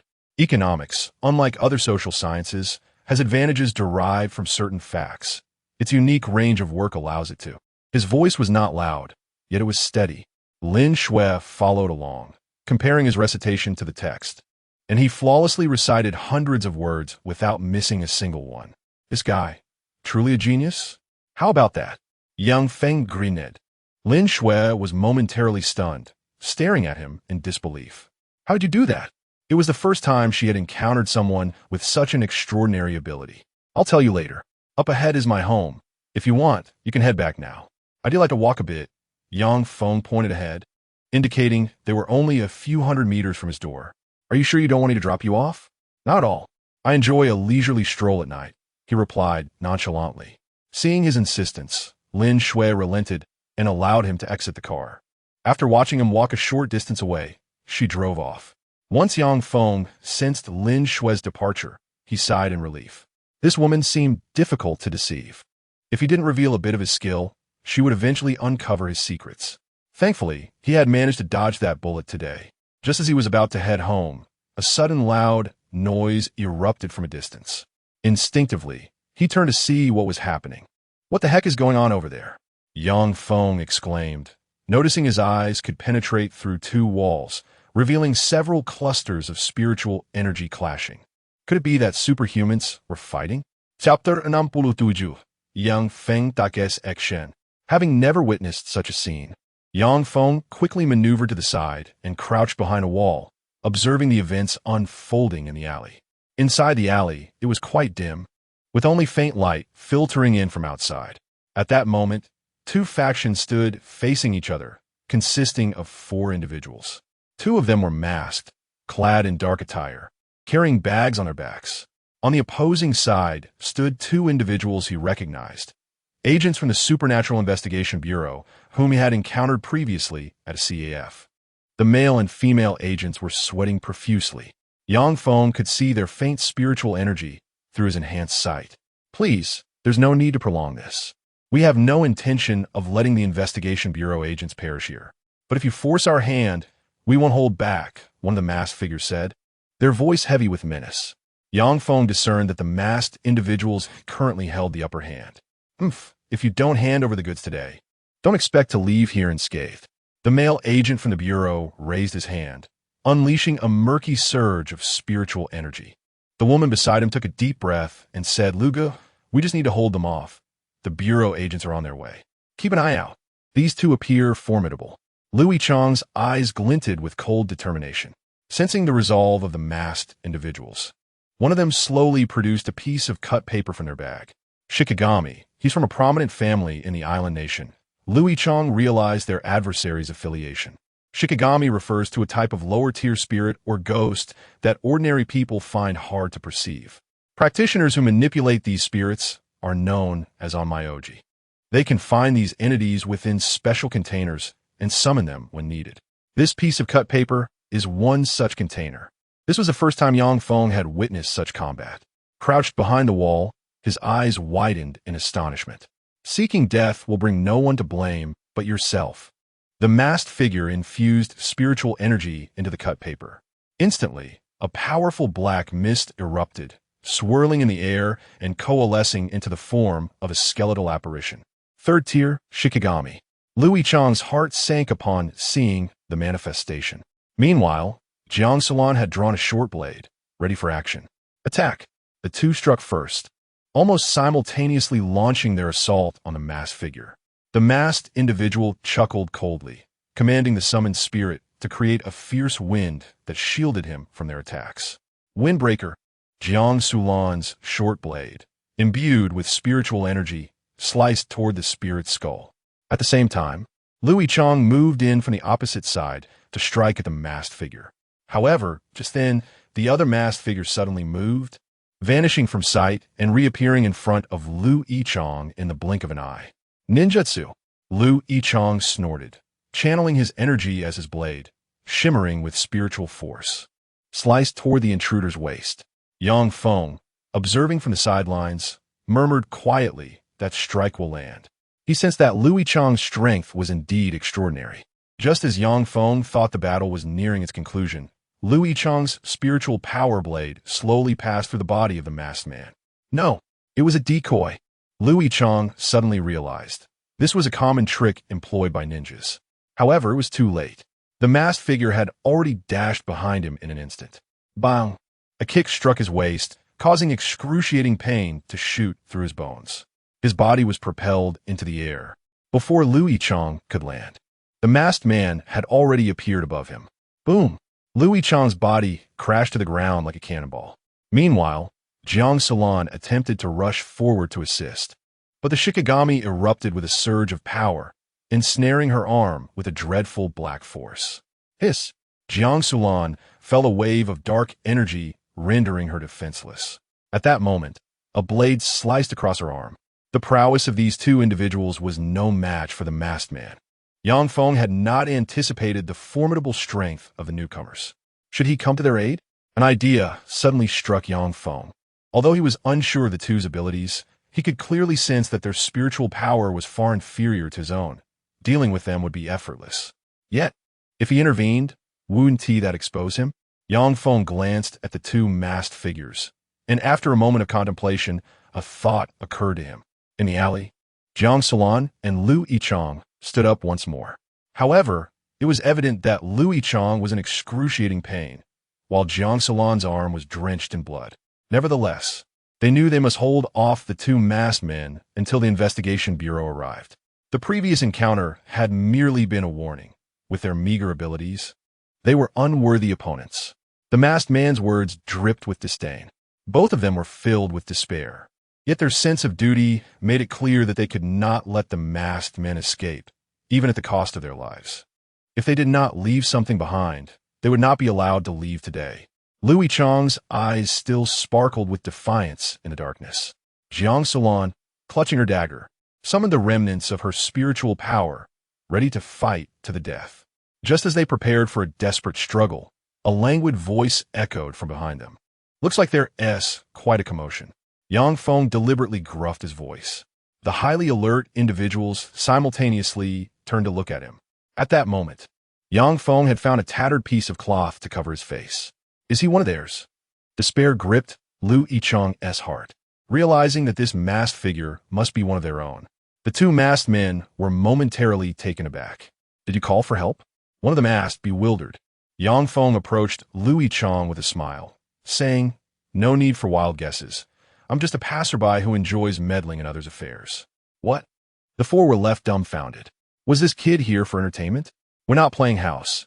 You should leave immediately. Lu Yichang sensed that this was likely a mere civilian. Yet Yang Feng shook his head, responding, I'm here to meddle. There's no rush for me to leave. Who are you? Call me the masked hero, Yang Feng declared, holding his head high. His proclamation left everyone at the scene speechless. Moments later, the two masked men burst into laughter. Where did this fool come from? How dare you meddle in our affairs and call yourself that? The masked hero? What a ridiculous name. They laughed heartily, slapping the wall in amusement. Chapter 68. Overwhelming power. Yang Feng felt displeased. After all, he had spent considerable time devising that name. You two, cease your laughter at once, he commanded with an air of authority. The masked men paused briefly before erupting into even louder laughter. What idiot! Where did this lunatic come from? What a stroke of bad luck. The masked men could not help but resort to crude language. Even Lu Yichang and Jiang Salan stared at Yang Feng in disbelief. Only Yang Feng, visibly irritated, remarked, Will you two ever stop? Kid, you have no idea how deep this water runs. But if you insist on courting death, don't blame us, the masked man warned, glancing at his ninja companion. The ninja stepped forward, licking his lips as a kunai appeared in his hand. A weapon typical of ninjas. The murderous intent in his eyes chilled the air around them. Run, Lu Yichang shouted, try to warn Yang Feng. Yet, to his astonishment, Yang Feng took a step forward instead. Prepare to meet your end. The ninja vanished in an instant. Yang Feng sensed an overwhelming wave of killing intent surrounding him. In the next moment, the ninja reappeared at his right side, but this was certainly not his true form. The ninja's afterimage lunged at Yang Feng's neck with the kunai. Yet, to everyone's surprise, Yang Feng bore no trace of panic, instead wearing a cold smirk. Child's play. Yang Feng spoke dismissively, twisting his body and executing a hand strike into the void. Lu Yichang and Jiang Sulan could hardly comprehend what was happening when suddenly a figure materialized in the air. The true form is there. Lu Yichang exclaimed in delight. In the next instant, Yang Feng's hand strike, charged with spiritual energy, struck the ninja's face. Boom! The ninja was sent flying, crashing into the alley wall. The wall collapsed, burying him beneath rubble, leaving only his unconscious head exposed. A single strike had incapacitated him completely. The scene fell into an eerie silence. The masked men who had once laughed stood frozen in shock. And you, Yang Feng said, cracking his neck. The remaining masked man finally reacted, attempting to infuse power into his paper talisman to summon his Shikigami. However, at that moment, he realized he could not move at all. Too young, Yang Feng appeared before him. The masked man could only watch helplessly as Yang Feng approached, feeling as if a mountain had pinned him down. "My technique. Earthbind. Do you remember my name? A masked hero?" The masked man stammered, shame washing over him as he uttered the name Yang Feng had given him. Yang Feng nodded in satisfaction and struck the back of his neck with a hand chop. Thud! The masked man collapsed to the ground. The two previously formidable foes fell one after the other before Yang Feng, as if he were bullying children in a kindergarten. Lu Yichang and Jiang Sulan were left dumbfounded. Who? Was this person? Yang Feng took a step closer to them. Why you are? Lu Yichang stuttered, struggling to find the words. He recalled Yang Feng's earlier remarks and quickly added, I know you are called a masked hero. Please don't hit me. Fearing he would be punished for mocking the name. However, Yang Feng did not respond further. He merely glanced at them before turning to leave, wishing to remain undetected by the two. Just as Yang Feng departed, the personnel from the Supernatural Investigation Bureau arrived almost simultaneously. The leader was Muron Wan, who hurriedly approached, flanked by several others. Upon seeing the two masked men lying on the ground, they were taken aback. Wow, you two are impressive. You took down such skilled fighters. When did you secretly grow stronger? One man exclaimed as he lifted a mask, revealing the identities of the two masked men, highly skilled individuals from the island nation whom they had been pursuing. No one among them, except for Muron Wan, could defeat these two in a one-on-one confrontation. However, Lu Yichang appeared somewhat embarrassed as he said, we didn't take them down. He recounted the earlier events, his tone still tinged with disbelief. The few listeners were utterly bewildered. Jiangcheng, does such a person exist? The onlookers exchanged glances. Someone with such prowess should have long been discovered by their investigation bureau and undoubtedly could be of great use. How could such a figure suddenly emerge? And the name Masked Hero. Does this guy have a bit of a juvenile complex? A young investigator couldn't help but chuckle. Lu Yichang shook his head and said, Do you know how those two got beaten? How? It was simply because they disliked his name. The young man's expression gradually stiffened. However, at that moment, Muron Wan had surveyed the scene and finally spoke. Have you all had enough chatter? Let us take the person back first and return the jade artifact to the museum. Team leader, what about this masked hero? We will investigate later. Muron Wan chose not to elaborate further. Meanwhile, Yang Feng had taken a detour back home. Today, putting on an air of a sage gave him a sense of accomplishment. However, this was merely a fleeting episode for him. After all, he never intended to contend with those people. He thought it was time to visit his hometown. Yang Feng remembered that his father had called again, bringing up the development plans for their village. He mentioned a fundraising initiative to repair a road and establish a farmstay, suggesting that each family contribute a bit. Essentially, it was an attempt to set up a village-run enterprise. His village was impoverished, so if this endeavor could succeed, it would indeed be a boon for everyone. The night passed swiftly. The next morning, Yang Feng packed his belongings and prepared to drive home. As he opened the door, he unexpectedly bumped into Zhao Zhuwei, who was about to knock. Hey, are you going far? Zhao Zhuwei asked curiously. Yang Feng nodded, saying, I intend to return to my hometown. Ah, then I'll be all alone here? No worries. Gao Ronghai and Lu Qinglan will likely come over. You can hang out with them. Yang Feng thought little of it. Zhao Zhuwei pouted, I'd rather go find Xiaoye. Speaking of Chun Jiyue, Yang Feng realized he hadn't seen her in quite some time. He recalled that someone had mentioned her previously, indicating that her background was quite remarkable. Isn't Chun Jiue's family involved in business? Yang Feng asked, curiosity piqued. Chapter 69. A provocation upon returning home, Zhao Zhuwei guessed what Yang Feng was about to ask and chuckled. If her family's in business, it might spell big trouble. What do you mean? You'll find out soon enough. Zhao Zhuwei continued. Why don't I walk you downstairs? Remember to bring me some local specialties when you return. No problem, Yang Feng readily agreed. As they conversed, they headed downstairs. As a car drove away, Zhao Zhuwei watched Yang Feng leave, pondering for a moment before picking up her phone. Xiaoya, let me take you somewhere fun, she exclaimed into the receiver. Unbeknownst Yang Feng. His hometown was about to welcome two significant visitors. At that moment, he was driving towards home. Jiangcheng, the largest city in Nanjing province, is recognized as a bustling metropolis in the nation. Yet, no one would suspect that such a city harbors shadows beneath its bright lights. After Yang Feng had driven 300 kilometers, he began to sense the stark contrast of the underdeveloped rural towns. His hometown, Shicheng, was an extremely impoverished area.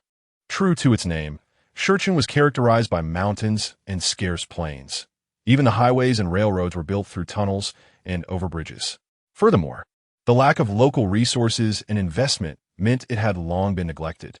As many would say, it could be aptly described as poor mountains and bad waters. Yet for Yang Feng, it was these very poor mountains and bad waters that had accompanied him for nearly 20 years. Now that he had the means, he could no longer watch his hometown remain in poverty. As someone once said, our growth and learning are not merely to escape from such impoverished places, but to transform them. Thus, Yang Feng felt that his time had come. After a 600 to 700 kilometer journey, Yang Feng finally arrived at his hometown in the evening. He instinctively parked his car in the town.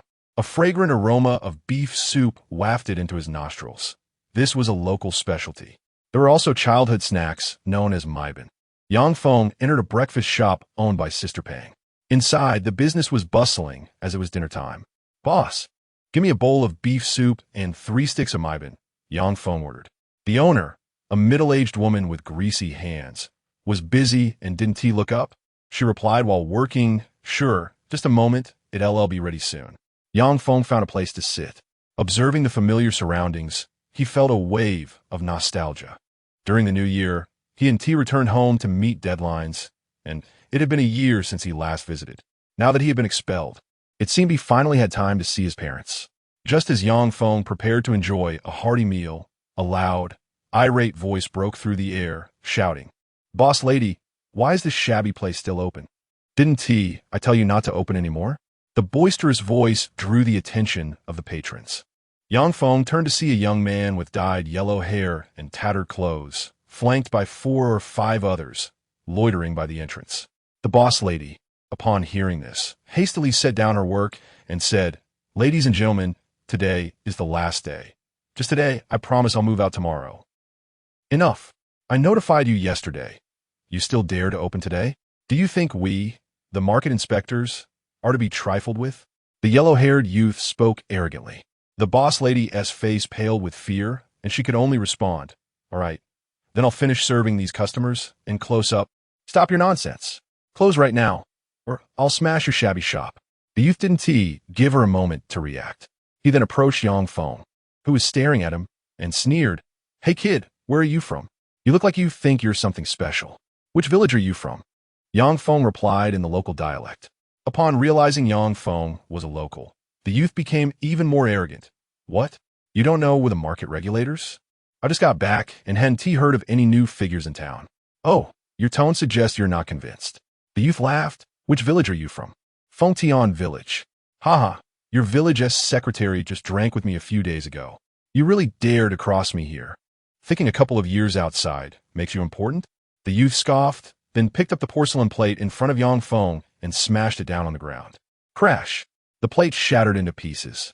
The youth shot a warning glare at Yang Feng before turning back to the boss lady. Boss lady, why are you still dawdling? This kid deserves to eat dirt. Hurry up and close. Yes, I want to close. Yang Feng's voice rang out again, now tinged with anger. However, at that moment, the boss lady seemed to recognize him.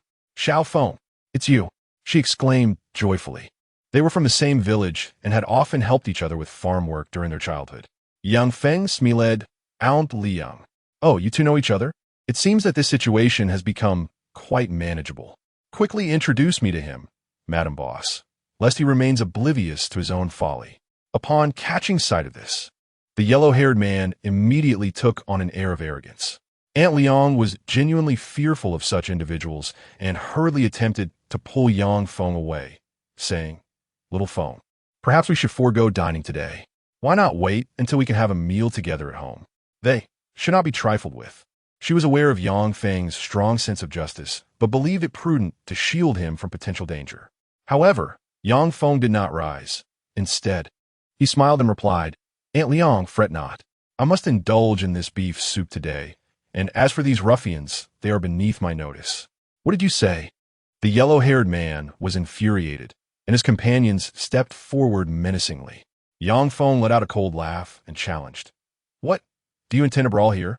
The yellow-haired man, filled with bravado, seized a plate beside him, ready to bring it crashing down upon Yang Feng's head. His eyes glinted with malice, revealing a history of violence. Yet, before him, he was nothing more than an insignificant insect. In the very moment the plate was about to descend, Yang Feng seized his arm. The yellow-haired man felt as if his limb was caught in a vice, completely immobilized. "You pathetic wretch," Yang Feng remarked, applying gentle pressure. With a crack, he shattered the yellow-haired man's bone. The subsequent shriek echoed for dozens of meters. His subordinates trembled and recoiled, terrified that Yang Feng might turn his wrath upon them as well. "Begone! I shan't let your presence ruin my mood." With a swift kick, Yang Feng sent the yellow-haired man flying, his body soaring 7 or 8 meters before crashing onto the roadside. This spectacle rendered the establishment utterly silent. In Doma Town, no one dared to strike a blow, especially against those from the Market Supervision Bureau. To be part of such a department, one must undoubtedly have connections. Yet, following the altercation, Yang Feng remained remarkably composed. "Aunt Liang, is my beef soup ready?" His voice rang out once more, snapping everyone back to reality. Aunt Liang, now fully aware of the situation, exclaimed, "Little Feng, you've stirred up a hornet's nest. His uncle is the deputy town chief." "Not to worry," Yang Feng responded dismissively, fully aware of the implications. As he intended to invest upon his return, it was imperative to teach these bullies a lesson, ensuring that they would retreat into the shadows. Aunt Liang Gazette et Yang Feng, momentarily dazed. It had been over a year since they last met, and he had changed remarkably. The yellow-haired man's cohorts now dared not advance, recognizing that they were no match for Yang Feng's prowess. "Get lost!" Yang Feng glared at them, prompting them to hastily carry their injured leader away. After enjoying his meal, Yang Feng wiped his mouth contentedly. "Aunt Liang, I shall head home now. Do remember to visit us." He smiled and rose to pay. Aunt Liang, alarmed, quickly interjected, "Oh, you've returned after such a long time. How can I accept your money?" "Then I shall not be polite," Yang Feng grinned. Just at that moment, 2 police officers from the precinct entered. "It's him. This is the one who assaulted Brother Shun." One of the officers was one of the yellow-haired man's fleeing subordinates. They approached Yang Feng, and the lead officer stated coldly, "Are you the one who caused a disturbance here?" "Indeed, I am," Yang Feng replied. "Come with us." The officer's tone was stern. Aunt Liang stepped forward, pleading, "Old Feng, this man is from our town. It was Lu Shun who instigated the fight. Enough. Do you also wish to involve yourself in this?" Officer Feng Qingsheng snapped. "Let me be clear. I can overlook many things, but striking Lu Shun is a different matter. Regardless of who you are, you must accompany me." Despite the crowd within the establishment, Officer Feng's tone remained unwaveringly authoritative. Yang Feng, seemingly unfazet, smiled and replied, "Have you ever heard the saying, 'It is easy to invite a deity, but difficult to send them away'?" "What do you mean?" Yang Feng narrowed his eyes and continued, "I hope I won't be called upon to extricate myself later." "Ha! That is the most amusing joke I've heard. Let me tell you, you will not be leaving for several days. You truly underestimate the authority here." Officer Feng, enraged, stepped forward to cuff Yang Feng. Yang Feng offered no resistance, following him to the police vehicle. As they departed, he caught sight of the yellow-haired man's underling, who boasted, "You dare to make a move in this territory? Prepare to rot in there." Yang Feng merely smiled in response. Inside the precinct of Dongha Town, Yang Feng had been escorted to the interrogation room, seated at a chair with his hands cuffed to the table. The interrogators were Officer Feng Qingsheng and a younger officer. Feng Qingsheng, in his 30s, now wore a face of youthful arrogance. "You're quite the bold one, aren't you? A mere farmer's son daring to provoke Lu Shan." Feng Qingsheng sat across from Yang Feng, paper and pen before him, while the camera remained off, indicating his intent to discuss matters not fit for record. Yang Feng, seated calmly, replied, "Are you not interested in the context and the truth behind this? Spare me the theatrics. In this precinct, once you lay a hand on Lu Shan, you must face the consequences. That is the rule." Feng Qingsheng scoffed. Yang Feng chuckled, understanding the dynamics at play. "Ah, I see. You seek to provoke me further. Very well. I shall allow you to starve here for a few days and see if your defiance persists." Feng Qingsheng rose, delighting in his perceived victory. "Oh, by the way, you hail from Toyota Village, correct? I expect to see your father kneeling before me soon, begging for leniency. You would do well not to seek your own demise," Yang Feng warned. "Haha, are you growing desperate? Alas, it is too late." Feng Qingsheng strutted out, leaving Yang Feng locked in the interrogation room. Feng Qingsheng aimed to teach him a lesson, yet unbeknownst to him, a phone call was about to be made from the town committee secretary's residence. Secretary Hao Shanking had just returned home. "Old Hao, what with the cheerful demeanor? One might think you've won the lottery," his wife remarked upon seeing him so jubilant, anticipating good news. Hao Shanking set down his bag, proudly announcing, "This is far better than winning the lottery. Remember the matter I mentioned yesterday? Of course, you spoke of an investment group coming to assess the environment. Indeed, I met with them again today. Can you guess who it was?" Hao Shanking's eyes sparkled with excitement. Curious, his wife asked, "Who?" "The Lin family from Jiangcheng. They are a significant entity there," Hao Shanking replied, and then added, "However, it seems they are merely secondary investors. The primary investor is someone else." "Oh, who has suddenly taken an interest in our town? I'm not entirely sure, but I suspect it's someone from our town. Otherwise, why would outsiders suddenly think to invest here?" Hao Shanqing sighed, continuing, the impoverished Donghe town is finally on the brink of change. However, after residing here for a year, I had no idea anyone here was connected to the Lin family. It seems you are finally able to achieve some results." "Indeed, I heard I will meet the investor tomorrow, and I must express my gratitude to him," he said, his voice brimming with excitement. Just as he was caught up in his elation, his phone rang. Upon glancing at the screen, Hao Shanqing exclaimed, "Look, it's the two inspectors calling. They must be informing me of the meeting place for tomorrow." As he spoke, he answered the call, cheerfully saying, "Mr. Sun, has your boss arrived?" "Secretary Hao, it seems there has been some unexpected development here." A somewhat somber voice came from the other end of the line. Chapter 71. Inviting deities is easy. Sending them away is hard. Hao Shanqing sensed something was amiss and cautiously inquired, "Mr. Sun, what do you mean by that?" "My boss has indeed arrived," Mr. Sun replied, "but he just texted me saying he was detained by your local police station due to an incident with some locals." The moment the words left his mouth, Hao Shanqing felt as if he had been struck by a thunderbolt. "What? How could this happen?" His tone rose sharply. "I will investigate this immediately." Panic gripped him. The inspector continued, "His name is Yang Feng. He should be at the police station now." "Yes, please hold on. I will ensure you receive an explanation." Hao Shanqing hung up and, in a fit of rage, shattered a cup before him. The pieces scattered everywhere, and his anger surged. Damn it! Never had he anticipated that before the negotiations the next day, he would be confronted with such news. The only major investor in the area, someone close to the Lin family, had just arrived in town and was assaulted, landing in the police station. He grabbed his phone and dialed the director's number. Director Ding had just returned home. Upon receiving a call from the secretary, he quickly picked up. "Secretary, what instructions do you have?" "Director Ding, I believe your tenure as a director is coming to an end." Hao Shanqing erupted with fury as soon as the call connected. Ding was bewildered. "Secretary, what is going on? What is going on? Your police station has detained the most important guest of our town. What do you think is happening?" Hao Shanqing's anger intensified. "Let me tell you, if Mr. Yang is unhappy in any way today, I will report you for dismissal." Even the usually composed Hao Shanqing could not restrain his foul language. Ding stammered, I didn't know. I will investigate immediately. He dared not delay any longer and rushed out of his home.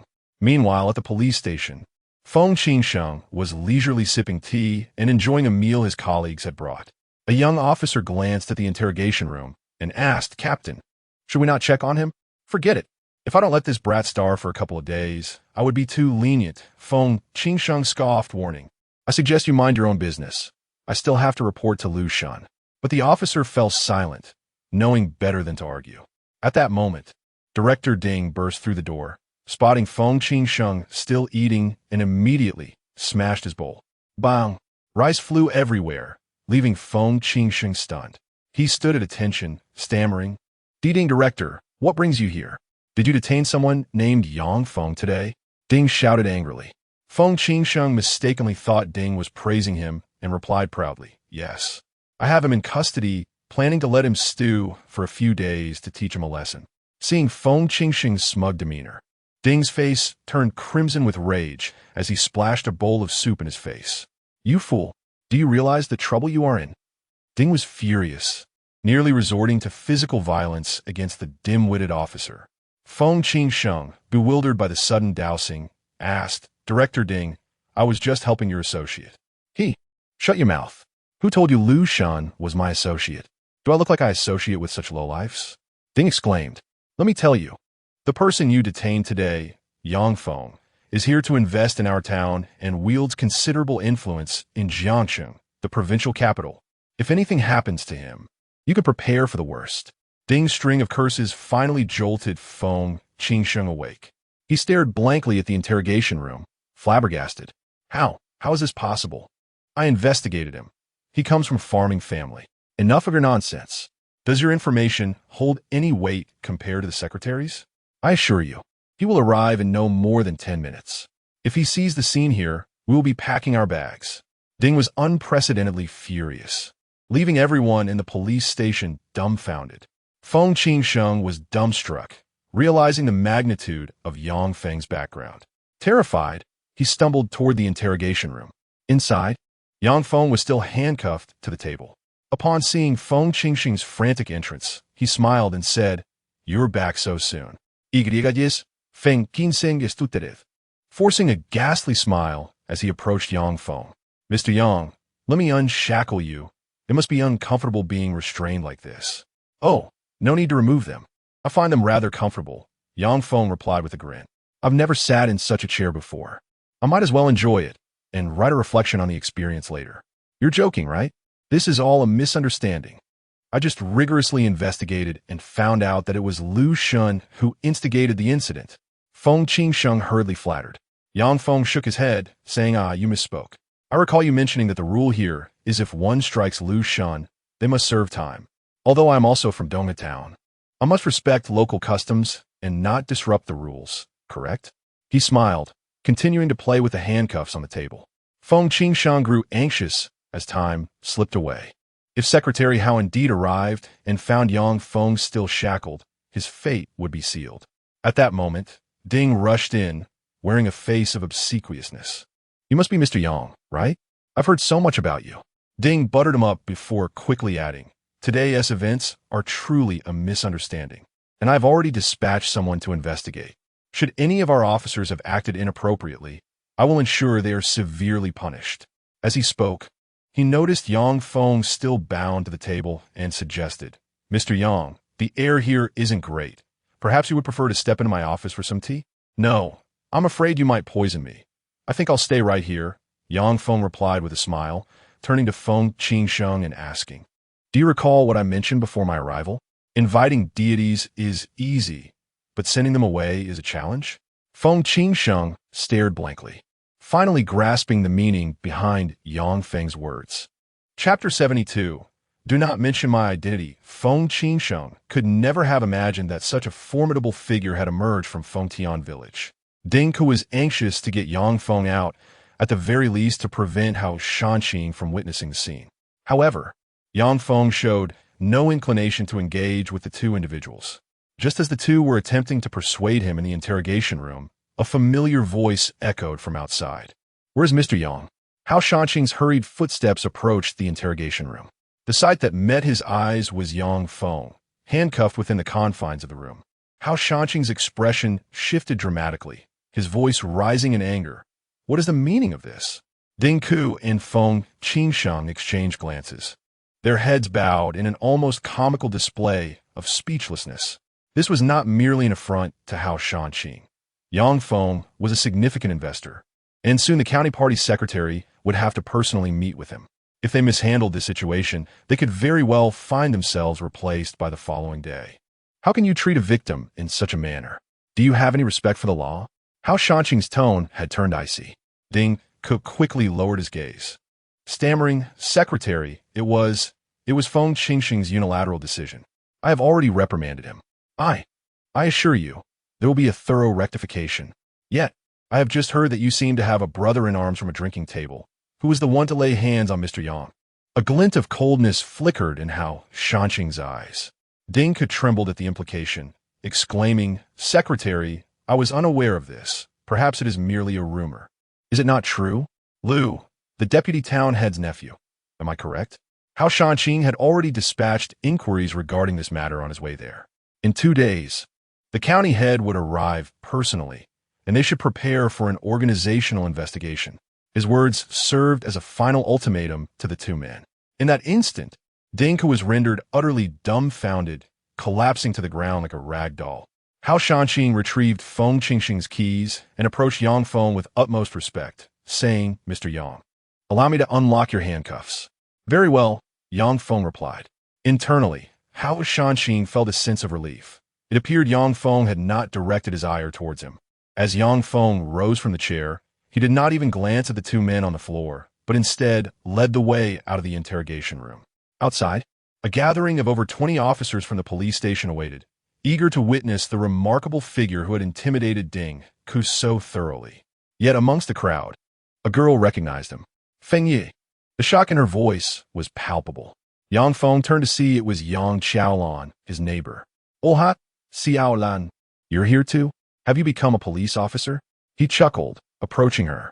Yang Xiaolan was momentarily dazed, glancing between him and the imposing Hao Shanqing, their local secretary, who had come personally to assist Yang Feng, displaying utmost sincerity. "Feng Ge, what is going on?" she asked, bewildered. "Well, it's just as it appears. I was just detained, but fortunately, Secretary Hao came to my rescue. Otherwise, I might have had to spend the night here," Yang Feng joked. Hao Shanqing wiped his brow, hastily interjecting, "Mr. Yang, you flatter me. This incident was an unfortunate misunderstanding. I assure you, a thorough investigation will be conducted, and you will receive a proper explanation. Let us hope such misunderstandings are few and far between," Yang Feng replied calmly. Yang Xiaolan observed the tension in Hao Shanqing's demeanor, her confusion deepening. Here was the town's leading authority, treating Yang Feng with such deference. Yang Feng chose not to dwell on the matter further and inquired, "Have you finished work? Would you like to head home together?" Sure. All right," Yang Xiaolan replied, snapping back to reality. As Yang Feng exited, he called his father, Yang Antian, informing him of his imminent arrival home and advising him not to worry. He then proceeded to the parking lot with Yang Xiaolan. Hao Shanqing accompanied them to the entrance of the parking lot, saying, "Mr. Yang, regarding tomorrow. Secretary Hao, please call me Xiao Feng. I am also a resident of the town," Yang Feng said, his tone suddenly more amiable. Hao Shanqing nodded earnestly. "Very well. Shall we arrange a time to discuss matters tomorrow? I fear I will be resting with my family tomorrow, and I also need to review the results of the investigation," Yang Feng replied casually, then led Yang Xiaolan to his vehicle, heading back to the village. Once Yang Feng departed, Hao Shanqing exhaled a sigh of relief.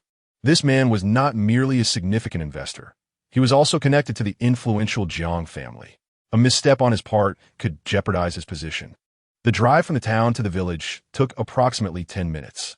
Yang Xiaolan sat in the passenger's seat, her gaze filled with astonishment as she regarded Yang Feng, as if he were a stranger. "Feng Ge, what have you been doing out there?" she asked incredulously. Observing her bewildered expression, Yang Feng replied, "I've been engaged in a small business venture, planning to return and establish a company." "Ah, I see," Yang Xiaolan responded, now understanding, yet she continued. I never imagined you would become an entrepreneur. How come we received no news about it? Well, now you know, Yang Feng teased. Yanqiaolan chocolate. You've certainly helped everyone vent some frustration. That Lu Shun has been bullying others, relying on his uncle's influence as the deputy town head. I heard he is quite familiar with our village's secretary. Yang Feng recalled Lu Shun's remarks before he was assaulted. Yang Xiaolan nodded. You don't know. But our village is currently in a bit of disarray, especially with Secretary Modesty, who, along with a few others, is planning to develop some form of agritourism while also proposing road repairs. I heard they're calling for everyone to invest. Indeed, but in reality, it's merely a scheme to swindle money. The villagers find themselves helpless, as offending them could lead to dire consequences. Yang Xiaolan seemed well informed about the underlying issues.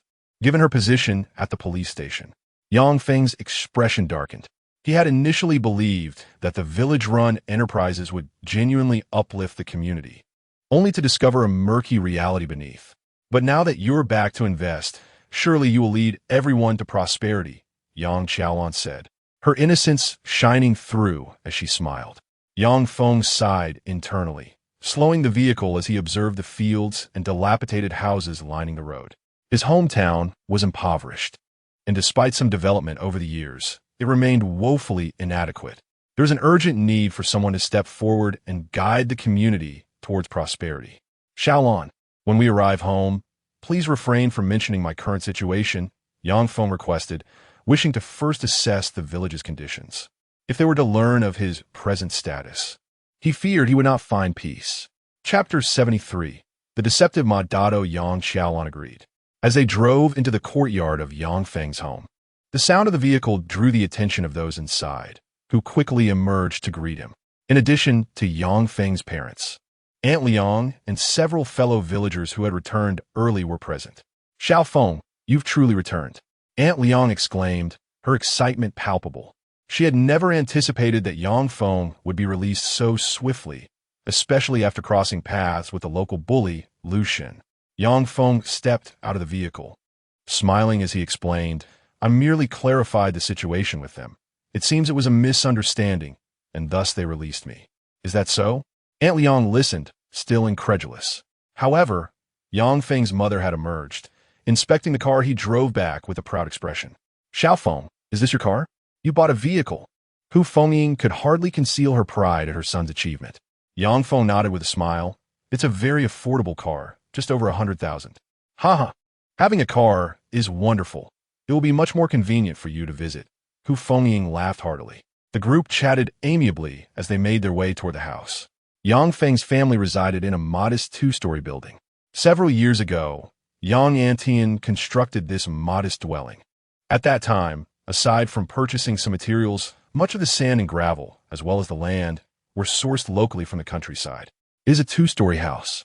Although it pales in comparison to the opulent villas, the hall is adorned with a deity statue, and the surrounding decor exudes a rustic charm.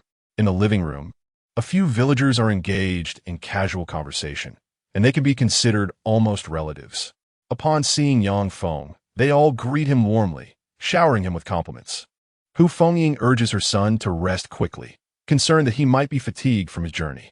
On the other hand, Yang Antian, not particularly adept at expressing his emotions, adopts a more serious demeanor.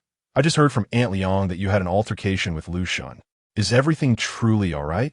Everything is fine. Look, isn't Xiaolan here with me? Yang Feng replies with a smile. Yang Xiaolan hastily adds, Uncle Tian, the matter has been resolved. Yang Feng has no involvement in it, so you needn't worry. Ah, that's a relief, but do be cautious not to offend Lu Shun. You have no idea of his connections with that Datu in our village. It could lead to trouble. Yang Antian expresses his concern. Yanqiaolan weepes her bro. Wishing she could inform him that Yang Feng not only dealt with Lu Shun, but was also facing a more significant issue with Datu. Yang Feng refrains from elaborating and simply states, I came back primarily to check on the family. Everything is well at home. What else do you need to see? Yang Antian responds, recalling, Oh right, you young folks should gather to discuss the establishment of an agritourism venture in the village. It is of utmost importance. Having been a teacher, He sees the potential for such initiatives to alleviate poverty and foster prosperity. Yang Xiaolan then shares what she knows about the matter, prompting Yang Antian to express disbelief. Does Ma Dado really dare to do that? He wouldn't, would he? That involves everyone pooling their money. Ma Dado may not act overtly, but the accountants and suppliers will all be his people. And when it comes time to audit the accounts, how many in our village can understand it? Yang Qiaolan sigs. Upon hearing this, the others in the hall feel a chill down their spines. But the villagers have already mobilized. What can be done now? Father, let us not worry about this for now. We will surely find a way. The proposal is quite good, but we can think of strategies later to minimize their interference. Yang Feng reassures them. Yet, his words draw disapproving shakes of the head from those present. Xiaofeng, you've been away too long. You don't grasp the village dynamics, Uncle Dong, in his 40s, laments. Continuing, if you want to initiate anything in the village, you must first make amends with Ma Datu, or nothing will materialize. Indeed, just recently, Shui Sheng's family wanted to extract sand from the river, but Ma Datu opposed it, and his son Ma Xiaoshan sank their motorcycle in the river, forcing Shui Sheng to buy sand at a premium. Aunt Liang interjects. Yet, not long ago, when they needed to build a cattle pen, didn't they use stones from the mountains and sand from the river? Indeed, but they have good connections with a deputy town mayor. What can we do? The group feels helpless. Yang Feng discerns the underlying implications in their words. He takes a deep breath and asserts, Dear uncles and aunts, I will look into this matter. And regarding the agritourism venture, I believe it has great potential. Tomorrow, I will discuss it with them. Xiaofeng, you must not speak so boldly. We have been in the village long enough to understand who Ma Datu is. And his son, well, that is another story altogether, they reply with exasperation. At this moment, Yang Antian advises, Xiaofeng, don't overthink these matters right after your return. If you have some money, save it for your future wife instead of getting entangled in village affairs. He hopes his son will venture beyond the confines of their rural home. Yang Feng gazes at his father. Although his father has not penned any eloquent prose, his hands are calloused from labor. Father, I will manage it. Yang Feng recess, sighing. But let's not discuss this further today. Xiaolan, please help me unload the items from the car. In the evening, invite Uncle Rong and the others over for dinner. All right, I will call my parents to help with the cooking, Yang Xiaolan replies, conveniently residing next door. With several people at home, Yang Feng invites them for dinner, marking his first day back. By around 9 in the evening, everyone disperses, returning home. Only Yang Feng and his parents remain. After chatting for a while, noticing the late hour, Yang Feng retires to his room for rest.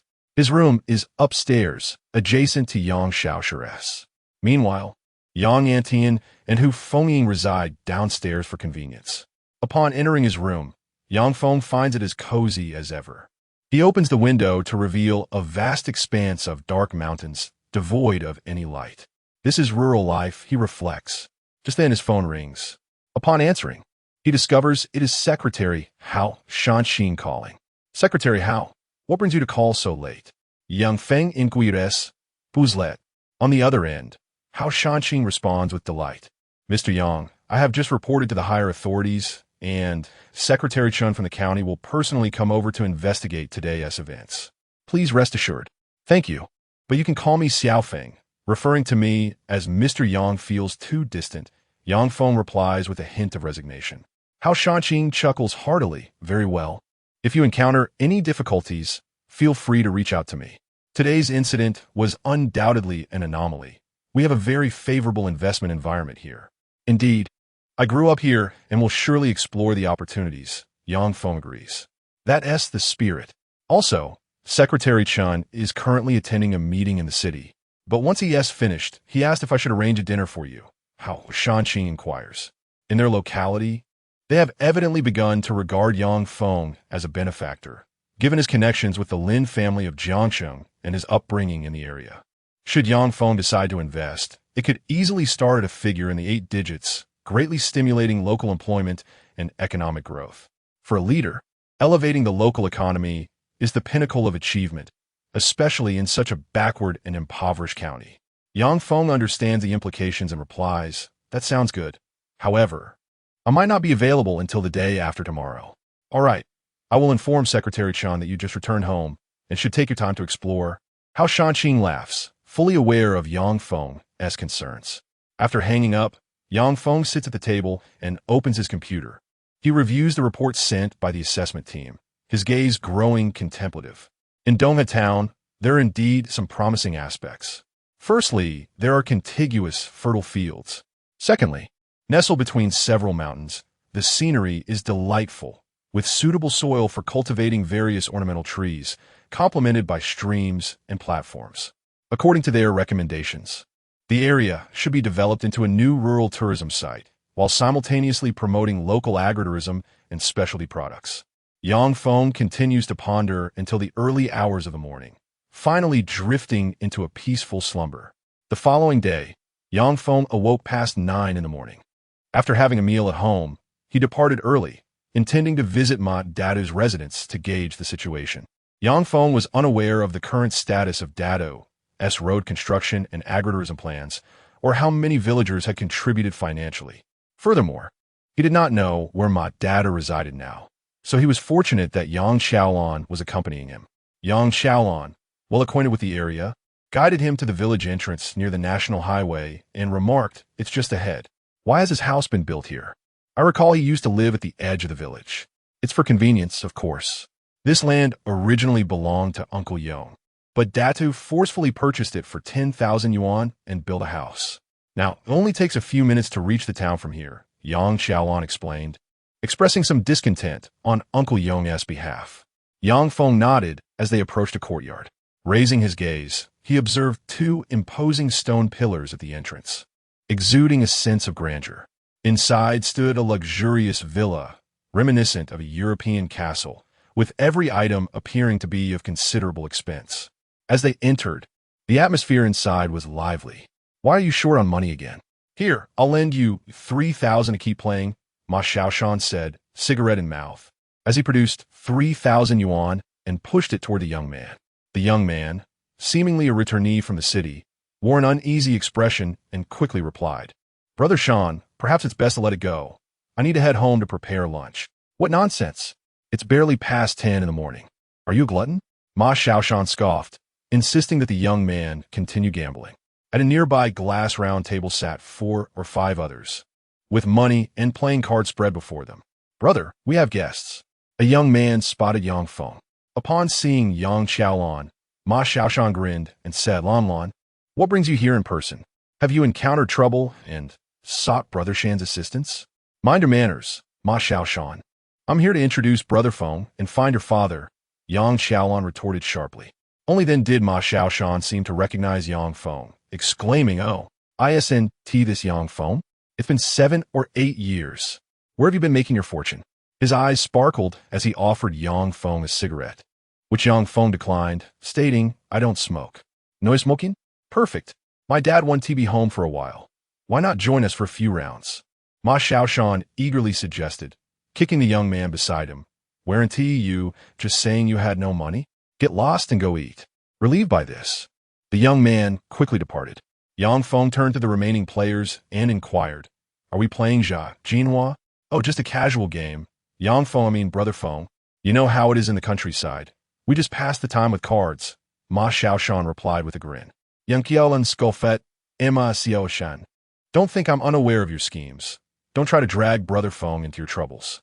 "Oh, Lan Lan, you misunderstand. I'm simply welcoming Brother Feng back to the village in the most hospitable manner." "Isn't that right, Brother Feng?" Ma Xiaoshan asked. Yang Feng chuckled and replied, "What's the stakes? Brother Feng, you really shouldn't play with them," Yang Xiaolan advised, concerned. Yet Yang Feng had already taken a seat.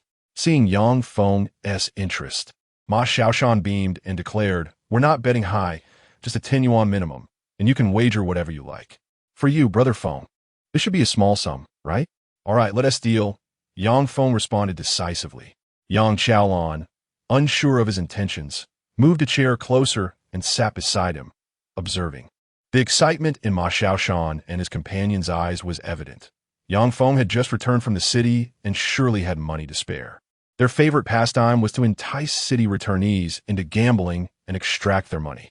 They had thought this season would see fewer visitors to the village, but unexpectedly, Yang Feng appeared to be an easy target. Brother Feng, would you like to cut the cards? Ma Xiaoshan inquired as he shuffled the deck. Yang Feng shook his head, saying, just deal as is. All right, Xiaohu, you deal, Ma Xiaoshan instructed, handing the cards to a young man named Gao Xiao. He smiled as he began distributing cards to each player at the table, totaling 5, including Yang Feng. As the cards were dealt, the betting commenced, starting with a minimum of 10 yuan. Yang Feng glanced at his cards, slightly peeking, and noticed he had a good hand. It seemed the others were indeed playing the long game, as he was dealt a flush. I want to look at my cards. I'll bet 100. Yang Feng calmly placed 100 yuan on the table. Hearing this, Ma Xiaoshan grew excited. The others followed suit with their bets, and soon Ma Xiaoshan faced off against Yang Feng. Oh dear, Brother Feng, your luck is impressive. My hand isn't as strong as yours. Ma Xiaoshan feigned disappointment as Yang Feng collected his winnings of over 700 yuan. Deal again, Yang Feng instructed. Brother Feng, you Yang Xiaolan began, but Yang Feng silenced her with a glance. The cards were dealt once more. Gao Xiao, known in the village for his gambling prowess, skillfully prepared 3 cards from the bottom of the deck for his associates while dealing from the top for others. In essence, Yang Feng relied solely on luck, while Gao Xiaohu and the others had prearranged their strong hands. This round, Gao Xiaohu dealt a high flush to Ma Xiaoshan, who, upon seeing his cards, felt a surge of confidence. Meanwhile, Yang Feng chose to bet again without peeking at his hand. Brother Feng, it's your turn to bet, Ma Xiaoshan said. Concealing his glee, Yang Feng smiled and stated, I'll bet another 100. I'll raise 200. I fold. The players took turns placing their bets until it reached Ma Xiaoshan, who rubbed his hands together and said, Brother Feng, not looking at your cards shows great confidence. In that case, I'll bet 1,000. Aim to raise the stakes. Yang Feng pretended to hesitate as Yang Xiaolan, concerned, whispered, Brother Feng, why don't you return the money you just won and stop playing? She was deeply worried, having seen others lose everything due to cheating. Yet Yang Feng remained composed, replying, no worries, if you're betting 1,000, then I'll have to match with 400. Right? Exactly. Brother Feng is indeed generous. Ma Xiaoshan flattered him. After Yang Feng matched with 400, the others folded, leaving only Ma Xiaoshan in the game. Well, since Brother Feng is so confident, I'll raise again 1,000. Ma Xiaoshan added another 1,000 to the pile. Yang Feng smiled and declared, I'll raise 400. Brother Feng, you really want to look at your cards? Didn't you say I'm lucky today? All right, in that case, I'll raise to 2,000. If you want a match, it'll cost you 800. Ma Xiaoshan announced. Yang Feng, unhesitating, added 800 to the pot.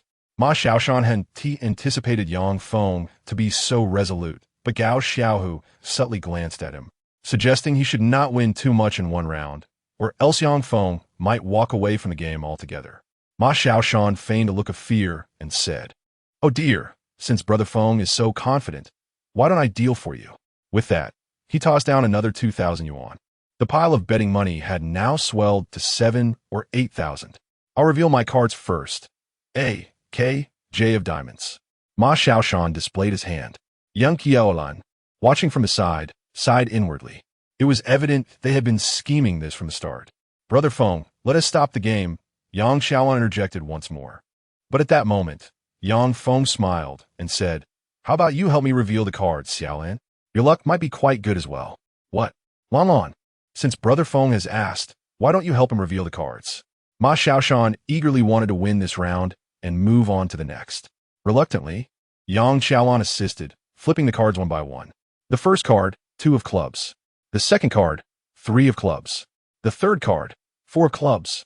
The crowd gasped, especially Ma Xiaoshan, whose smile instantly froze as he stared in disbelief at the hand before him. A flush, a flush? Ma Xiaoshan's expression turned grim. He never imagined his strongest hand would lose. It seemed Xiaolan's luck was indeed remarkable. Yang Feng flashed a smile as he collected the 7 or 8,000 yuan from the table. Ma Xiaoshan gazed at the money, his heart bleeding. All of that was his. Hey, why is everyone looking at me? Let us keep dealing for the next round, Yang Feng reminded Gao Xiao. At this moment, Ma Xiaoshan took a deep breath, leaned closer to Gao Xiaohu, and whispered, This guy has some odd luck. Let us deal him a bigger hand this time. Just watch. Gao Xiaohu replied quietly. Yang Feng, observing the two in hushed conversation, teased, "What are you two whispering about? Don't tell me you're planning to cheat?" "Haha, Brother Feng, you're joking. We're all from the same village. How could we do such a thing?" Ma Xiaoshan responded. "Indeed, only those with ill intentions would resort to such actions," he added. Ma Xiaoshan's expression was stiff. Fortunately, Gao Xiaohu began dealing again, and the atmosphere grew tense. Everyone understood that the main goal this round was to help Ma Xiaoshan regain his money. As another round concluded, Gao Xiaohu dealt a pair of tens. In the game of Jia Jinhua, receiving a bomb essentially guarantees victory, especially with tens being a formidable hand. Ma Xiaoshan, having learned from his previous mistakes, boldly declared, "Brother Feng, since you're feeling so lucky today, I'm not backing down. I'll go all in with a hidden bet." "No problem, I was thinking the same." Yang Feng replied calmly. Ma Xiaoshan pulled out a stack of money, exclaiming, "I'm betting 2,000. What a bold move to raise the stakes to 2,000 right off the bat. This was nearing the level of a casino. He was clearly intent on reclaiming all the money lost in the last round. Yang Feng showed no hesitation, matching him with another 2,000. "Brother Feng, you won 6,000 last round. I'll raise it by 4,000. Ma Xiaoshan fixed his gaze on the entirety of Yang Feng's winnings. "I'll continue to match." Yang Feng reminded unfazet. The escalating stakes of this round, now exceeding 10,000, made Yang Xiaolan perspire nervously. Especially witnessing the smug expressions of Gao Xiaohu and his companions, she felt a sense of foreboding. However, Yang Feng's audacity thrilled Ma Xiaoshan and his associates. They believed he remained blissfully unaware of the depths of the game. Suppressing his excitement, Ma Xiaoshan continued to play several rounds with Yang Feng before finally smiling. "Brother Feng, it seems your cash is running low. Do you need to exchange some more?" Yang Feng, having previously exchanged 5,000 and spent all his winnings, appeared slightly intoxicated by the game and replied, "Yes, let us exchange another 5,000. "All right," Ma Xiaoshan signaled to one of his subordinates. After Yang Feng exchanged for 5,000 in cash, he tossed another 5,000 onto the table. The pile of money had now surpassed 30,000 yuan. Ma Xiaoshan felt he had finally ensnared a plump prey, his heart elated. Yet, he maintained a facade of benevolence, saying, "In that case, Brother Feng, I want you bet too much. I'll deal for you." With that, Ma Xiaoshan threw down 5,000. The total on the table now approached 40,000. The delighted expressions of Ma Xiaoshan and his companions could no longer be hidden. It seemed they would be heading out for a lavish night on the town afterward. Gao Xiaohu's eyes sparkled with excitement. Ma Xiaoshan began to reveal his cards, one by one. The first card, 10 of clubs. The second card, 10 of diamonds. The third card, 10 of spades. A bomb. This scene made Yang Xiaolan leap to her feet. "You're cheating," she exclaimed. Yang Xiaolan was well aware. They had clearly prepared this bomb in advance to swindle money. Yang Feng gently patted Yang Xiaolan's arm, saying, "Xiaolan, don't wrongfully accuse them. We're all from the same village. How could they cheat? Look at that. Brother Feng is truly magnanimous." "Ma Xiaoshan, Gaim Ding." Yang Feng sighed. "My luck has indeed been poor. How about this? Why don't you find someone to help me reveal the cards?" "Brother Feng, in such a high-stakes game, you haven't even touched the cards, and you trust us to help you reveal them?" Gao Xiaohu interjected, somewhat taken aback as he had been watching Yang Feng closely. Yang Feng smiled. "What can I say? If I reveal them myself, I fear my luck might worsen." "All right, since Brother Feng has said so, I'll help you reveal." Gao Xiaohu stood up and directly flipped over 3 cards. "Wow, 3 face cards." Ma Xiaoshan initially didn't see clearly and was about to console Yang Feng. But in the next instant, as his subordinate fully revealed the cards, his smile gradually faded. J-bomb. Yang Xiaolan stared incredulously at the cards on the table. How could this be? The atmosphere fell into a deathly silence. After a moment, Ma Xiaoshan slammed the table and shouted angrily, "This is impossible. You cheated." His face flushed red as he pointed at Yang Feng. Yet, Yang Feng wore an expression of innocence, helplessly stating, "What you're saying is absurd. Your subordinate just said I didn't touch the cards at all, and he helped me reveal them. How could I have cheated? Moreover, I don't even understand the game."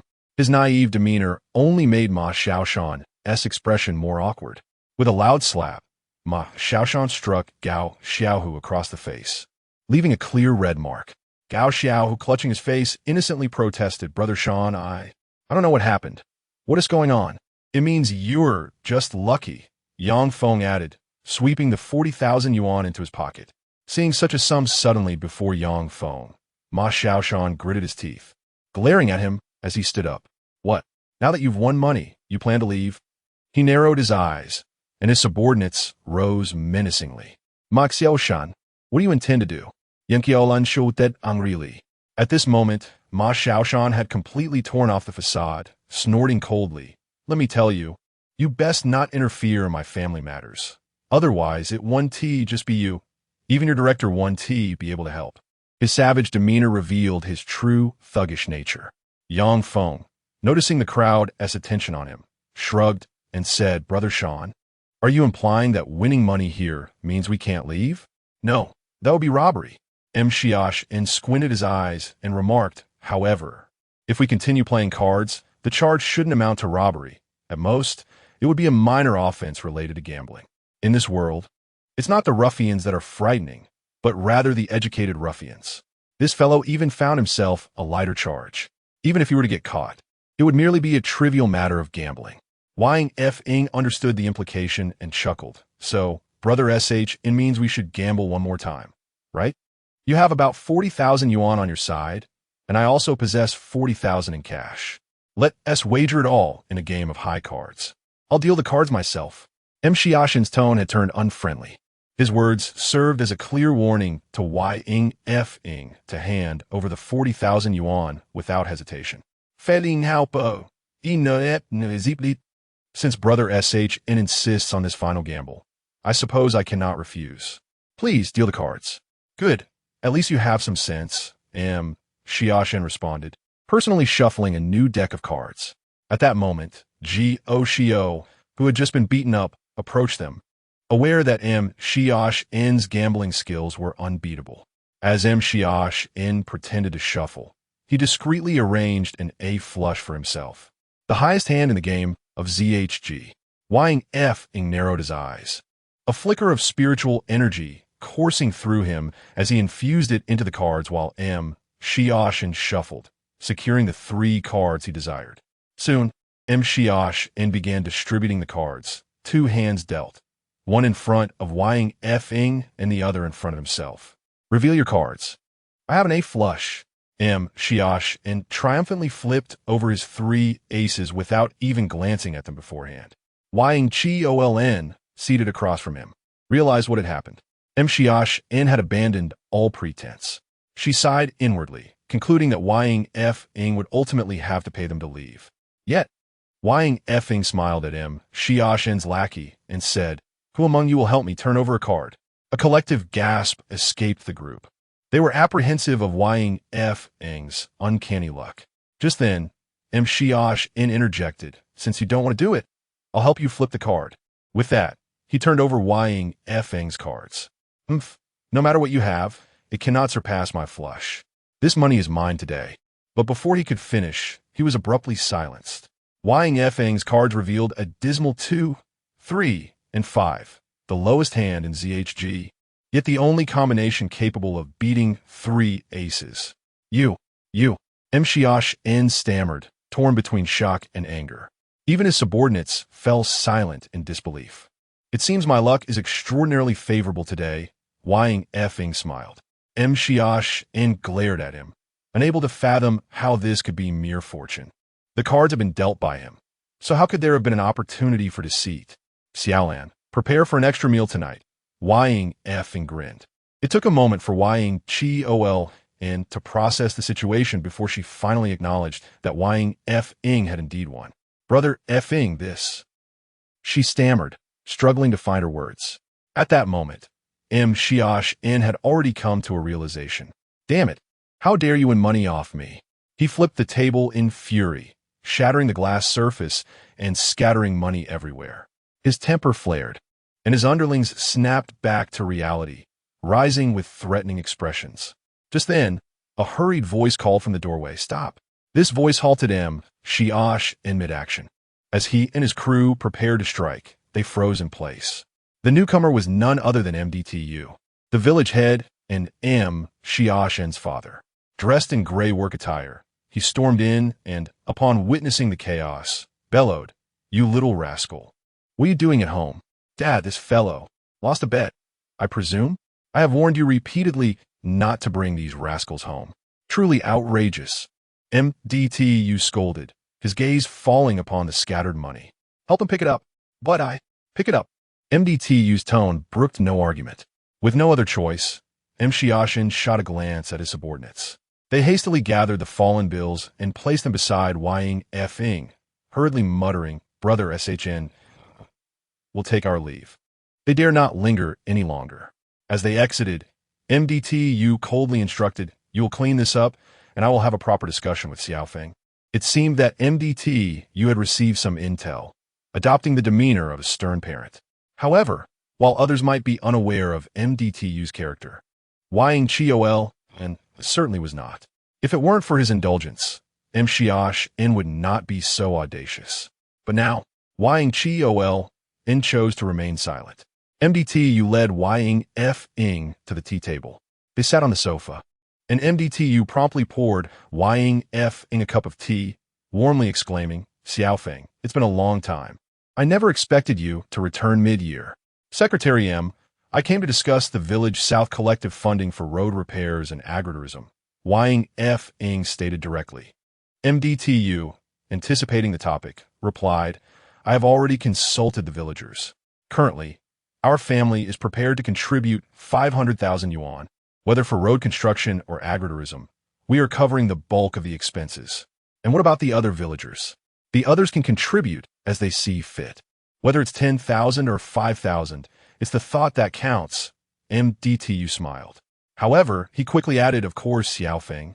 If you have any suggestions, feel free to discuss them with me. We can work things out together. Have you heard something, Secretary?" MDTU's expression turned slightly awkward as he cleared his throat. "I wouldn't say I've heard. It's just that I've come to understand you might have some connection with Secretary Ho? "Not really, just an acquaintance," Yang Feng replied, avoiding further elaboration. MDTU, however, picked up on the nuances and quickly added, "If I had known you were acquainted with Secretary Ho, I would have certainly treated your family with more regard. Why would you consider MB as an outsider?"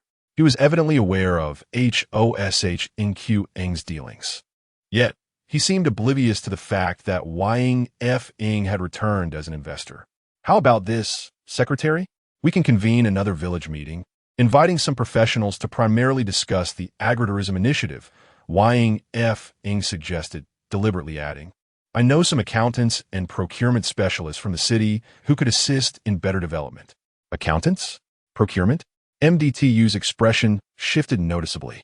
He scrutinized Yang Feng, narrowing his eyes. "Xiao Feng, you are becoming quite the joker. Is there an issue, Secretary? Who doesn't understand that accountants, cashiers, and procurement are the lifeblood of a company? Arranging for only your people might be somewhat inappropriate." MDTU's tone carried a hint of displeasure. He had initially treated Yang Feng with more courtesy upon realizing his connection to Hoshnq, but now he was taken aback by Yang Feng's audacity. Yang Feng chuckled, "And what would your suggestion be?" "According to my perspective, this village-run enterprise must also include my people," MDTU firmly stated, unwilling to budge on this matter. I fail to understand. Recruiting people is often a laborious task. Why are you so concerned? Xiao Feng, I implore you not to engage in any underhanded tactics concerning my nephews and nieces. Ma Datu's displeasure grew, and he remarked, "Although you are acquainted with Secretary Hao, this village-run enterprise ultimately belongs to our community, and I am still the secretary of our village." "Oh, so you mean you will be the one to approach these individuals?" "Of course. However, you can rest assured that I will present to the villagers external accounts, while we shall maintain an internal account between us, covering both procurement and accounting responsibilities jointly." Ma Dada's intentions were quite clear. Chapter 78. Yang Feng. How have you been faring? Yang Feng, upon hearing this, seemed to grasp the situation and chuckled. Then this internal account must have quite a surplus, I presume? Huh. It appears you have indeed learned a great deal from your experiences outside. No wonder you returned to the village with an interest in business matters. Ma Datu responded with laughter. Let me tell you, I had previously sought an estimate, and there are 1,000 households in the village, totaling over 5,000 individuals. By calculating per capita, if each person contributes 2,000 yuan, that amounts to over 10 million. That is indeed a substantial sum. To be frank, I have already secured suppliers for favorable raw material prices. As for the accounting, Ma Datu did not continue, but Yang Feng understood his implication. Yang Feng smiled and nodded. It seems the secretary is quite knowledgeable about these matters. Haha, likewise. Ma Datu laughed heartily. Earlier, some approvals were quite troublesome. But now that you are acquainted with Secretary Hao, many things will become easier. Previously, Ma Datu's support was a deputy town head, making many tasks difficult. However, if Hao Shanqing were willing to assist, everything would become clearer. Let me tell you, once this is accomplished and combined with the income from future agritourism, we could easily earn several million. That is no small amount. Ma Datu expressed his aspirations. Yang Feng glanced at the decor and furnishings of his home, reflecting, I finally understand how you accumulated such a vast estate. Haha, Xiao Feng, your words are somewhat teasing. All this wealth comes from my son's earnings. I merely receive a salary. Naturally, Ma Datu could not openly admit it. Just then, the sound of a vehicle halting outside caught their attention, followed by two figures entering the premises. Ma Datu looked over and realized that the newcomers were none other than Hao Shanqing, whom they had just mentioned. He immediately became attentive and stood up. Secretary Hao, what a pleasure to see you here. I just visited Mr. Yang's residence, and they informed me that he might be here, so I came over. I hope I am not interrupting your conversation. Hao Shanqing expressed with an apologetic demeanor. Ma Datu quickly yielded his seat, saying, Secretary Hao, you need not worry. I was just discussing the details of developing the village-run enterprise with Yang Feng. Oh, you are already in discussion? Hao Shanqing's heart leaped with joy, and he laughed, wonderful. I was concerned that yesterday's events might affect Mr. Yang's willingness to invest in his hometown. His constant reference to Yang Feng as Mr. and his respectful manner left Ma Datu momentarily stunned. The relationship between these two seemed to differ significantly from his previous assumptions.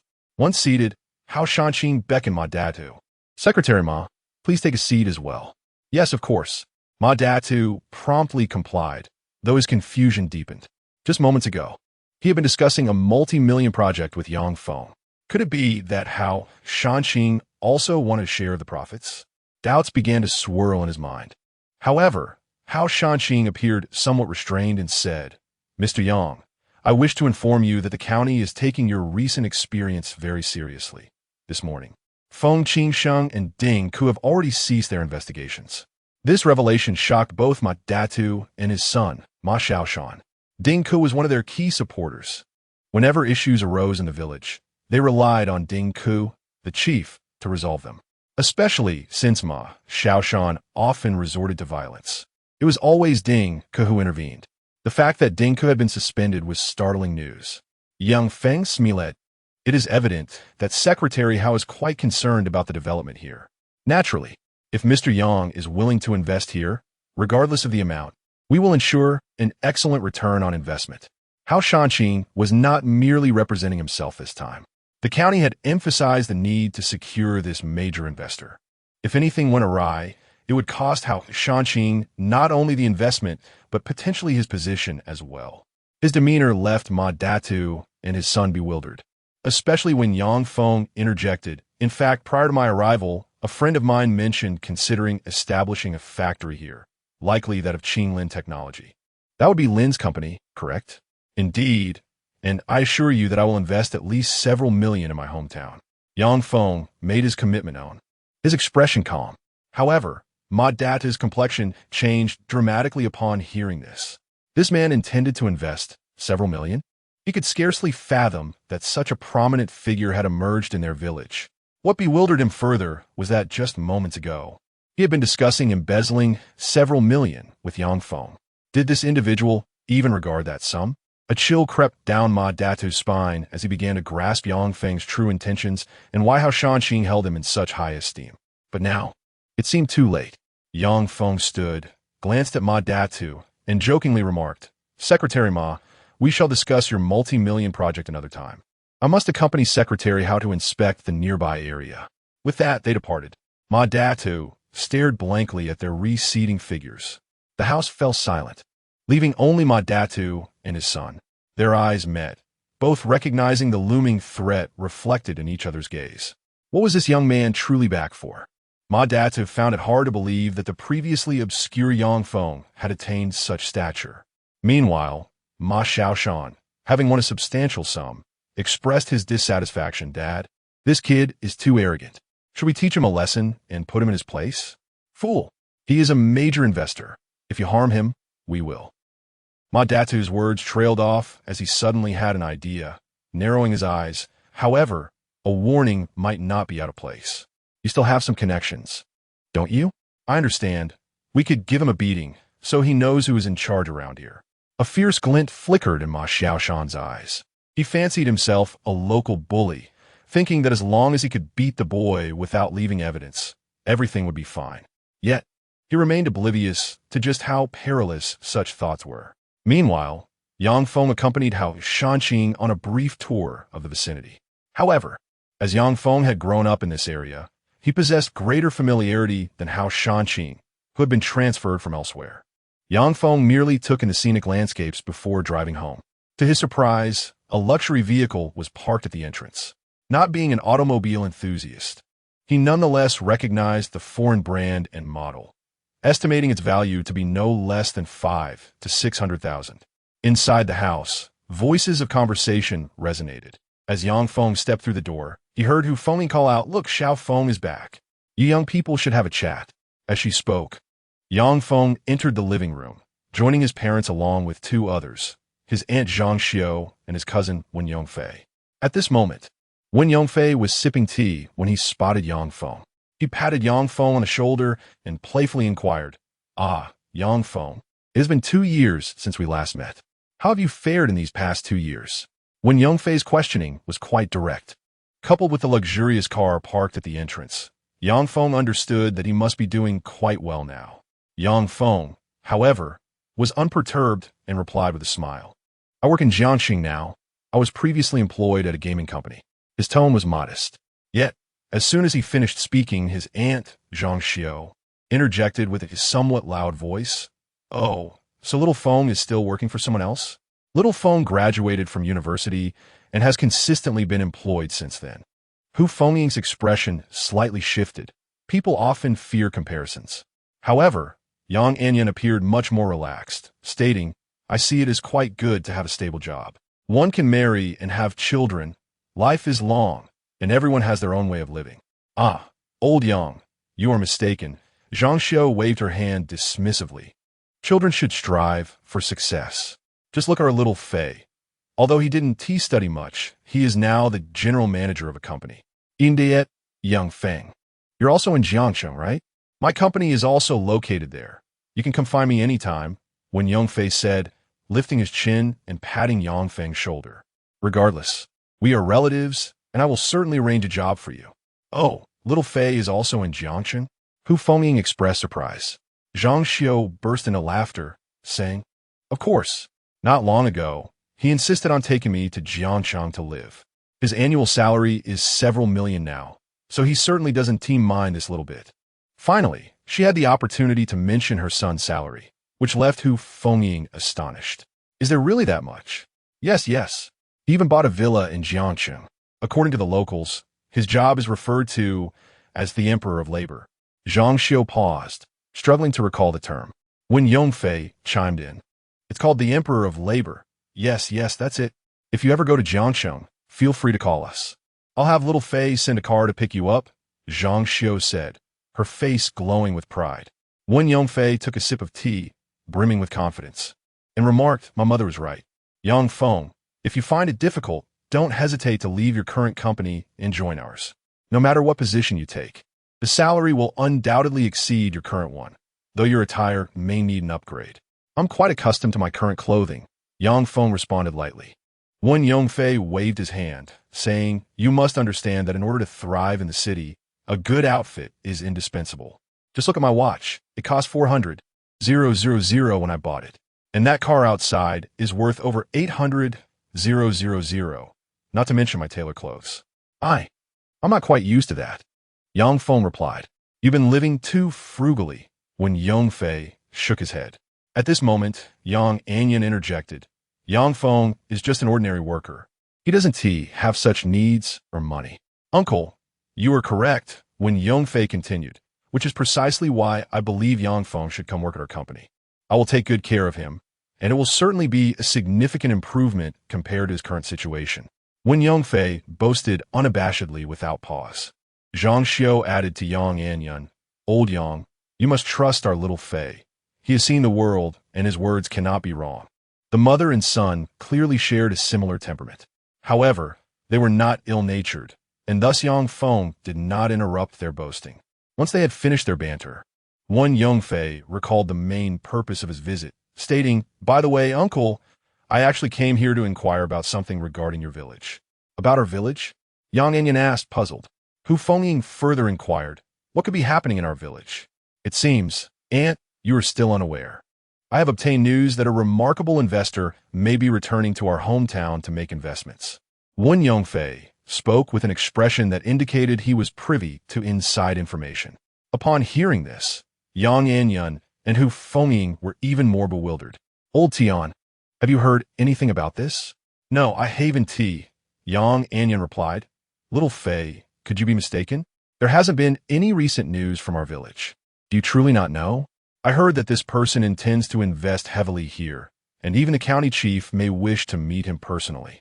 As when Yongfei spoke, his demeanor became notably serious.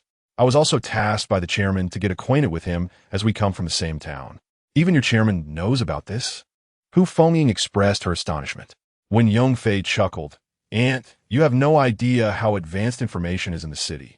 Our chairman mentioned that this person is well connected with influential figures in Jiangxing, so he hopes I can build a rapport.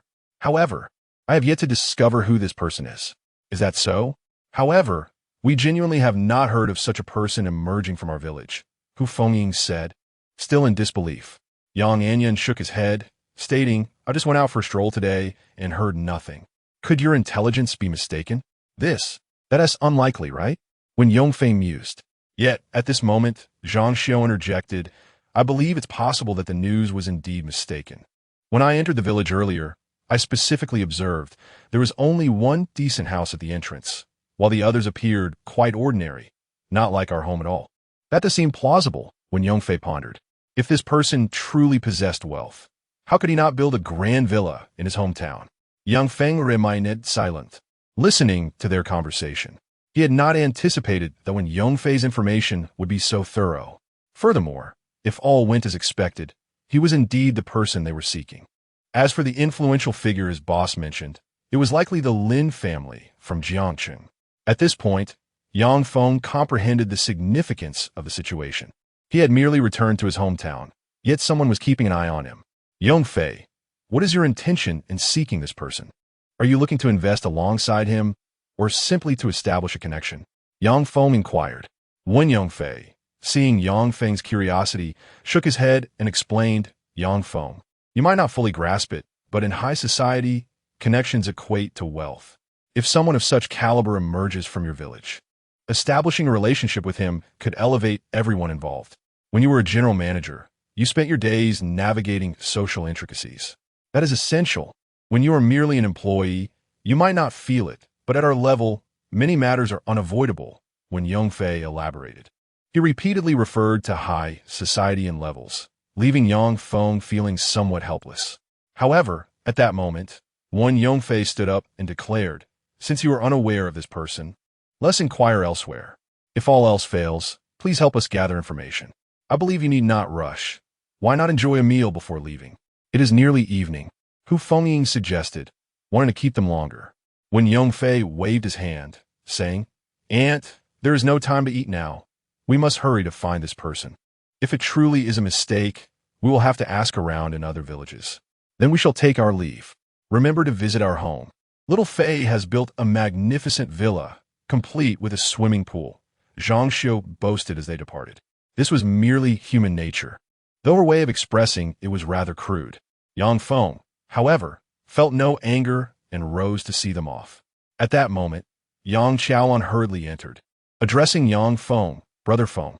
Just now Secretary Hao returned and asked me to inform you that Secretary Chun from the county has finished his meeting and will visit the town for an inspection the day after tomorrow. You should join him then. Yang Feng nodded. I understand. I will definitely be there the day after tomorrow. Their conversation caught the attention of Wen Yongfei and Zhang Xiu, who were preparing to leave. Wen Yongfei looked at Yang Feng with curiosity and asked, Yang Feng, do you still know Secretary Hao from our town? Yes. I just met him recently. And what about Secretary Chun? I really don't know him. Yang Feng's words relieved Wen Yongfei. But then Yang Feng continued, however, Secretary Chun did mention wanting to meet with me before. What? This time, Wen Yongfei was genuinely astonished. Even Yang Anyuan and Hu Fengying, who were nearby, looked bewildered. Zhang Xiu sensed something amiss and quickly inquired, Little Feng, what is going on? Oh, Brother Feng hasn't he told you yet? Yang Qiaolan exclaimed. Brother Feng has returned to invest in the town, so it's only normal for the county secretary to want to meet him. Investing upon return, could it be? Wen Yongfei's eyes widened in disbelief. Zhang Xiu suddenly snapped back to reality. No way. Could it be that the important person Little Fei is looking for is you? She looked at Yang Feng, struggling to accept the truth. She had come along to boast about her son. Yet Yang Feng turned out to be the significant figure her son mentioned. Observing the astonished expressions of the mother and son, Yang Feng could only sigh slightly. Actually, I'm not as impressive as he says. I merely want to see if there are investment opportunities back home. With Yang Feng's confirmation, Zhang Xiu felt her legs weaken. Wen Yongfei finally regained his composure, glancing at Yang Feng's car with confusion. But your car only cost 100,000. How not everyone prefers luxury cars. Practicality suffices. Yang Feng shrugged nonchalantly. Wen Yongfei was left utterly speechless. Now that we have time, why not stay for a meal? If you truly wish to invest, being cousins, we can certainly discuss it together. Yang Feng spoke calmly, then turned to Yang Qiaolan. Xiaolan, how did the shopping for vegetables go? I bought quite a lot. I just sent someone to carry it over, but you gave too much money. It's more than enough, Yang Qiaolan mumbled. Yang Feng chuckled. No worries. That money was won from Ma Xiaoshan. His casual mention surprised everyone. Ma Xiaoshan was notorious as a swindler and thug. How could Yang Feng have won money from him? By the way, Brother Feng, the town secretary just mentioned this matter. He said he would investigate Ma Datu and his son, but it will take some time, Yang Qiaolan informed Yang Feng. Yang Feng nodded. I'll help bring in the vegetables now. Let us have your family over for dinner later. The more, the merrier. After saying that, he walked outside with Yang Qiaolan. Yang Anyuan and the others were left stunned, watching the duo depart. Could this really be their son? They had hoped for his success. But Yang Anyuan and Hu Fengying never imagined he would achieve such heights. Show, let us have rice dumplings for dinner today. It's rare we're all together. Hu Fengying finally spoke. Zhang Xiu, who had been in a daze, felt her cheeks flush upon hearing Hu Fengying's words. She had just been boasting about her son's accomplishments, only to discover that the significant figure her son sought was none other than Yang Feng. Thankfully, Hu Fengying seemed unfazed, pulling her towards the kitchen. Meanwhile, Wen Yongfei was trembling slightly. Just a moment ago, he had been asking Yang Feng to associate with him, and now the tables had turned. Watching Yang Feng return with several bags of vegetables, Wen Yongfei hurriedly stepped forward to help, his demeanor cautious. Yang Feng shook his head in slight exasperation. You don't need to be so nervous. Why didn't he know your true status earlier? So I spoke a bit rashly. Please don't take offense, Yang Feng, Wen Yongfei stammered, scratching his head. It's all right. Let us have a good chat over dinner. If you're considering investing in our hometown, that is a good thing, Yang Feng replied without harboring any grudges. He understood that vanity was a common human trait, and he wouldn't dismiss Wen Yongfei's character because of it. The dinner was a tense affair for Wen Yongfei. However, afterward, Yang Feng invited him to drink tea and discuss potential investments in town. Wen Yongfei eagerly agreed, shedding his earlier pretentious persona. Hu Fengying couldn't help but chuckle at his transformation. After sending off the two guests, Yang Feng explained matters to his parents. Fortunately, Yang Anyuan was quite open-minded. Although he didn't grasp his son's current status, he urged him to remain humble and work discreetly. It was until around 9 that Yang Feng returned to his room.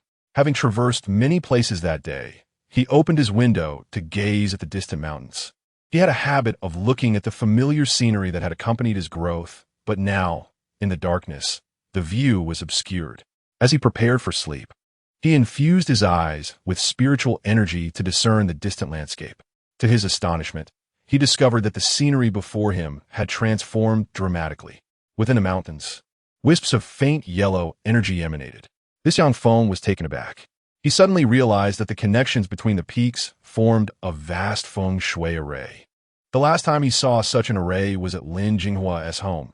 Yet the yellow energy here was exponentially greater. Could there be a hidden secret here? Yang Feng's mind sharpened. Chapter 81. Discovery of a new eye technique. The mountains could not possibly possess such abundant spiritual energy solely due to feng shui. There had to be a significant secret buried beneath the mountain, possibly even an antique. However, the distance made it impossible for Yang Feng to see inside clearly through his vision. He resolved to explore the mountain the following day. As he contemplated, the ringing of his phone broke his train of thought. Glancing at the caller ID, he answered, Yang Xiaoshi. What made you think of calling your brother so late at night? Brother, hurry to my room and help me find a little piece of paper in the drawer. What are you up to now? That paper has my security question on it. My game account got banned. I'm in a hurry. I need to log in soon. Yang Xiaoshi's tone was frantic. Yang Feng's expression darkened. You call me just for this? Oh, what else is there? Yang Xiaoshi asked, Buzlet. Yang Feng sighed and shook his head. Fine, I'll help you look. Hurry up. Yang Xiaoshi urged. Yang Feng felt helpless. His sister was becoming a gaming addict. Nevertheless, as the doting brother, he found a security question for her and sent a picture. Afterward, he asked, by the way, when do you have a break? Where will you go then? I'll have a break in a couple of days. First, I'll head home, and then I'll rush to your place in Jiangcheng. Yang Xiaoshi replied excitedly, Brother, your internet speed is great, and your computer setup is high-end. Gaming will be a blast. Stop. Let me tell you, usually you. Oh, I know. I'm off to play games now. I'll call you back later. Yang Xiaoshi hastily hung up the phone. Yang Feng, feeling helpless, shook his head. Despite her significant internet addiction and somewhat scattered thoughts, she excelled in many other areas. This often left Yang Feng at a loss for words whenever he attempted to admonish her. After the call ended, he chose not to dwell on the matter any longer. He turned off the light and went to sleep. The night passed swiftly. By 6 the next morning, Yang Feng awoke. Under the gentle insistence of his mother, he reluctantly consumed a small breakfast before stepping outside. Observing his slightly clumsy demeanor, Hu Fengying found it hard to believe that the notable figure mentioned by Wen Yongfei yesterday was indeed her son. However, the only thing on Yang Feng's mind today was a specific location, a geomantic formation on the mountain across from his home. It was a bright sunny day. By 7 in the morning, the fiery red sun was slowly rising in the east. After walking for 5 or 6 minutes, Yang Feng arrived at the base of the mountain known as Wangma Mountain, named for its resemblance to a horse. It stood as the tallest peak in the town, towering over 1,000 meters high, its rugged terrain surrounding the base where a few households could still be found, alongside numerous rice paddies. In June, the rice fields glimmered golden under the sun's rays, resembling gold scattered across the landscape. As a gentle breeze passed, the heavy rice ears swayed softly. Though it was still early, villagers living at the foot of the mountain were already emerging with their hoes. Upon seeing Yang Feng preparing to ascend the mountain, one man recognized him and called out, Hey, isn't that little Feng? What brings you out so early for exercise? Good morning, Uncle One. I'm just going to check out the mountain and get some exercise, Yang Feng greeted with a smile. Uncle One, concerned, replied, Be careful, though. Lately, strange things have been spotted on the mountain. Just the other day, I felt some tremors. Strange things? Yang Feng's brow furrowed as he approached. What do you mean? Uncle One? I'm not sure. It looks somewhat like a wild dog covered in fur, but not quite the same, Uncle One pondered. Having lived for over 50 years, He had never encountered such creatures on the mountain. Yang Feng found this increasingly odd. After all, Uncle One was a man who thrived off the mountainous resources and had traversed it thoroughly. Just be cautious, but it seems harmless about the size of a dog. Uncle One reassured him. Yang Feng nodded and inquired, and what about the tremors? It was just a series of gusts last night. I thought it was an earthquake. But the news didn't report any quakes in our area, Uncle One said, growing increasingly perplexed by the mountain's unusual happenings. Yang Feng listened, seemingly piecing together the situation, and finally replied, I understand. You go ahead and tend to your fields. I'll explore the mountain a bit. With that, Yang Feng set off uphill. Climbing to the summit of this mountain was not a quick endeavor. However, the most intriguing aspect lay at its midsection, where peculiar little caves dotted the landscape. These caves had existed since the mountain's formation, shrouded in darkness, devoid of any light. Tossing a stone inside produced a deep echo, and due to their unique nature, local elders whimsically referred to them as the gates of hell. Their unfathomable depths and the occasional sound of flowing water incited a sense of wonder. For Yang Feng, navigating through the darkness was not a challenge. His eyes pierced through the obscurity, revealing fragments of coffins and remnants of nitrate extraction. Such traces of the past were prevalent everywhere. While observing, he suddenly discovered a peculiar stone at the back of one cave. This stone, shaped like a hexagonal pillar, emitted a faint glow and was embedded deep within the rock. Surrounding it was an unusual aura that seemed to connect to another realm. Yang Feng immediately began to scan other areas of the mountain, noticing many similar hexagonal stones scattered throughout. Is this a man-made geomantic formation? He pondered, intrigued. But why would such unique stones exist on this mountain? He glanced toward the summit and spotted a stone that appeared removable. Yang Feng made his way up, ultimately arriving at a massive boulder. The peculiar stone was encased within the boulder, requiring several meters of its surface to be broken through. I'll need tools for this, he mused. While contemplating how to split the boulder, he caught a glimpse of some unusual characters etched into its surface. Utilizing his ocular technique, he traced the origins of the characters, and his eyes widened in astonishment. This is a new ocular technique, Yang Feng exclaimed, unable to believe that such characters could exist on this stone. But who had left them behind? He surveyed the area, noting the absence of any human presence. Yet he was sure that someone extraordinary had visited this mountain before, establishing a geomantic formation. Should I learn this technique? Yang Feng told, convinced that since the ocular technique had presented itself, there was no reason not to study it. Sitting beside the boulder, he closed his eyes and began to absorb the information conveyed by the characters. The technique bore a curious name, revitalization. As he delved deeper into his studies, his excitement grew. He realized that this was exactly the ocular technique he had been searching for. It felt like an eternity before he finally opened his eyes again. Now in the afternoon, exhaling a deep breath, he marveled. What a remarkable technique. Yang Feng understood its purpose. It was a method for reviving withered things. However, this revival was not limited to healing ailments or restoring meridians. It could also restore ancient artifacts. While he had previously been able to slightly mend items using his spiritual energy that merely returned them to their original state, the revitalization technique, however, could elevate a seemingly worthless artifact to its peak value while preserving its intrinsic characteristics. With this in mind, Yang Feng realized that even if he were to acquire a seemingly worthless antique for a mere few thousand yuan, he could potentially transform it into something worth tens of thousands through this technique. It appears that my antique trading business will soon have items to sell, he concluded, having been gathering for an auction. Now it seemed that goal was closer than he had anticipated. I'll find an antique to practice on later, he resolved, casting one last glance at the peculiar geomantic formations on the mountain. Knowing he lacked the strength to break through the boulder at that moment, he decided he could always return with modern tools. After all, the mountain would remain as it was. As Yang Feng descended, he encountered Yang Liwen, who was preparing to head to the fields. Little Feng, you're just coming down? Yang Liwen expressed surprise, having noticed that Yang Feng had spent quite a while on the mountain. Yes, the scenery up there is quite beautiful. Uncle One, you should come over for dinner sometime. Yang Feng replied with a smile. Haha, absolutely. I'll head to the fields now, Yang Liwen said, taking his hoe and walking off in the distance. Yang Feng gazed at the figure before him, caked in yellow mud, and felt a twinge of sentimentality. Fortunately, tomorrow, the county secretary Chun was expected to arrive, and Yang Feng would have the opportunity to present his investment plan. As for the village, Yang Feng intended to push forward with the agritourism project. After all, once the roads were properly constructed, the surrounding scenery was quite charming and could easily be transformed into a delightful little attraction. He wondered how Ma Datu and his son were faring. Yang Feng recalled the two men. Just yesterday, Ma Datu had divulged his plan to him. However, Yang Feng refrained from disclosing this to Hao Shanqing, as that would have appeared as an interference in political affairs.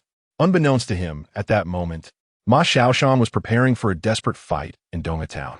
Accompanied by 7 or 8 men, Ma Xiaoshan was seated in a barbecue restaurant where business was slow. The group, shirtless, indulged in hearty drinks and skewers of grilled meat. Brother Sean, that brat humiliated you yesterday. Don't worry. We'll help you regain your face today and teach him a lesson he won't forget. One of the younger men cursed, though his physique was unimposing, marked by several scars that testified to his reputation as a fighter, earning him the nickname Mad Ma. Another young man chimed in. If it weren't for the old secretary returning yesterday, that kid wouldn't have made it out that door. The group rubbed their hands together in anticipation. Ma Xiaoshan looked at his loyal subordinates with satisfaction, nodding. Rest assured, I'm just treating you to a light meal to whet your appetites. Once we settle this matter, we'll head to the KTV, and I'll find the prettiest girls for you.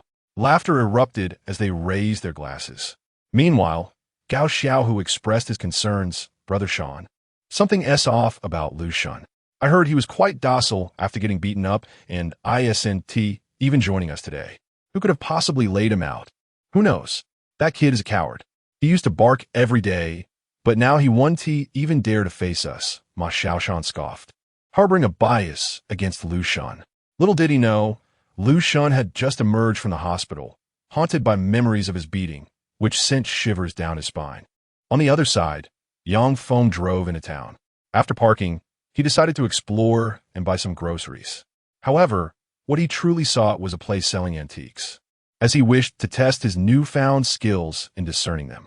He ventured into some quiet alleys, inquiring about potential antique shops. Yet, after wandering for a while, he found nothing of interest until he reached a small path by the river, where a familiar figure caught his eye. Yang Feng recognized him. The man, his right hand encased in plaster and bandages, with bruises adorning his face, looked rather comical. It was none other than Lu Shun, who had been beaten by Yang Feng just days prior. Surprised by his swift recovery, Yang Feng approached him. At that moment, Lu Shun sat by the river, contemplating life. Suddenly, a familiar voice broke the silence. What a coincidence! Hearing this, Lu Shun felt a chill run down his spine, his hairs standing on end. The skin he exposed broke out in goosebumps as he slowly turned to face Yang Feng. It's you, Lu Shun stammered, trembling as he instinctively backed away several meters. Seeing Lu Shun's fear, Yang Feng said with a hint of exasperation, "There's no need to be so frightened. I'm merely passing by, and wanted to ask if there are any antique shops nearby, or perhaps someone who collects antiques that I could buy from a good price." Liu Sen regarded Yang Feng as seemingly harmless demianor. Yet memories of the day Yang Feng had crushed his bones loomed large in his mind. That was no ordinary strength. Just then, a group of 7 or 8 thugs burst out from a nearby alley, led by none other than the infamous Mad Ma. Some wielded sticks, while others brandished steel pipes, effectively blocking Yang Feng's escape. "Oh, you were expecting me and prepared a welcoming committee?" Yang Feng asked Liu Shen. Lu Shun, already terrified, stammered, "And no, I have nothing to do with them. I don't know them." His words bewildered the thugs, who were not called by Lu Shun but often hung out with him. Mad Ma, astonished by Lu Shun's transformation after being beaten, exclaimed, "Lu Shun, you were just roughed up a bit. Once you heal, you'll be back to your old self. Why are you acting so timid?" Lu Shun, who usually commanded a following due to his connections with the police chief and the deputy town chief, felt increasingly cornered. "Don't say that. I'm not familiar with you. I swear I won't do anything bad again." Mad Ma spat in disgust. His subordinates nodded in agreement. suggesting Liu Shun might have suffered a concussion from the beating. Ignoring Liu Shen, Mat Emma focuset on Yang Feng. So, you're the one we're dealing with? He sneered. Yang Feng, observing the group encircling him, smiled and said, so was Ma Xiaoshan who sent you. Mad Ma, showing some sense, replied, we know Brother Shan, but we came of our own accord. He had been instructed not to mention Ma Xiaoshan's involvement to avoid dragging him into trouble. Yang Feng, sensing the underlying tension, warned, let me remind you, Ding Ku has already been apprehended. If you engage in a fight, there will be no one to protect you. Huh, you dare mention our director Ding? He has been investigated numerous times and always returned unscathed. Mad Ma scoffed. I can't be bothered to waste words with you today. How many ribs do you want to break? How many hands? That depends on how many of you there are, Yang Feng replied calmly. What do you mean? One thug asked, bewildered.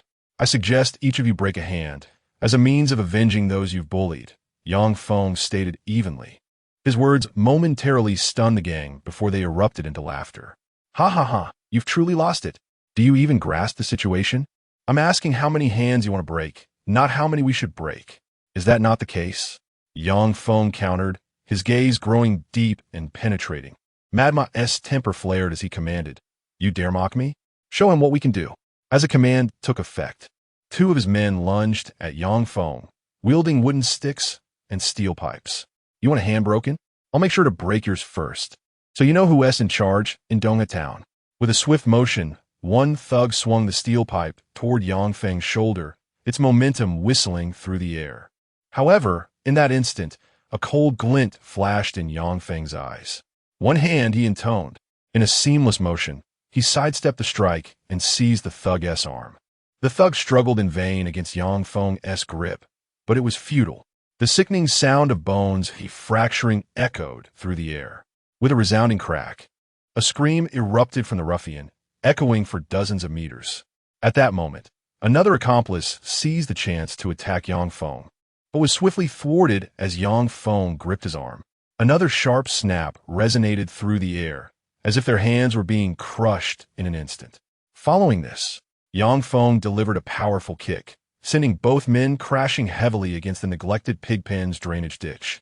Their bodies were smeared with foul mud, the stench overwhelming, leaving them in a state of confusion between disgust and pain. Madman Ma stood in shock, his gaze fixed on the unfolding scene, his hands trembling slightly. Yang Feng's expression remained unchanged as he calmly regarded Madman Ma and his group. The others were already trembling with fear, exchanging glances that reflected their terror. Damn it, don't be afraid. He.S. just one person. Madman Ma suddenly rallied, attempting to bolster the spirits of his comrades. No matter how formidable he is, he only has 2 hands and 2 legs. If we all join forces, we can incapacitate him and render him harmless. Don't let him intimidate us. Inspired by Madman Ma's words, the group gradually regained their composure and began to encircle Yang Feng. Armed with a steel pipe, Madman Ma shouted, charge together. As his command echoed, he was the first to leap forward, followed closely by his subordinates. Yet, as they approached Yang Feng, a sudden heaviness enveloped their bodies. They watched helplessly as Madman Ma was seized by Yang Feng, his arm wrenched and violently hurled away. In the blink of an eye, they felt themselves being struck like sandbags, each kick landing solidly on their ribs. Yang Feng's strikes were not excessively forceful, yet they were certainly impactful. Within mere moments, 7 or 8 men were sent sprawling to the ground beside the pigpen. Liu Shun, witnessing this chaos, trembled in fear, relieved that he had not joined the fray. Damn it, is this the kind of person I want to provoke? After dispatching the group, Yang Feng dusted off his hands and approached them with a smile, asking now, tell me, where's Ma Xiaoshan? His seemingly tranquil words resonated like those of a devil before the terrified group. In that instant, they realized why Liu Shun had appeared so cowardly moments before. This man understood the true meaning of a disparity in strength. He's waiting for us at Dongha KTV. Madman Ma dared not resist any longer. He was merely a thug who preyed on the weak. Encountering someone of Yang Feng's caliber was beyond his comprehension. Yang Feng nodded, looking at the group. Can you stand? Yes, they replied, still in pain. Take me to Dongha KTV. Yang Feng spoke calmly. Despite their agony, They dared not defy him and quickly agreed. As they trudged forward, some of them still reeking of pig excrement, the stench filled the air. Yet, as they passed Lu Shun, a flicker of admiration crossed their faces. Lu Shun had indeed known when to be prudent. Why had they chosen to provoke Yang Feng? As they made their way towards Dongha KTV inside the establishment, Ma Xiaoshan was engrossed with two beautiful women, none other than Zhao Zhuwei and Chun Jiyue, who had just arrived. "Hey there, ladies, would you care to stay the night? I'll treat you to some singing, and the girls sing for free." Ma Xiaoshan grinned. Zhao Zhuwei protectively shielded Chun Jiyue, her voice laced with caution. "I'm just here to ask for directions." "Directions? Perfect. I'm a local. I know exactly how to get anywhere you need to go," Ma Xiaoshan boasted. Puffing out his chest, Zhao Zhuwei, sensing his sleazy demeanor, ignored him and turned to the receptionist, asking, "Excuse me, how do I get to Toyota Village?" "Just follow the river. There's a bridge ahead you can cross," the receptionist replied, glancing at Ma Xiaoshan and adding, "He is from Toyota Village." "Yes, if you're looking for someone in Toyota Village, I could take you there," Ma Xiaoshan offered eagerly. He had never encountered such beautiful women before. Zhao Zhuwei, however, was not inclined to accept his offer, but curiosity piqued. She inquired, "Do you know Yang Feng?" "Yang Feng? Huh, who is that? That kid is finished. If you want to see him again, you'll probably have to visit him in the hospital." Ma Xiaoshan laughed heartily. Zhao Zhuwei frowned. "What do you mean by that? 8 of us against one little punk. Do you really think he could walk away unscathed?" Ma Xiaoshan boasted with a triumphant expression. Zhao Zhuwei's demeanor grew serious. She hadn't anticipated encountering such a rogue in Dongha Town. Just then, a familiar voice rang out from outside. "I'm here, and I brought a few friends along." The mocking tone drew everyone's attention to the entrance, where Yang Feng strode in, accompanied by several disheveled ruffians.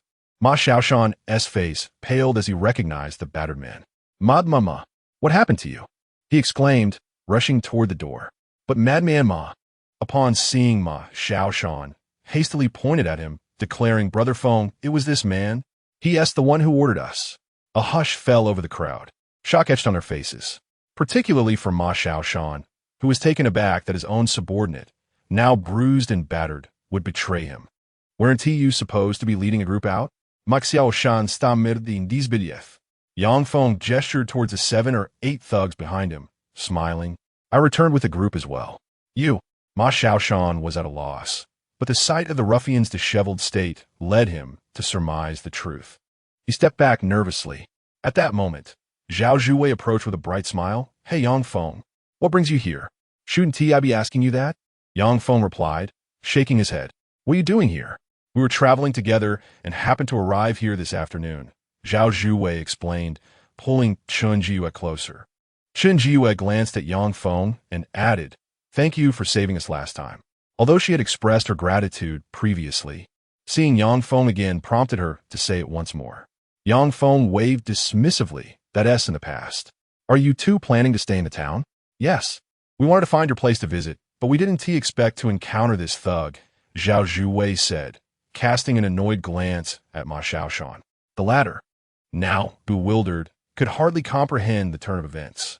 Yang Feng, observing him with a hint of mockery, remarked, "I initially thought it would take time to deal with you two, but it seems that one be necessary." "You?"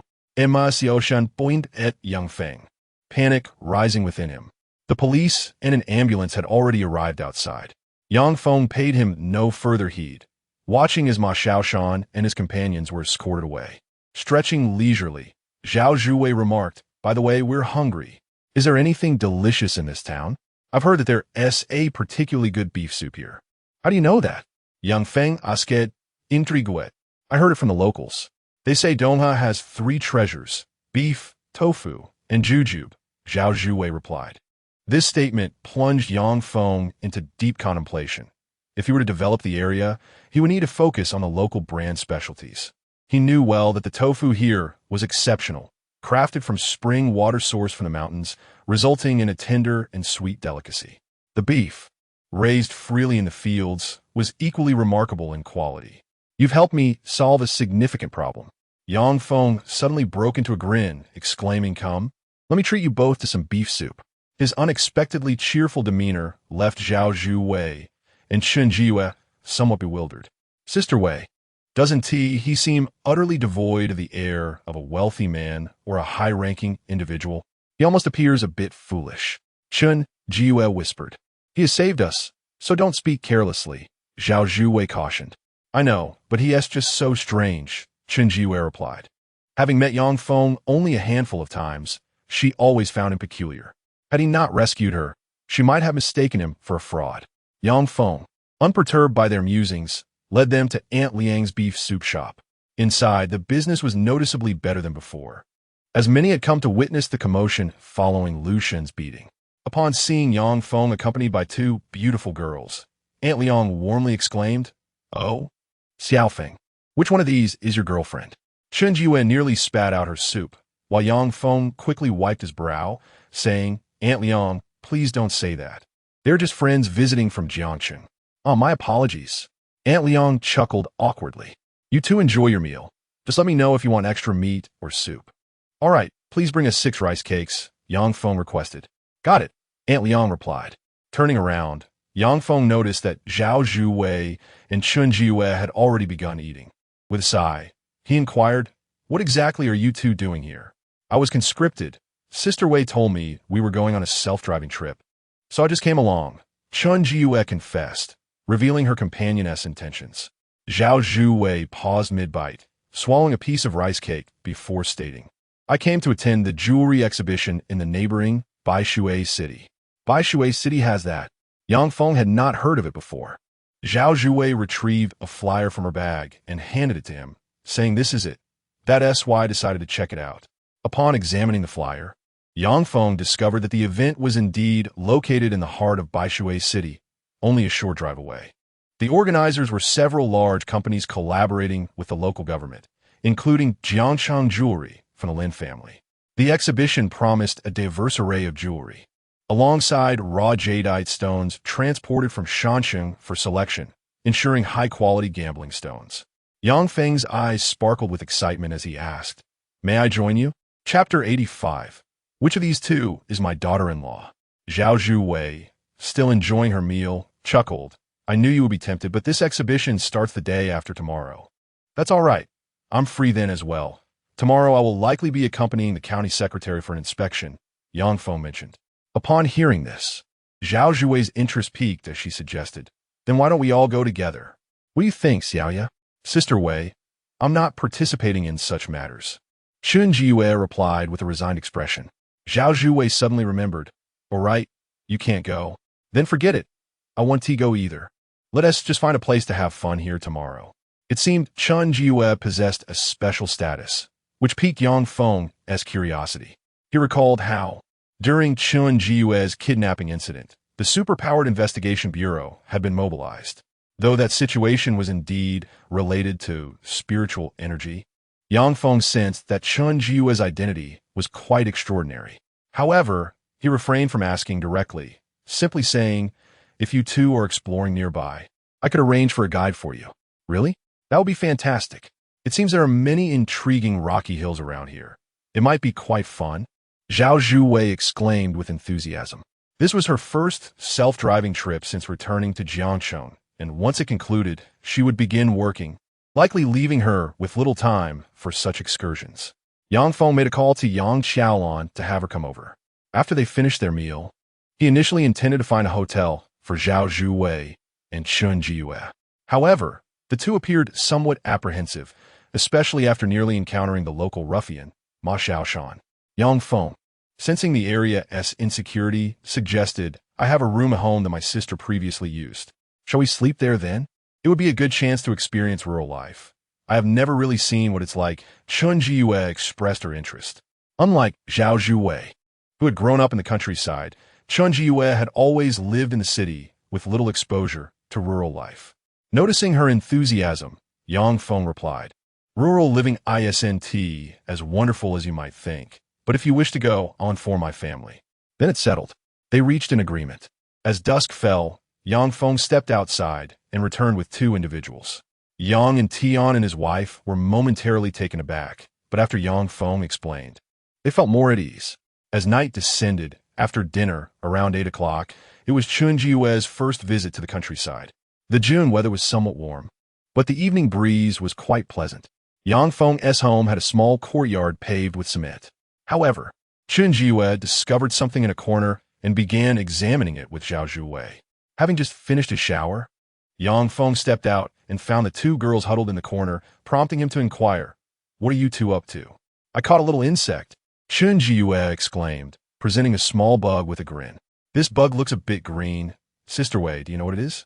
Zhao Zhuwei, though not well-versed in rural life, feigned seriousness and replied, "This should be called a cricket.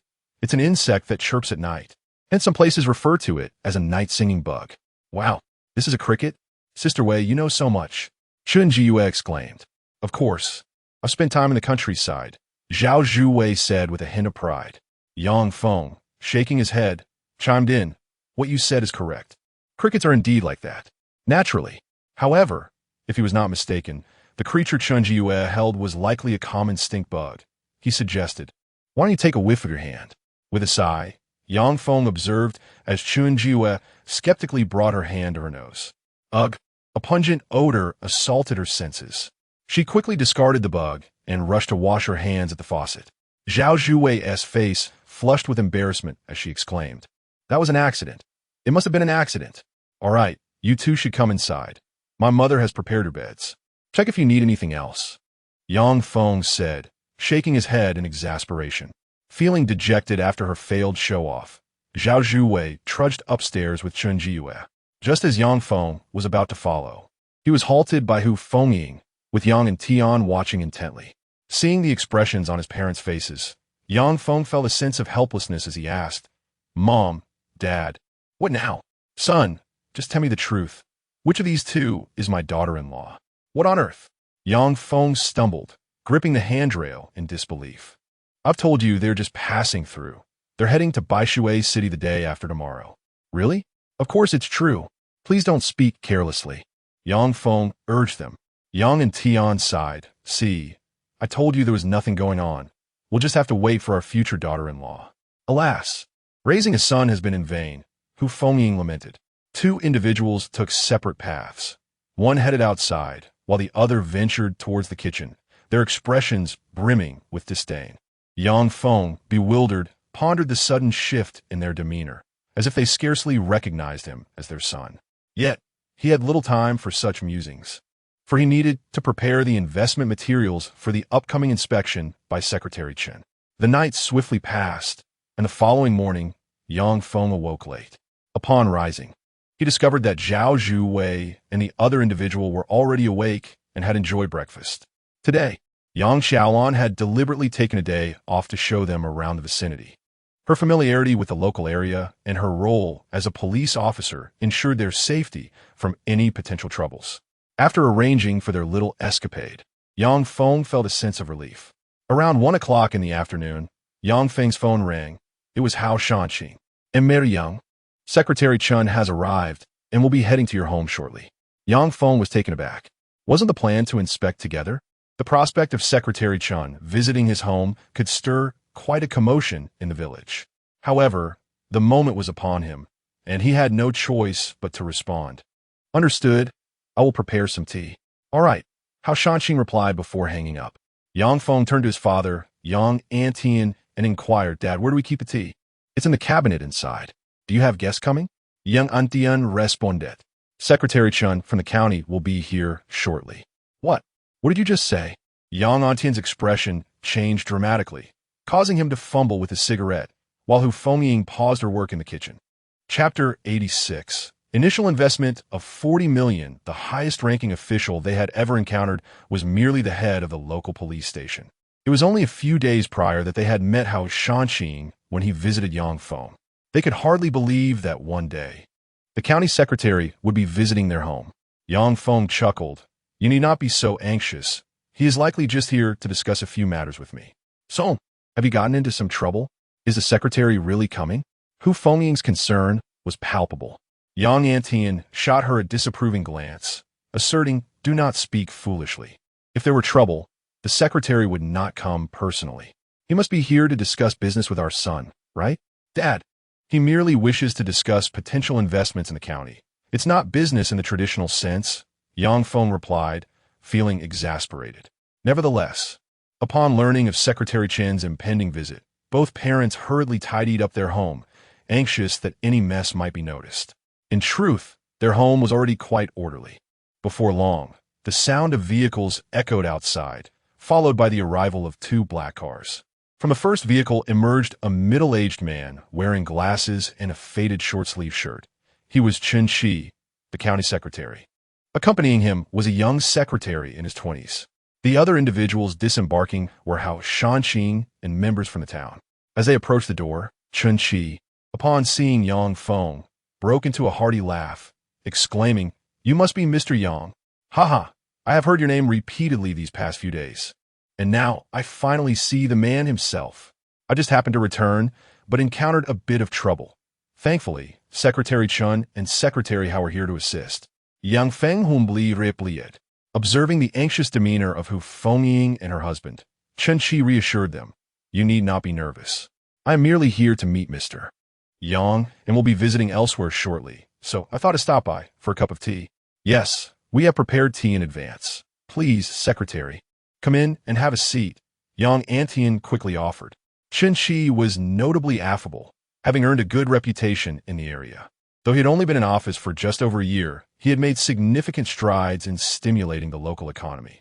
Previously, he had attracted an investor to establish a large flower cultivation base, alongside various smaller investments that had improved local employment and wages. Yang Feng had heard of Chen Shi's endeavors from those who had visited for inspections. As they settled around the tea table, chatter ensued in the yard outside. News of Secretary Chen's visit had drawn curious villagers eager to catch a glimpse. After some time, Chen Shi inquired, "By the way, Xiaofeng, what specific investments do you plan to pursue upon your return? If you encounter any difficulties, please do not hesitate to express them." He was genuinely invested in this potential investment, understanding how significant a sum of several million could be for a county. Furthermore, given Yang Feng's unique status, such an investment could invigorate the local economy. Yang Feng candidly responded, "I intend to promote the unique features of Dongha Town as a tourist attraction and acquire some mountains and fields to transform them into a tourist area." He elaborated on numerous plans he had meticulously prepared. Ever since he gained clarity of thought, his perception had sharpened, allowing him to grasp the essence of ideas effortlessly. Consequently, he had been studying investment and development topics during his spare time, which he now put to use. Chen Shi nodded in agreement as Yang Feng concluded, "I hope this place can become even more prosperous in the future. What is your initial investment plan?" Chen Shi inquired. "I have already enlisted the help of an actuarial firm and inspectors. The preliminary investment will be around 40 million. 40 million? Chen Shi was genuinely taken aback. Many people lack a true understanding of money, often thinking that wealthy internet entrepreneurs abound. In reality, few possess the means to casually produce tens of millions in cash, especially for investment in a town. The magnitude of such an investment prompted Chen Shi to nod repeatedly, exclaiming, "That's wonderful. If this comes to fruition, I must express gratitude on behalf of the citizens of Dongha Town." As he spoke, Chen Shi glanced at Yang Feng, seeming to hesitate before cautiously asking, "Xiaofeng, I have heard something that I am unsure about. Is it true that you know General Lin?" Yang Feng was uncertain of the specific individual to whom he referred, but understood the implication. He replied, "I am not particularly close with them and doubt I can secure their investment." "Ah, Xiaofeng, your words seem overly modest. The two inspectors were indeed sent by General Lin at your behest, and I even encountered members of the Lin family while in Jiangcheng," Chen Shi remarked. Having been reassigned from another location, Chen Shi was well aware of the Lin family's standing and financial power in Jiangcheng. Yang Feng felt somewhat helpless, stating, "I know the Lin family, but our acquaintance is not particularly close. It is merely a matter of coincidence." "Really?" Chen Shi pressed. "Indeed," Yang Feng confirmed earnestly. Chen Shi, sensing Yang Feng's sincerity, began to contemplate further. Just then, cheerful voices rang out from outside. "Yang Feng, we are back," Zhao Zhuwei's voice announced as a few individuals entered. Noticing the crowd gathered outside, Yang Feng remained inside enjoying tea. Zhao Zhuwei found it curious but said, "There are guests at home. Let's go out for a while longer. As she spoke, Zhao Zhuwei intended to pull Chen Jiyue along for another stroll. However, Chen Qi, intrigued, queried, "Hey, these two look quite familiar. Who are they?" "Familiar?" Zhao Zhuwei paused, glancing at Chen Qi, feeling a sense of recognition but unable to place it. After a moment of contemplation, Chen Qi suddenly recalled, exclaiming, "You are Zhao Guofeng's daughter." Chapter 87. The supply of goods from the mountain town. Is it really you? Have you truly seen me? Zhao Zhuwei was perplexed by the identity of the individual before her. Chen Qi immediately rose, exclaiming, "Of course I remember. Just 2 years ago, I was working at the Development Zone Management Committee in Jiangsheng, and you came with your father to assess the investment environment." "I think I recall now," Zhao Zhuwei responded, a sheepish smile gracing her lips. "You are Secretary Chen, right? I apologize for not recognizing you earlier." "Ah, no worries at all. I never expected to encounter you here," Chen Qi remarked, glancing at Yang Feng. "Are you two acquainted?" Zhao Zhuwei flashed a smile. "We're here on a short trip and just happen to be staying here." "I see," Chen Qi replied, turning his gaze to Chen Jiyue, who had remained silent. Seemingly reluctant to engage with Chen Qi, she softly suggested, "Sister Wei, perhaps we shouldn't interrupt their serious discussion and should go explore the mountain across the way." "All right then, Secretary Chen, we'll take our leave. You all continue your conversation," Zhao Zhuwei said, and with that, the two departed. As they exited, Chen Qi felt a wave of relief wash over him. He had not anticipated the sudden influx of wealthy individuals to Donghe Town. It was clear to him that this was due to Yang Feng. That rascal was rather cunning, claiming he had no connections in Jiangsheng, yet here he was, bringing along the cherished daughter of Zhao Guofeng from Jiangsheng. Unbeknownst to Yang Feng, who was oblivious to Chen Qi's silent reproach, he continued, "Secretary Chen, that concludes my discussion on the investment. There are many details that will likely require further refinement. I understand. I will take a look at the beautiful mountains and rivers of Donghe Town shortly. If you are free, would you care to join me for a stroll?"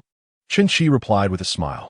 "As long as the areas you wish to develop fall within legal bounds, I shall offer my utmost support."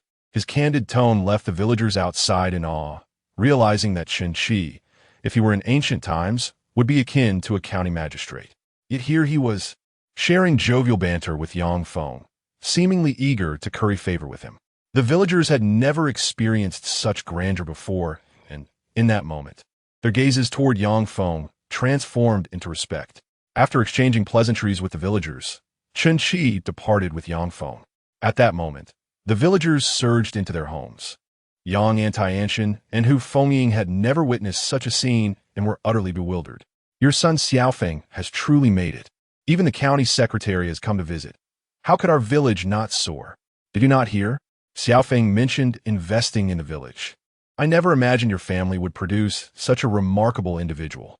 "Old Yang, you certainly kept this under wraps," the villagers chimed in. Yang Antian, feeling helpless, quickly invited everyone to sit down for tea, explaining, "I only learned of this recently, and this is all Xiaofeng's own doing. How could I pry into his affairs?" "Old Yang, you're being modest. You were a teacher. Surely you had some special educational methods?" "Indeed, Old Yang's family has Xiaofeng, and his daughter is studying at one of the best universities in the country. Their educational approach must differ from ours," another villager asserted. "Exactly. Old Yang, do share your methods. With the new three-child policy, I must keep up with the times." "Yes, I am considering a second child," a woman in her 40s eagerly chimed in. As the atmosphere buzzed with excitement, Yang Feng accompanied Chen Qi on an inspection nearby, unaware that his innocuous actions had inadvertently spurred an increase in the village's birth rate. As night fell, the inspection concluded. Yang Feng alighted from the vehicle at the village entrance, while Chen Qi seized the opportunity to lament the county's financial struggles. Just before departing, Chen Qi recalled something and inquired, "By the way, Xiaofeng, the girl you were with earlier, was her name Chen Jiyue?" "Yes, they often spend time together. They are quite good friends," Yang Feng casually replied. Chen Qi's eyes flickered with a hint of intrigue, but he merely said, "I understand. Thank you for accompanying me today. If you need anything, feel free to reach out on my personal number." "Of course, Secretary Chen. Goodbye." Yang Feng bid farewell as he watched the car drive away. making his way home. By now, it was past 7 in the evening. At home, the villagers had returned to their own meals. Zhao Zhuwei and Chun Jiyue were at the courtyard's water basin, having returned from the mountains with some unknown catch. Yang Feng approached to take a look and jested, Well, you've caught a cricket. If we catch another, we could have a cricket fight. Chun Jiyue's face lit up with anticipation. Upon seeing her, Yang Feng recalled Chun Chi's expression before his departure. He had clearly deduced something. He had previously inquired about Chun Jiyue's background, but Zhao Zhuwei seemed deliberately tight-lipped, indicating that Chun Jiyue's identity was significant and possibly sensitive. Fortunately, Yang Feng was not one to pry. By the way, let us set off early tomorrow morning for Baishui City. I hear their meatballs are quite famous, Yang Feng suggested. Zhao Zhuwei nodded vigorously, her eyes sparkling with excitement. Will you take me to buy some gambling stones? Your family has no shortage of money. Why indulge in that? You don't understand. This is my first opportunity to earn a fortune, Zhao Zhuwei declared with determination. Yang Feng, with an exasperated expression, retreated to his room. As the night wore on, Yang Feng slept soundly. Upon awakening the next morning, he found the entrance to his home crowded with people, villagers eager to witness the prodigy from Fengtian village and forge connections. Finally grasping the meaning of fame brings trouble, he decided to slip away with Zhao Zhuwei and Chun Jiyue in the car.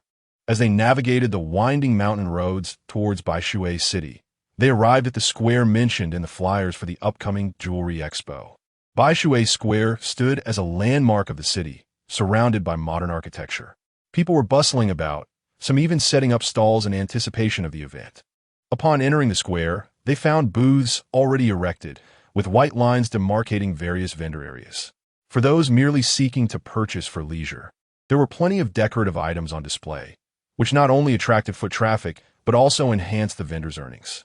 Inside the main building, several major jewelry groups had set up shop alongside numerous temporary stalls showcasing direct supplies brought from the mountain town, intended for affluent patrons engaged in gambling on stone quality. Yang Feng's purpose for the day was to explore whether any of these primary goods contained items of interest to him. Chapter 88. Why are you so full of pomp? Within the tent, vendors had filled the entire square, creating a scene of bustling activity that seemed endless. The atmosphere was vibrant, with various stalls offering a wide array of products. Some vendors had procured sand gold from Southeast Asia, while others sold inferior jade. A few set up cutting machines to demonstrate low-cost stone gambling, showcasing their goods to eager crowds. These vendors capitalized on the allure of genuine bargains, with each item exquisitely crafted. Chun Jiyue and Zhao Zhuwei were captivated, exploring every corner until they settled beside a particularly lively gambling stone stall, which naturally drew significant attention. However, after a quick glance, Yang Feng discerned the lack of quality goods and decided to venture deeper into the venue. Beside him, Zhao Zhuwei and Chun Jiyue were brimming with excitement, prompting Yang Feng to say, "Why don't you both stay here and keep an eye out while I go inside to look around?" Got it, Zhao Zhuwei replied cheerfully. As Yang Feng made his way inside, he found the bustling market equally vibrant. Signs hung everywhere, but the most striking was a large banner above a row of stone gambling shops, proclaiming, "Even the gods struggle to discern a mere inch of jade." This was likely part of their promotional effort, showcasing first-hand goods from the mountainous city. Yang Feng located the liveliest shop, squeezing through the crowd to finally take in the scene. The store occupied over 100 square meters, with shelves and the floor lined with stones of varying weights. At the entrance, several impressive stones displayed their finest qualities, attracting seasoned connoisseurs. As Yang Feng prepared to delve deeper into this intriguing world, a voice pierced through the air, filled with astonishment. "Wow, Fengzi?" This unexpected voice made Yang Feng turn to see his childhood friend Su Feilin. Surprised, Yang Feng exclaimed, "What brings you here?" Su Feilin responded, "I work in Baishui City. Just came to join the fun today. I never expected to run into you here. Are you also planning to work in Baishui City?" Su Feilin joyfully put his arm around Yang Feng's shoulder. Yang Feng shook his head, explaining, "I've just returned home. I heard there was a jewelry expo happening, so I came to have a look." "I see. So you're interested in stone gambling as well?" Su Feilin chuckled. Yang Feng nodded. "I'm just here to observe. What about you? Su Feilin squinted. I plan to try my hand at stone. The cheapest ones are only around 20,000. Su Feilin continued. I've opened a small restaurant in Baishui City over the years and made some money, but with the mortgage weighing me down, who knows? Maybe today I'll achieve financial freedom. Yang Feng admonished Yure Driaming. With stone gambling, the odds are heavily against you. Losing 9 out of 10 times is already a generous estimate. Yet Su Feilin was undeterred, enthusiastically shaking his head. You're mistaken. A master is coming to this shop today. He'll help us analyze the stones. A master? Yang Feng inquired. Yes. Look at that sign over there. Su Feilin pointed out. Yang Feng turned to see the sign detailing the master, Lu Jinbao, who had immersed himself in the stone gambling industry for 40 years, having once opened a jade stone worth over 100 million. The industry hailed him as the diamond hand, renowned for his precise analysis of stone's quality. Yang Feng felt a sense of familiarity with the name. I think I've heard of him before. You seem to have a keen interest in stone gambling. This person is quite famous in the field, Su Feilin remarked. How do you know that? Yang Feng asked, slightly exasperated. It's all on the sign, Su Feilin replied. Resigned, Yang Feng suggested, I might pick a stone later. Would you like to join me? Su Feilin grinned. Oh, you're planning to choose alongside the master? I don't believe in these so-called masters. You're just skeptical of everything, Su Feilin retorted, shaking his head. If you end up losing money, don't blame me for not warning you. This is a golden opportunity. As they conversed, excitement rippled through the crowd. Look, the diamond hand has arrived. Yes, that him. Let us hear what he has to say before we buy. The anticipation for Lu Jinbao was palpable. Upon entering, the 50-something Lu Jinbao, sensing the crowd's enthusiasm, picked up a nearby microphone and smiled. Hello, everyone. I was just outside inspecting the last batch of stones. I'm a bit late. His entrance captured everyone's full attention. Lu Jinbao continued. All the stones in this shop have been personally selected by me from the mountainous city. They are the CR me de la CR me. Next, I'll share some little tips on how to choose stones. He spoke as if conducting a small class, and the audience listened intently. Clearing his throat, Lu Jinbao began. The weathered layer of jadeite refers to the outer skin formed during geological transport. The characteristics of the weathered layer, color, thickness, density, and luster, can reflect the internal qualities of jadeite, such as color, transparency, and clarity. He elaborated further on the phenomena associated with jadeite, like mottling and fog, which can assist in determining the internal color and its distribution. As Lu Jinbao educated the crowd on the origins of stone gambling, everyone nodded in agreement, engrossed in his deeper insights. However, amidst the attentive audience, Yang Feng suddenly recalled where he had encountered Lu Jinbao before. He was the diamond hand who had previously competed against him at an auction, causing Zhuyin a loss of 1 million. Yang Feng felt a mix of resignation and reluctance to acknowledge him, preferring to simply observe the quality of stones in the shop.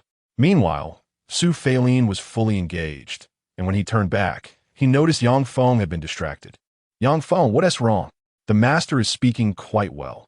Shouldn't you listen and pick a good stone later? Su Feilin tugged at him.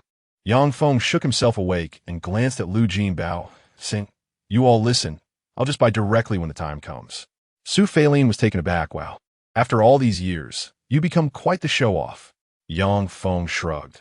Come on, do we really need to pretend with each other? I just genuinely don't want to hear his nonsense. Fine, leave this lucrative opportunity for me then. Don't blame me for seizing the chance. Su Feilin confidently asserted, convinced that attending the master's lecture might lead him to an exceptional stone. As Lu Jinbao concluded his talk, the crowd surged into the stone gambling shop, filling it to capacity. Yang Feng found a corner and spotted a stone that caught his eye. His expression lit up as he approached a shelf, pointing to a stone weighing over 20 kilograms, and asked the attendant, What's the price of this stone? It's 2,000 per kilogram, the attendant replied. All right, I'll take it, Yang Feng said without a hint of hesitation. However, just as he was about to finalize the purchase, Su Feilin intervened. Buddy, that stone doesn't seem too great. The master just said that green should accompany black. The one you picked isn't very dark, and that one over there is better. You're listening to his nonsense. Stone gambling is about personal judgment. If you trust him, why doesn't he just open stones himself to get rich? Yang Feng replied, failing helpless. His voice was not loud, but in the crowded space. It was heard by those nearby. Who dares to be so arrogant and question the diamond hand? The shopkeeper, displeased, raised his voice, seemingly intent on drawing the crowd's attention to Yang Feng.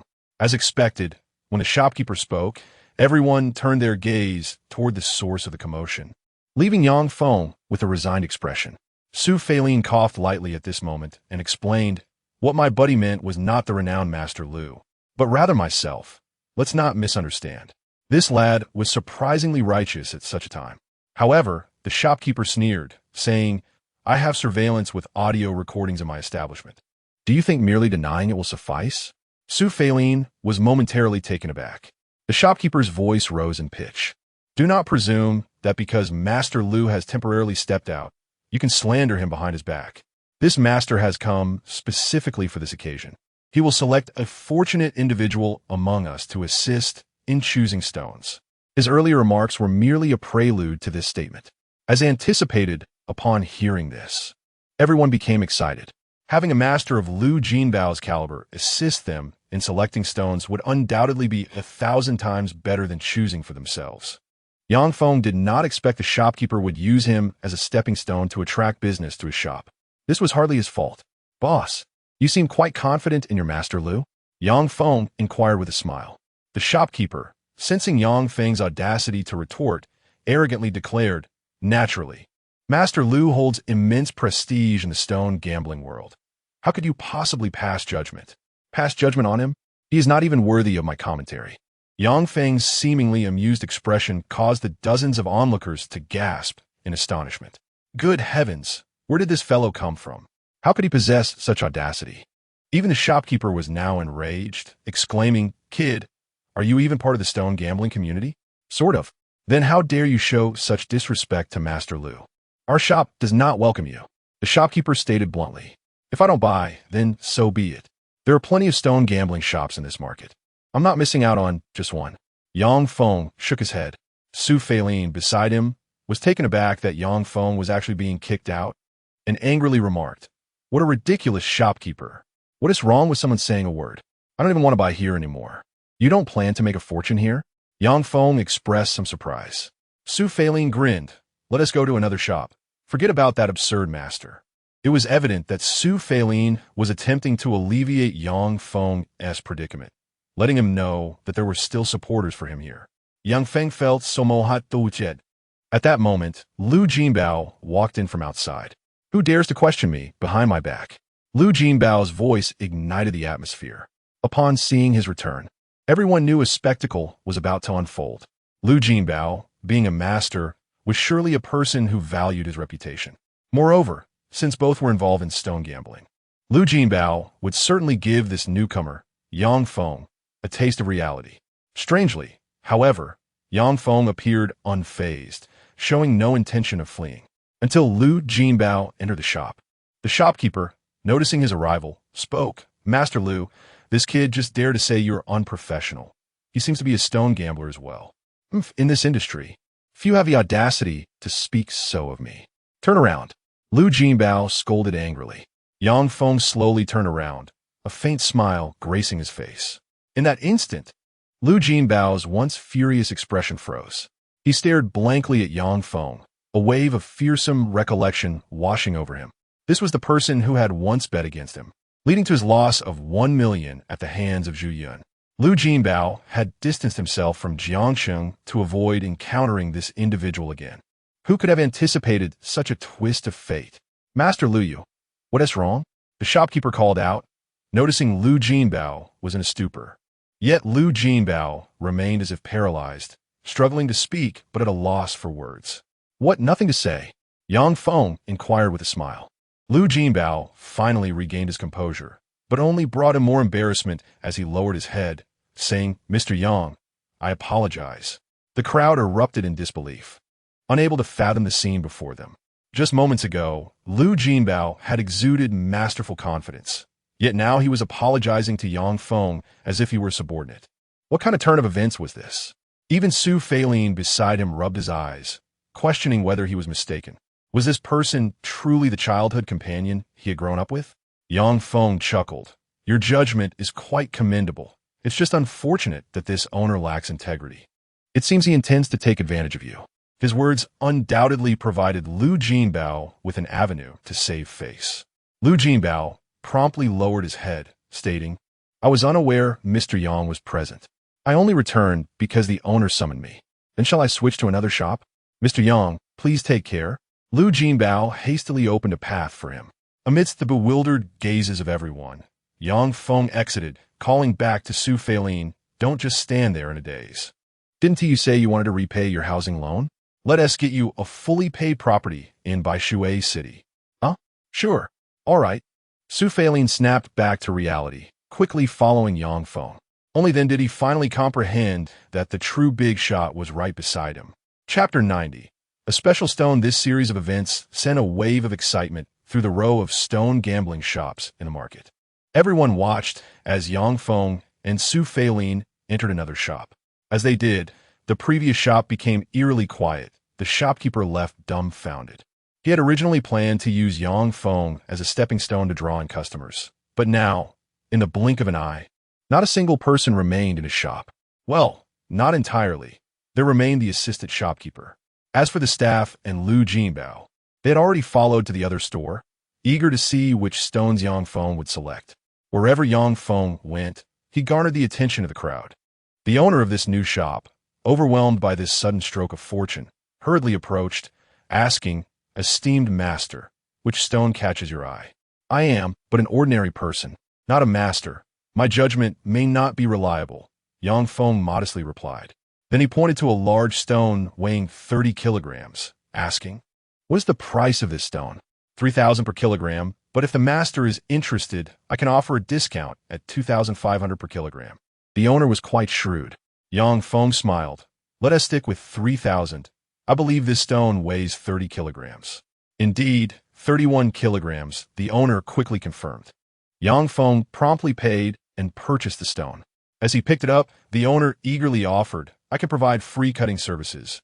Master, what do you think?" "No need. I will cut it myself when I return." Yang Feng waved his hand. His response disappointed many, leading them to question his expertise. Did he truly possess any skill? Was he afraid of publicly revealing his findings? Little did they know, Yang Feng was simply wary of eliciting envy and jealousy should the stone yield something extraordinary. However, noticing Su Feilin beside him, Yang Feng asked, "How much have you prepared for purchasing stones this time?" Su Feilin hesitated at this moment. Although he had made some money from his restaurant, he hardly considered himself wealthy, especially with loans and family pressures weighing down on him. After a moment of reflection, Su Feilin replied, "Perhaps around 20,000? This amount was the limit he could risk as an ordinary person. It also reflected his trust in Yang Feng. Otherwise, he would only be willing to play around with smaller amounts."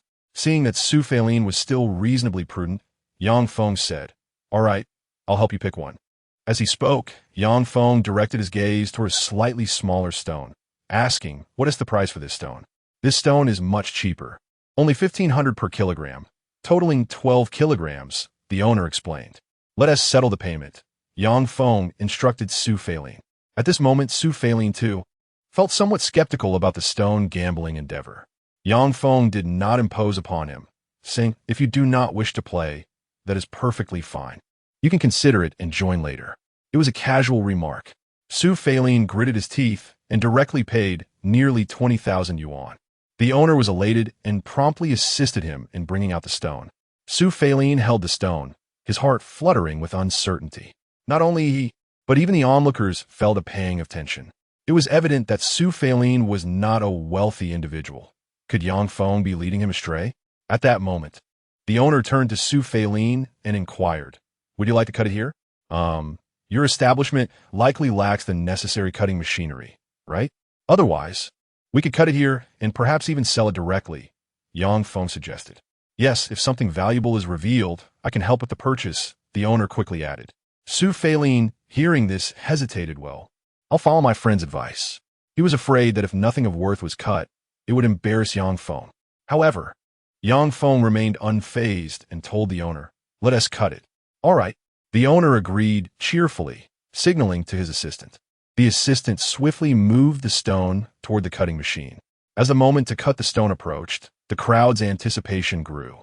They were eager to see what this individual, who was hesitant to cut his own stone, would choose for his friend. Even Lu Jinbao, standing nearby, felt a surge of nervousness, harboring a flicker of hope that Yang Feng's choice would yield a disappointing result, allowing him to regain some face. As the sound of the cutting machine filled the air, everyone's heart raced, particularly for Su Feilin, who clenched his fists tightly. The outcome of this cut would determine whether his money would vanish into thin air. It represented 2 months' worth of his income. Su Feilin shut his eyes tightly, gripping his fists, too afraid to witness the cutting process. Suddenly, he heard the owner exclaim, "It's green! Green!" His excitement revealed the quality of the stone. It was a pale green. Judging by its color alone, it was already of mid to high quality. As the cut was completed, the crowd gasped collectively. This was ice-grade material. The value of this cut alone was already over $1 million. No one anticipated such a fortunate outcome, with nearly $1 million in value revealed. Lu Jinbao was utterly dumbfounded, realizing that his years of expertise paled in comparison to Yang Feng's prowess.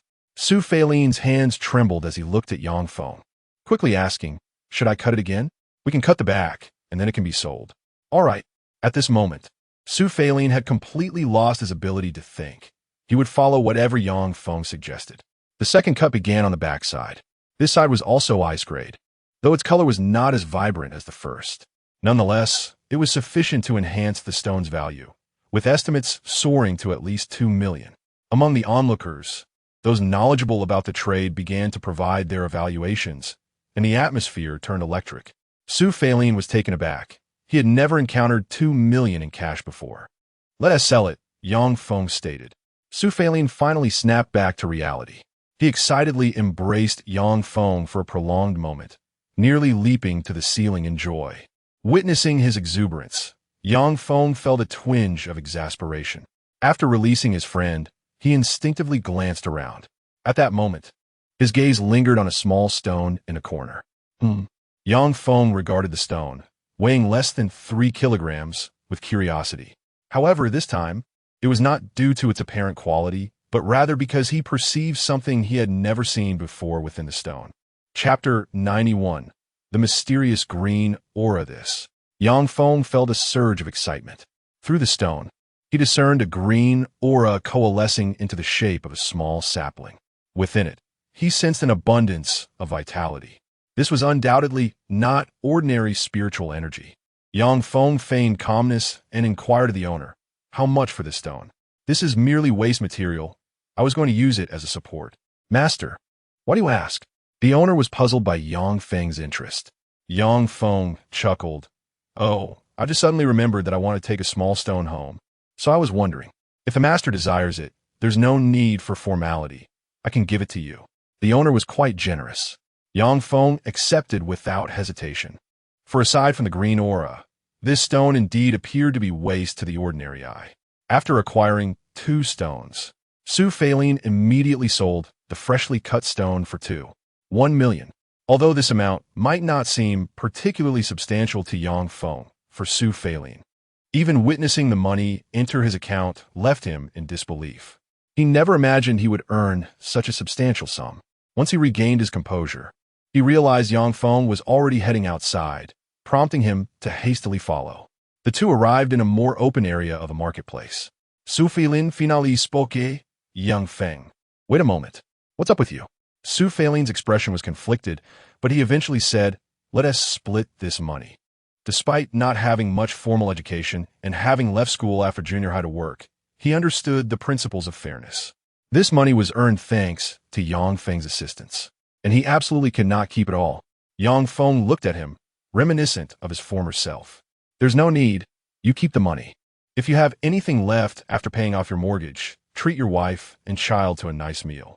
I was working overtime during your wedding and couldn't attend, so consider this my compensation." Yang Feng smiled. Su Feilin scratched his head, responding, "That's too generous and enough. When did you become so indecisive?" Yang Feng feigned annoyance.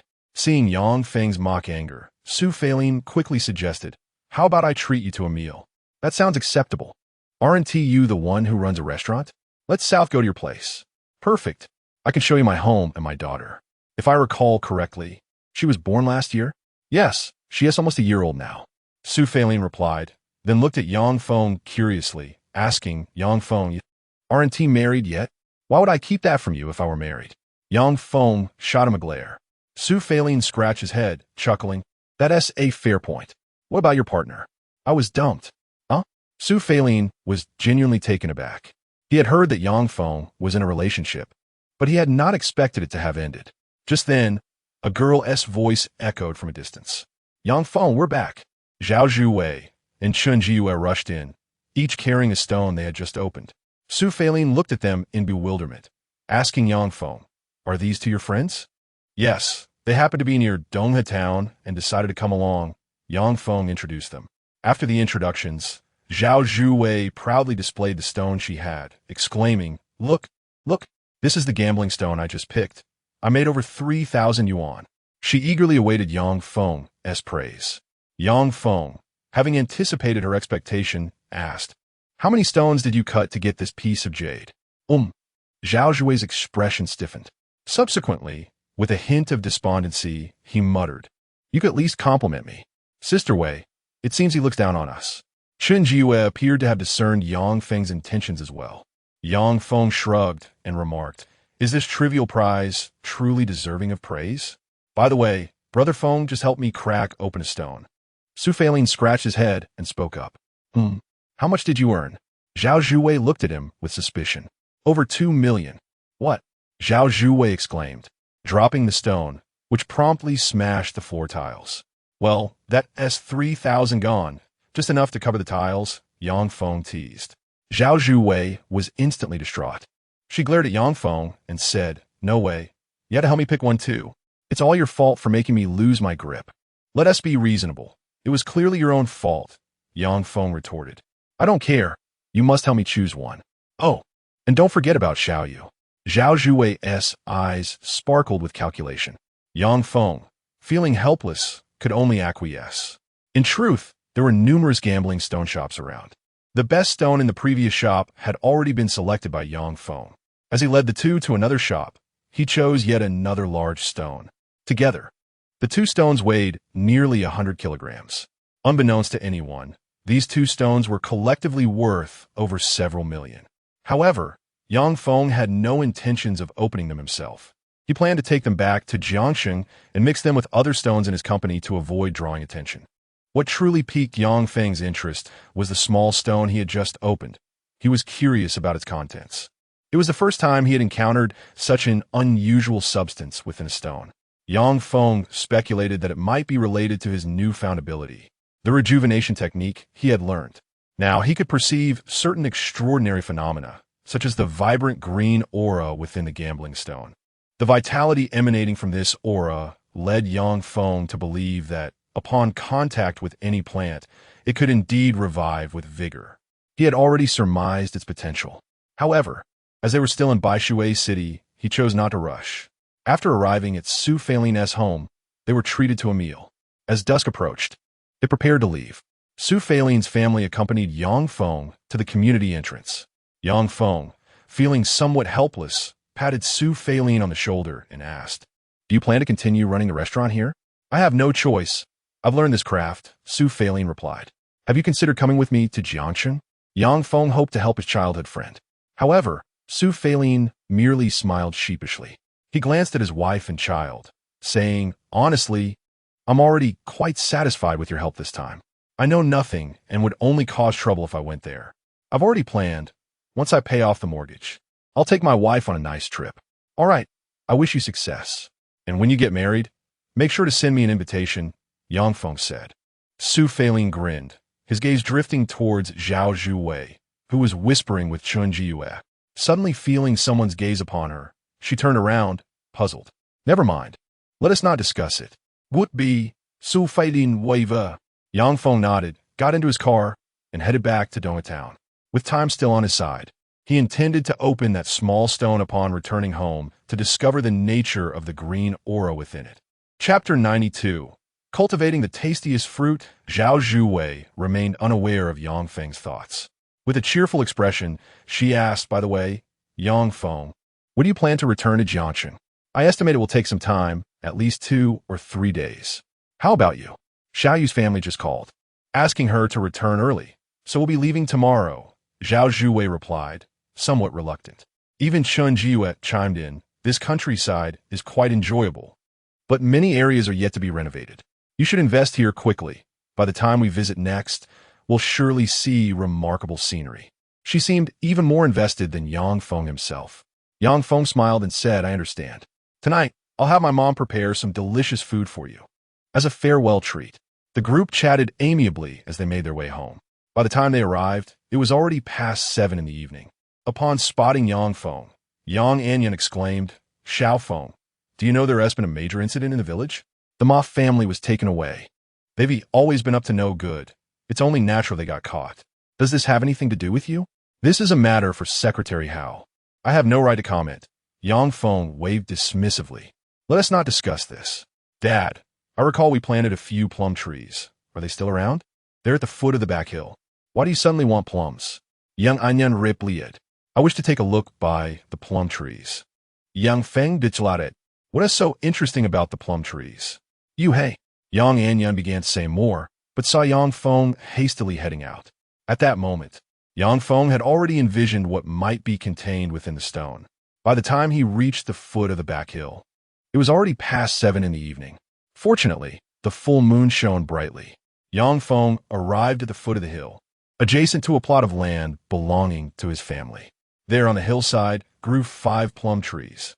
Yang Feng remembered these trees were planted when his younger sister turned 1 year old. Now, Yang Shaoshi was already 18.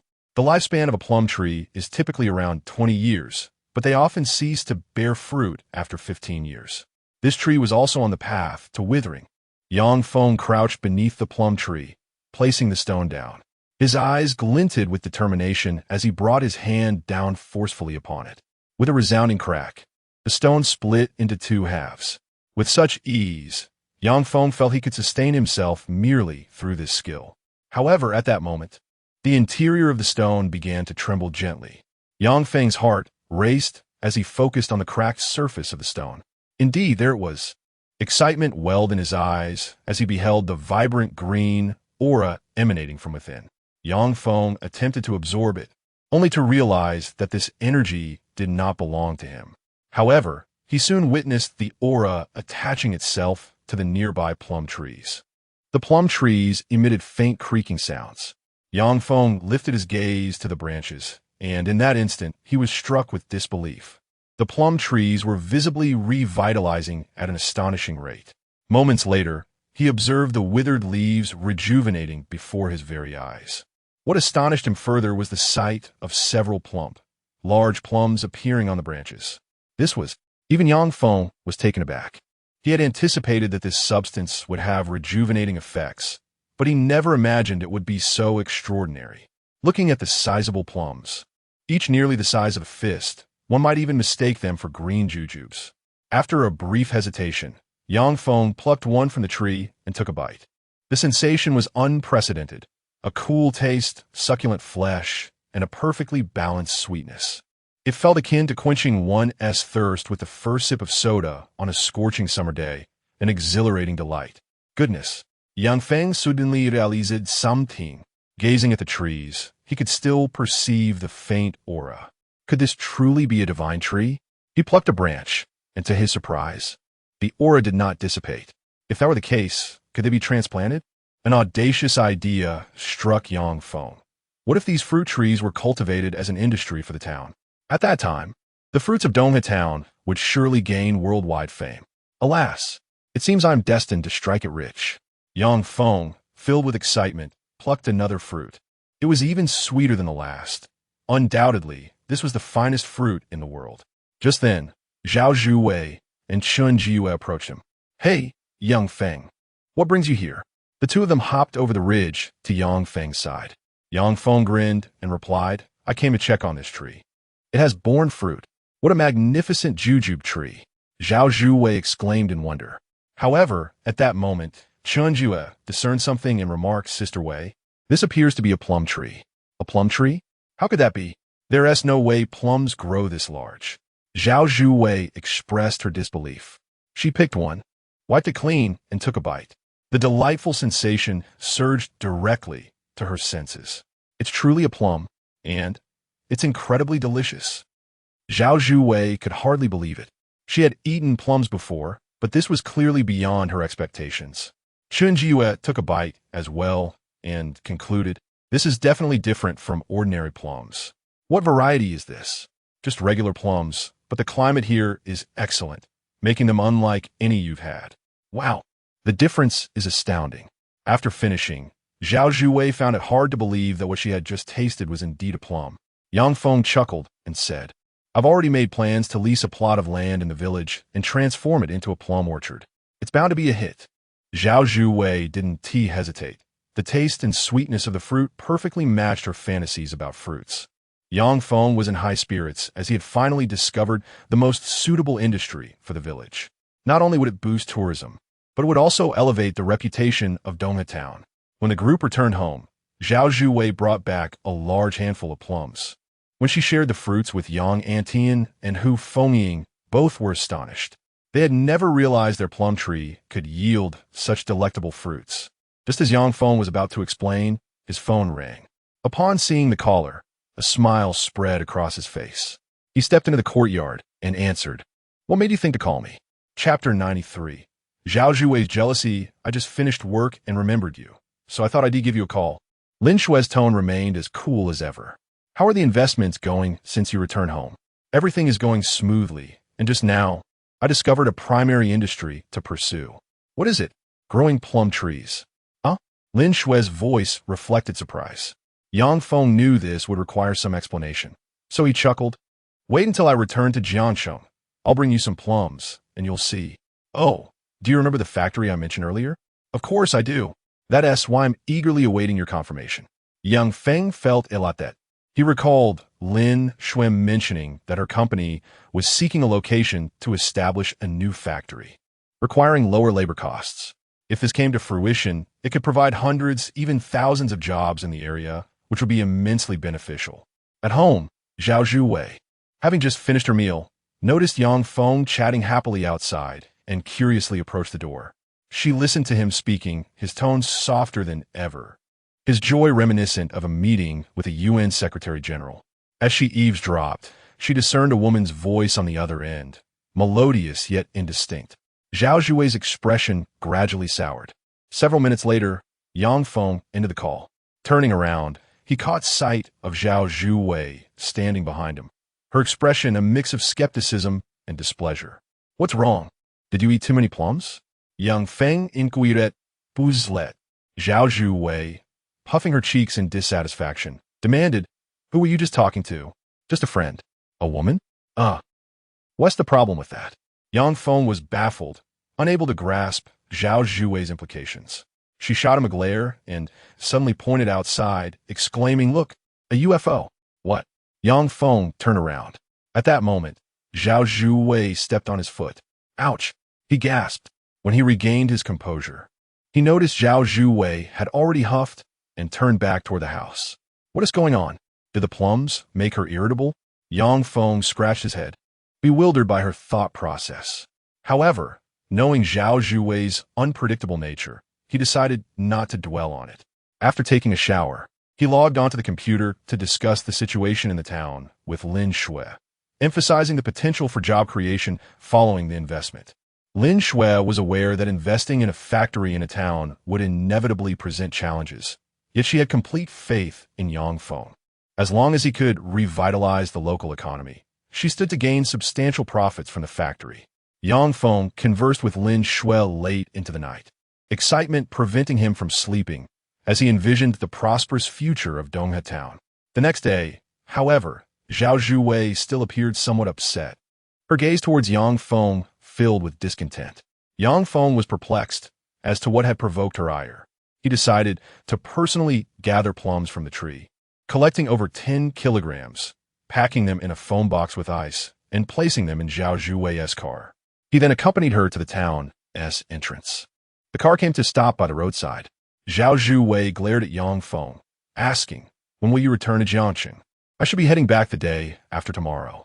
I still have a few places to visit today and need to discuss leasing the villagers' fields." Yang Feng replied honestly. He then curiously added, "If you really want to stay a few more days, you can. You could return with me." "I'm not staying here with you." Humph. Zhao Zhuwei scoffed. Observing her anger, Yang Feng could only say, "All right then, I'll contact you when I return to Jiangxing." With that, Zhao Zhuwei rolled up the car window and drove off towards Jiangxing. Watching the car fade away, Yang Feng sighed and turned back towards the village. Meanwhile, in the car, Chun Jiyue, sitting in the passenger seat, curiously asked, "Sister Wei, did you have a fight with him? You seemed quite upset last night." "Did I? You seem pretty annoyed right now. Did you see? He was chatting happily with a girl yesterday. Who knows how far that went? What a two-timer." Zhao Zhuwei griped, tightening her hold on the steering wheel. Chun Jiyue, bewildered, finally uttered, "You're not jealous, are you?" "Of course not. Who said I'm jealous? Say it again." "I won't say anything." Chun Jiyue replied, feeling wronged, muttering, "Actually, I think Yang Feng seems a bit unusual. He might have some special background."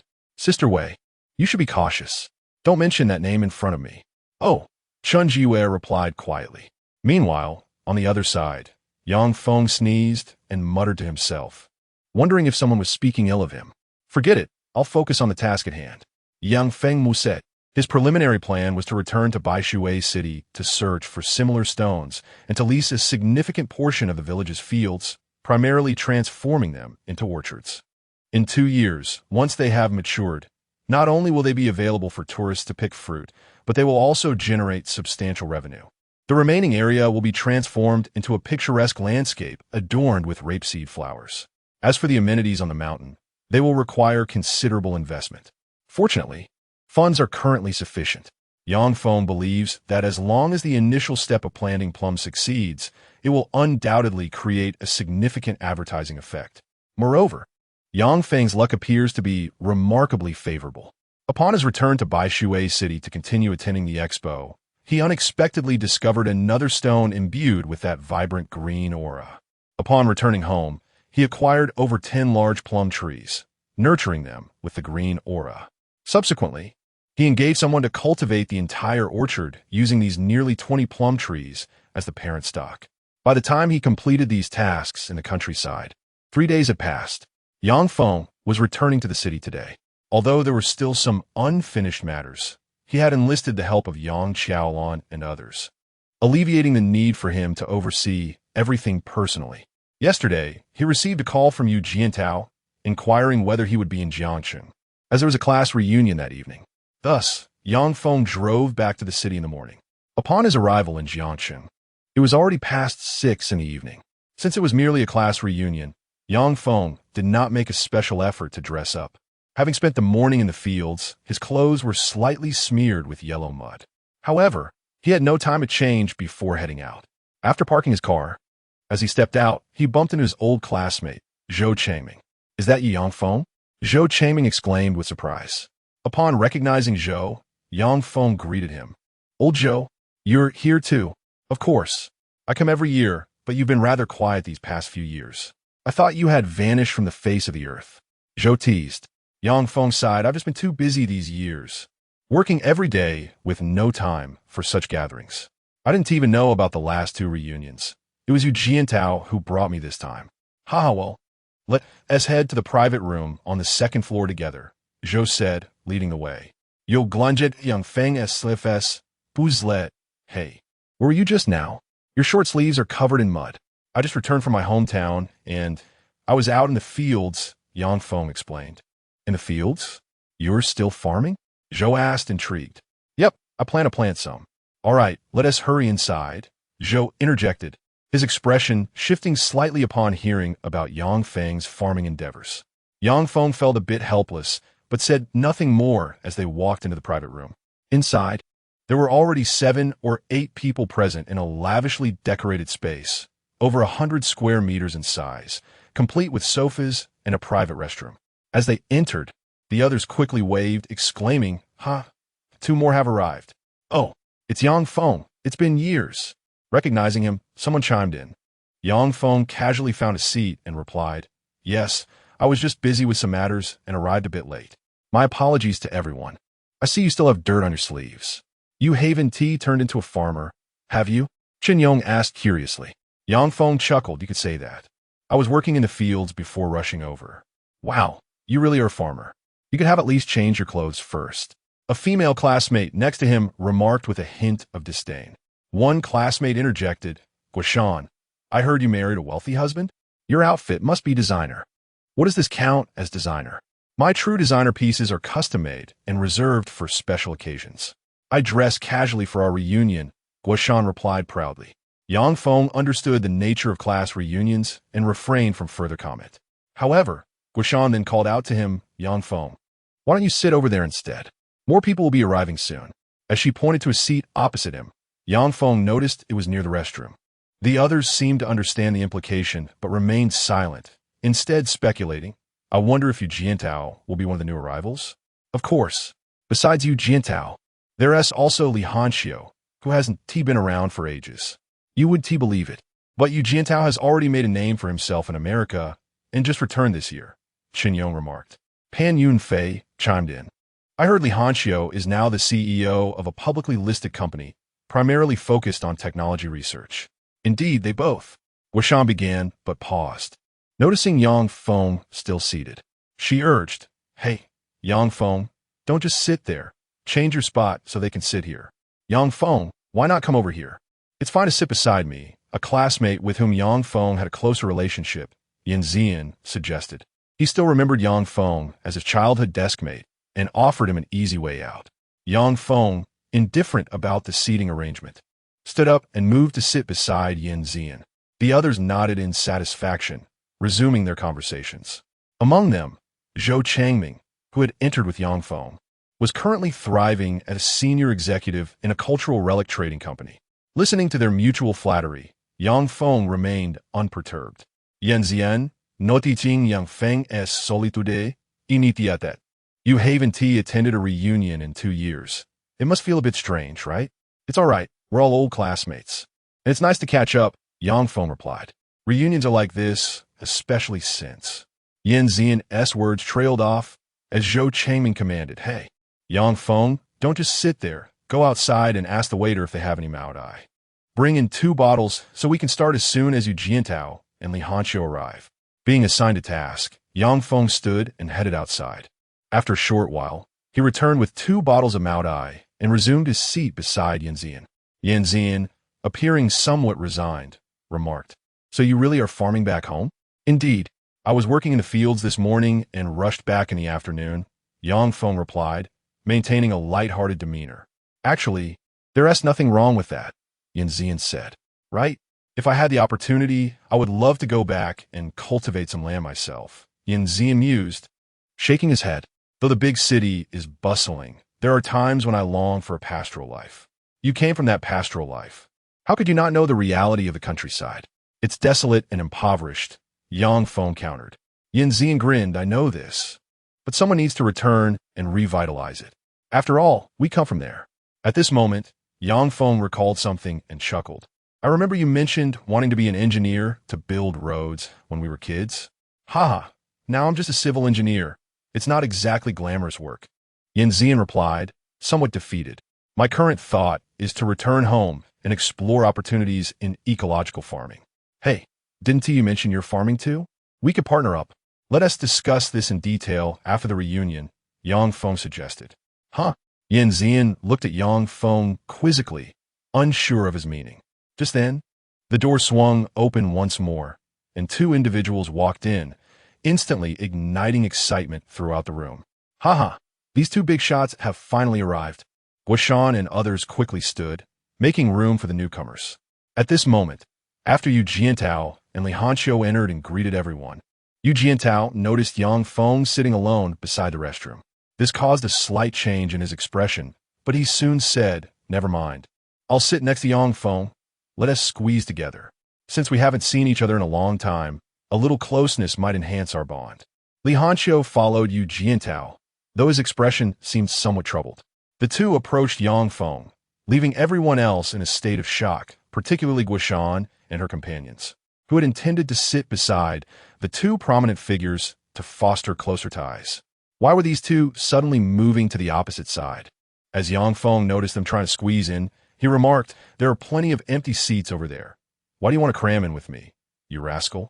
Yu Jiantao laughed heartily, seemingly unfazed. The others could only shuffle their chairs, creating space for them. As the three settled down, a wave of bewilderment spread among the onlookers. At that moment, Zhou Changming interjected, "Jiantao, where have you two been? We thought you weren't coming. We encountered a bit of trouble on the way, which delayed us." Yu Jiantao replied with a smile, patting Li Hanxiu on the shoulder. Li Hanxiu added, "You all didn't have to wait for us. You could have started eating." "That won't do. We need a leader today, right?" "Hey, Yang Feng, stop dawdling and go ask the waiter to bring out the dishes," Zhou Changming instructed, pointing outside. His authoritative demeanor inadvertently made Yang Feng seem like a waiter. Just as Yu Jiantao and Li Hanxiu were about to speak, Yang Feng grasped their arms, shaking his head to signal them not to be upset. In truth, Yang Feng felt a tinge of nostalgia for their camaraderie, indifferent to everyone's attitude. Taking a deep breath, Yu Jiantao declared, "Since that's the case, I'll take the lead and raise a glass to everyone. After all, I was the class monitor for half a year back in the day, right?" "Indeed. Back in the third year, everyone voted for you as class monitor. Who would have thought you'd be whisked away to the genius class within 6 months, leaving us without a leader?" Chun Yong chuckled, joining in the nostalgic banter. Amidst the praise from many classmates, Yu Jiantao shrugged it off, playfully nudging Li Hanxiu and grinning. "Let us not dwell on me. Today is about reminiscing our past friendships." "Exactly. I remember you wanted to be a scientist, Jiantao. And Hanxiu, you mentioned wanting to be a boss. Look at you now. You've actually become one." Guoshan chimed in, her tone laced with flattery. "Your company is publicly listed now, isn't it?" "Well, it's just a stroke of luck," Li Hanxiu replied, his expression slightly awkward. Yang Feng seemed to notice Li Hanxiu's discomfort and recalled that Yu Jiantao had invited him to the reunion for a particular reason, likely related to Li Hanxiu.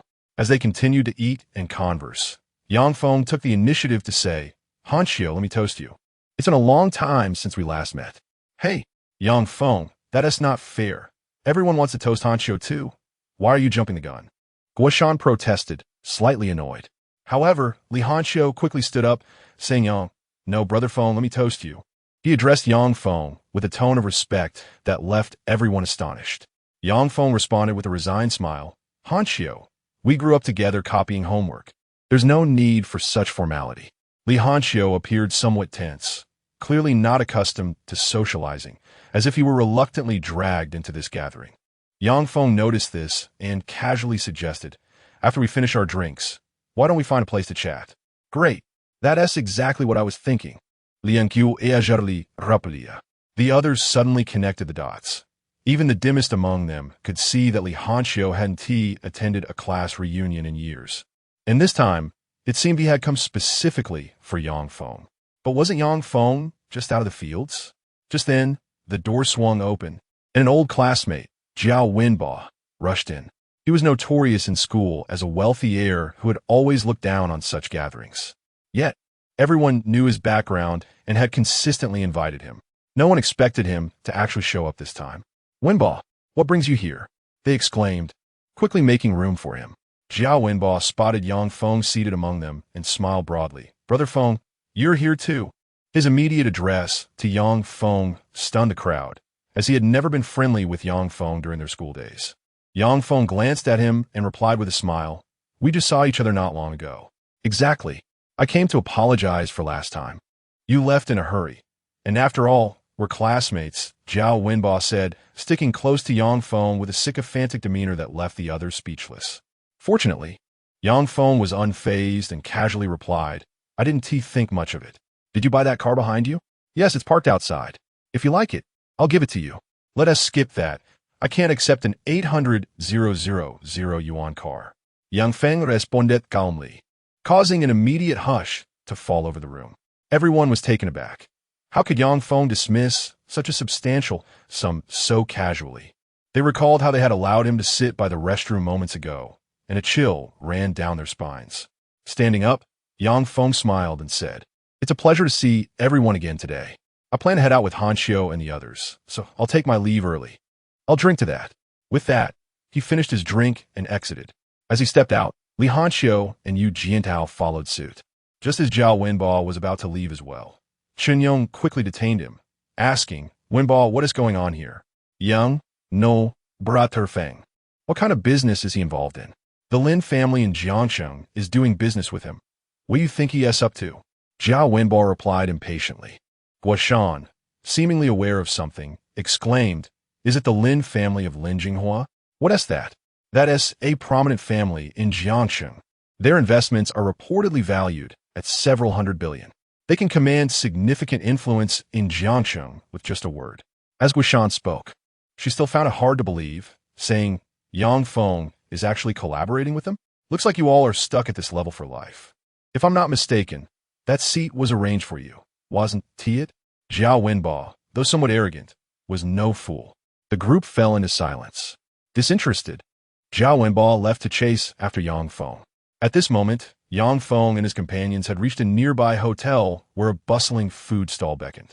Finding it a fitting place, Yang Feng felt comfortable. As dishes arrived at their table, Yang Feng poured beer and turned to Li Hanxiu, asking Hanxiu, are you facing some difficulties? Li Hanxiu hesitated, seemingly at a loss for words. Fortunately, Yu Jiantao spoke up for him. Do you know what Hanxiu's company does? Honestly, I'm not too sure. Yang Feng had limited contact with Li Hanxiu, yet he was well aware of Li Hanxiu's commendable character. He recalled that when they had just graduated, Li Hanxiu had offered him an opportunity to work together, but at that time, Yang Feng chose not to trouble him. He never anticipated that Li Hanxiu, who was thriving among their peers, would now face difficulties. Yu Jiantao sighed and remarked his company specializes in biotechnology and previously. Let me explain. At that moment, Li Hanxiu finally mustered the courage to speak. My company is focused on antibiotic research and development, and our market value was over 2 billion. He began to share his story with Yang Feng. This company was established by Li Hanxiu, who had keenly identified the burgeoning field of biotechnology and leveraged his connections to gather numerous researchers. For several years, their performance had been remarkably smooth, even managing to get some drugs included in the National Health Insurance Program. However, while developing a new drug for kidney disease, the company's stock plummeted due to market fluctuations. The research had advanced to phase 2, but had now come to a standstill. Currently, the data from phase 2 was excellent, showing a significant reduction in the protein-creatinine ratio. Yet, the company lacked the funds to continue, and if this project were to fail, it would lead to a financial crisis, potentially resulting in bankruptcy. This dire situation compelled Li Hanxiu to confide in Yu Jiantao. At that time, Yu Jiantao thought of Yang Feng, which is why he insisted on bringing him to the reunion. He genuinely sought to ascertain if Yang Feng could offer any assistance. Observing Yang Feng's pensive expression, Yu Jiantao added, it's perfectly normal if you can't help. The gap is indeed quite substantial. I merely wanted to discuss possibilities. Li Hanxiu sighed. This predicament is partly my fault. I failed to foresee the risks, and the research has indeed been a leap too ambitious. With a resigned tone, he downed a glass of wine and said, forget it. Let us treat today as if this issue was never mentioned. Let us enjoy our meal. Suddenly, Yang Feng interjected. How significant is your current funding shortfall? Li Hanxiu paused, taken aback by the question, but then he chuckled. Yang Feng, let us not dwell on it. You needn't worry about me. Even in bankruptcy, I have enough funds to sustain my life. Yang Feng interrupted, pressing further. How much more do you need? Lian Qiu, sensing Yang Feng's earnestness, finally replied, to complete phase 3 testing, along with research and operational costs, we're likely looking at a shortfall of over 100 million. Come to me the day after tomorrow. I will provide you with the funds as an investment in your company, Yang Feng stated calmly, leaving Li Hanxiu momentarily speechless. Even Yu Jiantao was taken aback by Yang Feng's decisiveness, exclaiming, Yang Feng, think this through. This is not a trivial amount. Over 100 million in cash. Such a sum was not insignificant for anyone. Yet, Yang Feng smiled. Once a decision is made, there is no turning back. He continued, due to the substantial amount, the transfer process may be cumbersome. Otherwise, I would have provided it tonight. Li Hanxiu was dumbfounded by Yang Feng's audacity. Reflecting on Yu Jiantao's previous comment about Yang Feng, he had been skeptical, but now, if you truly assist me and the drug is successfully developed and launched, there will certainly be returns. Liang Qiwux Glaimat Bizibli Exita. Yang Feng Chuklet. On account of your words, I place my trust in you. His laughter finally brought a genuine smile to Li Hanqiu's face. The three of them, at last, rekindled the camaraderie of old classmates. Eventually, Jia Wenba joined them, but despite their indifference towards him, they welcomed him to share a few drinks. It was tea until after 11 at night that they each returned home. Yang Feng had accomplished something significant that day. Upon returning home, he took a refreshing shower, feeling rejuvenated. He then called Gao Ronghai to arrange the transfer of 100 million.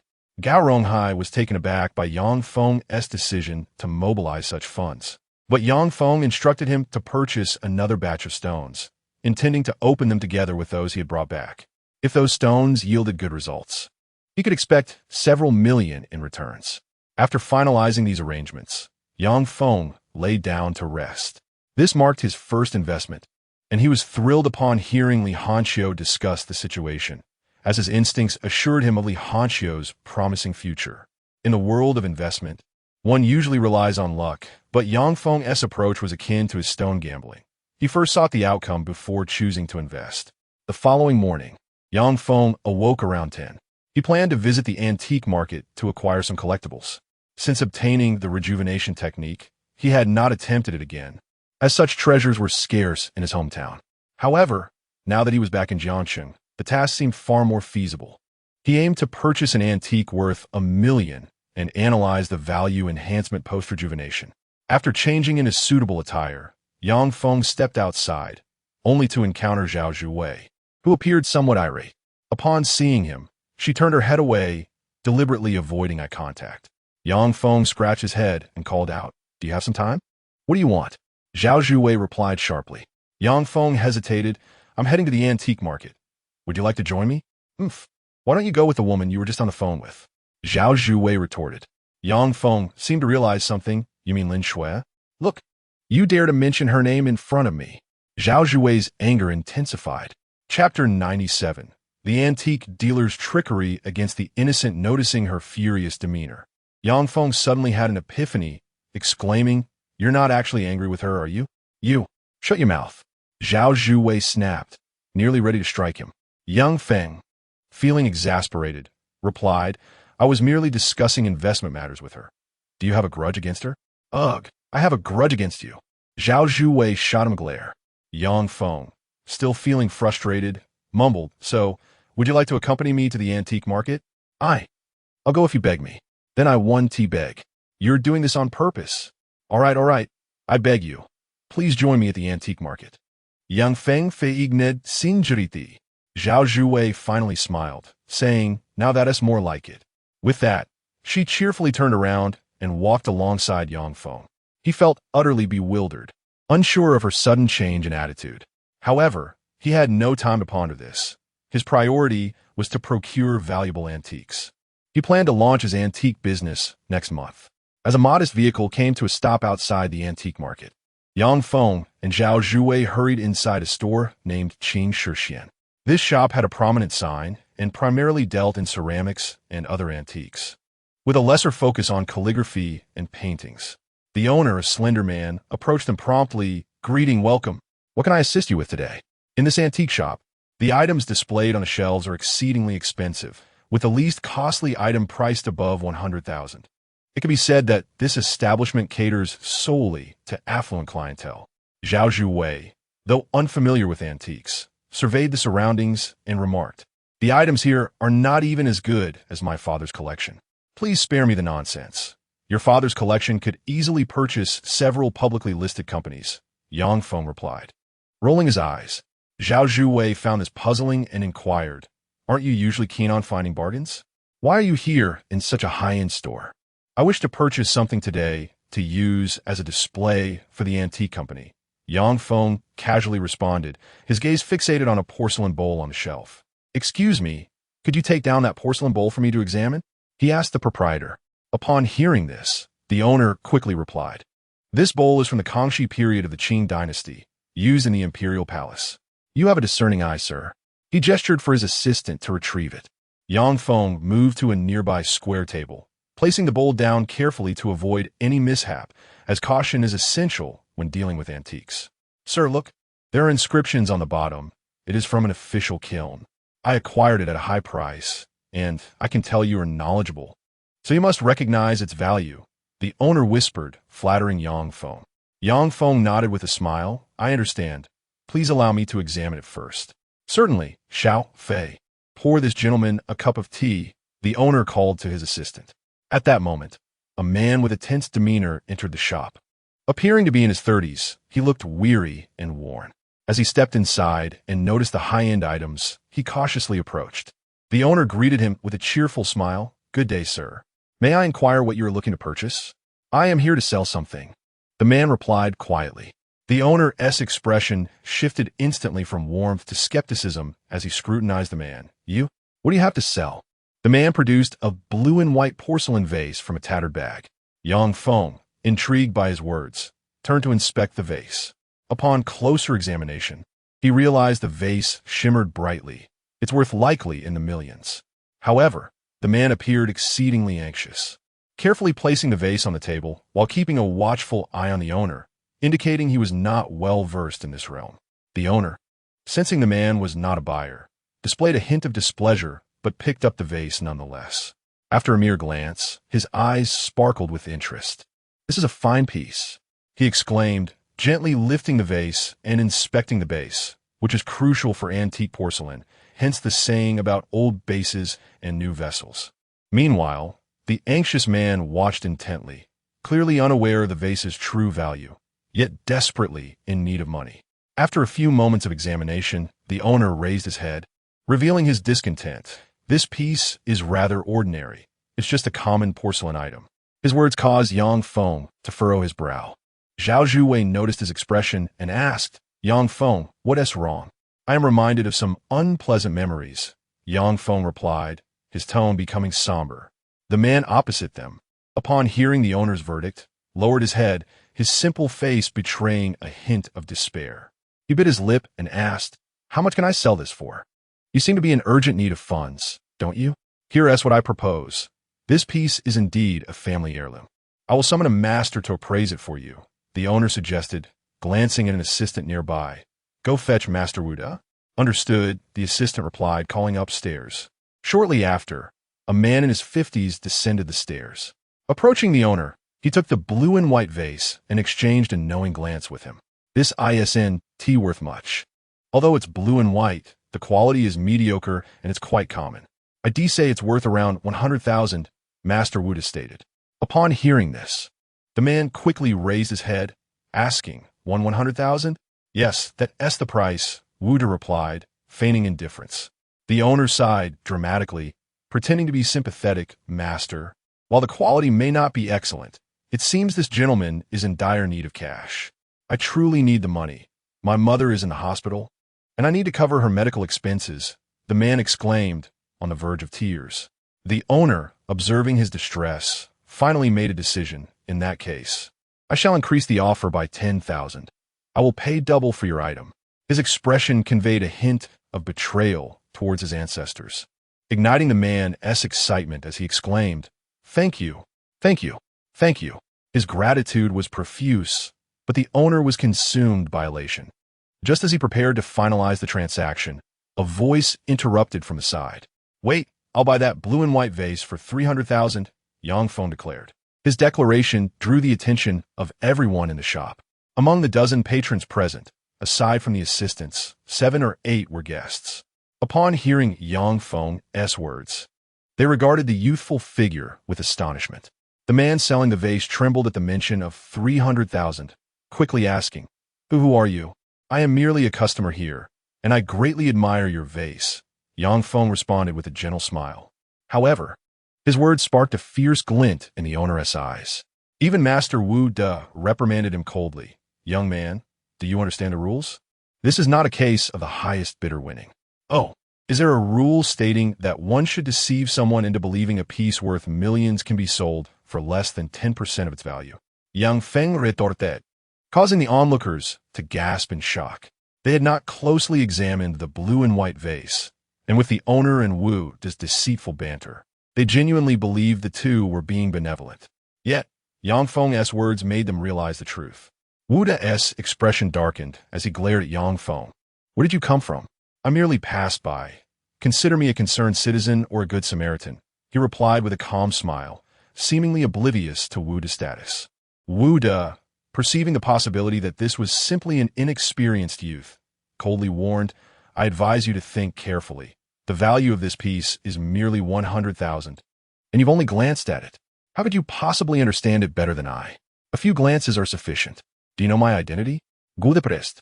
He frequented this shop, and the regulars were naturally aware of his status. The owner, upon hearing Wu Da's name, adopted a haughty expression, declaring, let me tell you, the man standing before you is a member of the Jiangcheng Antique Association and is about to become a committee member. Since you're involved in the antique circle, you should recognize his status. Having heard of this association, Yang Feng initially considered it impressive, only to find it was merely populated with individuals like Wu Da. Oh, I see you're merely an imposter, he jested. What did you say? Wu Da exclaimed angrily. Yang Feng shook his head. Or perhaps you are fully aware of this vase's true value and are deliberately attempting to undervalue it, colluding in deceit? You. Wu Da's face flushed with anger. He had not anticipated that revealing his status would provoke such a response from Yang Feng. At this moment, the man selling goods appeared somewhat apprehensive. He hurriedly tugged at Yang Feng's sleeve and whispered, Sir, I only need 200,000 for medical expenses. Please do not. It's all right. I will certainly purchase this item. Yang Feng interjected, casting a deliberate glance at Wu Da. Is there a problem? Good, good. How dare you challenge me? You, young man, have the audacity to reveal your name. Wu Da exclaimed, his anger palpable. The onlookers could sense his fury, yet they remained silent. For Wu Da had scrutinized the item thoroughly, while Yang Feng had merely caught a fleeting glimpse. Given Wu Da's status, how could he possibly be mistaken? In their hearts, they mourned for Yang Feng, this naive youth. However, Yang Feng remained unfazed, confidently stating his name. Yang Feng, is it? Just you wait. I shall investigate your standing in this circle. He then pulled out his phone. The shopkeeper observed this with a sense of triumph, declaring, You still do not comprehend Master Wu's status in the Antiques Association. Once he makes a call, your future in this field will be bleak. Is that so? I eagerly anticipated. Yang Feng replied with a smile. Wu Da dialed a number, and a deep voice answered, Wu Da, what is it? Master Han, I have a foul brat here who dares to question my appraisal. Could you check if he has been active in this circle lately? Wu Da est un sauvetant considérable. Yet, Yang Feng recognized that voice. It was Han Yunfu. Curiously, Han Yunfu inquired, what is his name? He claims to be Yang Feng, a rather arrogant individual, indeed. What? Han Yunfu's tone rose with astonishment. Are you referring to Mr. Yang? Emir Yang? Wu Da was taken aback by this address. Yang Feng chuklet diricili, urging, blase. Do continue. This, Veu de was left speechless. Upon hearing that Yang Feng had returned to Jiangcheng, Han Yunfu promptly inquired about his whereabouts. I am nearby. I shall come right away. Upon ending the call, Han Yunfu rushed over, and the atmosphere grew tense as all eyes turned to Yang Feng. This individual was referred to as Mr. Yang. Before long, Han Yunfu hurried in, visibly relieved to find Yang Feng still present. Mr. Yang, you have finally returned to Jiangcheng. I arrived last night. I see. You are here too. Han Yunfu suddenly recalled that Wu Da had left something unsaid. Meanwhile, Wu Da was already dazed. The onlookers felt a surge of excitement upon seeing Han Yunfu, a titan in Jiangcheng's antique scene and the first vice president of the Antiques Association. Yet, his demeanor toward Yang Feng was marked by utmost respect, a stark contrast to how a master should regard a young person. Yang Feng gestured toward the blue and white porcelain before him. Master Han, please take a look at this piece. Could it be something you fancy? Han Yunfu apprécied, examining the porcelain for less than half a minute before exclaiming, What a splendid piece. This is from the Yuan dynasty, and its condition is exceptional. The craftsmanship is exquisite. Its value is at least 3 million. Gasps echoed through the crowd, the expressions of everyone shifting dramatically, particularly Wu Da and the shopkeeper, whose faces turned ashen. Wu was utterly astonished that this young man truly knew Han Yunfu. He had intended to assert his authority, yet now. Yang Feng shot him a mocking glance, stating, just a moment ago, someone offered 10,000 to purchase it. Oh, Han Yunfu seemed to connect the dots. He fixed Wu De with a piercing gaze, reprimanding, could this person be you? I misjudged. Oh, you mistook such an obvious Yuan dynasty blue and white porcelain? Han Yunfu's expression darkened with anger. Before Mr. Yang and I, you dare to spin lies. Master Han, Enough. From today onward, you are expelled from the Jiangqing Antiques Association, and I shall issue a notice explaining why. With that declaration, Wu De's legs buckled, and he collapsed to the ground. The onlookers sighed. This effectively meant Wu De's reputation in the antique community was irreparably tarnished. Han Yunfu then turned to Yang Feng, asking, Mr. Yang, do you have anything else to add? Let's leave it at that. However, it seems Master Han had something important to discuss with me. Yang Feng inquired, observing his urgent demeanor. Chapter 99. Utilizing AI techniques, appreciating a 6 million increase. Han Yunfu quickly brought up, Mr. Yang, you must have been invited to the appraisal conference. Correct? Indeed, I did receive an invitation. Yang Feng confirmed with a nod. Han Yunfu promptly continued, the appraisal conference begins tomorrow, and we have a competition planned. After much discussion, we hope you can serve as a judge. Upon hearing this, the expressions of those present shifted dramatically. Even the prostrate Wu De raised his head in disbelief. Han Yunfu, a titan of the antique world in Jiangqing, was humbling himself to invite a young man to judge an event of national significance. The crowd was utterly astonished. Yet Yang Feng politely declined, saying, Master Han, I fear I am not suited for this role. Mr. Yang, what do you mean? I do not enjoy being in the limelight. Therefore, I cannot accept the position of judge. However, if there is anything you need assistance with regarding appraisals, I will be happy to help. It is simply this role that I cannot fulfill. Yang Feng expressed with sincere regret. Understanding, Han Yunfu replied, in that case, I shall not press the matter. However, you must attend the appraisal conference tomorrow. A provincial television station will be filming a program, marking it as a significant event for our Jiangqing. Han Yunfu regarded the appraisal conference with great importance. Not only he, but the entire antique community in Jiangqing took pride in this event, which elevated their status on a national level. As they conversed, Yang Feng allowed Han Yunfu to take his leave. Once he departed, Yang Feng regained his focus and turned to the man who had been standing nearby, observing him intently. The man knew that Yang Feng was his only hope to save his mother. It was he who had bravely intervened earlier, preventing him from being deceived. Yang Feng regarded the blue and white porcelain and remarked, this piece must be a family heirloom of yours. I should not purchase it, but if you need funds, I can provide you with some to help your mother. Really, is that true? The man was incredulous, never expecting to encounter such kindness. Moments latte. He attempted to kneel in gratitude. Yang Feng swiftly grasped his arm, saying, if you kneel, I shall not give you a single penny. Yes, I want to kneel. The man quickly rose. Yang Feng smiled, requesting the man to retrieve a worn-out bank card. He then transferred 300,000 into it before preparing to leave with Zhao Zhuwei. Just as he stepped out, the man hurried after him, exclaiming, Mr. Yang, my name is Chi Haichang. I live in Lian Village, number 15. I promise I will repay you. I understand. I will come to find you later. Now hurry back to the hospital. Yang Feng replied with a smile, waving as he departed. Chi Haichang stared vacantly at the departing Yang Feng, finally coming to his senses and hurriedly packed his belongings to return to the hospital. After Yang Feng and Zhao Zhuwei left, they purchased 2 antiques in the antique market. One of them was a piece of blue and white porcelain, albeit of lesser quality, acquired for 600,000. The other, however, was of significant provenance. The shopkeeper claimed it was a painting by Tang Bohu from the Ming dynasty, obtained at an auction. Regrettably, its condition was poor, with some areas already fading, yet its value remained exceedingly high. Ultimately, Yang Feng purchased the painting for 3 million. After receiving these 2 exquisite items, Yang Feng and Zhao Zhuwei made their way home. Upon stepping outside, they noticed that the shop they had just visited was now closed, likely due to an investigation by the market regulators. Yang Feng felt a surge of resentment. However, Zhao Zhuwei seemed to catch on to something, chuckling as she remarked, I suddenly remember. Didn't you also get scammed when you sold jade? That was on the day of the auction. That was merely a momentary lapse in judgment, Yang Feng replied, his face flushing with embarrassment. Zhao Zhuwei, relishing the moment, teased him, is this a secret only I know? Yes, yes. Can we go home now? Yang Feng inquired. Sure.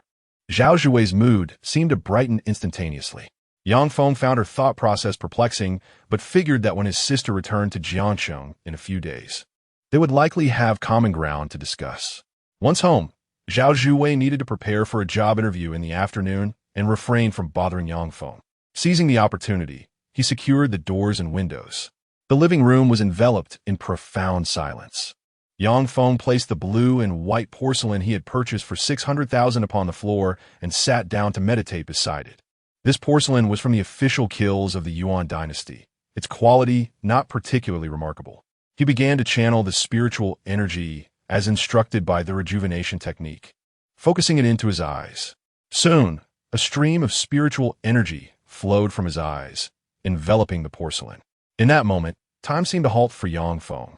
His sole focus was on the worn blue and white porcelain. Unexpectedly, as the spiritual energy coiled around the porcelain, it began to transform gradually.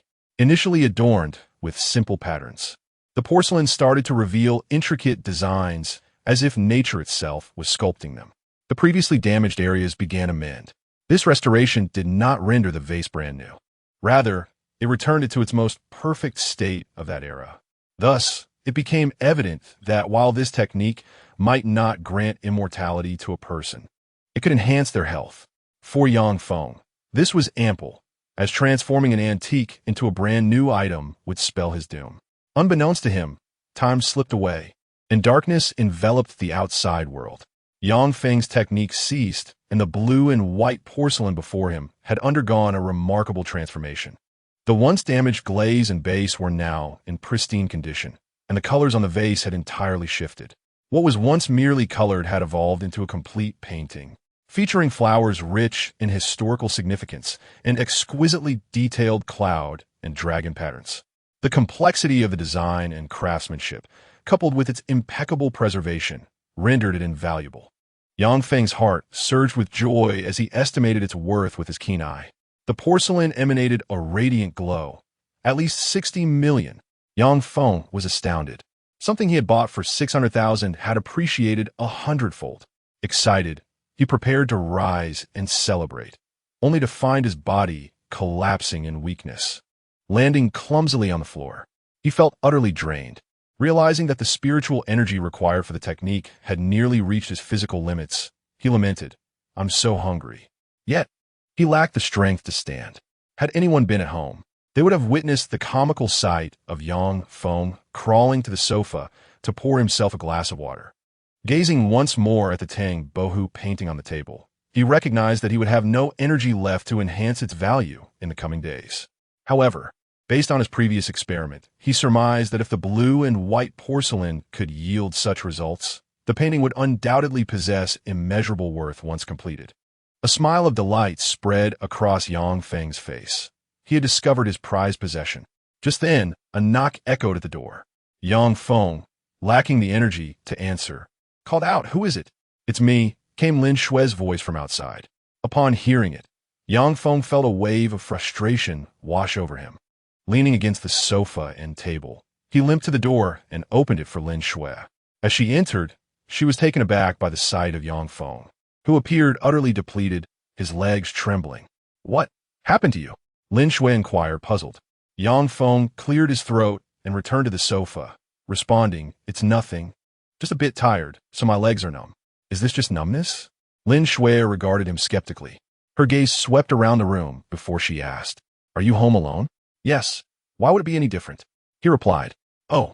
Lin Shui didn't dwell on it. After laying out the documents she had brought, she continued. This is the business plan I had prepared. And could you explain the matter regarding the plum trees you mentioned last time? She had come to inquire about the investment in Dongha Town. For Qinglin Technology, establishing a factory was a top priority that demanded their utmost attention. Yang Feng gestured towards the refrigerator, saying, I have some plums from my hometown in there. You should try them. Though Lin Shui found Yang Feng peculiar, she approached the refrigerator and discovered it filled with plums. After washing a few, she placed them on the table. Give it a try, he encouraged. Lin Shui cast a glance at Yang Feng, hesitating momentarily before taking a bite. Normally, she wouldn't eat in the home of a stranger, which spoke volumes about her trust in him. As she bit into the plum, a refreshing sensation washed over her, entirely different from any fruit she had ever tasted. Though it resembled a plum in shape, it was larger, with an exceptionally delightful texture and flavor. Astonished, Lin Shui continued to eat several more, finally asking, What variety of plum is this? It's just the ordinary plums that grow in our mountains, but I suspect the region plays a role in their exceptional taste. I've already arranged for large-scale planting, Yang Feng explained. These plum trees grow quickly, bearing fruit in about 2 years, which should coincide with the completion of my tourism investment project in Dongatown. No wonder you are so confident, Lin Shui remarked, finally grasping the situation. She picked up another plum, scrutinizing it before nodding in agreement. With this alone, Dongatown should gain considerable fame, so long as we attract enough visitors. Your factory will definitely have no trouble recruiting workers, Yang Feng chuckled. He had nearly completed his plans for his hometown. Lin Shui felt more at ease, stating, I understand. I will get preparations underway for the factory. However, she trailed off, noticing Yang Feng's posture as he leaned against his waist. Are you really okay? Lin Shui queried skeptically. Yang Feng waved his hand dismissively. I'm fine, really. Are you going to the appraisal conference tomorrow? Yes, I plan to see what it's about. Coincidentally, the conference tomorrow is sponsored by us, and I must attend as well. Would you like to join? I have no objections, but what is your purpose for going? My grandfather wishes to purchase a few items, but he has not been in good health lately, so he asked me to buy some things on his behalf. You happen to be knowledgeable about this, right? As Lin Shui spoke, she stood up and added, I will call you tomorrow. All right, I will see you off. Yang Feng replied. There's no need for that. You should rest well first, Lin Shui said, noticing Yang Feng's hand on his waist and his trembling legs. If they were not at home, Lin Shui might have suspected he had been in a fight. Watching Lin Shui leave, Yang Feng sighed in relief, though he was unaware of the events about to unfold. Just as Lin Shui stepped out of the door, she encountered Zhao Zhuwei, who was returning cheerfully. Zhao Zhuwei spotted Lin Shui exiting Yang Feng's home. A glimmer of hostility flickered in Zhao Zhuwei's eyes. She positioned herself in front of Lin Shui, scrutinizing her suspiciously. Do you need something? Lin Shui inquired, puzzled. Nothing, Zhao Zhuwei replied curtly. Oh, Lin Shui shrugged off the encounter and continued downstairs. After Lin Shui left, Zhao Zhuwei hurried to Yang Feng's door and knocked. Yang Feng, I'm back, she called out as she knocked. Yang Feng, who had intended to rest for a while, was compelled to rise on his trembling legs and make his way to the door. Upon opening it, Zhao Zhuwei was taken aback by his disheveled appearance. What happened to you? She exclaimed, astonished. Yang Feng cleared his throat and said, It's nothing. I just sat for too long and my legs went numb. Why are you holding your waist if your legs are numb? My waist is numb too. Yang Feng slowly made his way back to the sofa. Zhao Zhuwei, puzzled, closed the door and sat opposite him. Observing Yang Feng's condition, she suddenly recalled Lin Shui's departure. Yang Feng, you scoundrel! Zhao Zhuwei leaped up, her voice filled with indignation. You shamelessly brought someone home. How disgraceful! Hey, have you eaten gunpowder today? Why are you attacking me right away? What have I done to deserve this? You know very well what you've done. What do I know? I'm simply not feeling well. But how does that relate to my shame? You. Zhao Zhuwei's face flushed with anger as she glared at him. How dare you argue? I was only gone for an afternoon. And you? What were you doing at home? Yang Feng's words trailed off. He could hardly confess to Zhao Zhuwei that he had been practicing his ocular techniques at home. Sensing his silence, Zhao Zhuwei assumed her suspicions were correct. That woman who just left her house was quite beautiful. Wasn't she? You mean Lin Shui? She. Exactly her. Zhao Zhuwei's expression turned to one of utmost contempt as she glared at him. Disgusting. With that, she stormed out. Yang Feng was taken aback, unable to comprehend the sudden onslaught of accusations.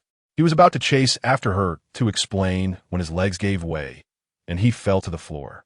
"I am innocent," he lamented, his face a mask of despair. It dawned on him what Zhao Zhuwei meant. If he truly had an affair with Lin Shui, it would be one thing. However, he had merely toiled at home all afternoon, utterly exhausted. Why should a hard-working individual like himself bear such a heavy burden? "At least help me make a meal," he cried out to the door, but Zhao Zhuwei had already slammed it shut behind her. Frustrated, Yang Feng picked himself up from the floor and ordered takeout. If he could see his own fortune, he would surely check if today's was particularly grim. He sat on the sofa, waiting for his meal to arrive.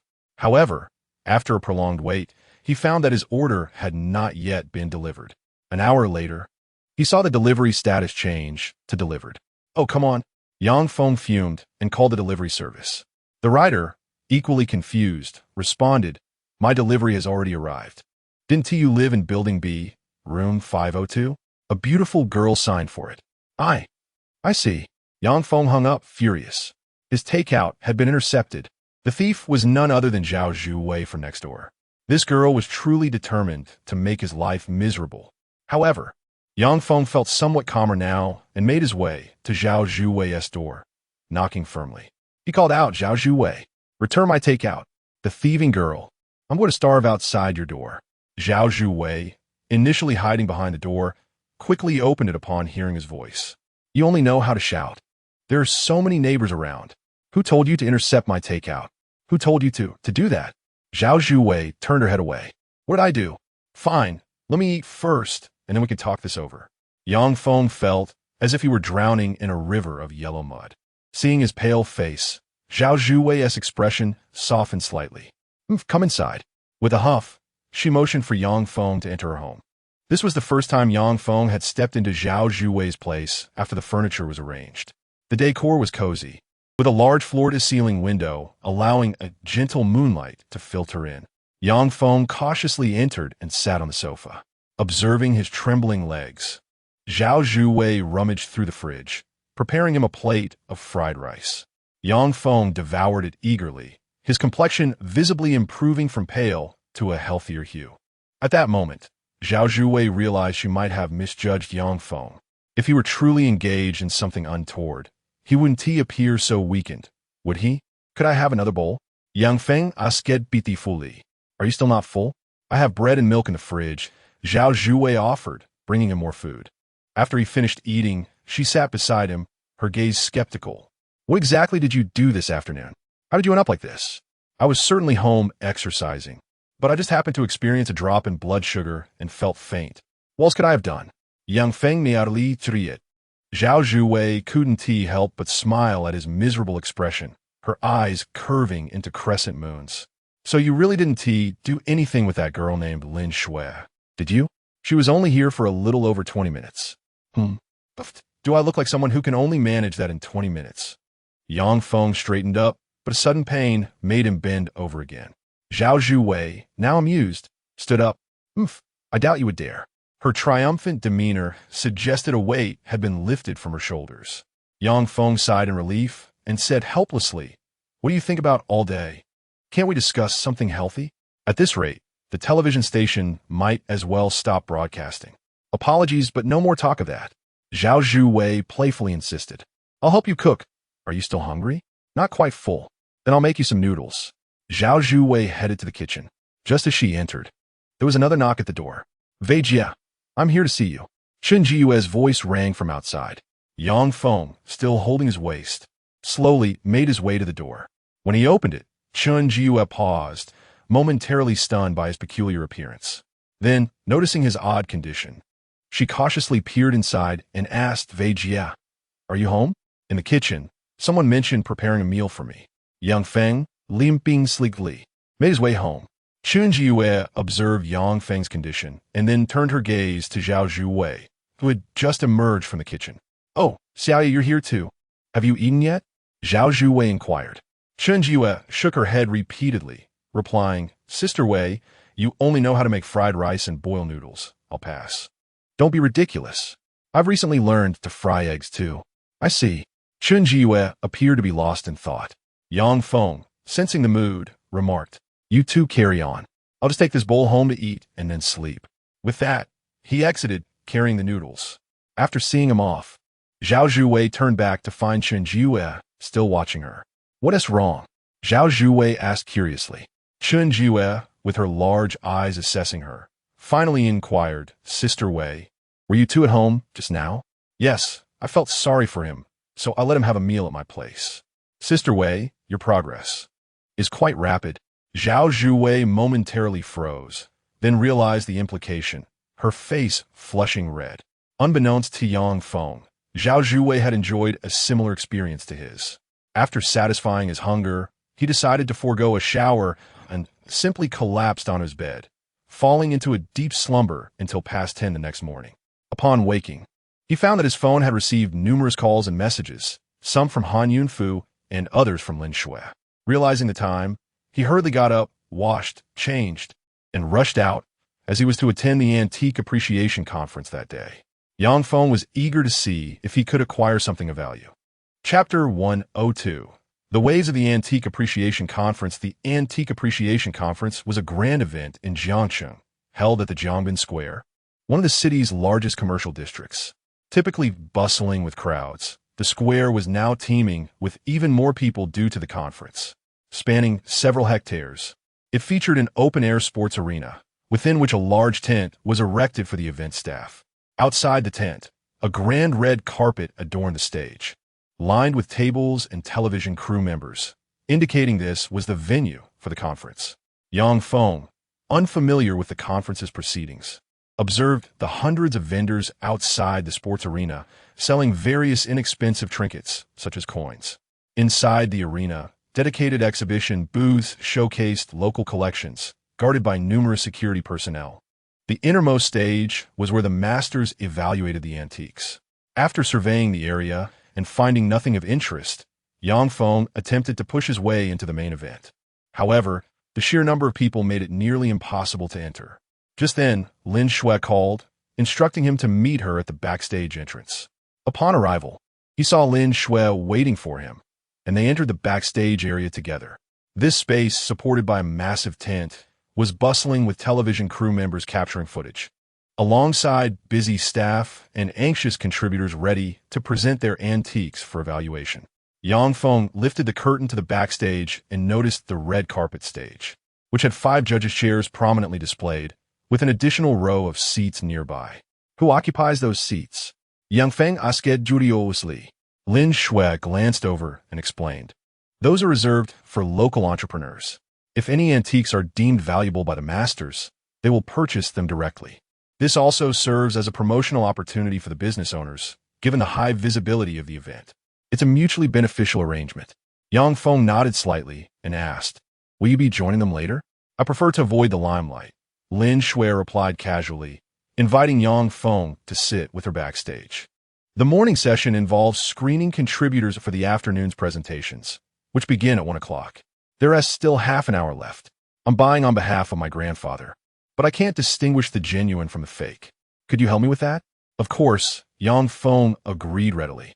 As they conversed, Han Yunfu and Lu Jinhong approached, laughing heartily upon spotting Yang Feng. Ah, Mr. Yang, you indeed made it. Hello, Mr. Han, and Mr. Lu? Yang Feng greeted them. Lu Jinhong chuckled, adding, Mr. Yang, it's a pity you declined to be a judge. However, you can examine the items backstage. If you notice any issues, be sure to inform us. I believe the antiques have already passed preliminary assessments by the masters, so there shouldn't be any problems. Haha, a mere glance won't suffice. The true value will only be revealed upon detailed examination, Lu Jinhong said, noting the time. In that case, we should head on stage. We can discuss further after the event. All right, thank you for your efforts, Yang Feng replied, bidding them farewell. As the 5 judges ascended the stage, Yang Feng refocused. He noticed the contributors in the backstage area were assigned numbers from 1 to 100, and in turn, they would present their antiques to the judges. Do you see anything particularly valuable here?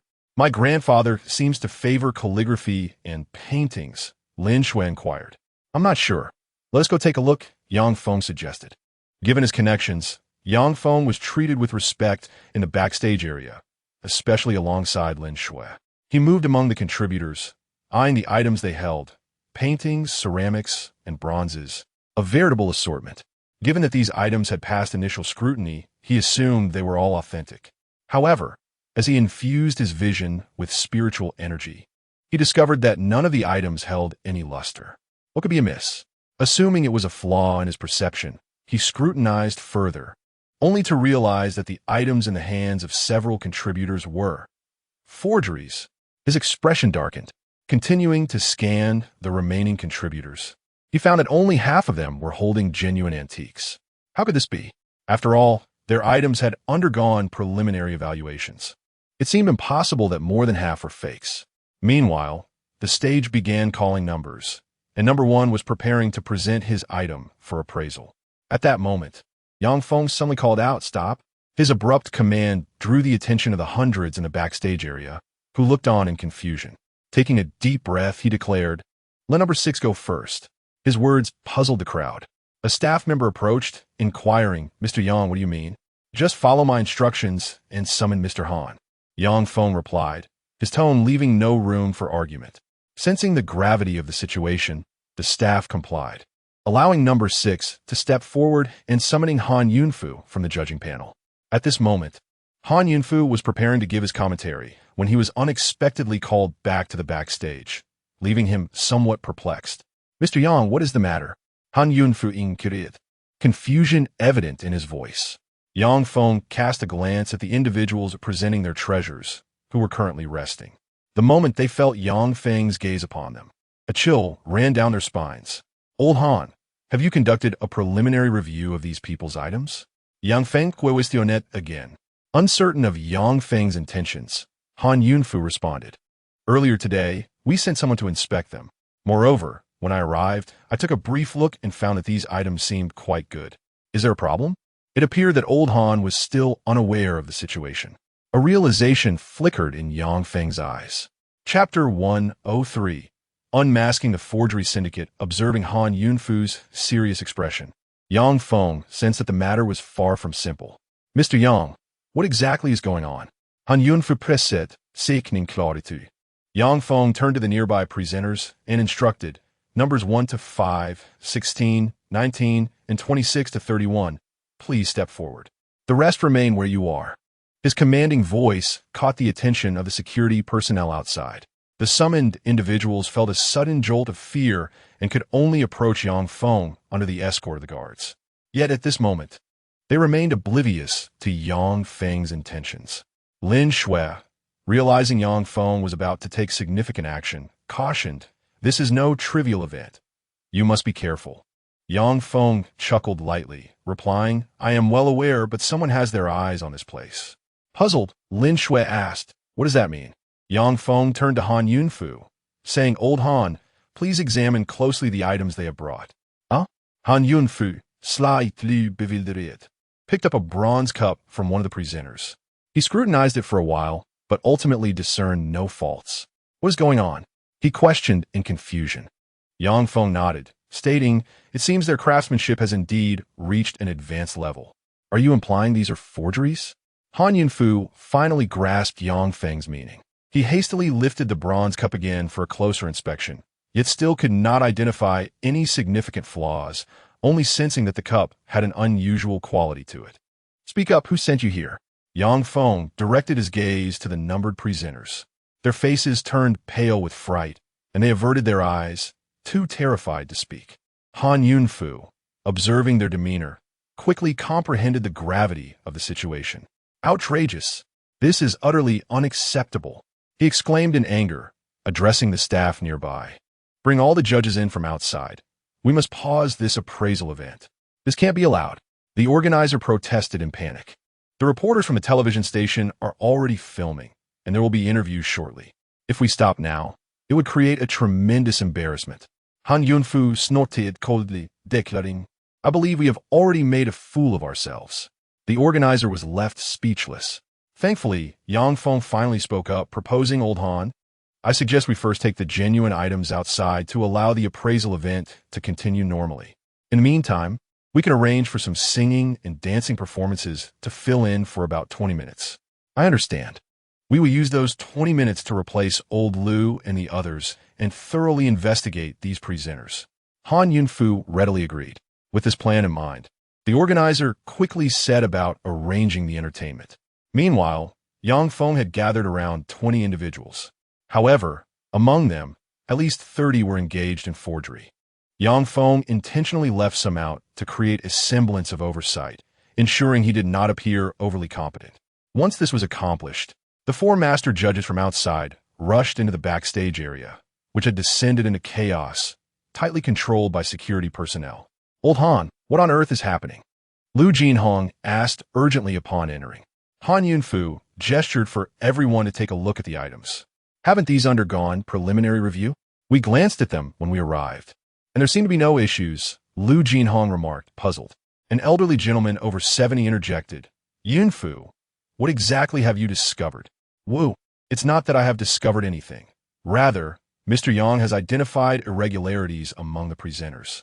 Han Yunfu spoke decisively.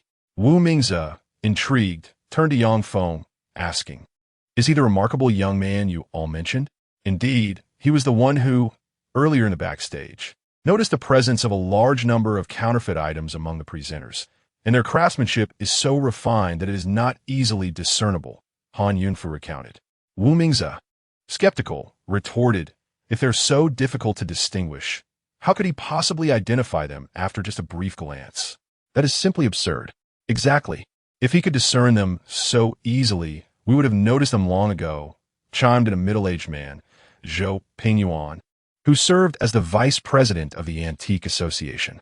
Han Yunfu's expression faltered, unsure of how to respond, as he himself had not seen much. Yang Feng chocolate, producing a piece of porcelain from among the items. "This is a Qing dynasty blue and white porcelain piece adorned with a phoenix motif, quite valuable," he announced. "Ladies and gentlemen, do take a closer look at this porcelain." He placed it before them, and they leaned in to examine it. Initially, none detected anything amiss. "This is merely an ordinary blue and white porcelain, well-crafted, likely valued above 500,000, Zhou Pingyuan remarked impatiently. At that moment, however, Wu Mingze noticed something amiss and exclaimed, "No, this is not right." His sudden interruption drew everyone's attention. "Bring me a flashlight," he ordered with urgency. The others quickly handed one to him. Wu Mingze began to scrutinize the porcelain meticulously. After a considerable time, he finally discovered a minuscule flaw within the pattern. This imperfection was exceedingly subtle, yet it indicated that the decorative pattern had undergone special treatment. The method was so sophisticated that it could easily deceive the untrained eye. Had it not been for Yang Feng's suggestion, Wu Mingze would never have associated this minute blemish with forgery.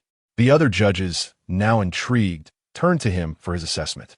"It is a counterfeit," Wu Mingze declared, and without hesitation, he smashed the blue and white porcelain to the ground. The shards scattered across the floor, and everyone scrambled to collect the fragments, inspecting the interior. As expected, despite the exterior's clever disguise, the base revealed its true nature once shattered. Authentic blue and white porcelain would have its soil and rust penetrate deeply into the ceramic, tightly bonding with the glaze, making it nearly impossible to remove. In contrast, any artificially applied soil would require special glue and a mixture to adhere, but the forger had employed an even more advanced technique. Knowing that glue would easily be detected, they opted for unique clay instead. Yet, this too did not escape the discerning eyes of the masters. They could feel that the detachment of this soil was not consistent with normal conditions, as genuine soil would adhere tightly, whereas this simply flaked off. "Is this truly a counterfeit?" Zhou Pingyuan exclaimed, incredulous. It was not only him. Everyone present exchanged astonished glances, unable to fathom that in such a venue, someone would dare to present forgeries for appraisal. Moments later, all eyes shifted to Yang Feng, the young man who had been the first to recognize the deception. What was his background? Chapter 104. A sale worth over 1 billion. Yang Feng seemed to sense the collective gaze upon him and remarked, "This is merely one example. If I'm not mistaken, there are at least dozens of individuals present whose items are also forgeries, employing equally sophisticated techniques and craftsmanship." "Mr. Yang, do you mean to say that these individuals are part of a criminal syndicate?" Han Yunfu found it somewhat hard to believe. However, at that moment, Lu Jinhong had already picked up another bronze artifact and remarked, "This one is also a forgery, although it is crafted quite uniformly. Its appearance does not align with historical accuracy, and there are some doubts surrounding it." His words further corroborated what Yang Feng had stated. These people had indeed brought in counterfeit items. The expressions of those in the background turned somber. This was a genuine incident. At such a crucial treasure appraisal event, someone had dared to disrupt it. The appraisal conference must be halted immediately. Wu Mingze was about to make a decision, but the organizers, panicking, interjected, "Chairman Wu, we cannot allow that. If we suspend the event over this, it will play right into their hands. Our reputation has been hard-earned." Everyone present understood the gravity of the situation. Should news of a mishap at the treasure appraisal conference circulate, it would undoubtedly shake the entire antique community. How could these old-timers accept being deceived by forgeries? Just then, Yang Feng spoke up. "I've already sent my friend to retrieve some items. My antique trading company has a collection that could be used for appraisal and then auctioned." "Mr. Yang," Wu Mingze exclaimed, somewhat excited. He had not anticipated that Yang Feng would willingly extend his assistance at such a critical moment. Most of the items submitted for appraisal were intended for sale. Otherwise, the event would lose its significance. Han Yunfu was aware of this and expressed concern. "Mr. Yang, those items are meant for your company's launch. Not to worry. The reputation of the appraisal conference is of greater importance, is it not?" As Yang Feng spoke, Gao Ronghai entered the backstage area with the items. In addition to the antiques that had been prepared earlier, he also brought the blue and white porcelain that Yang Feng had just enhanced using his eye technique. It was conveniently at home, allowing Gao Ronghai to bring it along. Upon seeing these items, particularly the blue and white porcelain, Han Yunfu's eyes lit up. The Yuan dynasty blue and white porcelain with cloud dragon patterns was in such pristine condition. Quite remarkable. "And Yunfu dates." Yang Feng smiled and said, "These should ensure the treasure appraisal conference can proceed smoothly." Wu Mingze laughed heartily, expressing his gratitude. "Mr. Yang, if it weren't for you today, we old fellows might have faced disgrace." He intended to say more, but the organizers approached, saying, "The singing and dancing performances will soon conclude. Shall we continue the treasure appraisal conference?" As he spoke, the audience outside began to display signs of discontent. They had come to witness the appraisal, not to watch a clumsy dance. Wu Mingze concurred. "Very well. We shall resume the treasure appraisal conference now. Please have the items brought up by Mr. Yang." Just as he finished speaking, Lu Jinhong added, "Mr. Yang, we will need your oversight for the backstage activities." "Yes, I will do my utmost," Yang Feng assured. With his commitment, Wu Mingze and the others reascended the stage. At this moment, the audience remained unaware of the events transpiring backstage. Upon seeing the judges return to the stage, the atmosphere once again surged with excitement.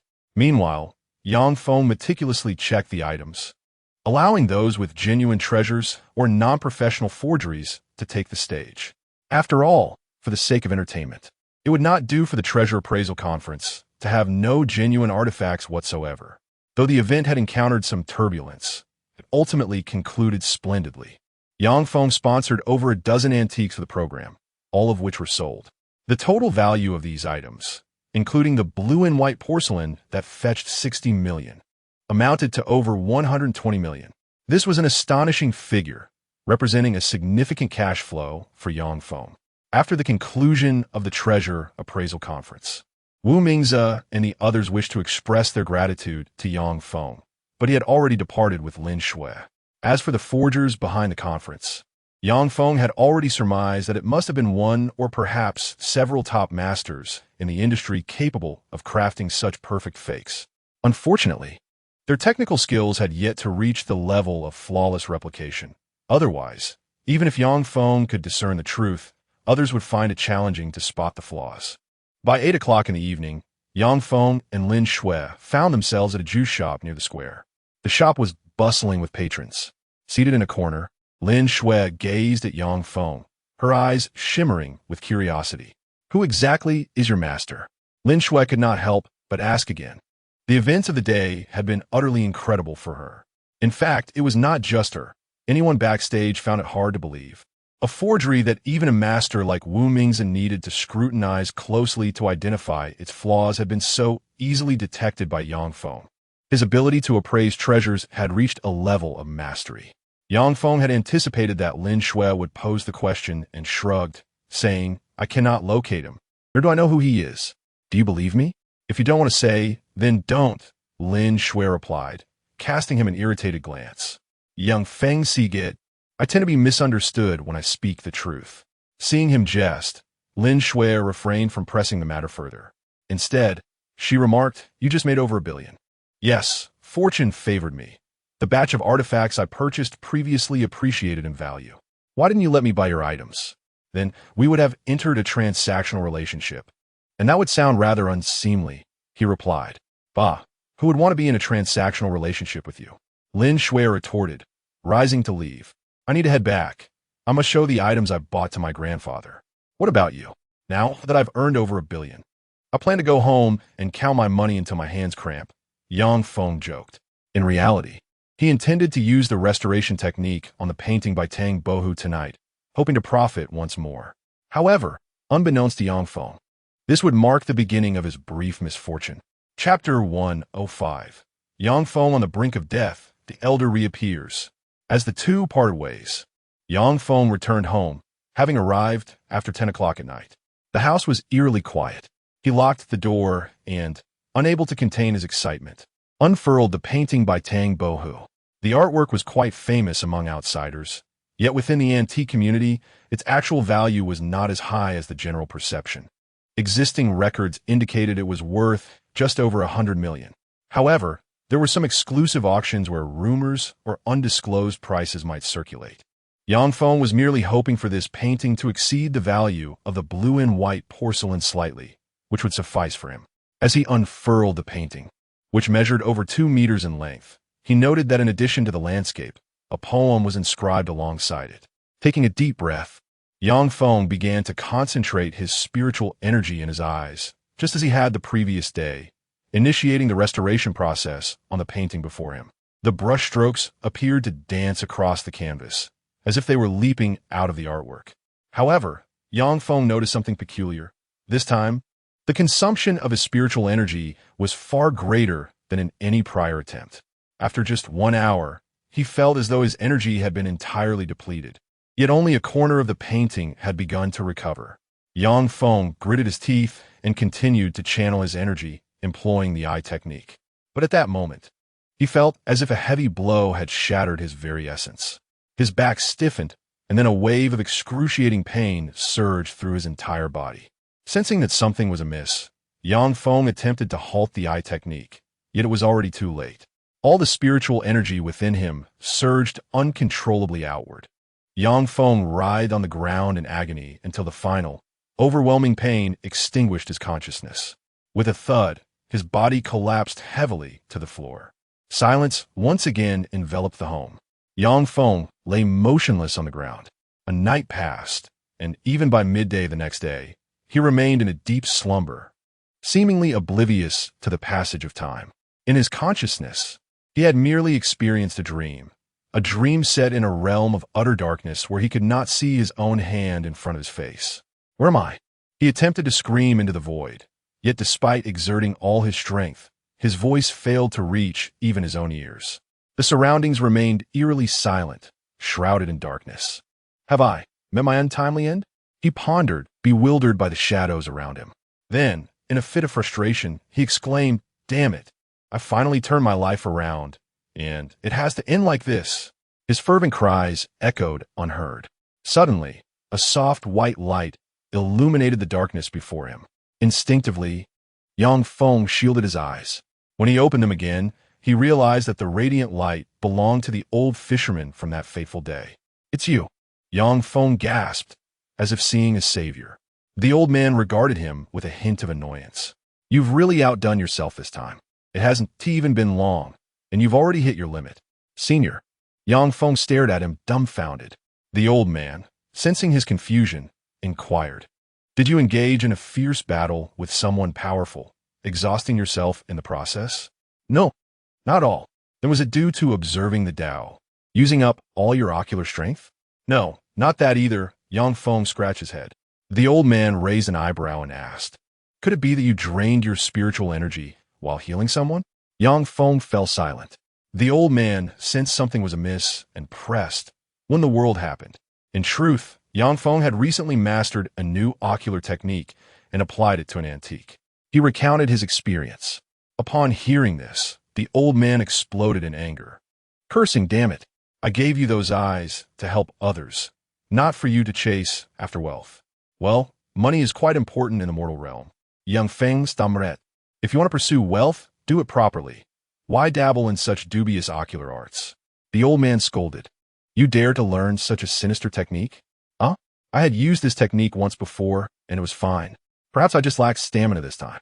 Yang Feng mumbled, revealing a certain satisfaction with the technique. The old man, frustrated, retorted, do you truly believe that the value of those antiques appears out of thin air? Are you suggesting? Yang Feng asked, Buzlet. What I mean is, that rejuvenation you speak of does not utilize spiritual energy, but rather your own fortune, you dimwit. Do you understand?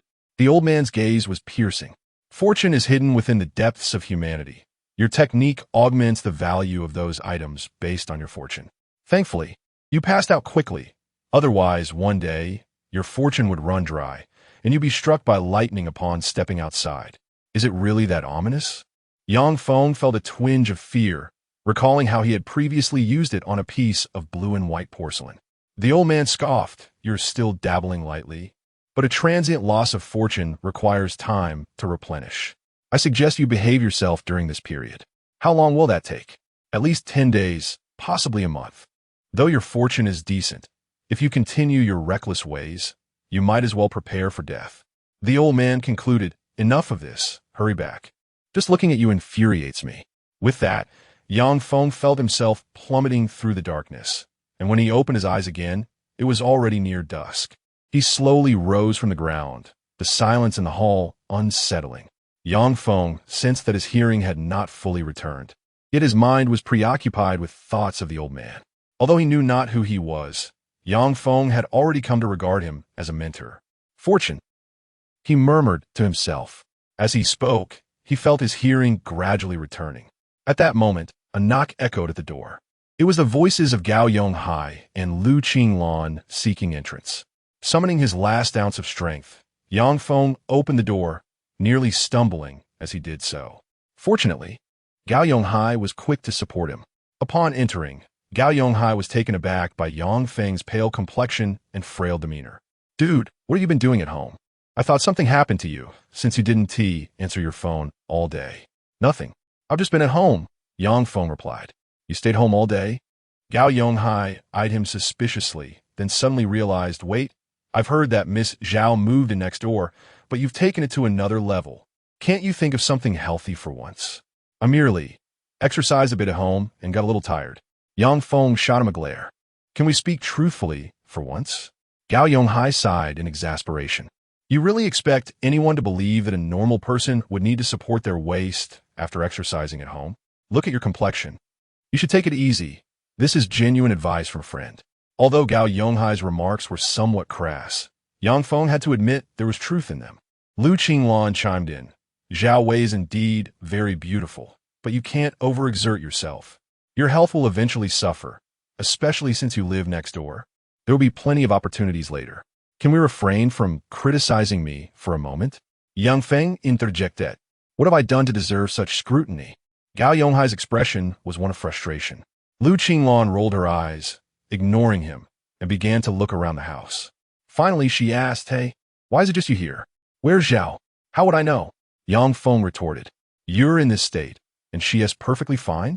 Zhao Zhuwei was taken aback. Gao Yonghai shook his head. Qinglan, you don't get it.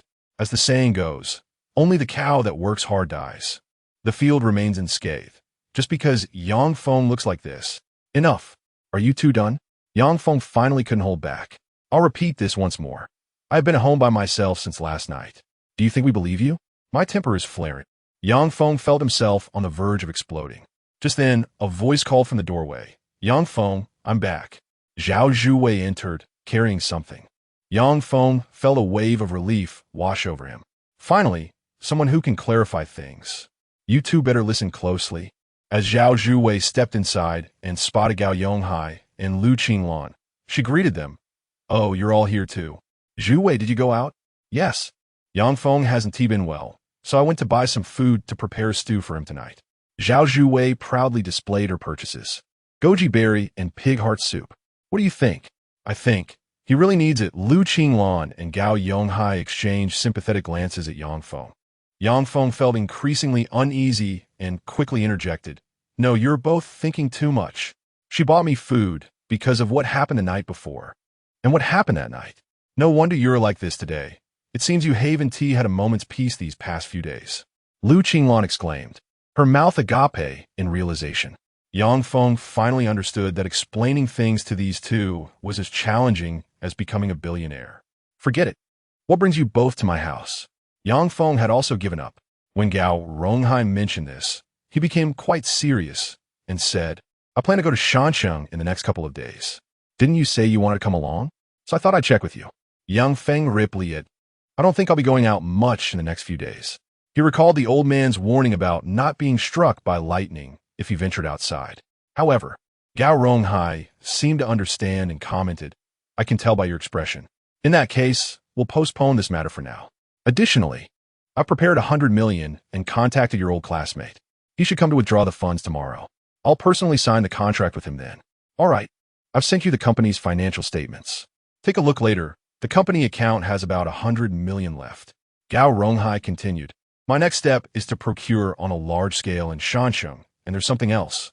As he spoke, he glanced at Zhao Zhuwei, who had just set something down and felt his gaze. Curious, she asked, what's up? Actually, it's nothing much. I consulted with your father, and after some discussion with Mr. Zhao, the idea is to establish a brand new jade company.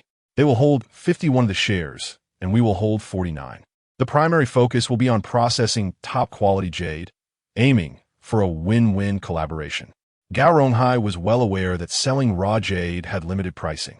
Only through processing could they truly establish a brand. Yang Feng did not dwell on it much, and simply replied, since your father agrees, let's proceed as you wish. All right, we'll take our leave now to avoid disturbing you further, Gao Ronghai said with a mischievous smile. Lu Qinglan, at that moment, surveyed Zhao Zhuwei and murmured, does she have such a good physique? As the two departed, Yang Feng felt a sense of tranquility return to the space. Zhao Zui, sensing something unusual, inquired Yang Feng. What they said earlier was quite strange. What does it mean? Never mind, I'm just hungry. Could you give me something to eat first? After conversing with the two, Yang Feng felt increasingly weak. Even Zhao Zhuwei noticed his pallor and hurried to fetch some food from the fridge. Watching him devour the food, she remarked, what on earth have you been doing at home? You look like you've been injured every day. Yang Feng hesitated, unsure how to explain that he had nearly met his end the previous night. Sensing his reluctance to speak, Zhao Zhuwei raised an eyebrow and asked, could it be that you're really involved in something strange? Don't say that. I only engage in legitimate matters, Yang Feng replied, then sighed, since you live next door. I suppose I have no choice but to tell you. Okay, I promise to keep a secret. Zhao Zhuwei eagerly moved a small chair closer, ready to hear the revelation. Yang Feng feigned seriousness and asked, do you remember the last time I saved you? Of course. I was surprised at how formidable you were. You took down those robbers with just a few punches. That comes from daily practice, which produces such results, Yang Feng said, shaking his head in regret. However, after that incident, I realized my abilities were insufficient. If my strength remains the same, what if I can't save you next time you're in danger? So, you've been training at home to protect me? Zhao Zhuwei asked. Yes, since you live next door, I must ensure your safety. Thus, I've been training hard at home, but I may have overdone it recently and now feel a bit weak, Yang Feng replied, lowering his head. Although he was fabricating a story he himself did not believe. Zhao Zhuwei's eyes sparkled with excitement upon hearing it. Wow, I get it now, Zhao Zhuwei exclaimed, thrilled that Yang Feng was working so hard for her sake. She leaped up but soon felt guilty, saying, I'm sorry, I misunderstood you before. Chapter 107. Zhao Guofeng's illness. It's all right. Just take good care of me from now on. I've been hesitant to bring this up. It's partly my fault, Yang Feng said, filled with self-reproach. Then you should rest well. Starting today, I will take care of you until you recover, she said excitedly, rushing to the kitchen to prepare food. Watching Zhao Zhuwei cook for him, Yang Feng felt a swell of pride. Since he had overexerted himself with the eye technique, he was still somewhat incapacitated. Having Zhao Zhuwei look after him for a few days was far better than being alone at home. I'm truly clever. No wonder my master saw potential in me, he mused with increasing satisfaction. Meanwhile, Zhao Zhuwei emerged from the kitchen with a plate of food. Let me serve you. Try this new dish I learned, she said, presenting a plate of charcoal-grilled chicken pieces. Yang Feng stared blankly at the dish. What is this? He asked, bewildered. Zhao Zhuwei grinned proudly. It's charcoal-grilled chicken. I marinated it, so it should be flavorful. I see the charcoal, but where's the chicken? Yang Feng skeptically surveyed the plate. Isn't it right there? Zhao Zhuwei pointed to the dish. Don't be deceived by its appearance. The taste will surely be excellent. Are you sure? He asked, swallowing hard. Suddenly, he recalled what Chen Jiyue had said about Zhao Zhuwei's cooking skills. She could only make 2 dishes, egg fried rice and boiled noodles. It was clear now, he had underestimated her. After reluctantly tasting the peculiar dish, Zhao Zhuwei's enthusiasm for cooking seemed to intensify. Thankfully, after repeatedly claiming he was full, he finally convinced her to prepare a simple bowl of egg fried rice, allowing him to recover somewhat. However, Yang Feng was indeed in poor shape. He had not fully recovered from his previous ordeal, and after attending the treasure appraisal event, his condition had worsened. He remained at home for several days, gradually feeling his health improve. Thanks to his ruse, Zhao Zhuwei was so excited that she came over to bother him whenever she had the chance. Yang Feng had initially planned to spend a few quiet days at home, but now his ears were almost worn out from her chatter. It wasn't until today that he truly understood the meaning of entrapment and how it could harm both himself and others. Another day began. At around 8 in the morning, just as Yang Feng was preparing to leave, he saw Zhao Zhuwei rushing in through the door. Yang Feng, what are we having for breakfast today? Egg fried rice, right? She asked eagerly. Yang Feng's expression shifted slightly. He had eaten egg fried rice for several days in a row. How about we eat out today? He suggested tentatively. You can go out now? Zhao Zhuwei seemed a bit disappointed. I was hoping to test my new dish on you today. What a shame. Yang Feng wiped his brow. My sister is coming to Jiangshang today. We're going out to eat. She should be arriving soon. He quickly found an excuse.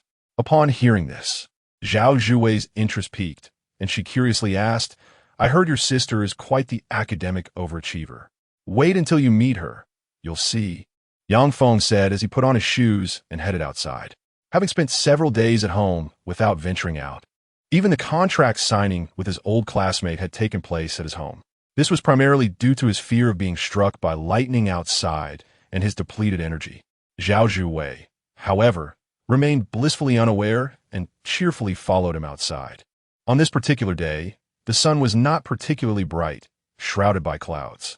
As 2 individuals stepped out, eager for a hearty meal, Zhao Zhuwei's phone rang unexpectedly. Noticing it was her mother's call, she answered with a hint of curiosity. Mom, what's wrong? Xiaowei, hurry to the hospital. Your father's old ailment has flared up again. The voice of Qiu Yuexiang trembled with distress. Zhao Zhuwei's expression changed abruptly as she exclaimed, Which hospital? I'm on my way. After hastily confirming the location, she ended the call. Unaware of the unfolding situation, Yang Feng decided to accompany her to the hospital. They arrived at Jiangsheng First Hospital, where the bustling atmosphere was palpable. In the corridor outside the emergency room, a line of anxious individuals awaited news. Rest assured, madam, the chairman will surely pull through. Several board members consoled Qiu Yuexiang, who was visibly distressed, her eyes fixed on the emergency room. As Zhao Zhuwei and Yang Feng rushed in, Qiu Yuexiang stood up, her voice quivering. Xiaowei, how is my father? Overhearing the conversation, a board member explained, the old chairman has been overworked, and due to a previous condition, he suddenly collapsed at the company. Old ailment? Zhao Zhuwei's mind raced with fear as she sank into a chair, her eyes reflecting terror at the thought of her father lying helplessly in the emergency room. Yang Feng remained silent, peering into the room where the medical team was still working diligently. After what felt like an eternity, a doctor finally emerged. "Doctor, has my father regained consciousness?" Zhao Zhuwei sprang to her feet, her voice laced with urgency. The doctor sighed. "He has passed the critical phase, but complete treatment might be complicated." His words struck Zhao Zhuwei and Qiu Yuexiang like a thunderclap. Knowing that Jiangcheng boasted some of the finest medical care, the gravity of the doctor's statement was crushing. "Let us transfer him to a ward for further observation," the doctor suggested, uncertain how to comfort the two women. The board members' faces reflected mounting anxiety as they watched Zhao Guofeng being wheeled out, his former vitality replaced by a pallor that made him appear decades older. Yang Feng felt a pang in his heart. He owed Zhao Guofeng a debt of gratitude, not to mention his connection to Zhao Zhuwei. From the very beginning, the Zhao family had lent him support. How could he stand by and witness Zhao Guofeng like this? Rejuvenation? The thought of employing a healing technique flashed through Yang Feng's mind. However, just days prior, he had narrowly escaped death from the same method, warned against its use by an elder. Yet now, Chapter 108, Yang Feng's gratitude and decision to help Yang Feng grappled with his internal conflict. He had not fully recovered, and using the rejuvenation technique again would demand an unknown amount of spiritual energy and fortune. More critically, how could he discreetly administer aid without arousing suspicion about his abilities? Suddenly, a memory of saving Lin Jinghua surfaced in his mind, but Zhao Guofeng's case was different. He merely required spiritual energy to unblock his meridians, while Lin Jinghua had been poisoned, with visible necrosis in her muscles. A much graver situation. Acupuncture as a ruse. An idea sparked within him. He retrieved his phone, searching for acupuncture techniques.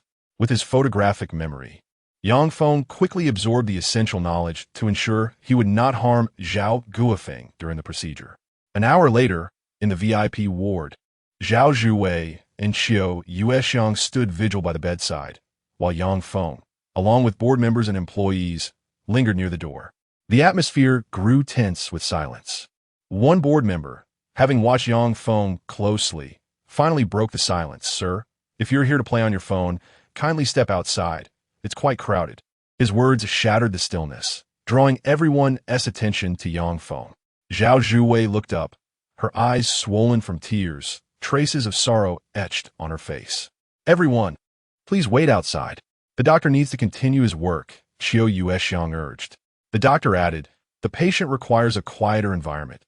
Too many people here want tea help." As the crowd began to disperse, Yang Feng remained fixated on Zhao Guofeng.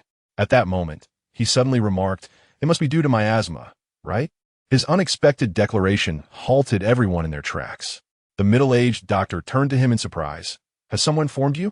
"No, I deduced it," Yang Feng replied calmly. Qiu Yuexiang lowered her gaze. "Years ago, Mr. Zhao traveled to a remote southern forest, and since returning, he has suffered from this condition, alternating between episodes of stability and decline. Local doctors attributed it to miasma." "How did you figure that out?" Zhao Zhuwei inquired, intrigued. Yang Feng smiled. "My master taught me some basic medical techniques, including methods to counteract miasma." "What?" The room echoed with disbelief. Even the doctor regarded him skeptically, but eventually shook his head. "If you truly learn this, you should understand his current predicament. He is deeply poisoned, particularly with toxins having invaded his lungs. Current medical capabilities are insufficient for a complete cure." The doctor's words were veiled in truth. Only a complete organ transplant and excision of the necrotic tissue could cleanse the poison, a task far more daunting than eradicating cancer cells. Zhao Zhuwei's head hung low, realizing the improbability of Yang Feng saving her father. Her earlier hopes had been overreaching. Nearby, a board member spoke up. "Sir, while we're unaware of your relationship with Miss Zhao, since the doctor has requested our exit, we should let the professionals handle this. Yang Feng, if you wish to stay, then accompany Mr. Zhao." Qiu Yuexiang unexpectedly defended him, her weary demeanor mirroring that of the ailing Zhao Guofeng. The board members exchanged puzzled glances, wondering why she would speak in his favor. Perhaps Yang Feng's status was indeed extraordinary. Yet at that moment, Yang Feng boldly declared, "I wish to try acupuncture." His statement left the others in the ward astounded. The middle-aged doctor, visibly displeased, retorted, "Sir, regardless of whether you have medical knowledge, Acupuncture in this situation is unlikely to yield any results. Do you really wish to further agitate him in his current state? The board members could no longer contain their frustration, deeming Yang Feng utterly oblivious. However, Yang Feng stood resolute, looking the doctor in the eye. Do you have confidence in waking him? The doctor averted his gaze, reminded of his earlier words regarding the decades-long affliction of miasma. It is fundamentally impossible to achieve a complete cure. At present, they can only provide some supportive treatment. The remainder depends on Zhao Guofeng's own willpower and immune system. Yet, observing Yang Feng before him, the doctor, still unconvinced, declared, "I am the finest specialist here. Could it be that if I am powerless, you possess the ability? Perhaps there is a chance, albeit slight. I can assure you that I can awaken him, but I fear it might frighten you." Yang Feng's expression had grown considerably more subdued. He no longer wished to engage in further argument. However, the atmosphere was charged with agitation. What a farce! At your age, can you truly be a professional doctor? This is an absurdity beyond measure. Regardless of your connection to the chairman, you are jesting with his life. The chairman requires rest. How dare you disturb him? What if his condition worsens? Several individuals glared at Yang Feng in anger. He seemed to have encountered similar hostility before. When Lin Jinghua lay in the hospital, they had spoken to him in much the same tone. Yang Feng spoke calmly, and as he did, the middle-aged doctor's eyes widened in astonishment. Are you referring to Lin Jinghua? The Lin Lao? As the doctor's words left his mouth, he suddenly recalled something. No way. The doctor seemed to grasp an unbelievable revelation, staring at Yang Feng in disbelief. Could it be that the young man who saved Lin Lao last time is you? Within the medical community, there had been whispers of this event. Lin Jinghua, who had nearly been declared a vegetable, had miraculously been saved by a young man. This tale had circulated in small circles. But the doctor never anticipated that the individual in question would stand before him. Let him try, Zhao Zhuwei interjected at that moment. Yang Feng recognized the familiar words, reminiscent of Lin Shui's sentiments during their previous encounter. She spoke, and Qiu Yuexiang nodded in agreement. In that case, please proceed, Mr. Yang. Their words were unexpected. Yet Yang Feng had already approached the bedside, calmly stating, "Prepare the needles for me." He took a deep breath, aware that employing the rejuvenation technique again would tax his own vitality. Several individuals fetched sterilized silver needles. The atmosphere in the ward grew tense as everyone held their breath. No one anticipated that Yang Feng would indeed take action. However, there was little hope placed upon him. Even the doctor, who had heard tales of his prowess, remained skeptical. After all, the condition of Lin Jinghua was entirely different from that of Zhao Guofeng, who was gravely ill. To rouse him from this state would be extraordinarily challenging, let alone save him. Yang Feng inhaled deeply, gently lifting Zhao Guofeng's body. He sat at the edge of the bed and began to insert the first needle into Zhao Guofeng's head. The act sent a wave of tension through the onlookers. Yet they were unaware that Yang Feng had surreptitiously begun to employ his ocular technique. Rejuvenation, a miraculous art that transforms decay into vitality, consumed one's own luck. Gradually, Yang Feng infused the spiritual energy of the technique through the silver needles into Zhao Guofeng's body. As each needle was inserted, Zhao Guofeng's complexion showed no sign of improvement. Finally, the last needle was placed upon his chest. Suddenly, Zhao Guofeng's body jolted violently on the bed. The onlookers gasped, rushing forward. At that moment, a nurse spotted something and pointed at the nearby ECG monitor. Terrified, the ECG. It has stopped. Her exclamation drew the attention of all present. The once fluctuating ECG transformed into a flat line in an instant. The ward erupted into chaos as the dozen or so individuals inside stirred. Zhao Zhuwei and her daughter's eyes widened in horror and despair. Murderous intent. Scoundrel, I swear I'll make you pay. The company's personnel grew frantic, advancing with clenched fists. Yet, at that moment, Yang Feng found himself devoid of strength to retaliate. Amidst the turmoil, someone accidentally shoved Yang Feng, who already weakened, fell to the ground like a leaf. In the midst of the uproar, Zhao Zhuwei stood up angrily, declaring, "Do not lay a hand on him." As she spoke, Zhao Zhuwei moved to assist Yang Feng. Just then, a nearby doctor exclaimed, "Wait, Zhao Zong still has a pulse." Her words snapped everyone back to reality. The ECG monitor began to show fluctuations once more. Looking at Zhao Guofeng, his previously ashen face appeared to regain a hint of color. More importantly, his eyelids flickered. After a brief struggle, he gradually opened his eyes, igniting excitement throughout the entire ward. What was happening? Zhao Guofeng felt as though he were on the brink of death, his life flashing before his eyes moments ago. How could he awaken now? Tears streamed down Zhao Zhuwei's face as she grasped the bedsheet tightly, exclaiming, "Yes, it is Yang Feng who saved you." As she spoke, she quickly turned to Yang Feng, urging, "Hurry, save him." Zhao Zhuwei was in a panic. The crowd rushed to help Yang Feng up from the ground, and the ward descended into chaos. Only Yang Feng, at that moment, succumbed to unconsciousness again. However, this time, it seemed he did not reach his limit, nor did he encounter that old man again. The sky gradually darkened, and when Yang Feng regained consciousness, it was already past 10 o'clock at night. He opened his eyes to find himself lying in a hospital bed, flanked by two individuals. One was Zhao Zhuwei, and the other was his long-lost sister, Yang Shaoshi. "Brother!" Yang Shaoshi exclaimed, her eyes widening with joy upon seeing her brother awake. Yang Feng gradually sat up from the bed, inquiring, "When did you arrive in Jiangcheng?" "I arrived this afternoon. It was only upon reaching home that I learned you were in the hospital." As Yang Shaoshi spoke, she cast a hostile glance at Zhao Zhuwei. At that moment, Zhao Zhuwei wore an expression of remorse, her head bowed in silence. Yang Feng, perplexed, asked, "What is going on?" "Brother, she is a wicked woman. You saved her father, and her subordinates resorted to violence." Yang Shaoshi huffed, her cheeks puffed in indignation. She was quite adorable, yet her anger made her seem somewhat fierce, especially as she stood protectively in front of Yang Feng, preventing Zhao Zhuwei from approaching. Zhao Zhuwei's expression was one of distress as she softly murmured, "I am sorry." Her hushed words drew a smile from Yang Feng, who replied, "It is nothing. It was merely an accidental push. Besides, had you not intervened, I might have truly faced some trouble." His light-hearted smile suggested that he bore no ill will regarding the incident. In reality, he felt a slight thrill of triumph. After all, had he not been pushed, he would have struggled to explain why he collapsed after administering several needles. Zhao Zhuwei gestured toward the door, saying, "I asked the person who pushed you to wait outside and apologize to you when you awaken." "No need. I'm quite fine and can head home directly," Yang Feng replied, stretching lazily before stepping off the bed.